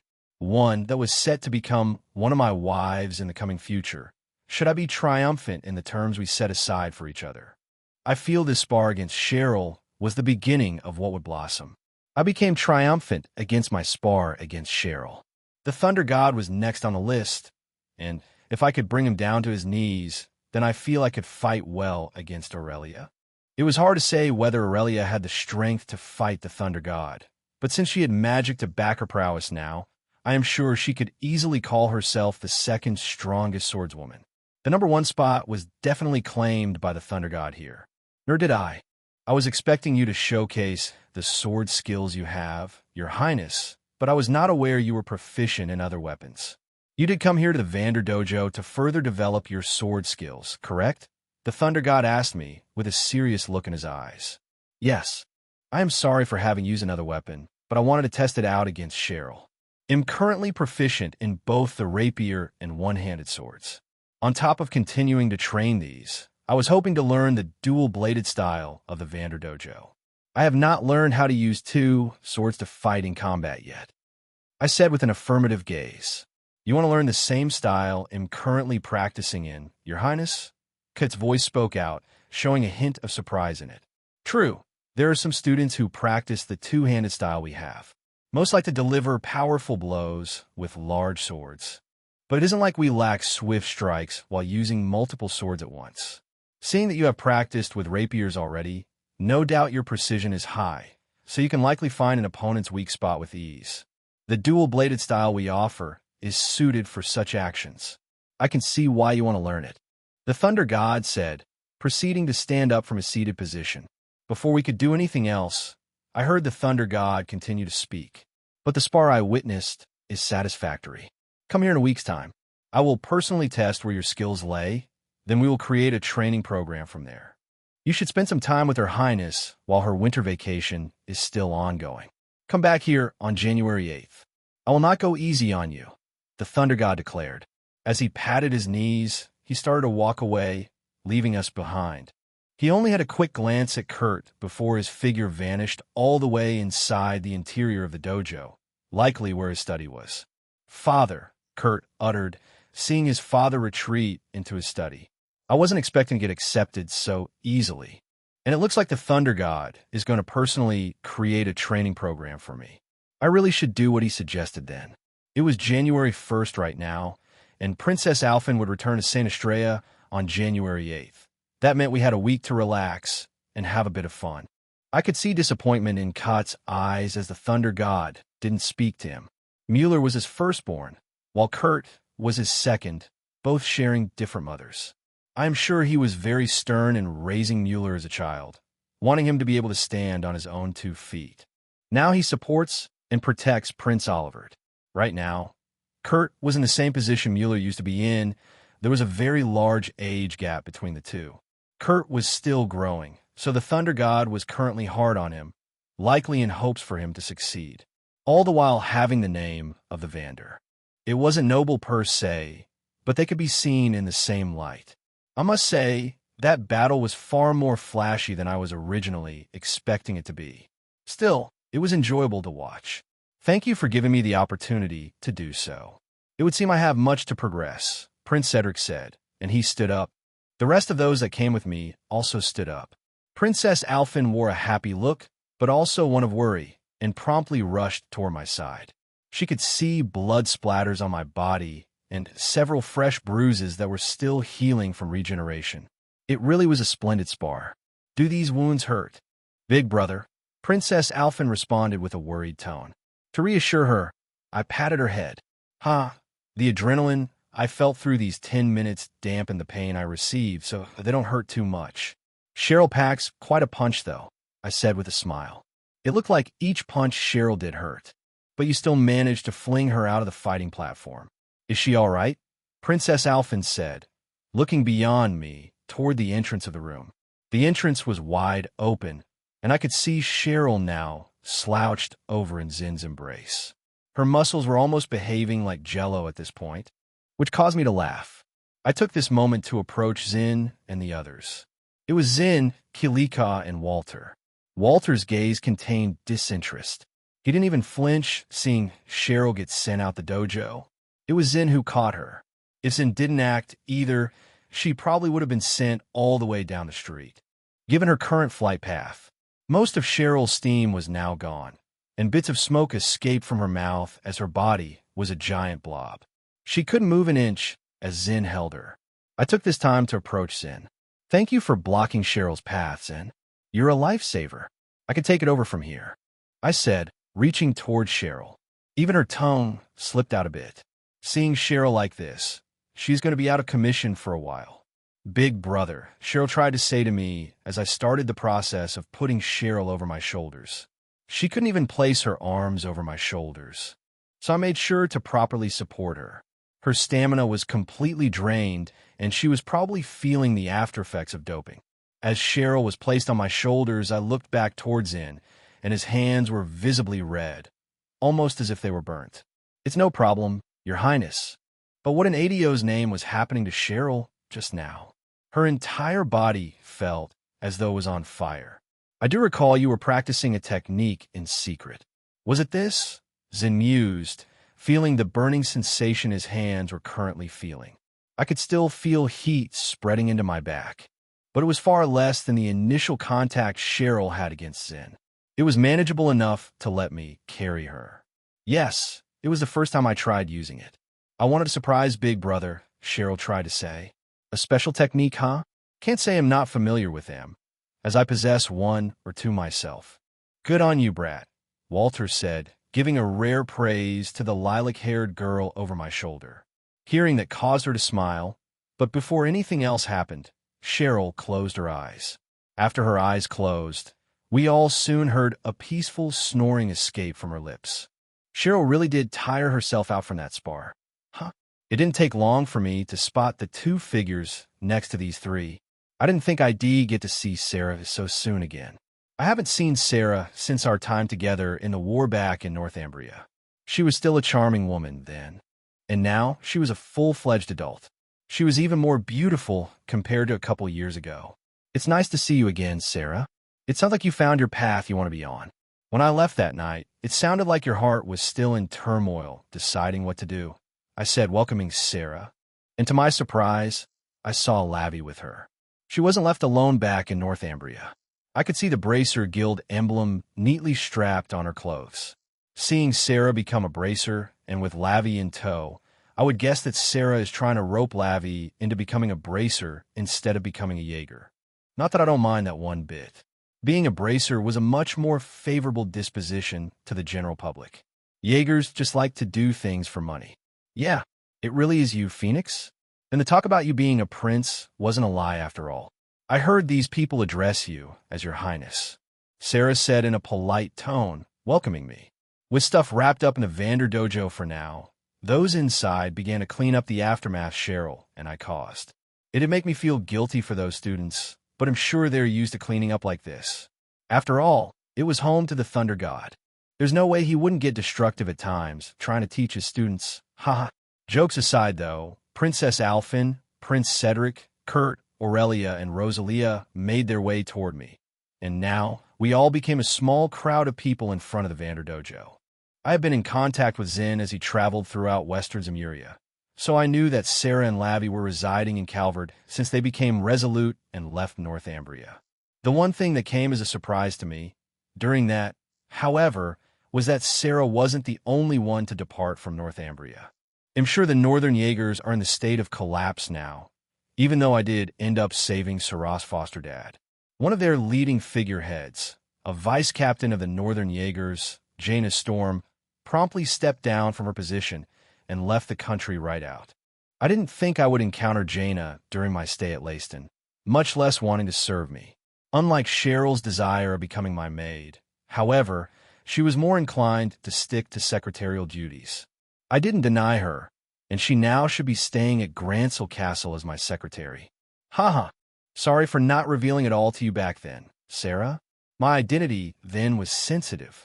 It is formally nice to meet you, Miss Rising Star Purple Lightning. Liberal's Crown Prince, Naoto von Auslese, at your service, I said. I still had Cheryl on my back, but I still made a respectful gesture of placing my arm over my chest and did a slight bow. Not too much that wouldn't disturb Cheryl's peaceful slumber. You really are a member of Liberal's royal family. I knew I recognized that violet hair from somewhere, Sarah said, still keeping her polite tone with me. I knew her since she was a Jaeger herself. After all, we fought in the same war, and in the same squad no less. It was just for a brief period of time, but we were quick to become friends after that. You really are a prince? I know Erebonia's greatest treasure beside you. Is it really true the two of you got engaged? Lavi asked with growing interest, despite remaining mostly deadpan. We sure did. I'm guessing the two of you are Naoto's friends, as the rest of you are. We just finished up our business at the Vander dojo for the day, so we were on our way back to Valflame Palace. You are all welcome to join us, Princess Alphen said, bowing her head at the few bracers. Even me, Walter tried to say as a sneer, but Kilika reacted quickly and side-jabbed him with her elbow. Just ignore this guy, all right? Kilika immediately retorted with a stern look in her eyes. Her expression remained aloof, but I could see her eyes become angrier. As that happened, Sarah's expression softened seeing Erebonia's royal family standing before her. I'm sure she wasn't expecting to encounter such a group by tagging along with Zin. Seeing Zin come here, I'm sure he wanted to watch Cheryl spar against me. Unfortunately for them, they came right at the end of it. Lavi glanced toward as she let out a sigh. It wasn't a sigh of relief, but more of a defeated sigh, which confused me seeing Sarah do that. Lavi was quick on the uptake, it seemed, and spoke out. You sure definitely have competition now, Sarah. I didn't think a member of your joint squad back then would turn out to be a prince. The whole country is still in an uproar because of that declaration of your engagement. Even the guild branch here isn't stopping their talks about it. It's all the rage, you know. Lavi said, drawing my gaze toward her. Hava, you bet. Princess Alphen here wasn't against it, but at the same time, it could serve as a foothold against the present affairs against Calvard. I will say this, though. I'm only staying in Erebonia for another month or two at max before I return home. So, I gotta make the most of my time here, I replied with a laugh. And that means after that, I probably won't see you again for a while, Sarah suddenly said, distracting my words just now. Most likely, unless you personally come to Liberal for a visit. If you do, they'll open the castle doors for you, I said, giving an invitation to Sarah. It may not happen for a while, but I can at least make her feel welcome. I appreciate that, Your Highness. There's just one thing I have to do. It sounds like you'll be busy from now on, so I'm not sure when that will take place. Sarah spoke back to me. Oh, what would that be? I said with growing interest. The others were also interested in what Sarah wanted to do, but I didn't expect her to approach me. I could see her beautiful figure now within a hair's breadth. A gentle and scented aroma struck my nostrils as her large breasts jiggled a bit while Sarah leaned downward. Sarah suddenly cusped my cheeks. She leaned in, tilted her head, and planted her lips onto mine. My eyes turned wide, feeling a soft and wet sensation strike against my lips. Sarah even went the extra step, letting her tongue dance around the inside of my mouth. "Oh my," Kilika said, being the first to speak up, seeing this kiss happen before us. "So this is the one you were referring to," Kilika mused to herself. I tried to say. Prince Cedric had a amused look in his eyes, almost smug, even seeing this happen before him. Time seemed to have stopped for just a brief moment. Princess Alphin's cheeks turned a bright red, not expecting this cerise-haired woman to suddenly initiate a kiss, and out in public no less. Unfortunately, as good as this felt, it only lasted for a moment. Sarah parted her lips from mine. My lips were free again, as were hers. I could see a blush on Sarah's cheeks as well. I tried to say. Sarah only grinned back at me with a playful smile. "Call that an advance payment, if you will, Phoenix. I know you'll be busy, but if you decide to make some time, you'll be doing requests and sticking at the Bracer Guild's building." "I do appreciate the invitation, though," Sarah said, before she turned around and started to depart. "Ashi, at least wait for me," Lavi said. She too was distracted during this kiss, but she hurriedly ran off, trying to join back up with Sarah's retreating figure. Only Zin, Kilika, and Walter were left behind. Apart from our group, Princess Alphin blinked her eyes as she saw Sarah leave. Did that really just happen?" Princess Alphin said, still doubting what she had just seen. "Sure did. You really are a person of wonder, Naoto. You even made the purple lightning's heart aflutter," Aurelia said, revealing a smug grin herself. "Ha ha ha," I said, trying to recall the sensation just now. I didn't expect Sarah to kiss me. Surely she doesn't like me, right? Yet, as I inwardly thought that, I heard a couple notifications sound off inside my mind, causing me to turn on deaf ears. Ding. Realizing who Gamer Naoto truly is and the actions Gamer Naoto has performed back in Northumbria, Sarah resolved herself, wanting to stay by Gamer Naoto's side. Despite being a part of two different worlds, she is determined to fight through and hopefully claim a spot. Like everyone else, Sarah knows the existence of the royal harem. Sarah Valestine's favorability has reached 100. A new parameter has been unlocked for Sarah Valestine. Ding! Sarah's blessing has been rewarded to Gamer Naoto. Sarah's blessing, STR, 20 SPD, 20 Special Effect 1, grants Thunder Magic to Gamer Naoto. Thunder Magic. Chapter 276. Blizzard as always. Liberal. Roland. Noon. Outskirts. The bright house. Thick and dark gray clouds hung far above, moving fiercely in an endless loop. Countless snowflakes were flying downward at a rapid pace, swerving diagonally due to the high winds. Several inches of snow could be seen as an active snowstorm pelted the grass. The once lush green grass could now be seen tucked away, buried by snow. All of the trees surrounding the single open field painted a beautiful, wintry landscape. The sole two-story house continued to stand its ground against the ongoing blizzard. It wasn't the first time it saw such snow, nor would it be its last time. Even the clean-cut stump in the open field that Cassius often used to chop would only had the axe's handle still visible. The rest was hidden away by the snow. Closer to the house on the second floor, one of the rooms currently had its curtains open. An upright, spunky, brown-haired girl whose hair was currently tied into twin tails could be seen leaning her elbow against the windowsill of her bedroom. A relaxed, mellow look in her eyes as she let out a sigh, watching the snow fall onto the ground before her. If this girl wasn't already dead set on the path she just started to take, she would have enrolled into a nearby high school the following year after this one. This girl was, of course, Estelle Bright, one of the two protagonists of the Sky Arc. A black-haired, amber-eyed boy could be seen not too far away in her bedroom, currently holding an open book in his hand, reading away as the snow continued to fall.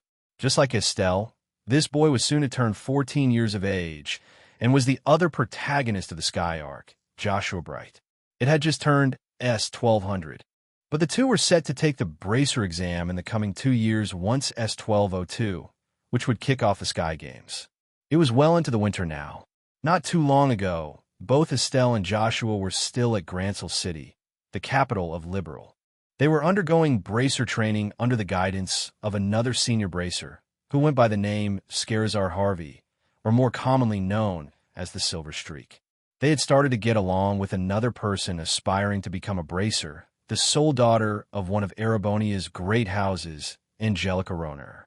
Unlike Angelica, who decided to remain in the capital with Scarazard, however, Estelle and Joshua returned to Roland back to their home to continue going about their lives.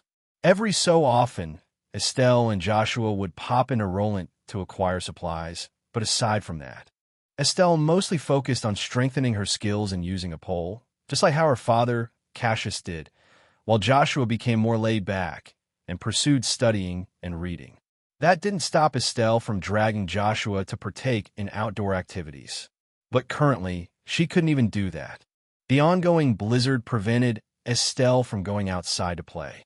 Sheesh, this snowstorm really isn't letting up, huh? I'm glad Dad was able to leave before this thing hit. You think he made it to Leiston safely? Estelle asked with a hint of worry in her eyes. I'm sure he did, Estelle. I didn't think they would take a private airship there. It does make sense considering who was with Dad, though. I didn't think I'd get to see Her Highness again like this, Joshua said, taking a pause in his reading to look at Estelle. Right? It was really nice to see Chloe again. She looked really pretty in that dress of hers. If I didn't see that rapier at her waist, I wouldn't think she would have any interest in going to a military facility. It's almost as if Dad is acting as her personal escort. Hee, Estelle said, revealing a playful smile. Well, you are right in a way. It is true Dad is retired from the Royal Army, but it's not like his connections up and vanished into thin air. It was enjoyable to spend the coming of the new year with Dad's acquaintances, Joshua said with a nod of his head. Oh yeah, the scruffy general and that pretty blonde. What were their names again? Estelle wondered, already forgetting who it was that came with Cassius to celebrate the New Year's at their home. It was only a day, but she had already forgotten them. Joshua couldn't help but smack his head with his hand the moment Estelle asked that. And this is why I fear you will fail your bracer exam, Estelle. How could you forget someone you just met last night? Joshua retorted Estelle. Estelle grinned hearing that. Oh, I'm just kidding, Joshua. Of course I know who they are. I think Dad is training that colonel to become his successor too. Estelle responded. It does appear to be that way. Colonel Alan Richard, also a practitioner of the 8, leaves One Blade School of Swordsmanship. I recall that school has 8 forms one could practice. Colonel Richard practices the 5th form, Morning Moon, Joshua explained. The 5th form, huh? I know Dad used that school to create his own pole arts, since he mostly attacks with a pole like I do. I think he called the style Void, Estelle said. I remember him saying that. I don't know if Dad is personally training Colonel Richard, but I do know he is now training Her Highness, as well as one of her personal bodyguards, Julia. As to whether they're practicing the 8 leaves one blade, I don't know. I'm surprised you didn't go with them, Joshua said as he raised his eyebrows. I initially had interest since Dad could watch over me as he trained with Chloe, but Chloe had such a serious look in her eyes. If I went, I probably would have only distracted her. Seems there was a bit of a scuffle back at the castle thanks to that prince, Estelle responded, looking back at Joshua. Oh yeah, there was that. Wasn't there? It hasn't reached public news yet, but Dad really shouldn't go spouting military secrets. Something about His Highness disappearing after receiving a large sword wound on his chest. I'm sure the royal family was freaking out about it. Joshua replied with a worried look in his eyes. I mean, what's the point of worrying about it? He turned out fine, didn't he? After all, I haven't seen Dad's eyes turn that wide since that boy was declared the crown prince some years back. It's almost every person's dream, isn't it? A prince and a princess being able to marry. Estelle responded back with a smile. That's just fantasy talk is what I would say, But you don't know how many implications are currently being caused by what was announced by that news, Estelle. It could very well tip the balance we currently share among the three leading countries. I wouldn't be surprised if Calvert declared war in the coming years. Joshua said with a stern look in his eyes, seeing that caught Estelle off guard. It's not that bad, is it? Estelle asked with worry. Chances are high, unfortunately. It's even possible Dad might return to the military because of His Highness' actions. It does wonder if there is a hidden implication as to why Her Highness is training with him. I don't think it's just because she wants to protect herself. Joshua wondered to himself why Chloe went a-laced with Cassius. What he didn't know was that Chloe started her training the moment Naoto vanished from the public eye again. It's not like those who were in the castle at the time remained oblivious to it. Chloe and the others were notified of Naoto's plan, so instead of lazing around in the castle, Chloe took it upon herself to train alongside Julia until the two enrolled in Jenny's next May. So far, Chloe's training has been progressing well. I think you're worrying too much, Joshua. Still, it does make things a bit lonely with Dad, mostly out of the picture. And besides, I want to try playing with that violet-haired cutie again. She was such a blast to hang around. I know she said she was currently staying at the castle, but Chloe said she currently isn't there. I wonder where she is, Estelle said, wondering to herself. Back during the martial arts tournament, and when Naoto was making his Enigma 2, Estelle, Chloe, and the violet-haired girl did tag along and play for a little bit, even though the time spent was short. Back then, a fourth girl was with them, who went by the name Tita Russell. Joshua suddenly came to a halt the moment Estelle brought that girl up. You aren't referring to who I think you're referring to, are you, Estelle? Joshua asked Estelle. You're sounding as if you know the person who I'm referring to. I think she introduced herself as Ren, Estelle said. Try to recall the short time spent with the violet-haired girl back at the capital. It is her, Joshua uttered, recalling the same violet-haired girl aboard the large red airship the two used to be a part of until Joshua came to the Bright House. Estelle wasn't expecting Joshua to react like this. You know her, don't you? Estelle decided to ask. Now that I think about it, I never did ask you how you got to Dad's place in the first place. You reacted the moment I mentioned Ren's name. I know we met back in the capital, but your eyes are saying something else, Estelle said, squinting her eyes at Joshua. You never bothered to ask about it, so I never brought it up. Considering we have some free time on our hands until our bracer exam in 2 years' time, I could tell you, but it's not something I'd consider worth talking about, Joshua said with an indifferent tone. What he was referring to was the tragedy that befell Hamel. He was a part of it, and was picked up by Ouroboros after the events took place. It wasn't until Cassius got into a skirmish with Joshusa did he find his new place here, at the Bright House. Joshua had only asked for his own death then, but instead, Cassius went another direction, and directly adopted Joshua into the family. Is it sensitive, or something? Estelle wondered why Joshua never wanted to talk about his upbringing. Something like that. At the very least, I can say it is connected to the person you're wanting to meet again. It is unfortunate, but even I don't know her current whereabouts, Joshua tried to say. Yet unexpected to the two, as they were conversing like this, they heard a buzzer come down from the first floor. Estelle blinked her eyes, not expecting their doorbell to suddenly ring like this. A guest? But I thought it was currently blizzarding outside, Estelle asked, only to turn her head back to her window. To her surprise, the blizzard had subsided, and the dark gray clouds were scattering. Most of it remained, but it was scattered enough to where sunlight was starting to pierce them, letting its rays strike the pure white snow. It was beginning to create a thin layer of water, allowing the ice crystals to glisten. Oh, looks like it was just a short blizzard. The sun is already starting to clear it. Coming, Estelle shouted, quickly getting off her chair and exiting her bedroom. Joshua looked on at Estelle's retreating figure. Guess, huh? Not everyone just wanders out here for no reason. I wonder who it is, Joshua also wondered. He placed a bookmark on the page he was currently on and folded the book before coming down from the chair he was seated at as well. He then started walking, chasing after Estelle, who rushed down to the first floor of their house. It didn't take long before Estelle to open the door. She was immediately greeted by a cold blast of wintry air. BRR. I know we just had a storm and all, but it's still pretty cold out. Who is it? Estelle decided to ask as she let her eyes wander. She couldn't help but blink her eyes the moment she spotted 4 figures standing in front of her doorstep. Hello again, Estelle. It is very nice to see you again.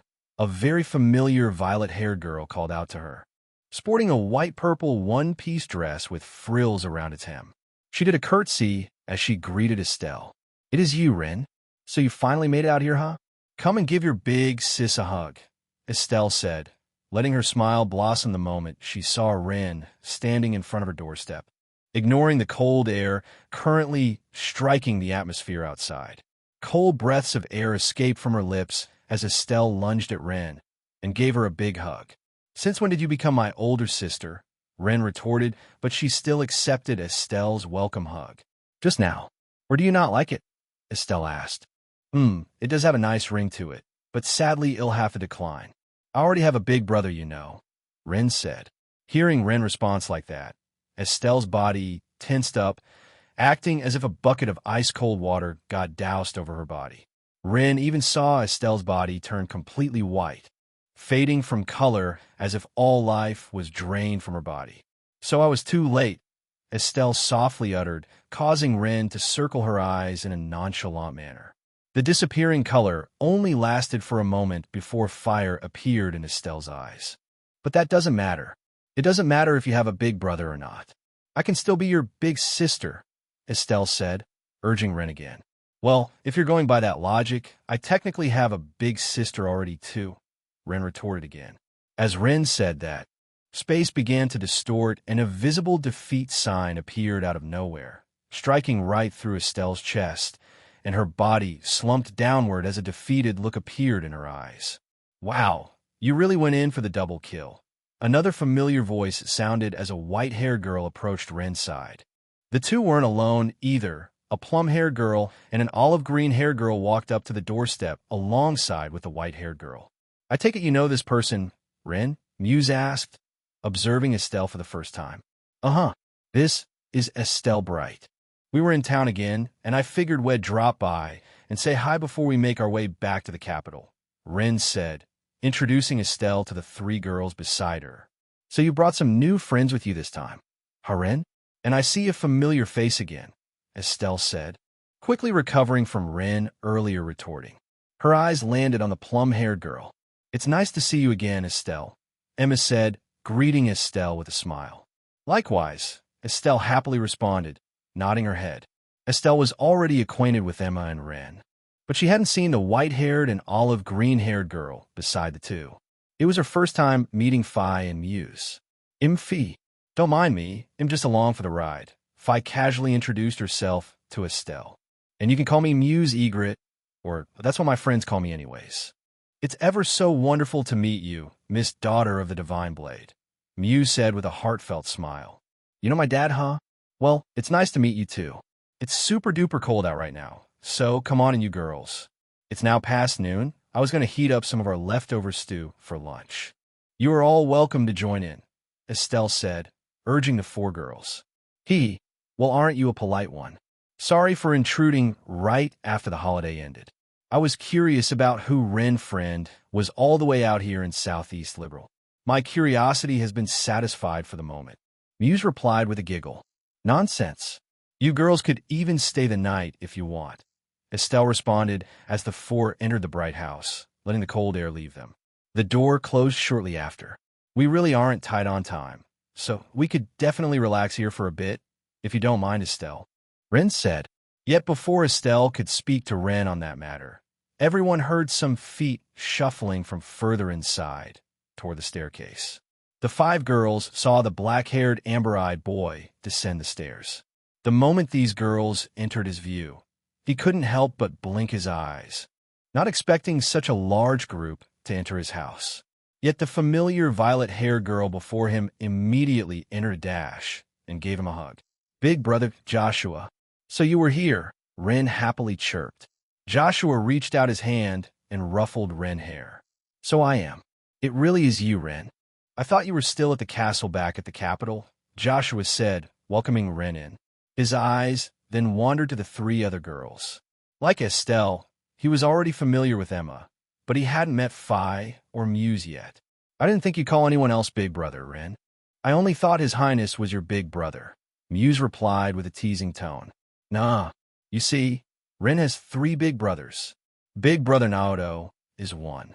Big Brother Joshua is the 2nd, and Big Brother Loey is the 3rd, Rin replied back, catching Muse off guard again.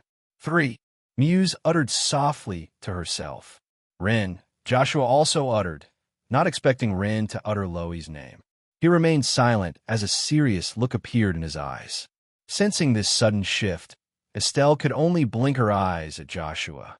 Just who is this Loey person? Joshua has such sadness in his eyes. Estelle wondered to herself. As Estelle thought that to herself, Emma's gaze shifted elsewhere, outside a nearby window. Her eyes landed on a tree not too far in the distance. A swift shadow descended into it and quickly obscured themselves from view, hiding away. A fierce-looking sword could be seen equipped at the silver-haired man's waist. His face was currently hidden away by a demon-like mask. He didn't expect to be spotted so quickly after hiding away inside a nearby, snow-covered tree as he observed the bright house from afar. Still, he knew who the plum-haired girl was, as he had come across her on the Glorious before. It would seem witches aren't to be underestimated. I'm glad she isn't an enemy. Still, this is where your current position wound up. No. 15. I did receive communication from the Faceless that the plan is currently underway and that no. 15 will be heading beneath the lake waters at the capital. I guess one can't cut old ties that easily, the masked person said, kneeling down a large branch, ignoring the cold sensation spreading to his knee. He then turned silent and continued observing the house, not moving from his current position. As the masked person thought that, he knew it wasn't time yet to encounter the black-haired boy. His eyes only landed for a brief moment on them, but quickly shifted back to only observing Rin. In the far distance, obscure from view thanks to the snow and some magic, he saw a large figure currently twisted and distorted, a large humanoid doll standing tens of feet into the air. Should I join them? The masked person thought to himself, wondering if he should join Rin for the exploration of the large and wide-sealed ground beneath Grancel Castle. Chapter 277. Grancel Castle, as always, liberal. Grancel Castle, uppermost terrace. Early afternoon. A sole stoic figure sporting a regal dress could be seen standing outside, enjoying the view of the glistening lake beneath her as snowflakes fell onto it, only to melt away the moment they reached the water surface. A blizzard was striking most of Eastern Liberal as the first day of the new year started, but every so often, the dark gray clouds would scatter, only to form again. Even a thin layer of snow could be seen gathering everywhere at the capital. As for who this woman was, she appeared rather aged. Her violet gray hair was fading, showing signs of old age. Despite that, she still had her same intelligent look in her eyes, showing full of wisdom, just like she did in her earlier years. No, perhaps with the passage of time, this woman has grown more intelligent as her reign continued. She was, of course, the reigning queen of Liberal's monarchy, Her Majesty, Queen Alicia II. If Naoto succeeded in inheriting the throne over Princess Claudia, the ruling structure would change from a matriarchal system to that of a patriarchal system, where man would have sole power over the entire ruling class. It has been passed down by women through the last several decades, barring Princess Claudia's deceased parents, but it wasn't unheard of for a man to take the Liberalian throne. To say the least, Liberal was founded by a woman, the very first Auslese. A look of melancholy appeared in Queen Alicia's eyes as she observed the glistening lake before her. It was quite cold out, even though the sun was peeking through the dark gray colds. Cold breaths of air escaped her lips as she began to utter to herself. Was this really the right choice? Chancellor Osborne? I know you're currently drafting an armistice, but I can only see things moving poorly from here on. Queen Alicia uttered with a worried look in her eyes, worried of what future would come her way. It was within reason for Queen Alicia to be worried for her people. Two of the largest countries have just entered a partnership of sorts. It wasn't even a decade ago to where Erebonia and Liberal were at each other's throats during the 100 Days' War. Sure, it was the machinations of some dubious nobles, but those nobles still had their roots nestled in Erebonia. Erebonia did take the blame, but Chancellor Osborne issued a hush order along with the reigning emperor that Naoto was just having dinner with the other day during the celebration of the new year. And on top of all of that, Chancellor Osborne has been busy trying to draft a peace treaty that would benefit not only Liberal and Erebonia, but also their neighbor, Calvert. It was just that things took an unexpected turn, causing the current look that Queen Alicia had. She did not expect the Chancellor to declare an engagement between Erebonia and Liberal. Only a day or so has passed since the declaration, but it has already spread far and wide to most news agencies. It made the headliner no matter where it went. Hee hee. You'll catch a cold like this if you stay outside in the freezing air, Your Majesty. You should come join me for lunch. Hilda is already in the middle of preparing it. A familiar voice called out to Queen Alicia, drawing her gaze from back inside her private terrace. Not just anyone could approach this place apart from her personal maids and the head maid, Hilda. Her private quarters were situated on the uppermost floor of Grancel Castle, with Naoto and Claudia's private quarters right underneath hers. Another familiar violet, short-haired woman sporting turquoise eyes came into view. The rebellious look that she used to have before coming into Naoto's life had long since vanished. She was much more laid back and carried an air of politeness. Despite that, she still kept her attractiveness. She wasn't wearing a dress or anything. She was wearing a long pink-sleeved shirt and dark blue pants with a dark blue scarf over her neck to keep it away from the cold. Still, cold breaths escaped from her lips even while wearing her scarf. The sounds of heels echoed through the chamber as this woman approached Queen Alicia. Well, she appeared similar to that of a woman, but was still young and in her teen years. She will be turning 15 this year, making her a year older than Naoto. You are, Queen Alicia said, raising her eyebrows, seeing the girl arrive. Fufu, I take it you're taking a pause in your bracer studies, Miss Angelica? Queen Alicia said with a smile. You know it. It's still the holidays, so I figured I'd take a good rest. Studies are going well, by the by. I hope to take the bracer exam soon next year, before Naoto starts school. Oh, and none of this Miss Angelica business. You know, I toss my family name aside. Just call me Angie like everyone else does, Your Majesty. Angelica responded with a stern look in her eyes. Is that really all right? Either way, I'm sure Naoto's disappearance came as a shock to you. Or did you already know about it like Claudia did? Queen Alicia said, letting her smile turn into a grin. Seems like you knew all along, Your Majesty. Naoto had already wanted to depart for Erebonia, so he made a flashy escape. I do apologize for him acting like that. Angelica responded with an apology, recalling how Naoto vanished from plain sight after getting checked up at St. Ursula after his fight to the death with Ace Rain. That night, Naoto came out victorious, and the person known as Ace Rain died, only to get twisted into another identity. Naoto wasn't sure if lurkers from the other sections of the garden would keep track of his whereabouts, but just in case they did, he left traces of the battle there back in Roar. In case other assassins did pick up that trail, it would likely get reported to the Garden of Swords. Naoto hadn't a clue how his younger sister, Nadia Rain, was currently. It's not like Naoto could waltz right into that place. At least not now.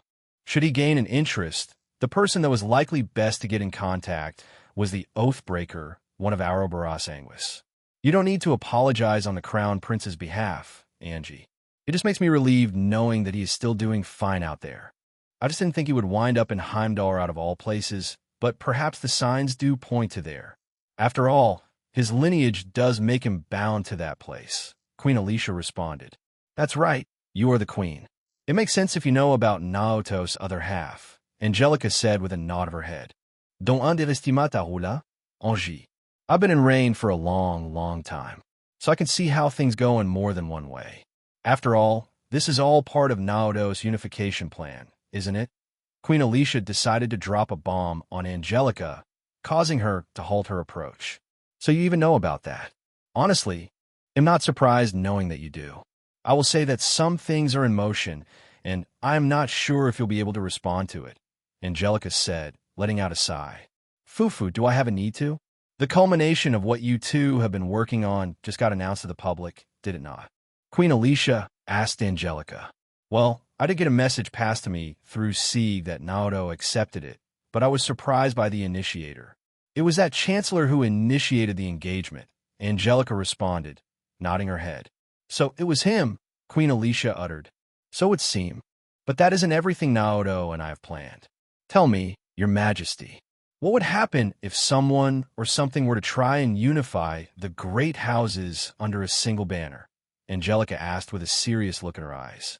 The moment Angelica asked that, even Queen Alicia couldn't help but suck in a cold breath of air. "Please tell me that isn't what you're trying to accomplish," Queen Alicia immediately retorted. "It could even cause a widespread civil war," Queen Alicia continued to say, revealing a frown. "It could very well lead into a civil war should the other houses oppose it, but that deadbeat father of mine needs something to get him back into shape. The other houses will have no choice to follow after what Naoto is going to do in the coming month." Angelica responded with a serious look of her own. "Just what is it exactly?" "It must require the crown prince's presence in the capital of Erebonia." Queen Alicia began to think to herself, wondering what something could be needed with Naoto's presence currently in Heimdall. It didn't take her long to realize Naoto's other half. She wasn't referring to Naoto having the Osborne blood in this scenario, but the half that came from Naoto's mother. Yes, she was an Auslese, and was her own sister for that matter, but she came from Erebonia and was one of the last descendants of the Phoenix family, who had direct relations to the Erebonia's imperial family, even sharing the same blood they have. Naoto was that much of a bastard son. He not only had Auslese blood and Osborne blood, but also that of the Arner blood flowing through his veins. Queen Alicia sucked in a cold breath of air, realizing what Angelica was referring to. "Naoto's planning to erect the Infernal Castle, isn't he?" Queen Alicia said, only to come to this conclusion. Her frown remained on her lips. "Is that why Claudia is going to such lengths to strengthen herself?" Queen Alicia continued to ask. "I'm glad you can catch on quickly, Your Majesty. I have just received another message from Sieg over the night that widespread evacuation orders are now being drafted as we speak. Naoto hopes for it to be swift, but you can be rest assured that he has some hired help on his side to make things go smoothly. I do not know what repercussions we will face after, and even if we do face civil unrest, the one thing we don't want is to harm civilians during the process. That is why we have a whole month planned to make sure no one gets caught up inside of it," Angelica said, trying to clear Queen Alicia's worry. "I see. You're spinning this in a way to where we won't even need to worry about how the East will see us, even with Erebonia declaring an intent of entering a partnership," Queen Alicia said, going silent for a moment after taking Angelica's words. "I don't know how the East will see this either. If they see the chaos erupting in Erebonia, they may take this opportunity to attack." Angelica also wondered what could happen. "I fear you may be correct, Angie. With the Chancellor being at the forefront of this, I didn't want to go through with what I was originally not wanting to do," Queen Alicia said with another frown. "Oh, and what would that be, Your Majesty?" Angelica tried to respond, only to see a shadow enter her eyes. "So that's what the kid has been up to."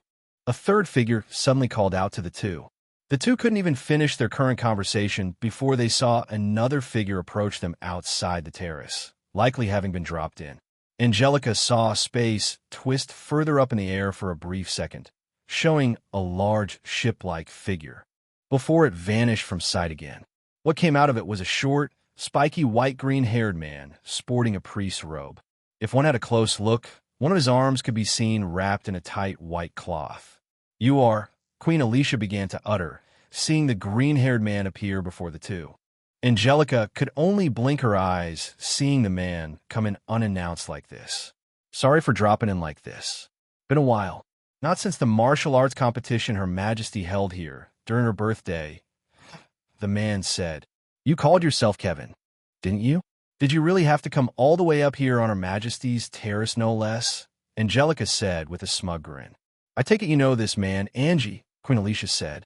If it wasn't the fact that you were wearing a robe that priest wear, I would have had security drag you away right then and there. You're with Deception Church? Queen Alicia guessed. Sure am. I'm currently helping the department that helped retrieve artifacts lost by the goddess since time of yore. You see, High Highness invited me to partake in what is to happen back at Erebonia's capital, but I wanted to come pay a visit here first.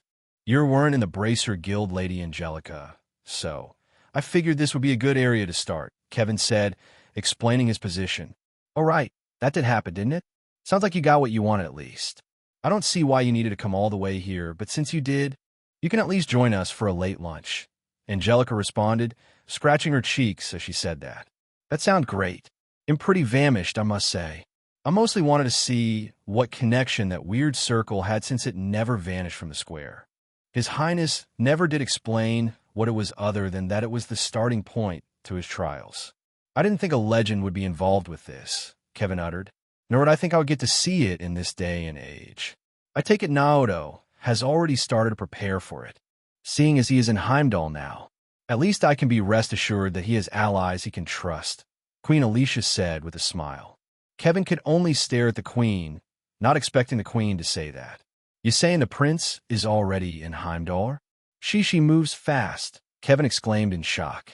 He isn't the only one, Kevin. Zin and Kilika have already made their way there. Apparently Lady Aurelia is already there too, so that just leaves you. I don't know if Naoto has any plans of inviting anyone else to join him in the trials. I would love to go, but I'm watching things here. Angelica explained her end to Kevin, causing Kevin to frown. Oh man, and the last one to join the ship? Kevin retorted hearing that. Queen Alicia let out a chuckle seeing Kevin act this way. Foo-foo, either way, it is out of our hands. So as Angie here said, come join us for lunch. It isn't going to take place immediately, so you can feel free to spend some time here first before heading into Erebonia. I may not be able to assist with much, but it's the least I can do if you're going to be supporting the Crown Prince directly, Queen Alicia said, offering an unexpected hand to Kevin. I was planning to stay at a nearby inn for a while, but if I could stay in the castle, that'd be great, Kevin said, scratching his head as a feeling of guilt swept over him. Oh my, do we have a guest? Another voice called out to the two.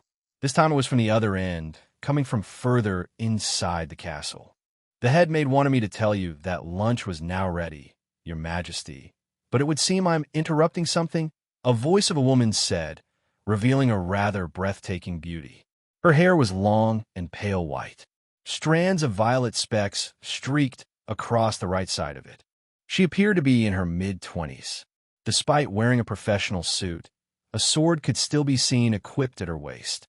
Kevin's eyes turned serious as he put up his guard, not expecting to see such a beautiful woman approach their view. It looks like you have returned, Jaina. I take it the escort was successful then. Thank you for escorting the Divine Blade and Claudia back to Leiston, Queen Alicia said, welcoming Jaina in. It is nothing but my duty to do so, Your Majesty, Jaina said, giving a polite bow to the Queen. Wait, what? Kevin couldn't help but retort the moment Queen Alicia said that. Seeing the obvious confusion in his eyes, Angelica sported another smug grin. Wow, we really haven't caught up in a spell, have we, Mr. Priest? Angelica retorted back, letting out a giggle as she observed Kevin's confused face. Chapter 278. Thunder magic work is back down to being super slow, so I have more time to write again, yay? As always, Gileath might be out of the picture unbeknownst to me. Rin, along with the group of girls she invited to go along with her, had already departed Erebonia. And on top of that, they departed for Estelle's house, no less. It wasn't just that either. I didn't know that Kevin decided to drop by Grancel Castle. I have been in frequent communication with Angelica, thankfully with the help of Sieg, so I wasn't completely in the dark about what was happening back in Grancel City. To my surprise, Angelica has been keeping up with her bracer studies rather seriously and is aiming to take the bracer exam the following year. She wants to become a bracer by the time Chloe and I start school at Jenny's. I have been keeping tabs with Chloe too. She is currently receiving sword training from Cassius. With what was to come, I'm proud of her for showing such determination, and knowing that she can protect herself now puts me at ease. Depending on how far Chloe progresses, I might even initiate a duel with her, just like how I did with Cheryl. Cheryl has come a long way since our time spent in the caves. So I'm sure Chloe will be put in a similar position to Cheryl. As far as Chloe's main weapon of choice went, she used a rapier in the games, and at the same time, powerful arts caster. Chloe would be your primary go-to healer of the group. And while that might have been her primary role during the Sky Games, it's not like she couldn't have been built differently. Early versions of combat ornaments, unfortunately, did have their restrictions compared to the later generations. On the upside, quartz placed in their respective sockets provided a percentage-based stat gain. The downside to that was every single art that one could cast solely depended on how many quartz one slotted into their combat ornament. This was often dubbed quartz math in various communities that enjoyed the Trails verse. The more rare quartz one had provided a bigger point gain to utilize in the quartz math system. And if you added several, one could potentially have access to all the arts of that element. Arts back then did like to crisscross in and needing sub-elements like wind or time to be able to cast that art. And what many dub quartz math was simply known as Sepith. An example of this was the first AoE healing art, Latir. Latir in Sky's first chapter required 2 water and 1 space Sepith to cast. Once more quartz were obtained, it would offer a higher value of Sepith needed for arts. This entire system, which spanned across 5 games, up and vanished completely. Once Cold Steel came with the Arcus devices, that restructured the quartz system entirely. Quartz math became a thing of the past, and the individual quartz were given much higher compensation as a result. 1 quartz could provide a stat boost to a given stat, and at the same time, allow a person to cast a certain art. It was likely changed to this because of the new Master Quartz system that provided an even larger array of stat gains and arts casting at the same time, as well as adding bonus effects a normal quartz couldn't have, such as reducing damage a person took during combat the lower health they had. Having the time it takes to cast a certain art, providing various buff effects during and at beginning of battles, and so on. The list seems to never end with how many Master Quartz become available by the time Reverie takes place. I'm pretty sure it was over 200 Master Quartz by then. With the quest rewards given to me, I plan to go into the effects of these Master Quartz later today. Go into how Chloe is doing. As I previously mentioned, she uses a rapier. It will be nice to see how well I fare against another rapier user. They're known to be elegant, use fast. Rapid striques utilizing quien precision. If one had a weak point, a rapier could easily pinpoint it. And if the rapier was durable enough, the force of the tip could potentially pierce through one's armor. If I do decide to duel against Chloe, though, it wouldn't be until after the Infernal Castle and the Vermilion Trials. Apart from knowing how Chloe is currently doing, I did receive a little bit of time to chat with Ren before she departed with Emma, Phi, and Muse. It is sounding like she is wanting to advance Ouroboros' gospel plan. It might not enter its next stage, but they've already completed the first stage, raiding the tetrasilic towers located across Liberal and unsealing them. This would allow the barrier into the sealed grounds beneath Grancel Castle to open up, allowing one to explore the vast land beneath it. And by vast, I mean gigantic. That place was huge and was swarming with humanoid and mechanoid monsters. One could easily get lost inside that place if they weren't careful enough. Knowing Ren, though, I'm sure she has the capability of keeping her group in check. She is still young, but Emma is with her. If, for whatever reason, she needed to initiate a long-range contact spell and send a message to me, she could. I was able to teleport from Leiston to Grancel Castle before, so if there truly was an emergency, as long as I had enough EP and mana, I could secure their positions. As to what the gospel plan exactly was, it was Ouroboros' first major step in testing humanity's potential. That was the primary goal the Grandmaster wanted to accomplish. Unfortunately, I was brought into the Trails verse before the Eternal Recurrence plan could even begin, so I'm not sure how the Grandmaster will test humanity's potential during that stage. But the second one, the Phantasmal Blaze plan, initiated the trials of the Divine Knights and the rivalries, and spread the curse all across Erebonia. For the Gospel plan, Liberal would be the center stage. I have not seen the black ornament come into play yet, so it likely hasn't been delivered. Apart from clearing out the towers, that would be the other key deciding factor to trigger the gospel plan. Estelle's group would become the primary group to focus on dealing with the events, which start right at the beginning of S1202. Chloe and I would be enrolling in Jenny's May of S1201, so there's still some time for that. With me progressing Ren growth and making her more stable, I am not sure if Ren clash against Estelle will still take place, but I have a feeling it will. If it does, it may be for another pretense entirely. Since I didn't have to worry about Liberal's present state, I could focus on what was happening here in Erebonia. I didn't expect Sarah and Lavi to accompany Zin and Kilika, let alone Walter. I know Ouroboros is snooping around here currently, and seeing Walter here confirms that. Now I ain't no hero or anything. I'm not Lloyd, nor am Irene. I'm just me. Was it a surprising turn of events that I decided to cooperate with Ouroboros because I like their outlook on how they handle things? Of course. Ouroboros didn't deny my cooperation either, so we're currently in a partnership. If it weren't for that matter, I could have very well attacked Walter here out of the blue.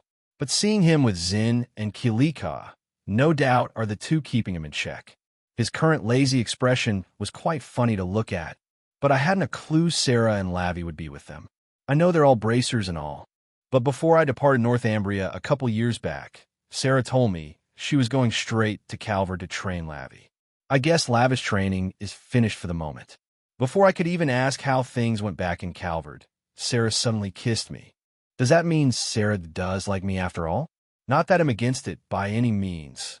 Sarah is a gorgeous woman, even if she did have a bad habit of being a drunkard. I didn't give my real name to her back in Northumbria, but now she knows I'm Liberal's crown prince. I'm sure it wasn't hard to piece the two together. And Sarah's blessing was given to me unexpectedly too. Seeing that new parameter open up, Sarah definitely likes me. I'm already in a relationship with a couple girls and have set partners to marry in the future as well. Grandmother did permit me to have a royal harem, so pursuing more interests that I had wasn't out of the question.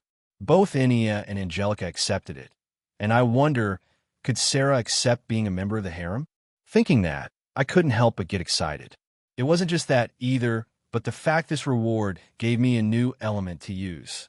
Thunder magic was one of, if not the most popular element, one wanted to use during any role-playing game or online game in my previous life, with fire magic coming in at a close second. Lightning magic was very destructive and could easily cause lots of it at a quick pace. Not only that, it could easily hit several opponents. Just take Sarah, for example. She infuses an Orbman's lightning arts to attack the whole field, unleashing a barrage of bullets as she did.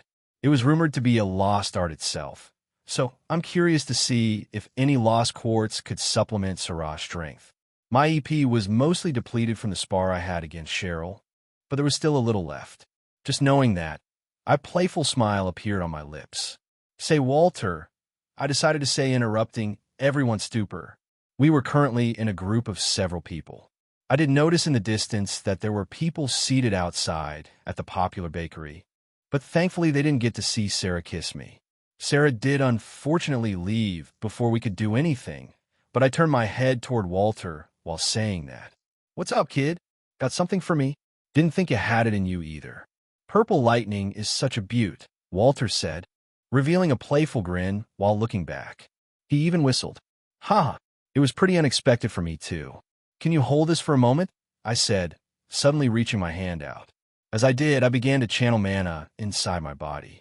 Both Aurelia's and Rosalia's eyes flickered as the two felt a faint fluctuation in the air, as others remained oblivious. Sure, Walter tried to say as he reached his hand out as well.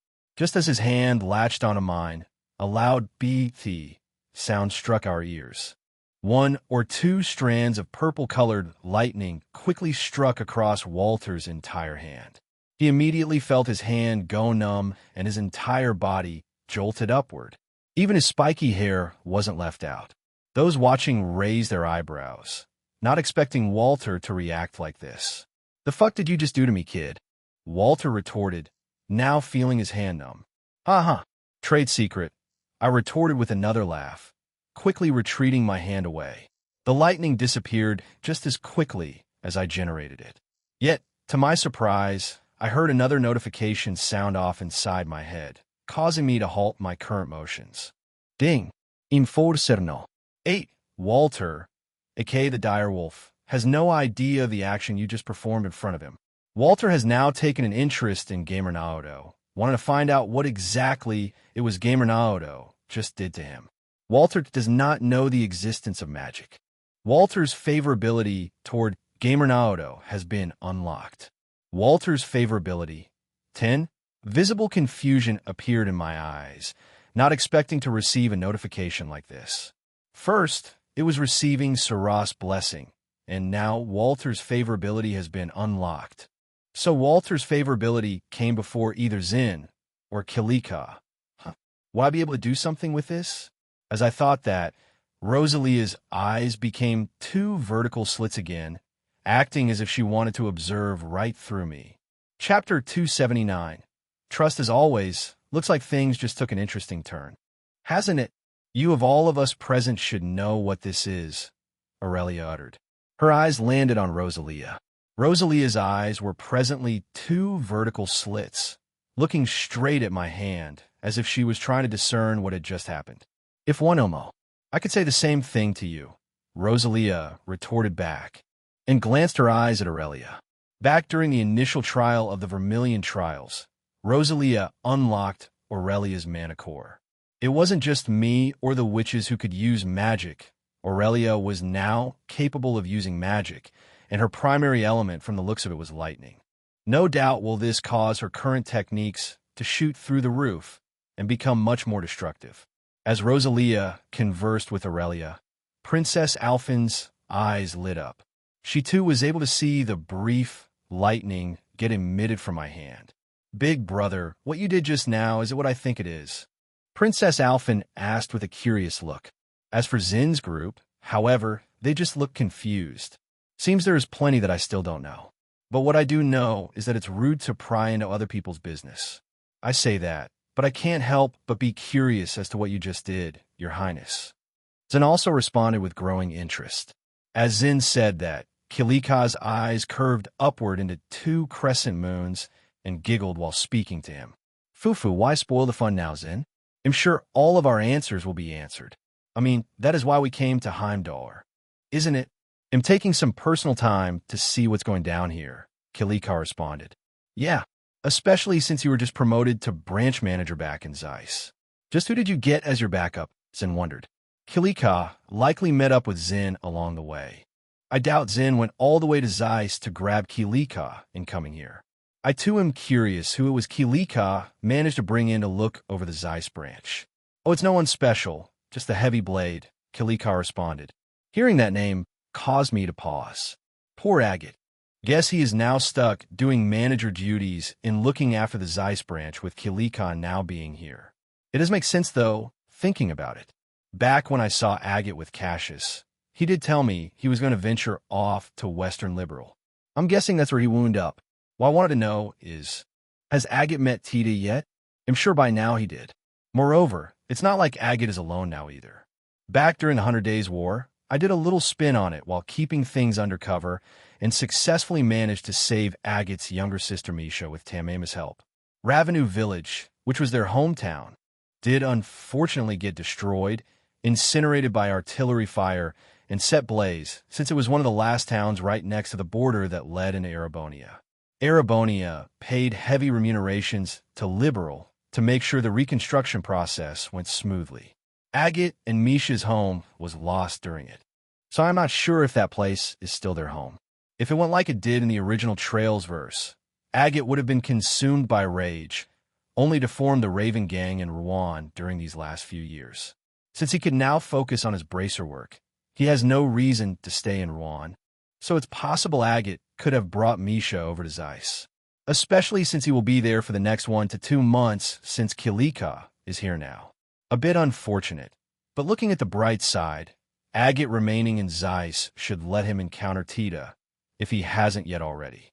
The games heavily push their relationship once Cold Steel hit, and I don't plan to disturb that.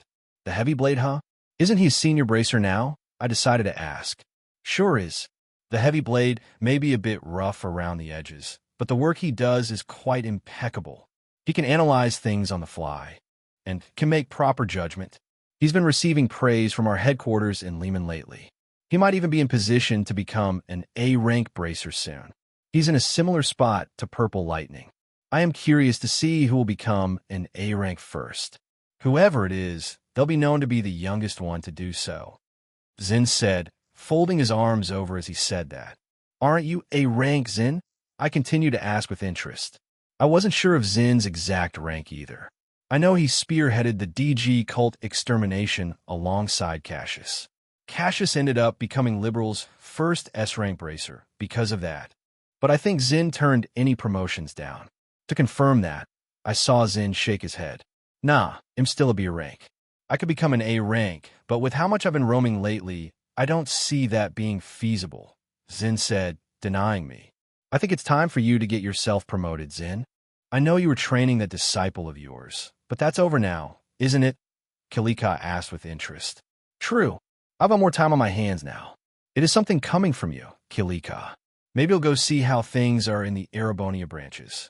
I haven't done too many tasks lately, Zin said, wondering what to do after hearing Kilika say that. Well, there's time on your hands now, Zin. What I plan to do won't happen for another month at the very earliest. If you feel like you want to try and get yourself promoted into an A rank during that time, I'm all for it, I said with a nod of my head. Huh, just don't let Purple Lightning one-up you, Zin. Her fame has been spreading around a lot lately. There's nothing wrong with hitting on a gal like that now. Is there? Walter said. The sensation in his hand was starting to return. At the moment Walter said that, Kilika smacked him on the head again, causing me to laugh. If you say so, Your Highness. Kilika, let's ditch this guy and go back to the guild branch. I wanted to see how Cheryl did, but it sounds like she lost against you, Zin asked me. Yeah, I was surprised to see Cheryl develop a technique unique to her, and that's why her body was so hot earlier. Took all the stamina out of her at the end of it. Seems she can only use it for 10 minutes or so, I said, nodding my head. So that's what it was. Such a shame I wasn't able to see it. But maybe there will be more than one chance, Zin replied. No point in loitering around here any longer. Time to ditch these losers and go hit up another casino, Walter continued to say, only to take out another cigarette. As he did that, my eyes wandered back to Walter. Say, Walter, before you go, to make up for what I just did you to have this, I suddenly said, drawing Walter's gaze back to me. You got something for me, kid? Walter asked with growing interest. After he said that, I rummaged around in my pockets and activated my inventory, taking out a fancy-looking pitch-black obsidian bank card. My own personal visa that is tied to Liberal's royal family. It had its insignia on it, making it official. I changed it to a more modern look. If I still had that gold design that I gave to Princess Alphen to use during her stay at grandmother's birthday celebration, that would have made it an easier target to get it stolen. After taking out my bank card, I tossed it Walter's way. He caught it, and a surprised look appeared in his eyes, even letting his eyebrows raise up beyond his shaded glasses. You shitting me, kid? Seriously? Isn't this your personal banknote? Walter asked me. Wait, what? Zin suddenly retorted. He saw the fancy slick card. He too saw Liberal's royal insignia on it. You realize what you are doing here, right? Your Highness, Zin asked with a serious tone. Of course I do. I took it out of your guys' busy schedule to come all the way here in Erebonia. Any expenses you guys have during your stay here, I can cover it. I would give one to Aurelia, but Erebonia is her home. You don't have any issue with that, do you, Aurelia? I asked, shifting my eyes toward her. She gently shook her head. You don't. It is surprising to see you do this, though, Naoto. My expenses are currently handled by the Le Guin estate. I know the guild branches have their limitations with how much money bracers can spend. This is mostly to act as a contingency, right? Aurelia said, musing to herself as she did. Pretty much. Just one condition, though, Walter. Any earnings you get, you'll have to split them 50-50 with me, I said with a playful grin. Heh, I can get behind that. They say actions speak louder than words. If you're trusting me with this, I won't let you down, kid. Besides, I don't want an earful from the fool either, Walter said, putting my bank card into his pocket. Walter was insanely strong, so I wouldn't have to worry about it getting taken. Ding! Due to placing gamer Naoto's trust in Walter, Walter's favorability has been increased to 30. His eyes are currently showing anticipation and has a gambling mood. He thinks he can hit it big. A sudden notification sounded off inside my head, making me raise my eyes a bit. This could very well be a double-edged sword. It's a risk I'm willing to take, but I'm still a kid, so I can't legally gamble yet. Walter can. Now that he has a large source of money to spend, I feel things might shift in his favor. Moreover, if by doing this further increases Walter's favorability toward me, I could potentially see another blessing come my way. Considering it's someone of Walter's caliber, I was very curious to see what it would be. Yet, as I thought that, I heard another couple notifications sound off inside my mind, which caught me off guard. Ding! Things have taken an unexpected turn. Zen didn't think Gamer Naoto would place his trust into his rival, Walter. While the two are normally not on speaking terms due to Walter killing their master, Zen still considers Walter to be his rival. The two are essentially both ends of a coin. Without one, the other would lose their path. By showing an equal amount of trust given to Walter, Zen has now shown an interest in Gamer Naoto. Ding! Zen's favorability has been unlocked. Ding! Due to Cheryl's relationship to Gamer Naoto, Zen's favorability has risen to 50. Ding! Seeing Gamer Naoto's interest in both Zen and Walter, Kilika's interest in Gamer Naoto has risen. Want to find out what it is that Gamer Naoto is doing? She became determined to be by their side here in Erebonia. With Kilika's growing interest in Gamer Naoto, Kilika's favorability has been unlocked. Ding! Due to seeing Gamer Naoto placing their trust in Walter, Kilika's favorability has risen to 30. Walter's favorability, 30 Zen's favorability, 50 Kilika's favorability, 30 feeling somewhat at a loss for words. I became blasted with a few notifications. It wasn't just one, but all of a sudden, the three's favorability has been unlocked.